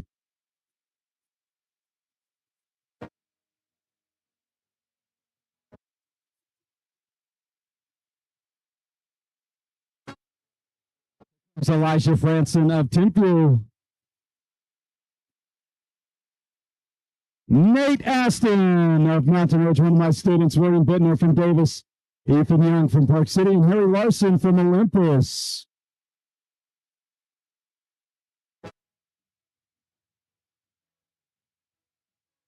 From Bingham, here comes Braden Bauer.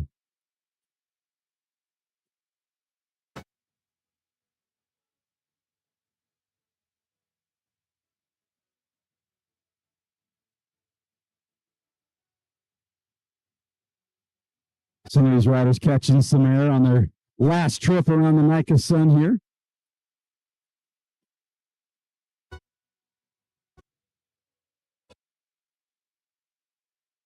Shout out to Sarah, one of our course marshals. Here comes Caleb Judd from Crimson Cliffs and Jackson John from Jordan. It's a lot of J's right there. Jackson John from Jordan. From Corner Canyon, here comes Will Perry.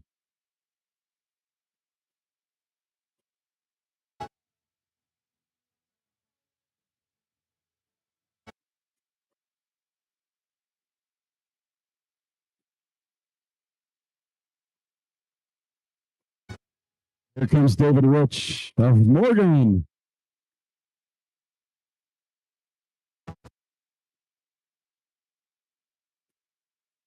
From Lehigh, here comes Keegan McCune.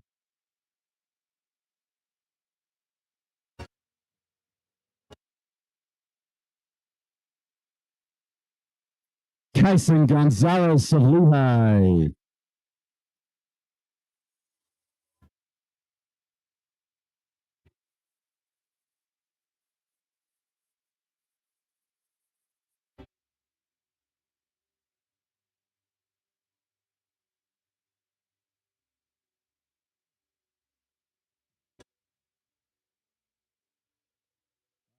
Leighton Rider, I just lost my feed. So I can't tell you who they were because I just lost my feed. I beg your pardon.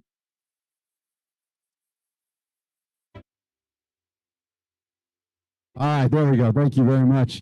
Porter Phelps from Layton, Joshua Gallup from Corner Canyon, Jonas Canals from Riverton, Jacob Fleginger from Skyline. Here comes Richard Heckman from Skyline, Asa Christensen from American Fork, Charlie Shumway from Skyline. Juan Diego, that is Christopher Madden.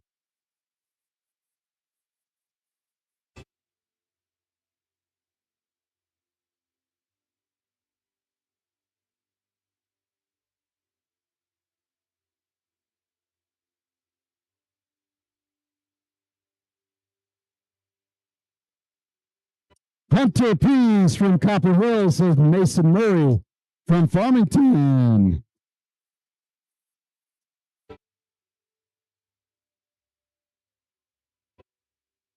Comes Brody Weber from North Davis.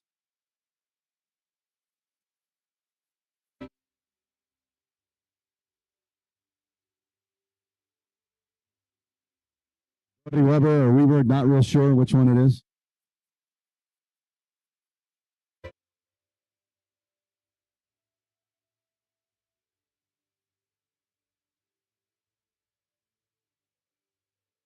Is back across is Keegan Taylor.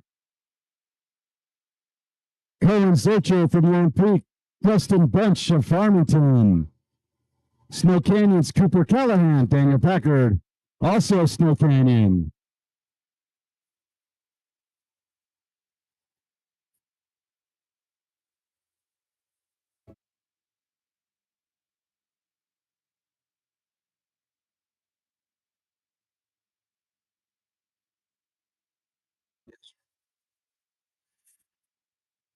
Okay, Jack Lifrith from Farmington High School coming across right now.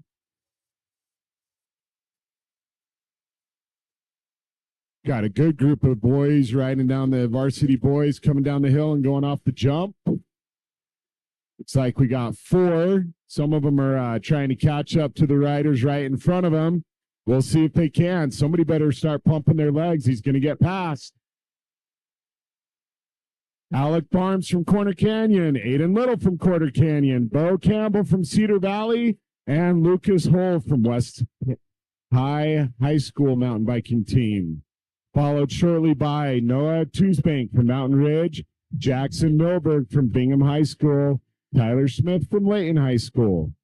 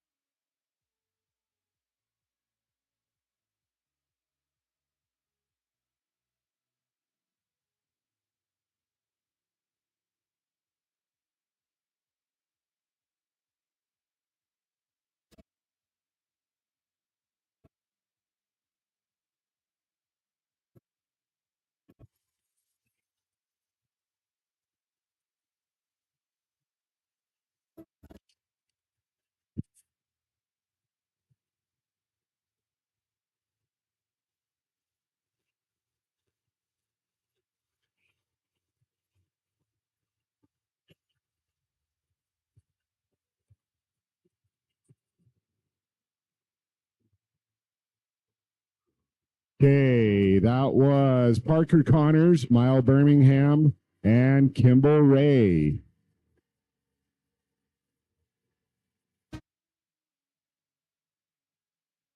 Also, Benjamin Menmet, Tyler Smith, Jackson Milberg, and Dallin Clark from Dixie High School coming across right now. Well done, Dallin.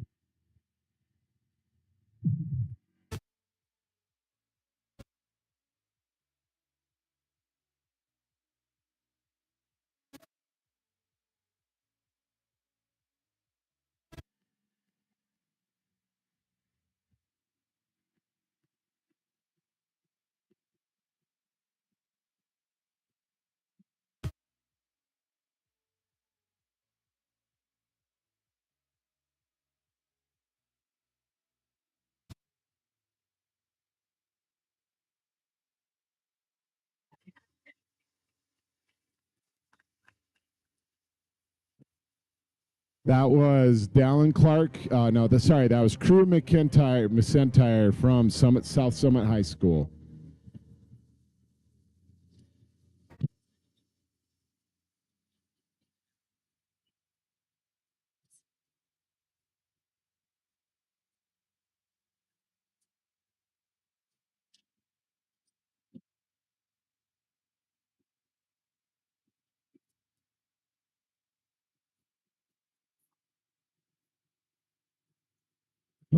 Gavin 2 from Westlake High School just coming across the finish line. And we have Nicholas Rocco from West High School plowing through the finish.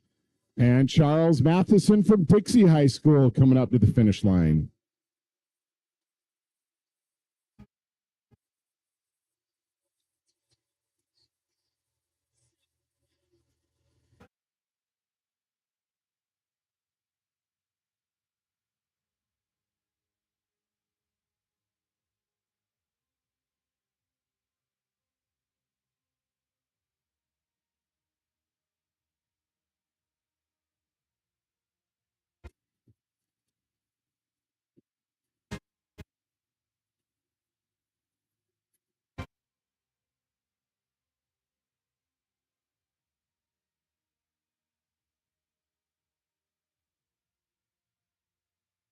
Coming up to the finish line, Gabriel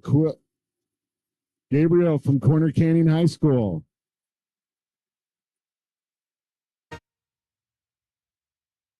Romney Jackson from Highland High School and Grant Davis from Morgan High School.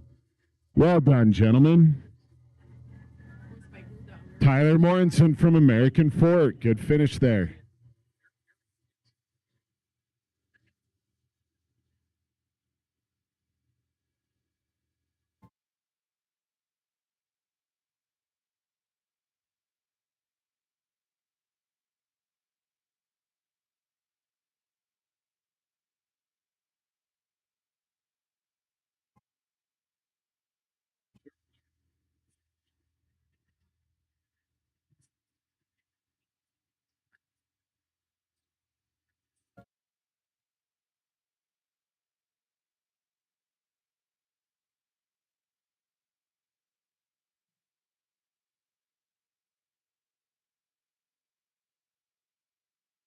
Okay, that was Andrew Peterson from Cedar Valley, and coming up right now is Jackson Hawley from Velociraptors.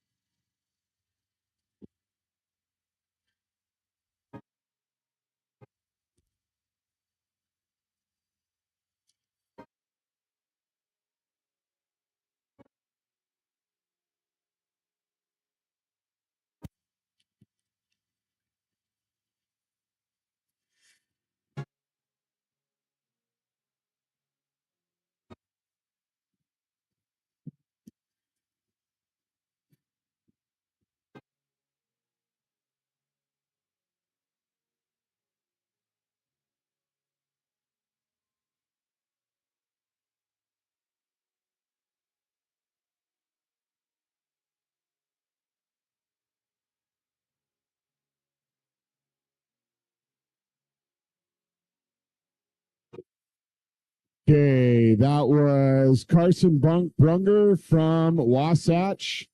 Landon Sepp from Harriman, and Enoch Hopkinson from Mountain Ridge High School.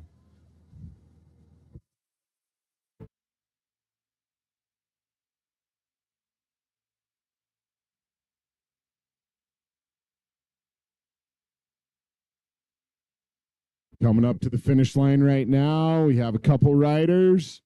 One trying to catch the other. This is going to be close. Jacob Morris from Bingham and Chandler Zeeks from Timpview High School. Good effort, young man. Well done.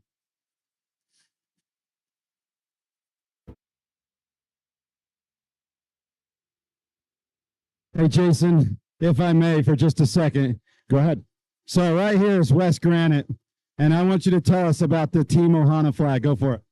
Team Ohana flag we represent everywhere we go. We do our best to support all teams, whether they're on Team Ohana or not. Tell us what Ohana means. Ohana's family, no one left behind.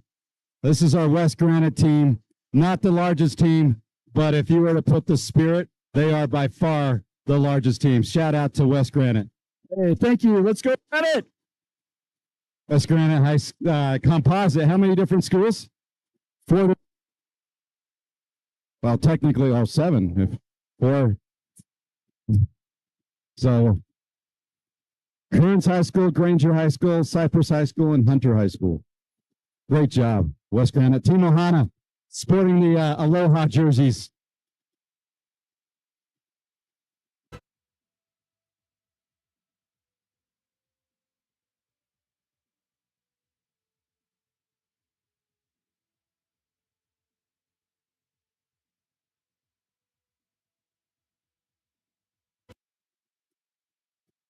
For anybody that's counting, this is lap number 10 for Rover Zimmerman. 10.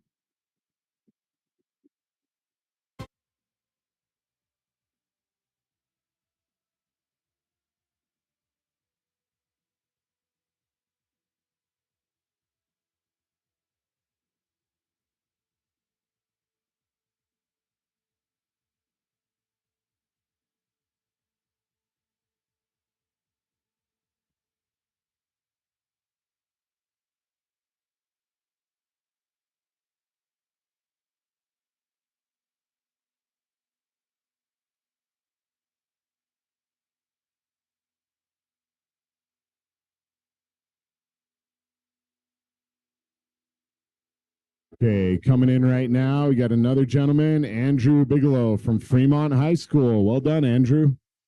He is done for the day. Yes, he is.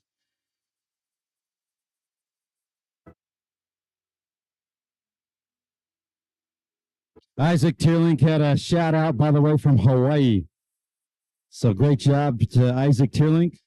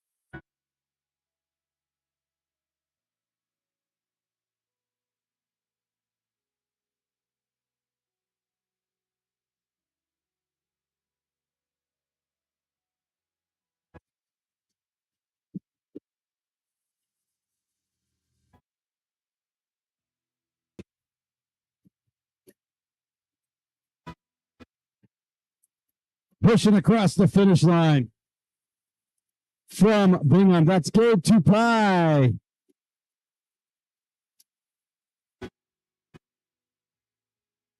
Gabe Tupai family out of South Jordan area.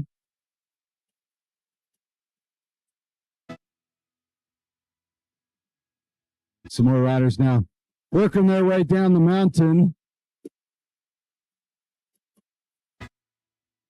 Look at this rider pushing hard. He is flying. Whoever this is, he is flying right now up that finish line from Corner Canyon. Tate Larrabee.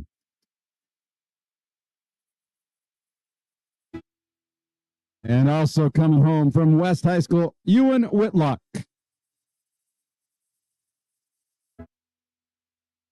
Hey, just a friendly reminder, folks, we can't do podiums until the course is taken down. Many hands make light work. If we could really use some help when we're all said and done, we'll let you know when that is. So don't start taking it down right now. But we look forward to having those podiums, and we'll start working on those soon.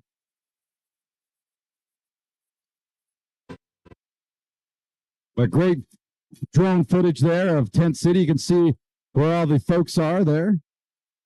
You see Desert Hills and their team over there. And now coming into the finish line is Jacob Hendrickson from Sky Ridge.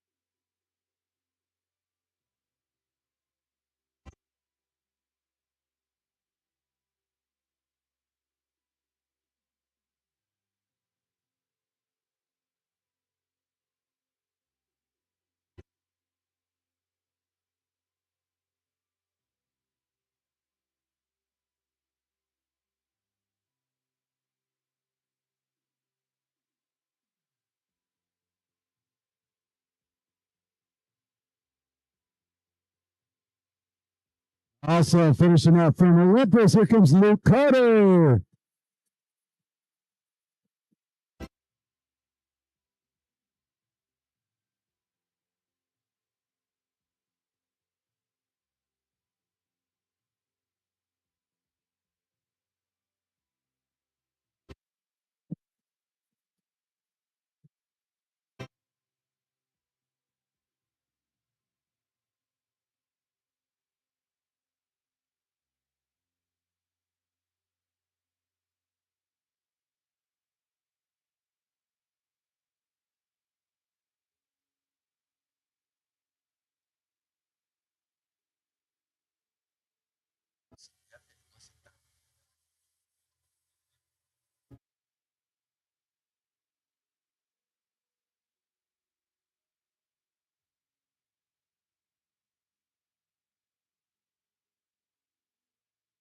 And here comes a rider who said, "Sun's out, guns out." He's from Desert Hills. Here comes Hayden Christensen.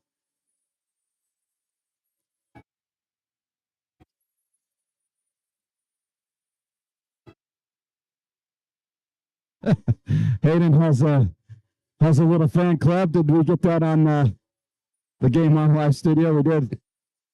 With the you got everything, including the 2-arm salute.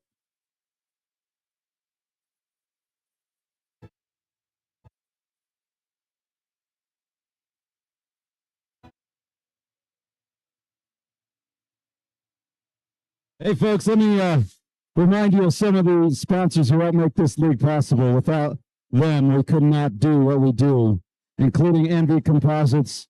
They've been here for both days, our friend Neil Shirley. Envy wheels are the fastest wheels out there, strong, light, stiff, and aero. You want it all, and so do we. If it says Envy, it's because it's the very best it can be. From Morgan, finishing up, Aaron Lee. Nice job, Aaron. Our friends at Hyper Threads, let them help you with fitting and design for next season with a fast turnaround and no order minimums. You'll be ready for the new season way before. So thank you to Spencer and our friends from Hyper Threads. We'll be hearing from them a little bit later at the awards ceremony. Pivot Cycles, it's our vision, our calling, and our ultimate goal to design and build cutting-edge bikes that take your cycling experience to a whole new level. The Pivot sponsorship assists in maintaining our loaner bike fleet. So thank you to Pivot Cycles. And our friends at IGotPoop.com, the name says it all. We handle all of your waste disposal needs with multiple locations throughout Utah. Let us help you with your doo-doo. Thank you to IGotPoop.com. At Trek, we offer the latest and greatest in bikes and gear, 24-hour service turnaround on bikes of any brand, and up to 25% of all nutrition and 25% off all nutrition and hydration products. And you can visit trekbikes.com to find your nearest retailer. And how do we get from one location to the next and get all of this gear? It's pretty simple. Legacy Logistics. But while we talk about Legacy, let's talk about Highland High's Thor Yount. He is done for the day. Great job, Thor.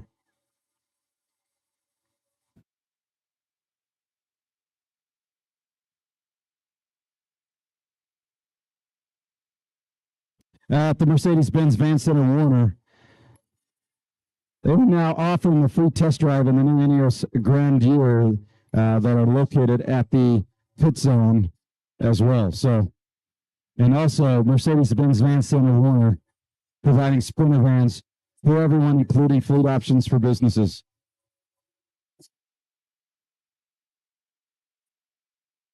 At Maverick, the next time you're headed out on an adventure, or even just getting gas because you're running your kids around, visit a Maverick Adventure's first stop. Maverick sponsorship provided new loaner bikes to our fleet, so thank you to Maverick.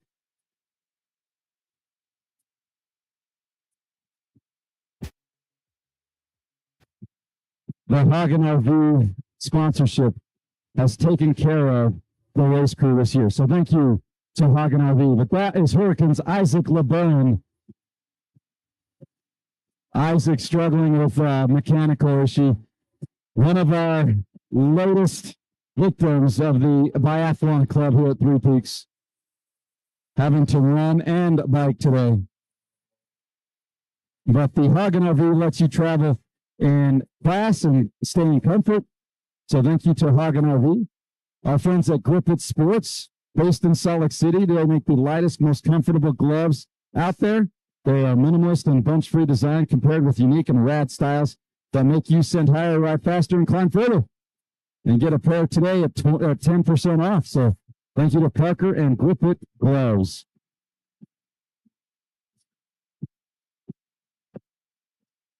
Our friends at Destination Upfitters will kickstart your next outdoor thrill. Our aim is to provide our customers with everything they'll need to embark on their next adventure. Visit our South Jordan store today, just west of I-15 on 106 South in the old Hummer building.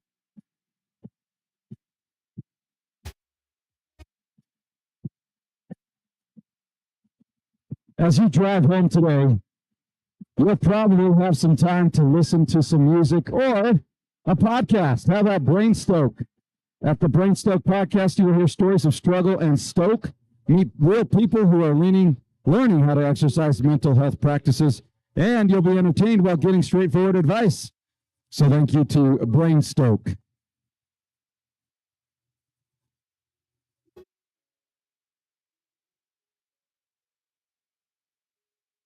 The Salt Lake Community College Department of Exercise Science is your health and exercise specialists.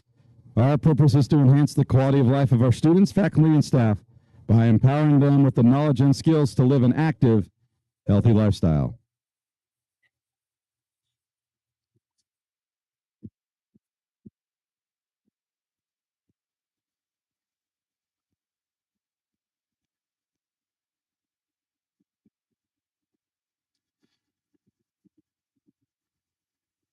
Hey, my partner in crime today, Jason Murray, has a business called Southwest Adventure Tours, and he is one of our sponsors this year. They focus on conducting sightseeing, photography, and adventure tours and small group experiences. Adventure awaits. And they do take bikes. So you can go and take a bike tour of the Southwest. Utah, Arizona, Nevada. Even into California. Go ride your bike with California.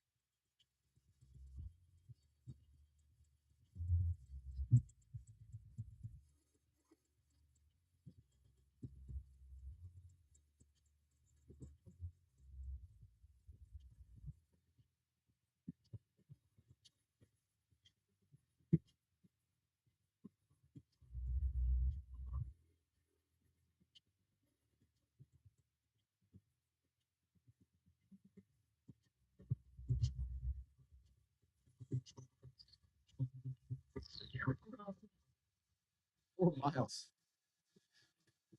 Ladies and gentlemen, we later on tonight. They will be live streamed courtesy of Game On Live Studio. So if you are a part of podiums and want your family and friends to watch, send them the link. Go to gols.co or just type in on YouTube Game On Live Studio.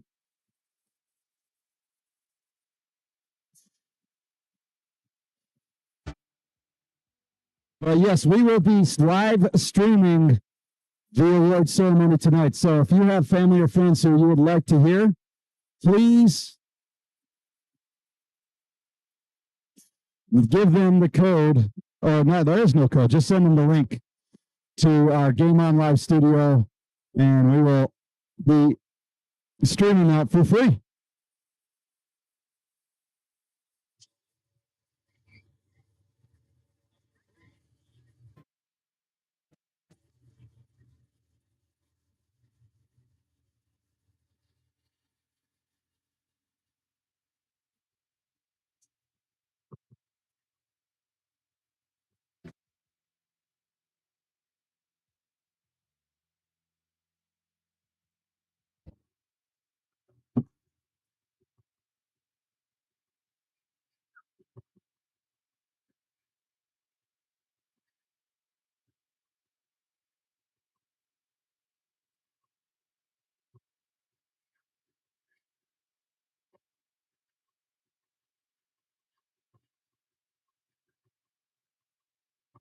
Okay, that was Talton Kleins from Velociraptors and Owen Nelson from Salem Hills.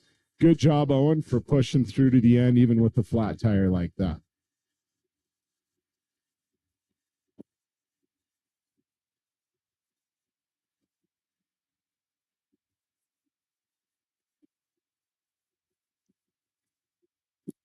Hey, shout out to our Vernal Velociraptors team who stayed and gave this rider a shout out as he got through. Nice job. Thank you, Vernal. Always sporting good sportsmanship is the Vernal Velociraptors team.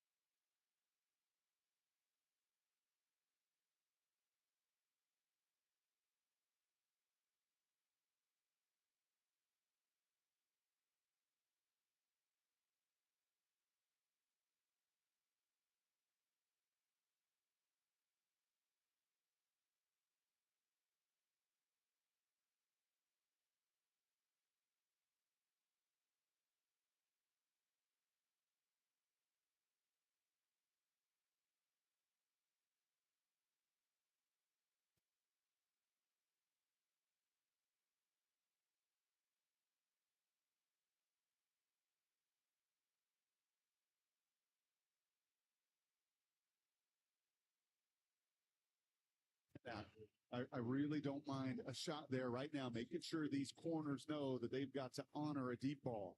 The explosive play has been hard to come by with all those weapons down. Just 16 plays on the year of 20-plus yards. That's fourth worst in all of college football. Get the home run earlier to Vele and showing that secondary. Barnes is, I'm willing to take my shots. Contrast, USC has 50 of those explosive plays coming into tonight. Second down. It's Jackson on the left side. Again a gash, and he hops inside the 15 into Bullock. First down. There is just nobody here. Here is your free tackler. Bullock's got to be the eraser, and he's watching that traffic go away. He's in man coverage, covering the tight end, and there's nobody home. Sideline warning against USC, which has clearly made Lincoln Riley very happy. Wake up! Wake up. I think both teams are pretty alert. It must have wanted a hold or something of that nature. But the defeat blocks no matter where they are. Baki in the game. He's there with Glover. It's a high snap for Baki on the Wildcat. There's a marker in, and the question is, were they lined up properly? No, they were not. There can be an extra guy in the backfield sometimes with that sort of situation. But that split end's got to be up on the ball. 5 players in the backfield. 5-yard penalty. Replay, first down. That looked like Money Parks has got to find a way to get on the football in that occasion. And Travis Hunter, there was a lot talked about him 8-1, and it was extraordinary what that Buffalo did down at TCU. But what Baki does physically against Lincoln Riley at USC, to play strong safety, to play receiver, to play running back, to do all of that, pretty darn extraordinary as well. Morgan Stanley said he reminds him of a rugby player as Matthews in motion. It's Glover, and he has a seam to the 10-yard line. Just see it when these run plays are effective, Jason. It is very easy for the eye to see. The Trojans just cannot defeat the loss. It's an undersized crew. Their success comes on that first step. If they can just beat that guy initially off the ball, if they don't, other than Bear Alexander, there is very few guys up front got the heavy hands and have the strength and power to really get off the blocks against powerful youths. With Bars inside, he's 290 pounds. Another transfer, he's from Arizona. King in motion. This is Bryson Barnes running the middle for a touchdown.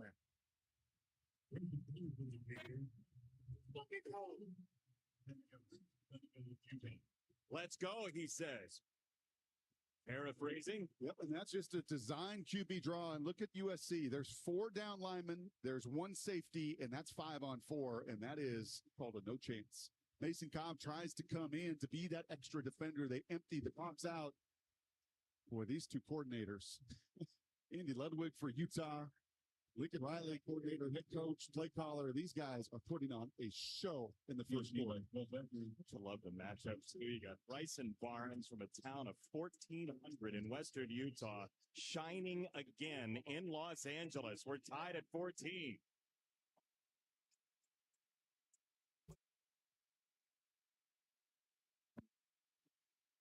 You don't have to wait until retirement to start enjoying your plans.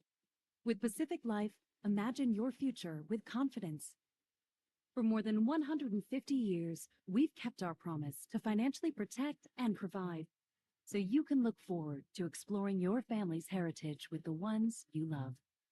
Talk to a financial professional about life insurance and retirement solutions with Pacific Life. The new Subway MVP Rewards earns you points when you order. Super Bowl MVPs really do get all the perks? I'm talking about Subway MVP. It's a way bigger deal. Get a trophy for that? I wish. Get rewarded like an MVP. Join now and get 50% off any foot long. You like me now? You like me now? You like me now?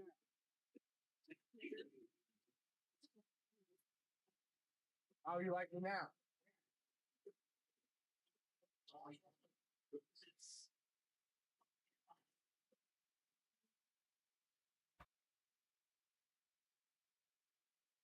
When we said we'd make the skies bluer, some said, keep dreaming. So we did, lowering emissions on the road to zero. Now, we're working on an EV that has wings. And someday, we'll turn your old Honda into your brand new Honda. Because we are a company of dreamers, setting out to be carbon neutral by 2050. So, no matter where we go, we're going to keep dreaming.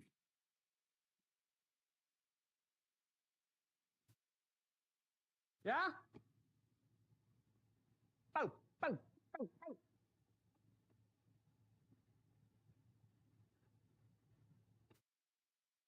I probably don't actually need to be here for this. Ready. Fox College football is sponsored by Pacific Life, creating financial security for more than 150 years. Lovely, scenic, resplendent Southern California. And the Los Angeles Coliseum in its 100th year, watching what feels like an Olympiad so far. 14 points already for Utah, averaging 21 and change. They have played some slugfests and won a bunch of them. Their only loss to Oregon State when Barnes was injured. He's got them in most recently as Zachariah Branch awaits. And this should give him an opportunity to return. The line drive, Branch finds his way to the 25.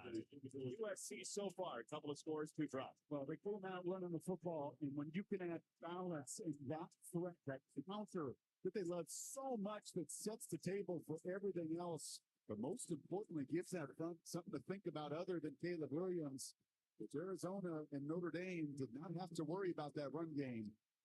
See their deep shot for Washington, and then, well, we watched them walk through yesterday. They want to find a way to get number one on that track as much as they can. Out of Bishop Gorman High School in Las Vegas, Zachariah is some kind of fast.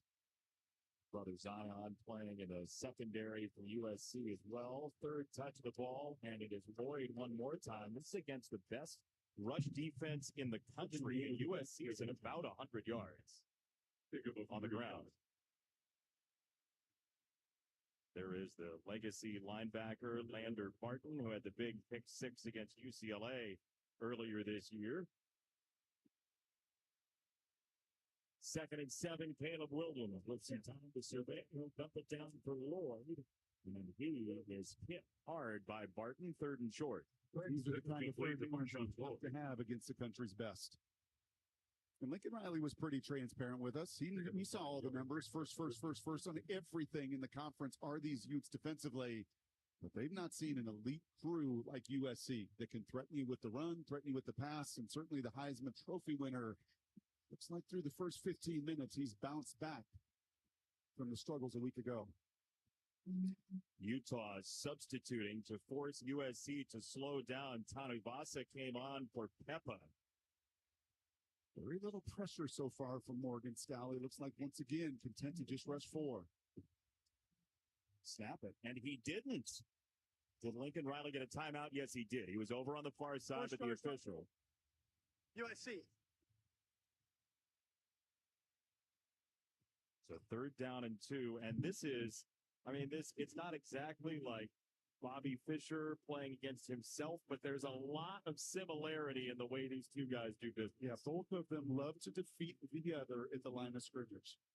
You say to yourself, well, that's what every coordinator does, right? No, a lot of them will call the play and they don't check everything. Morgan Scally waits. He looks at that front. He looks at the personnel. He knows his tendencies like a brilliant mind, and then he tries to make the right call at the last second. And Riley does the same. Looks at the personnel, looks at the front. So if it was a game of chess, right, that you got to make that move at a certain amount of time before you just hit that little clicker or Jeopardy, before you buzz in, like those two were just waiting to the last second in that chess match. And both of them from the neck up about as good as anybody in college football. Feels like you play your entire life as a lightning round, Brock. 3rd and 2. Once again, not showing pressure here, which is a little different than the matchup a season ago. 11 sacks in 2 games combined last year of Caleb Williams, and he darts up the middle. They bracket him and drop him after a gain of 1. So now looks like we'll get to the second quarter, and this is an intriguing decision. It looks like they're going to punt. Do you buy it? I do, and that was some kind of tremendous play from Jonah Ellis and that D line to stop Caleb Williams on that QB draw. So now, again, it seems like a punt is coming, but in a 14-all game after 1 quarter, who knows? 4th and 1 when we come back to Los Angeles in another stellar Pac-12 game.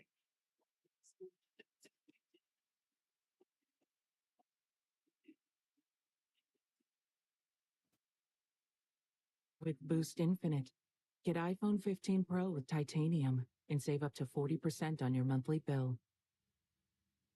Transcend to a wireless utopia and experience America's smart network. With unparalleled coverage from 3 of the nation's top wireless networks. No trade-in needed to get iPhone 15 Pro with titanium on us. Save up to 40% on your monthly bill and enjoy the latest iPhone every year with unlimited wireless.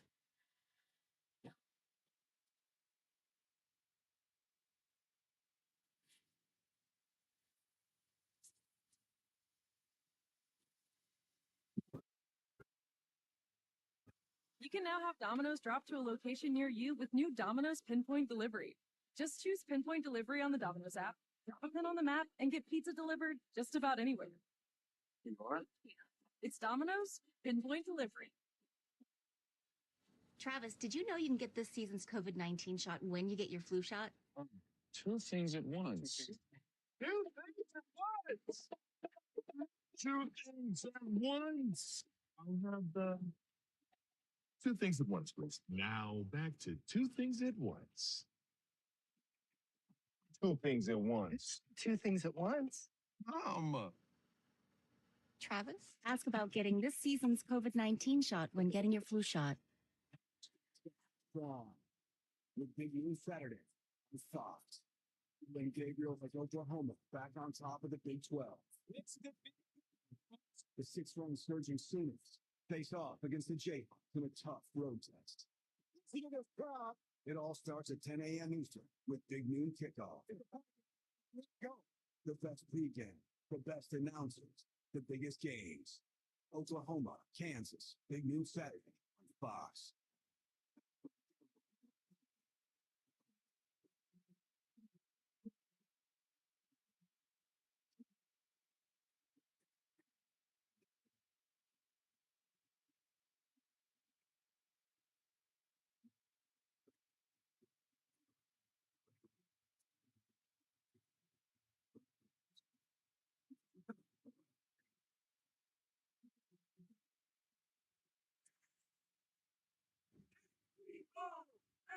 You want me to beat him up? If you beat everyone up, what am I the king of? Quieter people? Sunday, just running and funnin'. Rapopolis TV's #1 new comedy. Everything's a number to your generation. Is all new. We may be the coolest people here. And delightfully twisted. You're back. I missed it. What are you doing? Oops. Your loss, whoever you are. Rapopolis, all new Sunday on Fox. All right, I'm going to change your world. That's going to be interesting. Let's go.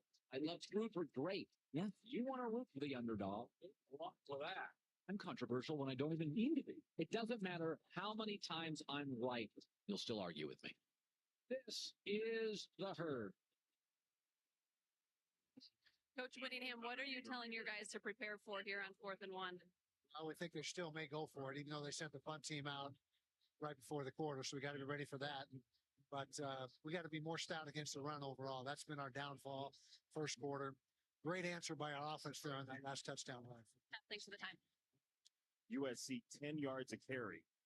Caleb Williams is sitting on the bench, so it looks like they're going to punt.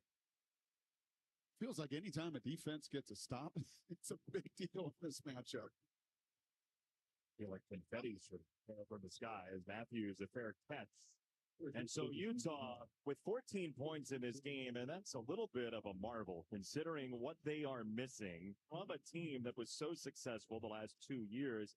In the backfield specifically, Mekhi Bernard, Chris Curry, the transfer from LSU.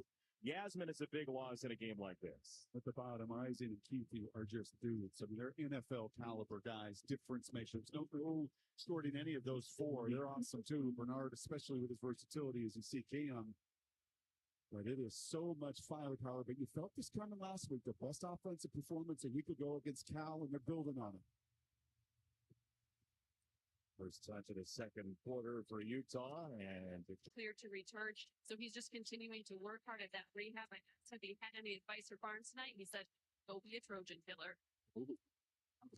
Cam Rising knows something about that as they will run it with Jaquindon Jackson and third down. And, all the conversation was, when will Cam Rising be back beginning of the year? And that looks like something of a misnomer that wasn't intentional by anybody. Nope. But it feels like the last few weeks they've given the job to the right guy. They needed to see what Nate Johnson can do. He's highly athletic and dynamic. But Barnes is a leader. He's a savvy guy, and you can just feel that his teammates follow him. Critical third down. 16 plays, 11 runs so far for Utah. Can they run it 3rd and 5? It's a throw. It's down the middle, and Vele to the 40-yard line. And once again, where are they picking on? That short side of the field. And this time, just a beautiful slant when you're 6'5", 215. Just get inside. You see the zone coverage there. Bryson Shaw goes out to the flat, leaves the vacated window open. Mason Cobb tries to dislodge the ball. Hard to do against a big, talented, physical receiver like Vele. Who had a 100-yard game at the Rose Bowl against Penn State last year. Barnes low to top, now collapses. And down he goes. Romello Height at his feet for his 4th sack of the year.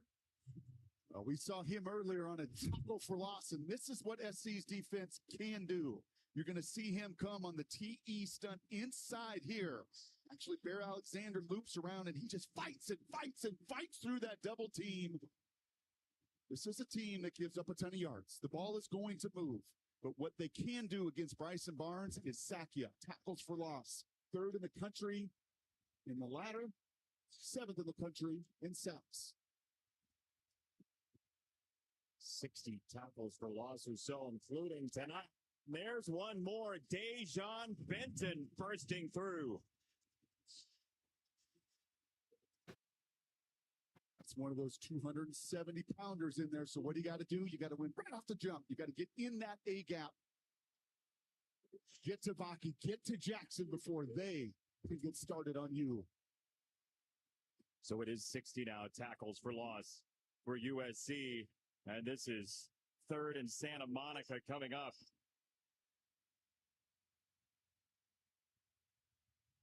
Play-by-play guys love it. We love the beach and geography. It's a run, and they'll get a chunk of it with Jackson. They pay off the punt. Right? If you're going to punt, and Coach Riley's going to take the ball out of Caleb's hands on 4th and 1, then defensively, you got to go get a stop. That's exactly what the tackle for loss in the sack, what USC does.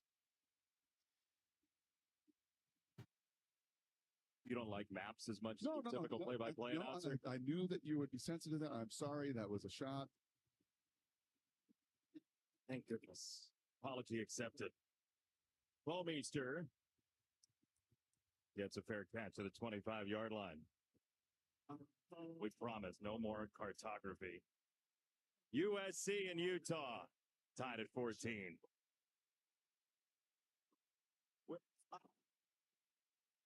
You are not related. There's no ancestry connecting you. But look how similar you are. You work at it. You keep going. You may not be brothers and sisters, but if tough were a gene, you would be.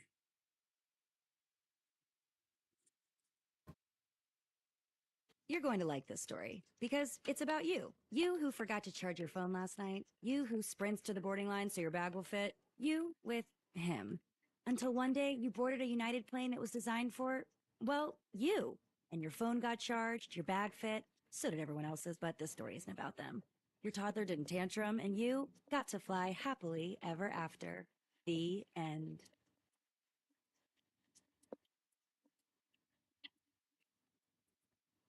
What's this?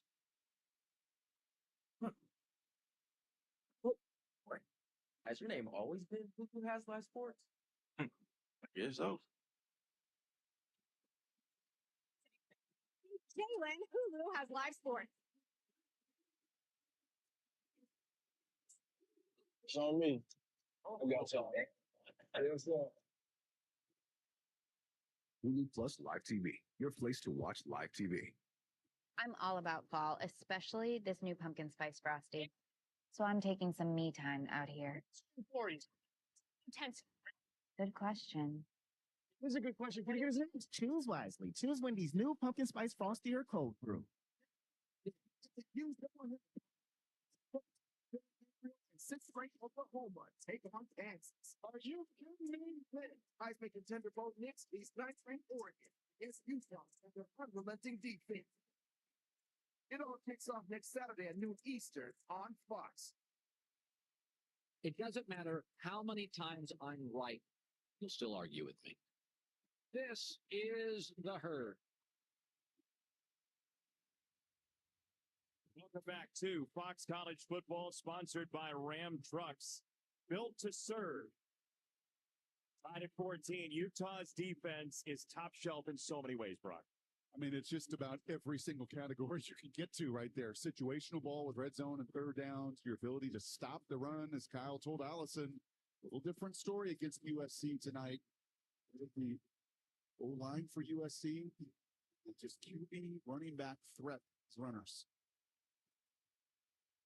Below the for Lloyd out of the backfield. He put it on the ground. That's a live football. He caught the ball, put it on the ground. Bucky knocked it free, and it's picked up going the other way by Ellis. Now let's see what they unsort and where this ends up. Yeah, I don't think he ever has control. They let it ride, though. Yep. And it looks like this is going to be Utah football for the time being. And that's the right thing to let it ride. I mean, I think that's the right call. Speakers working over there.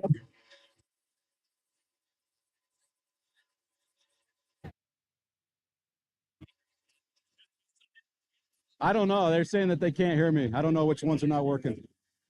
Where's Lance? Hey, Lance. Hey, guys. No, they're saying that they can't hear. So go check that, Sam. No.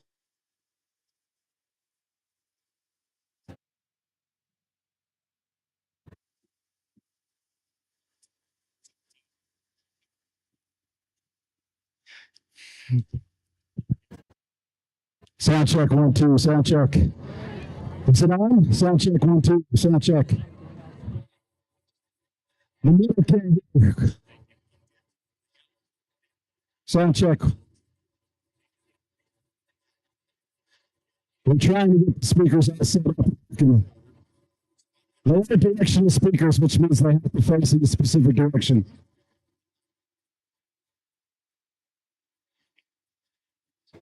What if I stand right here? Will that work? If I just stand right here, that will be good.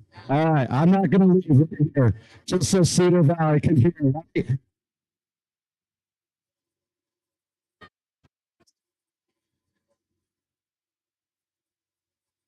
All right, we're good. We're just going to go. Give me a thumbs up. All right, let's go. All right. My name is Lance Camaro, and I'll be your MC for tonight. We want to give out, start off by giving a huge shout out to our sponsors. Let me give these list out for you. Envy, Pivot, Hyperthreads, IGotPoop.com, Maverick, Legacy Logistics, Mercedes-Benz, Van Center, Warner, Strike, Trek, Hammer Nutrition, Destination Outfitters, Hagen RV, Jorgensen's, Velocirax, Grip It Gloves, Tilt Trainers, Mod Balls, Jibe Cycles with Goggles, USA Cycling, Mountain Ops, Brownstoke, Homes for Heroes, Solid Community College, Forge and Bond, Crash Pads, Porazumi, the Factory Store, Advanta Link, Alta Independent, Pedal Industries, and Southwest Adventure Tours. I know, you're going to have to listen up. You're going to have to listen up. It's the best we got. So, that's as loud as we got them. So, yeah. So, it doesn't help if you like speak up. So everyone quiet down. Shh, shh. Hey, quiet, quiet, quiet. It's a lot better if everyone's quiet. I know you guys want to make noise as well. You should. But we need to give a thank you to our neutral support, Mad Dog Cycles, Guthrie Cycles, Competitive Cyclist, Fazari, Pronghorn, and a special thanks to Shields, who was here all weekend. And we need to give a thank you to our league's board of directors, the full-time staff, the hard-working race crew, providing the direction and the backbone of the season. And we also need to absolutely thank our orange-vested army of hundreds of volunteers, even thousands of volunteers who made our races happen both before, during, and after. And we had 25 races this year because of our orange-vested army, so thank you. All right, shh, quiet, quiet, quiet, shh, quiet. Shh. This one's important.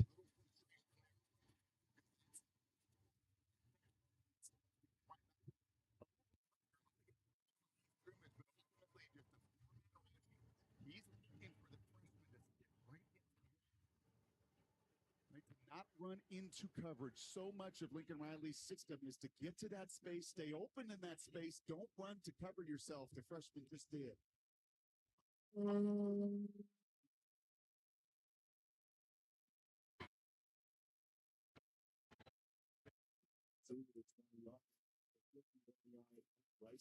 All right. Thank you, coaches. Next, parents.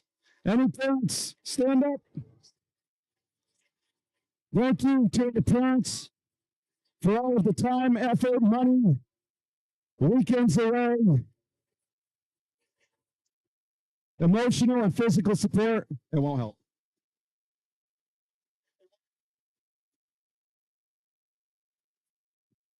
And one more. Our student athletes.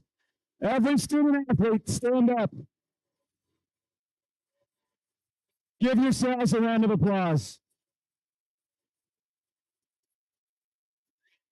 It sells. The 3 for Me only at Chili's serves up bottomless drinks, bottomless chips and salsa, and an entree with sides starting at just. Sit down, sit down. Sit down. Medicaid or chip coverage? Sit down. The louder you guys are, the less people can hear me. And the max volume, I've been talking for 2 straight days. So everyone take a seat. All right, our first award of the evening. Guys, shh, shh, shh, quiet. First award of the evening goes to our Iron Man Award. These are the student athletes who never missed a race in the 6 years that they were eligible. These athletes began racing at Junior Divas back in 2018 and have now completed their final race with us. We're going to call them up by region. So, Region 1, when I call you, please come up, and we're going to have the region directors give you an award. So, Region 1.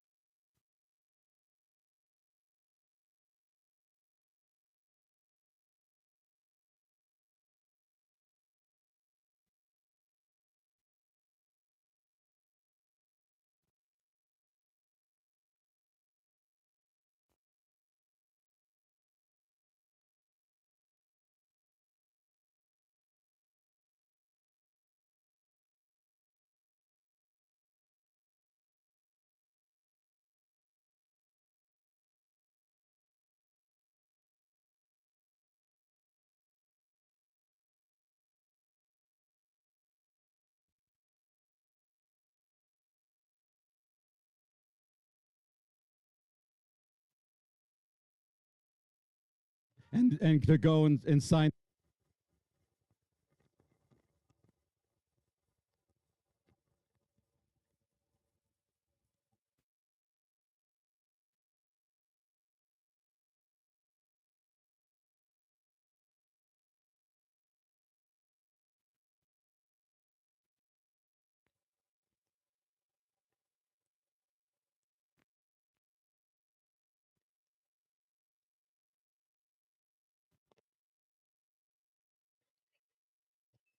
Come on back, guys.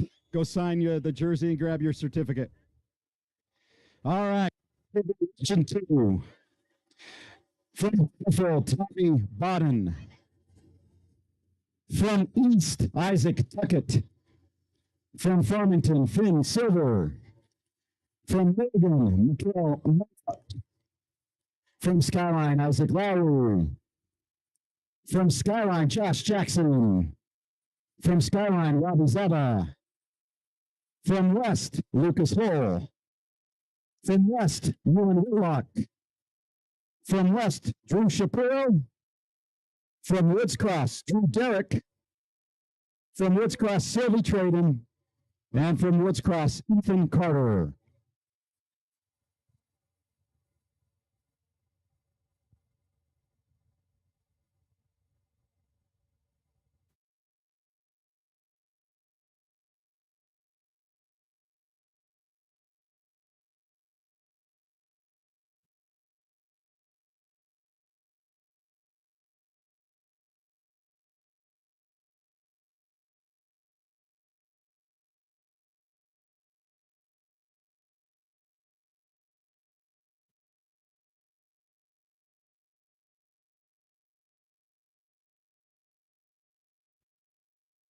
Thank you. Go back and sign the jerseys and grab your certificates. Next will be Region 3. From Alta, Theo Evans. From Alta, Dakota Howe. From Copper Hills, Hunter Peace. From Corner Canyon, Sam Free. From Corner Canyon, Tyler Balls. From Corner Canyon, Parker Anderson. From Corner Canyon, Harrison Reading. From Corner Canyon, Tate Larrabee. From Corner Canyon, Adam Sabrowski. From Corner Canyon, Jonah Scott. From Olympus, Ava Gillespie. From Riverton, Lucas Hicken. And from Riverton, Caden Graham.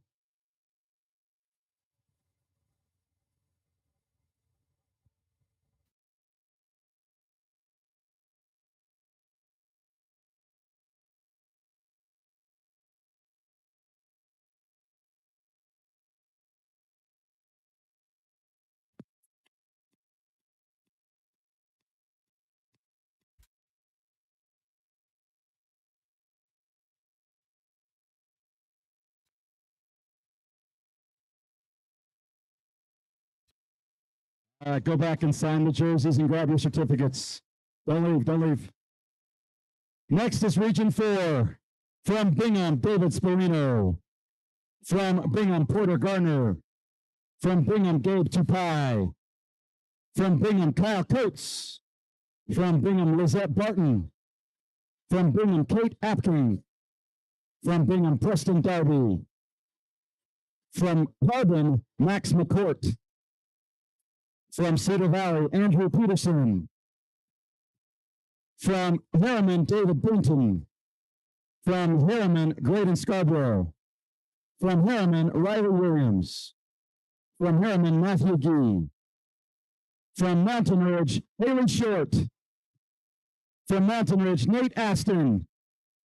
From Mountain Ridge, Carter Stanley. And from Mountain Ridge, Miles Peterson. From Orem, Jack Nixon. From Severe Valley, Bimby Busk. From Timbanogos, Nora Ransom. From Westlake, Margaret Powell. From Westlake, Colin Draper. From Westlake, Cooper Princess Peterson. And from Westlake, Parker Blair.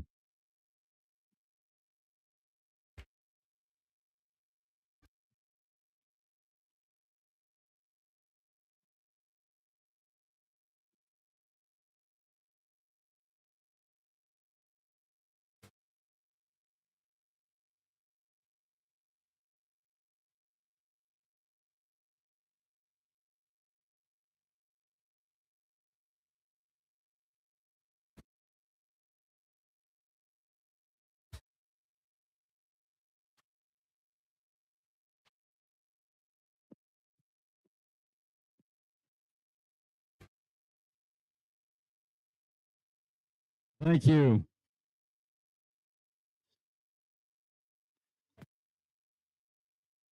Next will be Region 5. From Lehigh, Lydia Adams. From Lehigh, Caitlin Ellis. From Lehigh, Jacob Rasmussen. From Lone Peak, Julia Colton. From Lone Peak, Cassidy Barton. From Lone Peak, Brandon Nasalith. From Lone Peak, Hannah Murdoch. From Skyridge, Liam Rollins. From Skyridge, Liam Rollins, I beg your pardon. From Skyridge, Jacob Hendrickson. From Skyridge, Sam Chilcote. From Skyridge, Dresden Quintero. From Skyridge, Connolly Gale. From Skyridge, Van Binsinger. From South Summit, Jurgen Cox. From the Verna Velociraptors, Talton Kleins. From the Verna Velociraptors, Jackson Hawley. From the Verna Velociraptors, Ryan Steelmer. And then we have one more that Brooke was very adamant that we make a special announcement for this last one. The reason why is because he is the only racer in NICA history to race 7 seasons. From Salem Hills, come on up, Owen Nelson.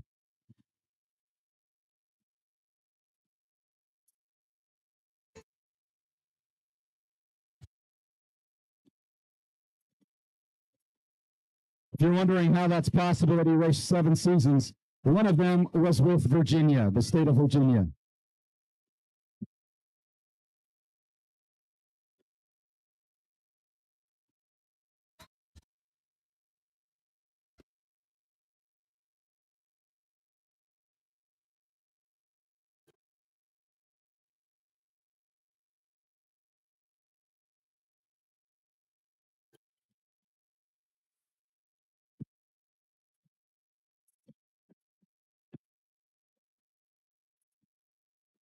And last for our Ironman participants, it is Region 6. From American Fork, Tyson Mortensen. From American Fork, Rachel Jacobson. From American Fork, Aiden Eccles. From American Fork, Ryan Wilson. From American Fork, Aaron Wilson. From Cedar, Katie Peanut Hall. From Crimson Cliffs, Glenn Tuttle. From Desert Hills, Caleb Gunnerson. From Desert Hills, Jordan Porter. From Dixie, Taylor Boren. From Dixie, Nicholas Kalbach. From Dixie, Kaya Stoddard. From Hurricane, L. Weber. From Hurricane, Easton Knutson. From Manti, Willow Adamson. From Manti, Chase Nielsen. From Manti, Nathaniel Pipes. From Moab, London Nielsen. From Pleasant Grove, Ava Larson. From Pleasant Grove, Kimball Ray. And from Pleasant Grove, Tyler Loader. Scoot over to your right, guys. Scoot over to your right.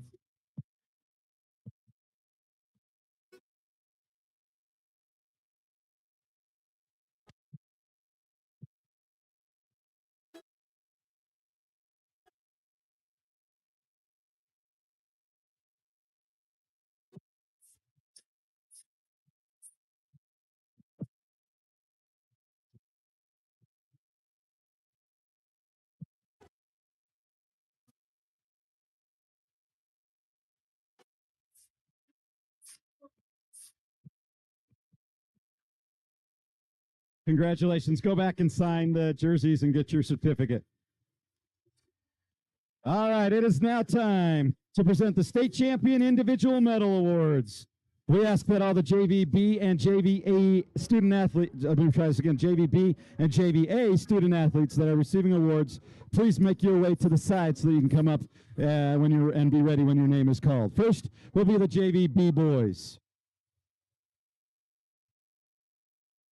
In 10th place, from Creek Valley, Ethan Barlow. In 9th place, from Bingham, T.D. Seeley. In 8th place, from Springfield, Max Goff. In 7th place from Woods Cross, Jacob Jensen. In 6th place from Maple Mountain, Jordan Wagoner. In 5th place from Lone Peak, Dean Gillespie. In 4th place from Westlake, Alex Larson. In 3rd place from Morgan, Jack Whitmer.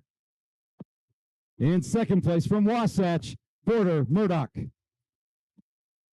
And your state champion from the Vernal Velociraptors, Caleb Batty.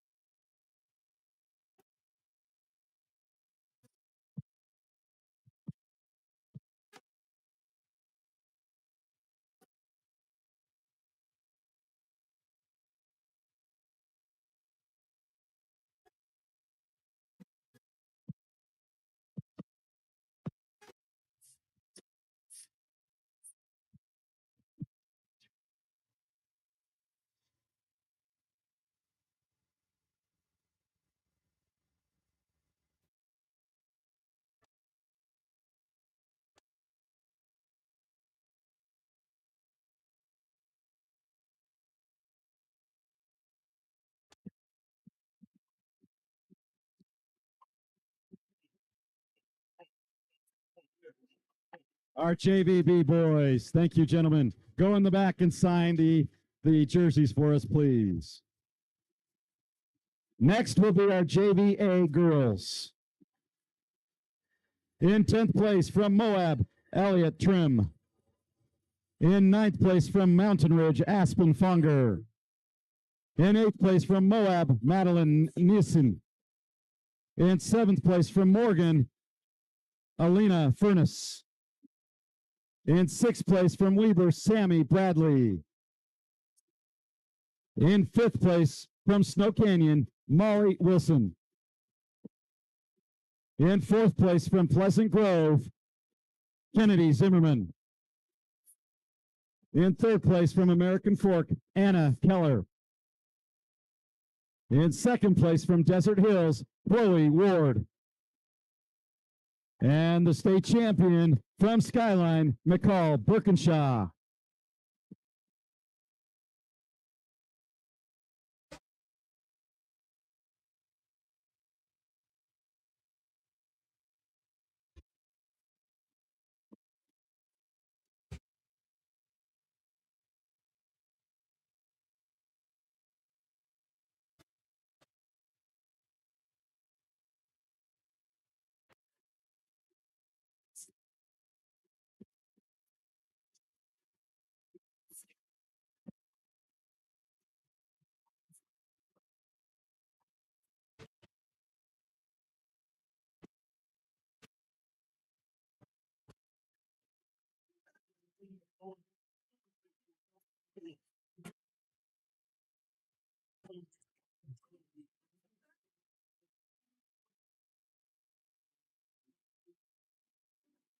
Thank you, ladies. Go on back and autograph the jerseys for us, please.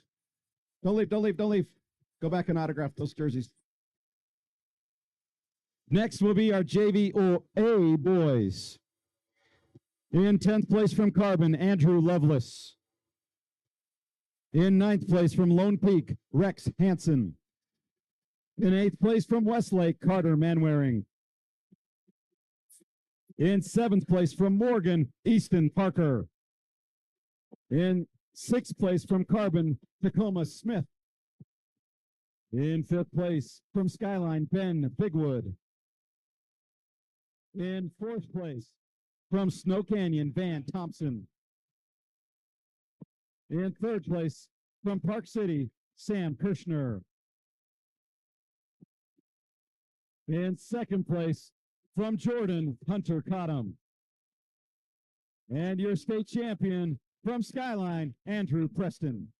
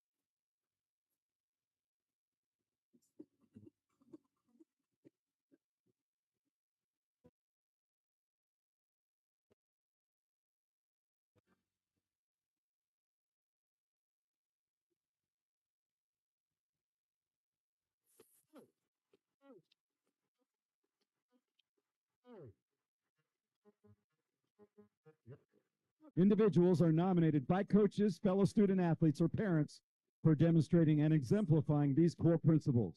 This year, we had over 480 nominations for these awards. Our awesome platinum and gold sponsors have the difficult task of choosing the award winners. I would like to invite them to work their way to the podium. And the first one will be the MV Composite Academic Award. We invite Neil Shirley to come up and tell us a little bit more about this.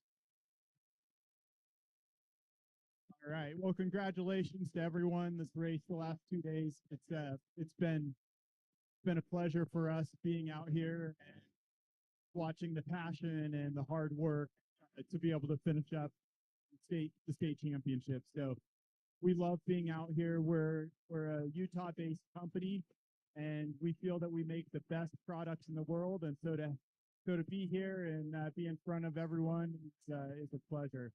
So NV Composites is located in the Ogden Tiger Country. So we're in Ogden, Utah. Love it there. So each of the winners of this gets an NV wheel set. So we'll hand a certificate to everyone, and they can redeem it for a wheel set. Thank you, Neil. When I call your name, please come up. From Region 1, from Green Canyon, Justice Seeley. From Region 2, from Bountiful, Tommy Bodden.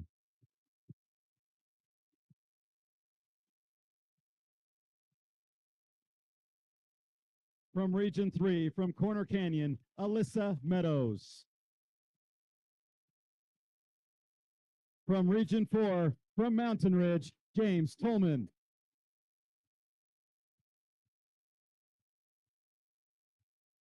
From Region 5, from Vernal, Jackson Hawley. And from Region 6, from Snow Canyon, Jane Kim.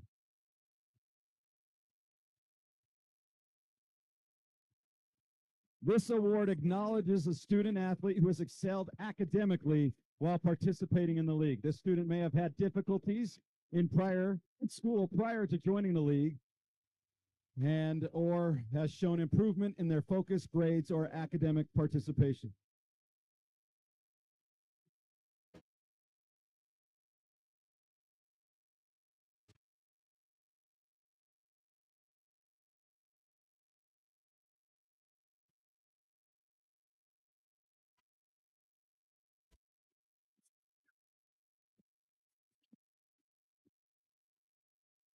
Neil, get out there with them. Go get a picture with them. Thank you to NV Composites.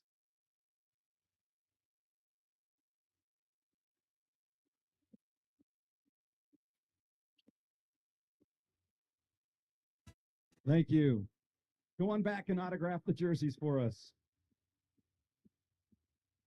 You do well in school, you get a free pair of wheels. How's that?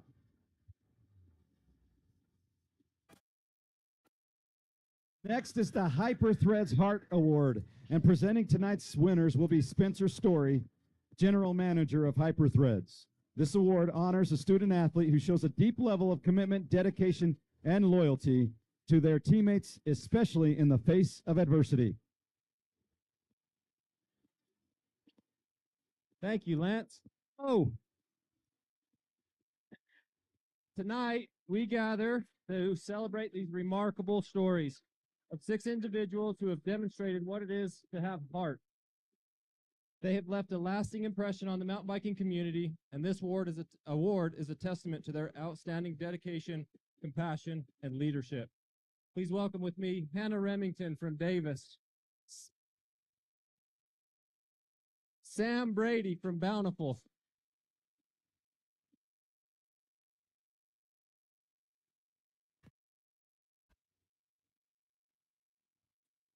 Okay, we like Sam.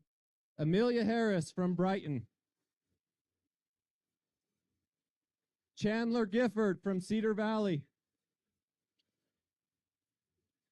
Chad Peterson from Skyridge, and David Harrison from Desert Hills.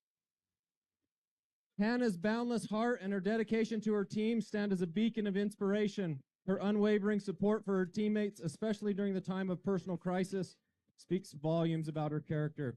She embodies unity, team spirit, and a deep desire to ensure that everyone feels welcome and appreciated. Thank you, Hannah. Sam is described as the heart of his team, the epitome of dedication and loyalty. From his early days as a 7th grader, he embraced his role as a mentor and a motivator. He leads not only with his voice, but with his actions, providing crucial support to his teammates when they need it most. Thank you, Sam. Amelia's impact on the team is immeasurable. She not only inspired her younger teammates, but also exemplified the spirit of a big sister, helping them gain confidence and transforming their passion for mountain biking. Her commitment to her team, her community, and the sport is unwavering. Thank you, Amelia. Chandler demonstrated the true spirit of sportsmanship during a crucial race when he saw a struggling teammate. He didn't hesitate to offer support and help him cross the finish line. His selflessness and compassion make him a true role model. Thank you, Chandler. Shad, in just his 2nd year with the team, his maturity and leadership are awe-inspiring. He competes with grace, cheers for everyone, and readily steps up to take on his responsibilities, even washing towels when nobody else would. He embodies the values of teamwork and selflessness. Thank you, Shad. David's infectious enthusiasm and leadership have helped create a sense of unity within the team. He stays the entire day on race day, cheering for his teammates and leading them to pre-race rituals. He epitomizes the spirit of mentorship, excitement, and a genuine love for the sport. Thank you, David. These 6 individuals embody the true essence of the Hyperthread's heart. They remind us that mountain biking is not just about the competition, but about the bonds, the support, and the love we share within our community.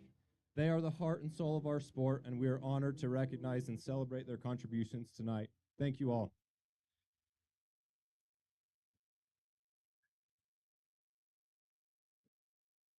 You guys want to scoot to your right to get a better picture? Scoot to your right. Come on over, you get the podium in your background. And how about a hand for Spencer's jacket, by the way?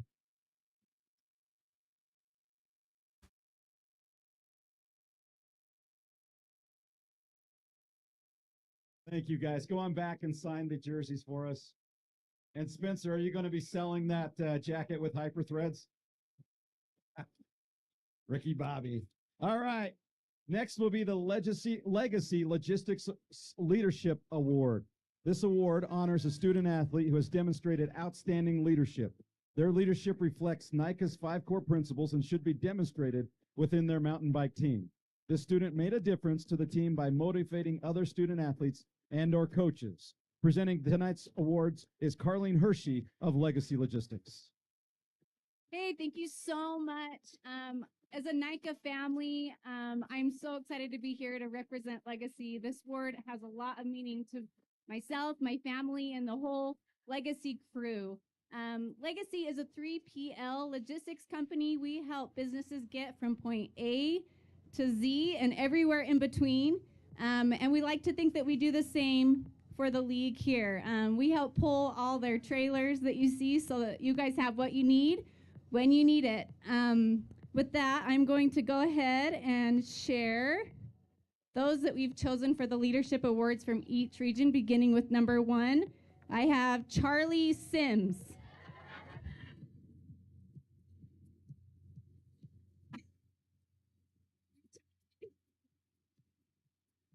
He's got quite the crowd here.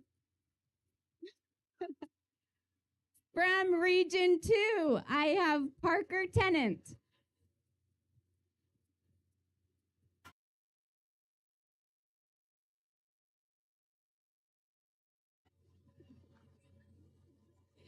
From Region 3, I have Andrew Jensen.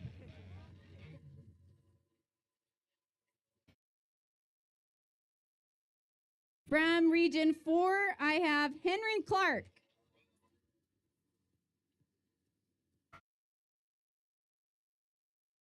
Region 5, Lydia Adams.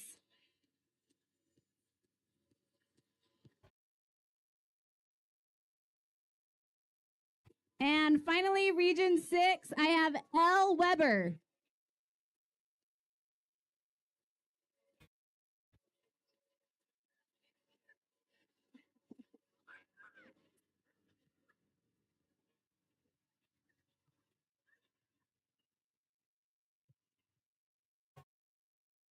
you. Congratulations.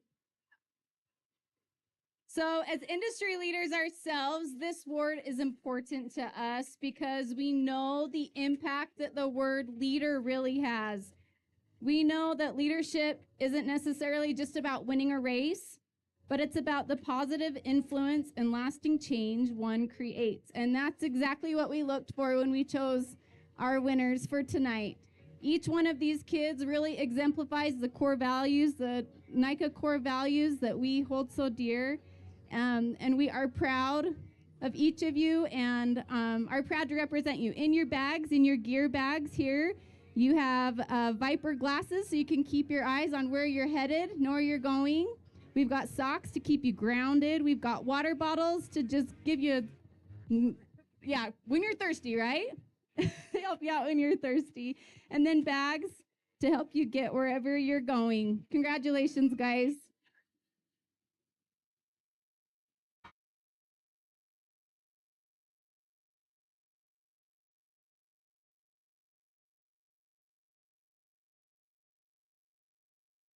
Up your awards real quick. We'll take a picture.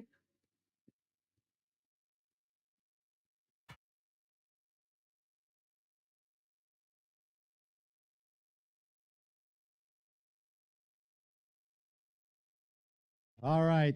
Thank you. Go back and sign the jerseys. Zayden Wilkerson. Zayden, if you can hear us, please come up to the podium. Zayden Wilkerson. Can you hear me, Zayden? Come up towards the podium, behind the podium, please. All right. Next is the Spreading the Stoke Award, sponsored by IGotPoop.com. Come on up, Josh McCourt from IGotPoop.com. This award is for anyone, student, coach, parent, who exemplifies the core reason we all ride bikes, having fun. No matter what happens, you will always find the person smiling or spreading their positive attitude on and off the bike. Go ahead, Josh. How's everybody doing tonight? It's my great pleasure because I'm very stoked about everything that I do, and it really takes a very special person to smile through the job that we all participate in and day out. We take crap from everybody, anywhere, at any time, and we're happy to support you guys and to help you in accomplishing your races.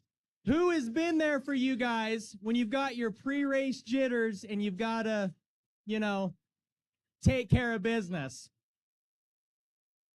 We are a family-owned and operated company based out of Helper, Utah. And if you don't know where Helper is, it's close to Price, where a lot of you have raced. Shout out to the Carbon team. No problem. So for our Stoke Award recipients, we've got a over the tailgate branded with IGotPoop.com's logo tailgate bike rack. We've got, to represent the Stoke that you guys bring, the Boombox JBL portable, super awesome, and then we've got little goodie bags as well. So it is my absolute honor to present these wonderful gifts and awards to, from Region 1, Megan Woolesnoom, I don't know how to say your name, from Mountain Crest High. Woolston-Hume. Sorry about that, Megan. Megan, come on up. From Region 2. Josh is a Carbon graduate. I apologize. I was actually homeschooled, so it's his fault. So, from Region 2, we would like to welcome Isaac Tuckett from East High School. For Region 3, we'd like to welcome Lenny Sharp. From Region 4, our home, Carbon County, from Carbon Composite, Andrew Lovelace. From Region 5, we'd like to welcome Caitlin Scott, South Summit High School. And finally, from Region 6, Morgan Black, American Fork High School.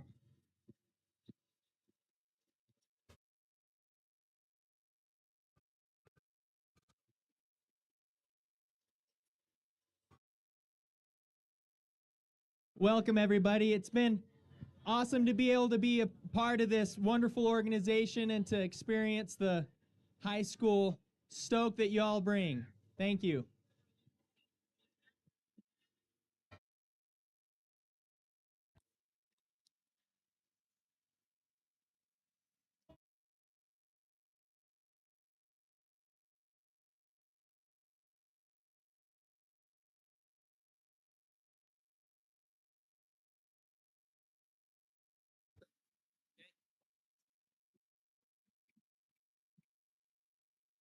I have to confess that when we do our little advertisements and announcements, igotpoop.com is our favorite one to do.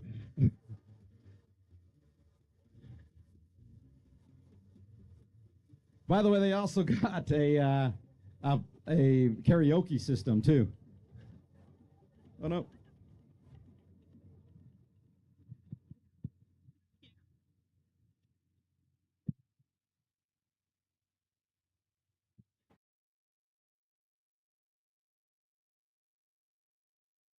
Thank you, Josh, and the entire igotpoop.com family. Next is the Trek Victory Award that honors the student athlete who has found personal victory over adversity.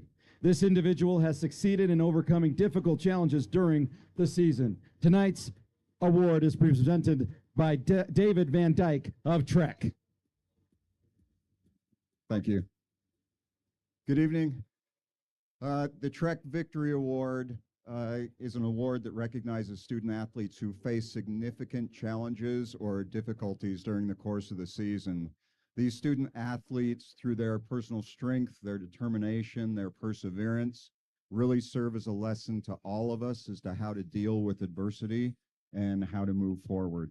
So we've chosen student athlete winners from each of the regions, and want to read those and I'll pass them out. You bet, you bet. When you do come up, we ask that you center yourself over the podium for a great picture. All right. In Region 1 from Box Elder, Bronco Blaine. I wish we had time to hear all of their stories. They are incredible. From Region 2 from Bountiful, Lydia Sullivan.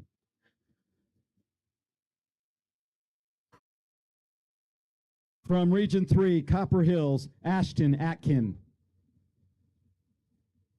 From Region 4, from Cedar Valley, Eloise and Pearl Bush.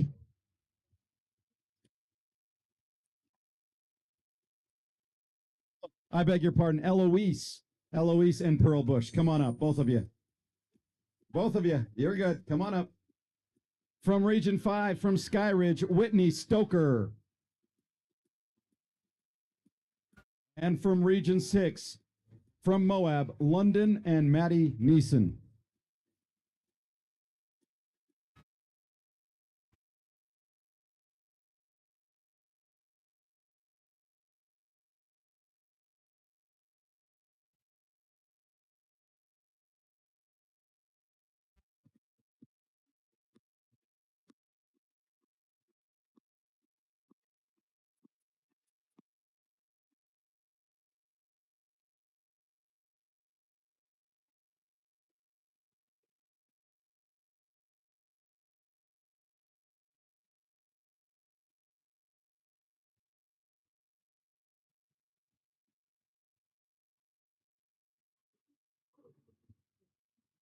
Thank you.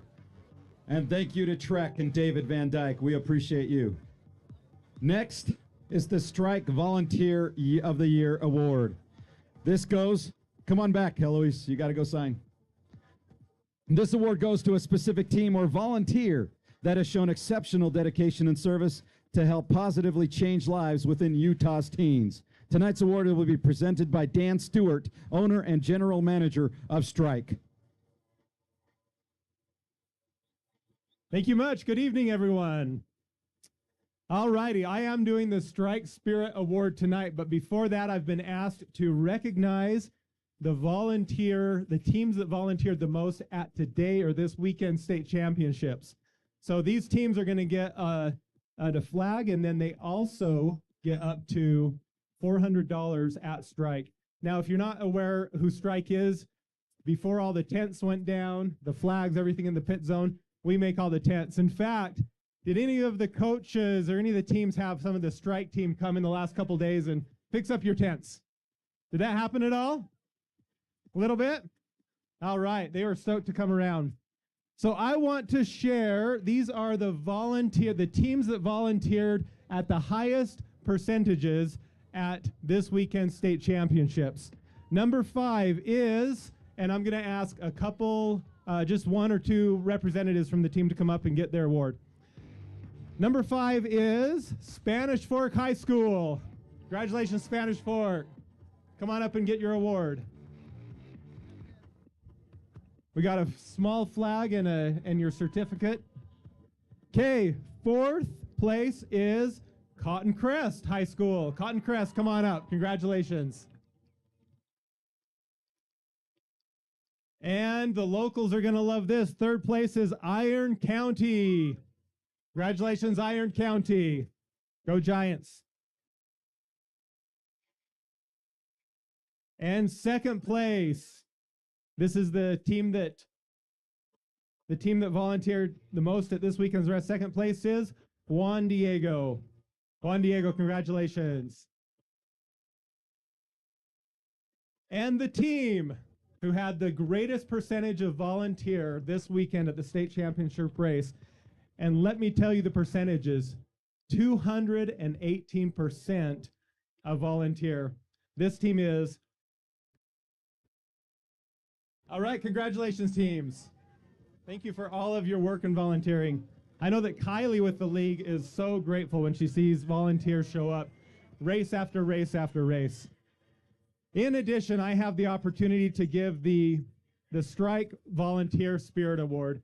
Now, these are individuals who have volunteered all throughout the season, given of themselves, and like the other Spirit Nominations Award, I get to read hundreds of amazing reviews of volunteers, and it's so hard to choose just one. But from Region 1, and let me share what will be given. So this will be 1 volunteer from each region, and you'll get an entire strike tent. We actually have your frames tonight. If the frames want to come up, you can get your frame, and then on the back of your certificate will be all the info you need to get the roof printed and everything for your frame. These guys look so good coming up. I love them. Okay. Region 1, the volunteer award goes to Holly Stoker. Holly Stoker, come on up.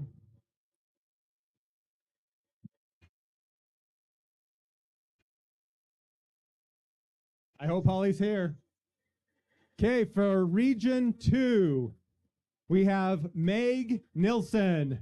Congratulations, Meg Nilsson, Region 2.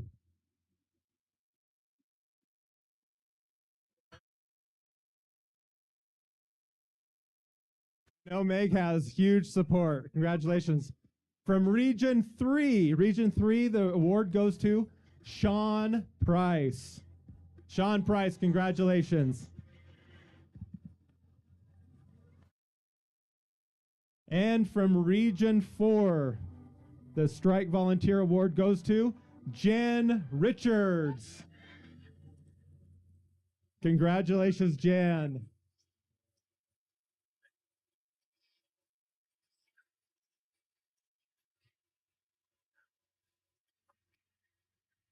Here comes Sean.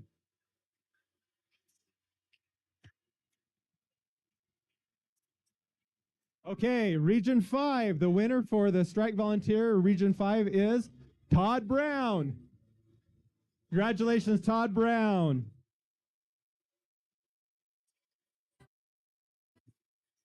And last, Region 6, the Strike Volunteer Award goes to Bodie Lund. Congratulations.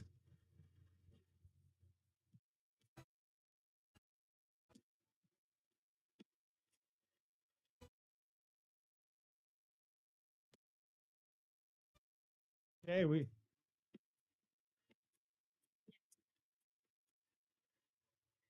all right, we'll grab the picture.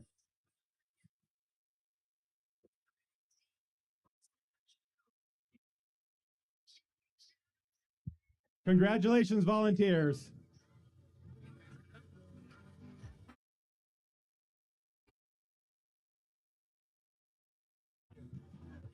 Thank you, Dan. And thank you, Strike Visuals.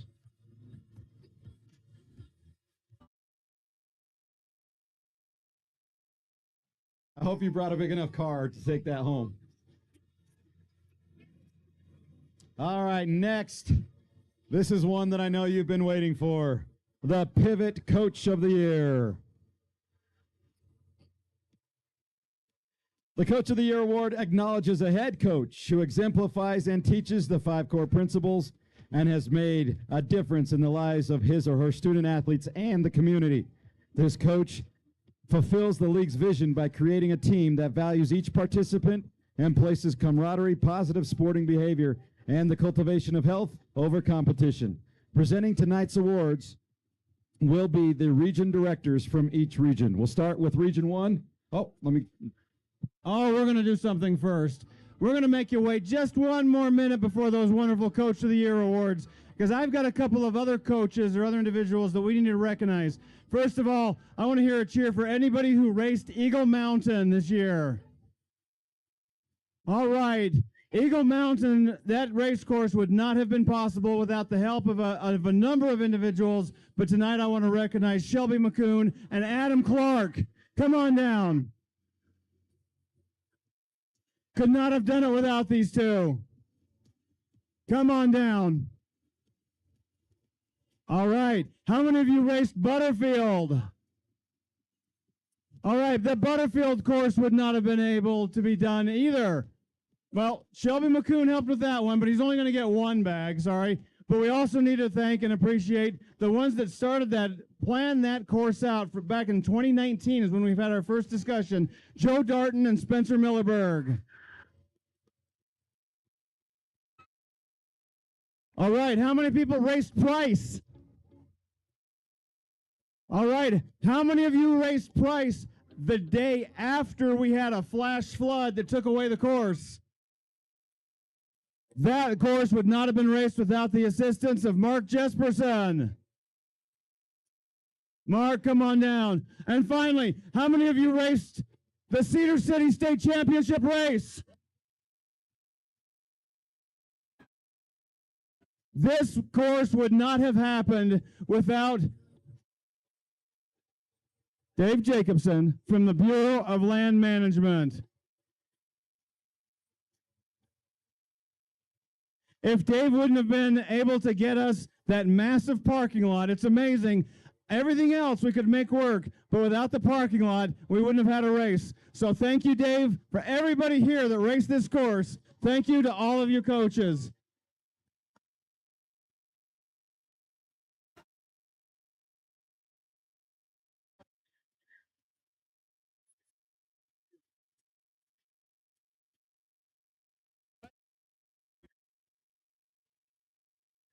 And thank you.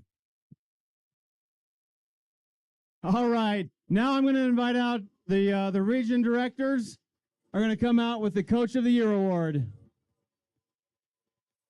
Region 1, take it away, Tara. Region 1 Coach of the Year is Mike Stanton, Bonneville High School. Region 2 Coach of the Year award is Jeff Van Barkum from Highland.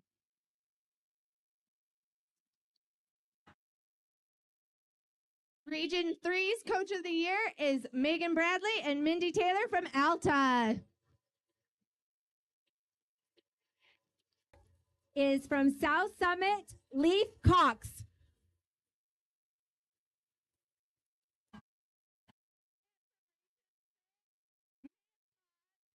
Ken Nielsen.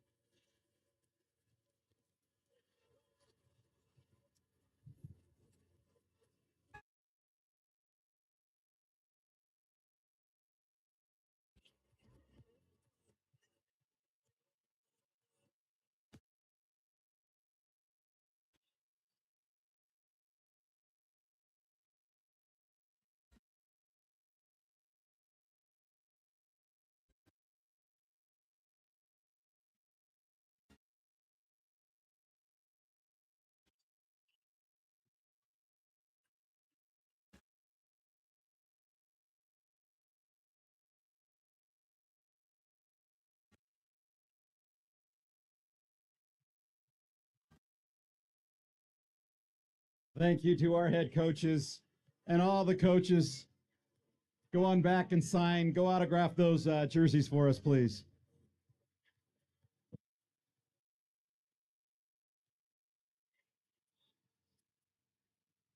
Varsity, I thought we would just call it a night. What do you guys think? I'm getting kind of tired. It is time for the varsity individual awards. We will do the varsity girls first and the top 10. In 10th place from Fremont, Julia Allred. In 9th place from Park City, Abigail Pruin. In 8th place from Wasatch, Alex Charles. In 7th place from Park City, Addison Lundberg.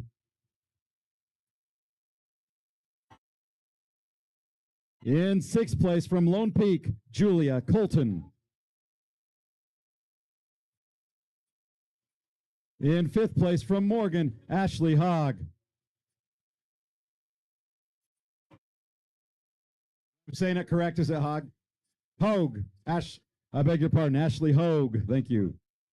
In 4th place from Pleasant Grove, Lucy Hillstrom. In 3rd place from Lone Peak, Brinley Agard. In 2nd place from Dixie, Lily Tritle. And the state champion from Moab, Elizabeth Knight.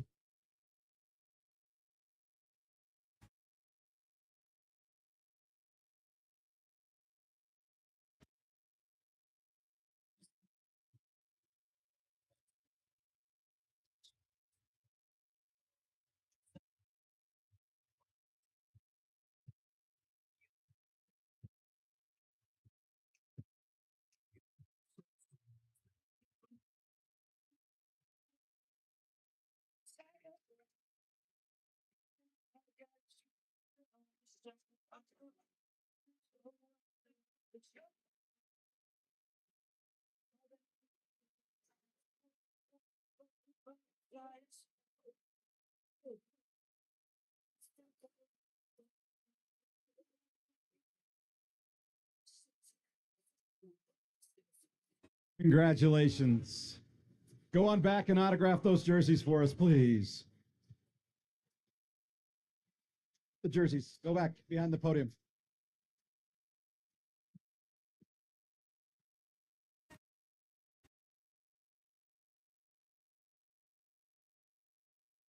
All right.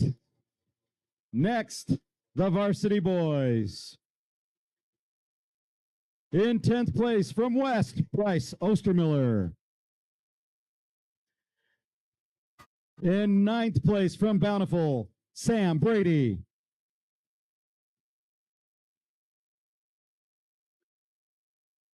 In 8th place from Westlake, Cooper Princess Peterson.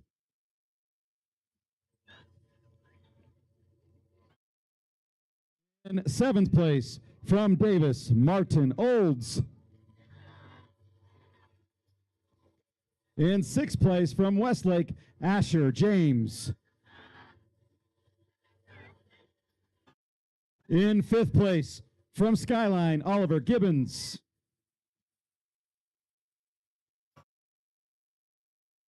In 4th place from Bingham, Porter Garner.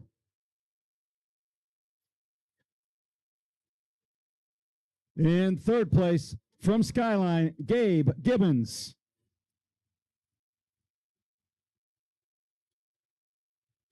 In 2nd place from Ogden, Jordan Forsgren.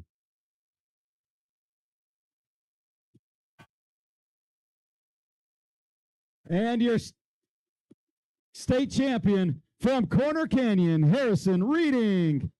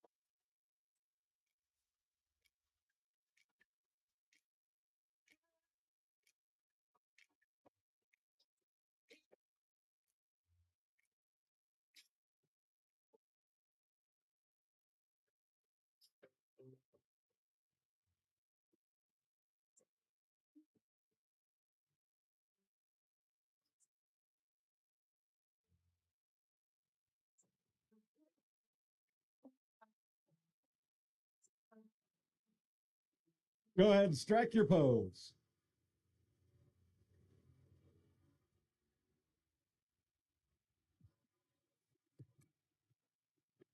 Congratulations, gentlemen. Go on back behind the podium and autograph those jerseys for us, please.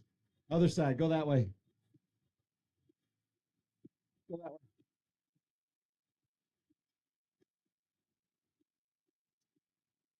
All right. We'd like to invite up Jim Wedge and the board members in attendance tonight to please come forward to present our scholarship awards. Take it away, Jim. Thanks, Lance. This is always one of my favorite awards. We put together a scholarship board on the board, so members of the board, we reviewed over 100 essay submissions for these scholarships. And the stories that you all tell are just amazing. The everything from just the challenges that you face and what mountain biking does for you and where it takes you are just absolutely amazing. So with that, I would like to get some more board members up here, which I know there's some coach reps out there. And while I'm doing that, I'll just tell you a little bit about the board. We meet 4 times a year. And of course, our sole job is to support the staff that puts on these races for you. And again, they do an amazing job, and we really don't have to do a lot because they are so amazing. But we do face a few challenges through the year, and whether it's from approving the budget to to looking over rule changes, but the board is made up of people from industry that are passionate about the sport, and then of course a bunch of coach reps, which besides coaching your teams, they're coming to these board meetings as well. So with that, I'd like to hand it back to Lance to announce the award winners. Thank you, Jim. All right. There are 3 different levels of scholarships, 1,000, 3,000, and then there is one $5,000 scholarship. The $1,000 scholarship recipients from East, Sophia Clement. Come on up. When I call your name, come on up. From Mountain Ridge, Alex Lords. From Timpanogos, Trace Jensen. From Orem, Spencer Gale. From Snow Canyon, Heidi Parr. And from Sky Ridge, Zach Anderson.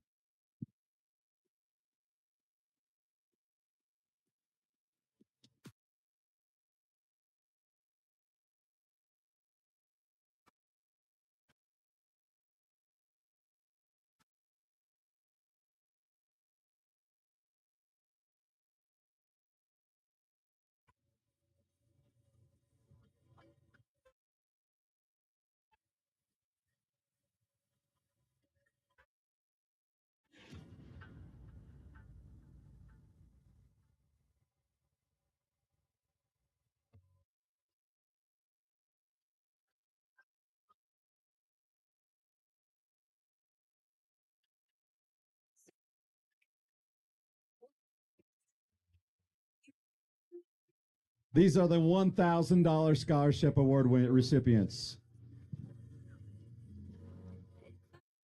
Thank you. Go on back and autograph our jerseys for us. Go on back behind the podium, please. Board members, stay up here for a moment. Next will be the $3,000 scholarship award recipients. So when I call your name, please come forward. From Cottonwood Hillcrest, Clara Stevens. From Farmington, Rebecca Tew. And from Skyline, Richard Heckman.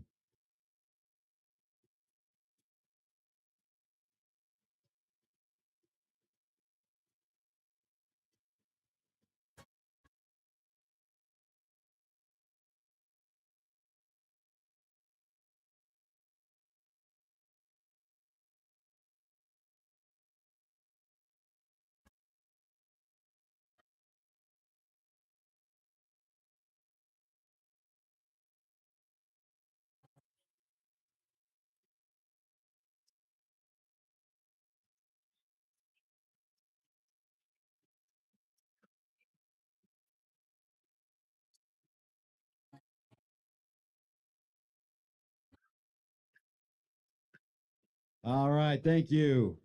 And last but certainly not least, the one $5,000 scholarship that is awarded from Park City. Come on up, Charlie Sims.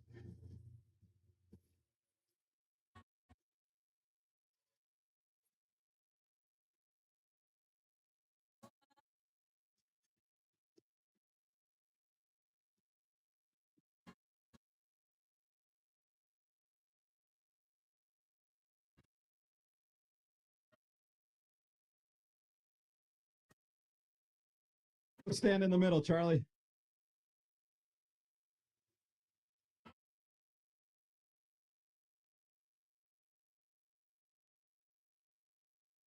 Congratulations, Charlie, and to all the scholarship award recipients. Thank you, board members. Thank you, Jim. All right, it's been an incredible night. I think that's it, right? No, whoa, wait a minute. I'm forgetting. Oh, that's right. It's time for the team awards. The state championship team awards. When your team is called, come up to the podium. We'd like to invite Jim Wedge back up, Dallin Atek, and Brad Thurgood. I beg your pardon. We're going to have the regional directors come on up and present the team awards. So we'll start off.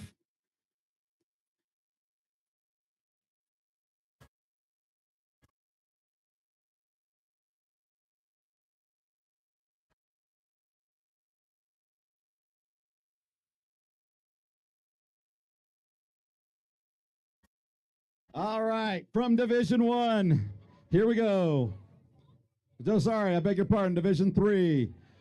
Division 3, the third place team, Salt Lake City Composite.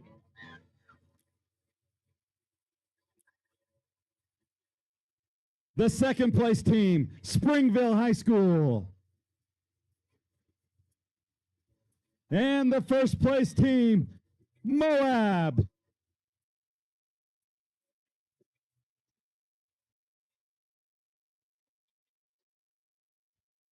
Springville, are you here? Come on up. There they are. They're here.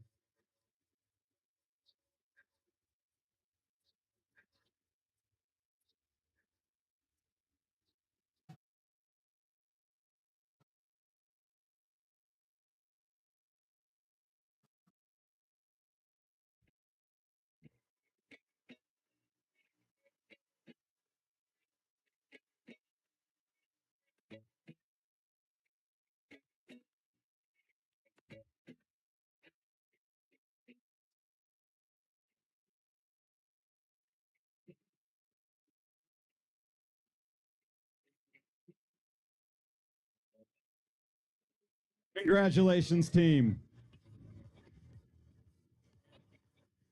All right, next will be Division 2. In third place, Snow Canyon High School. In second place, South Summit. And the Division 2's champion, Bountiful.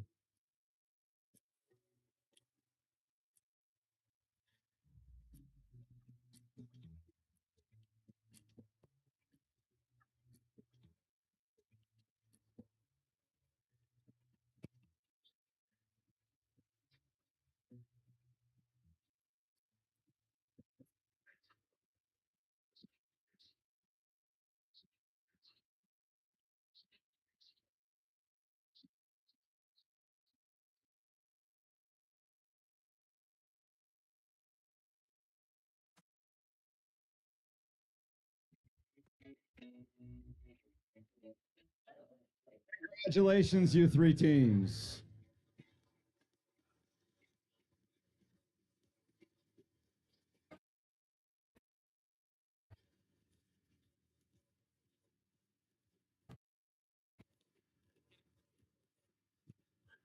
All right, one more. Here we go, the Division 1. In third place, Skyline. In second place, Lone Peak.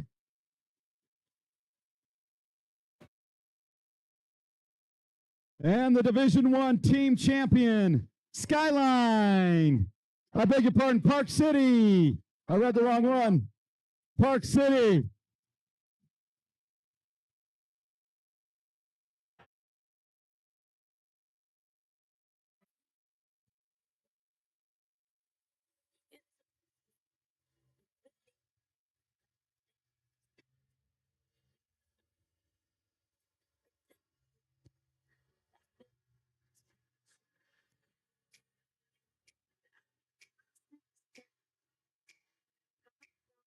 When you're older, go find a place where you can be the victim and come back when you're older. Stop, stop.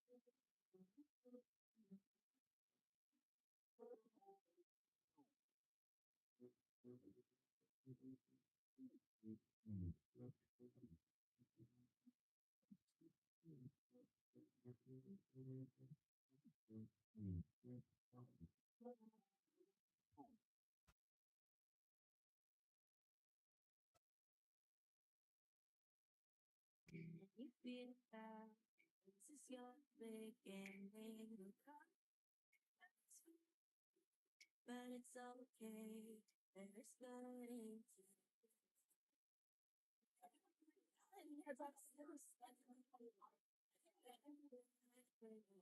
Ladies and gentlemen, that is it. Thank you so much. Congratulations to all our winners, both team, individual, and spirit. Congratulations to all of the coaches. And thank you to the race crew, to the coaches, to the parents, and most importantly, the student athletes. We'll close 2023. We'll see you back in 2024.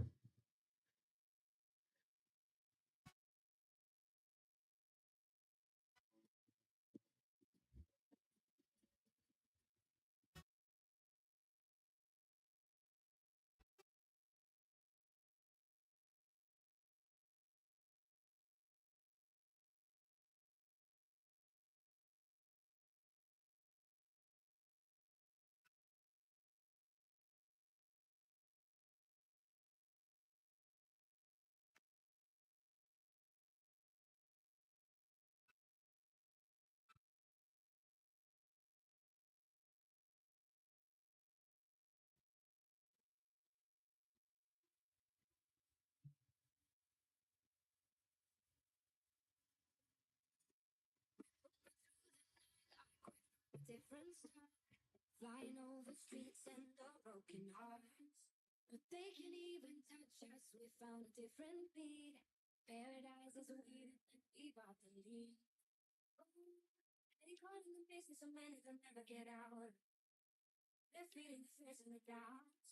We told them we run to the end and we'll run without shame. We all again. And we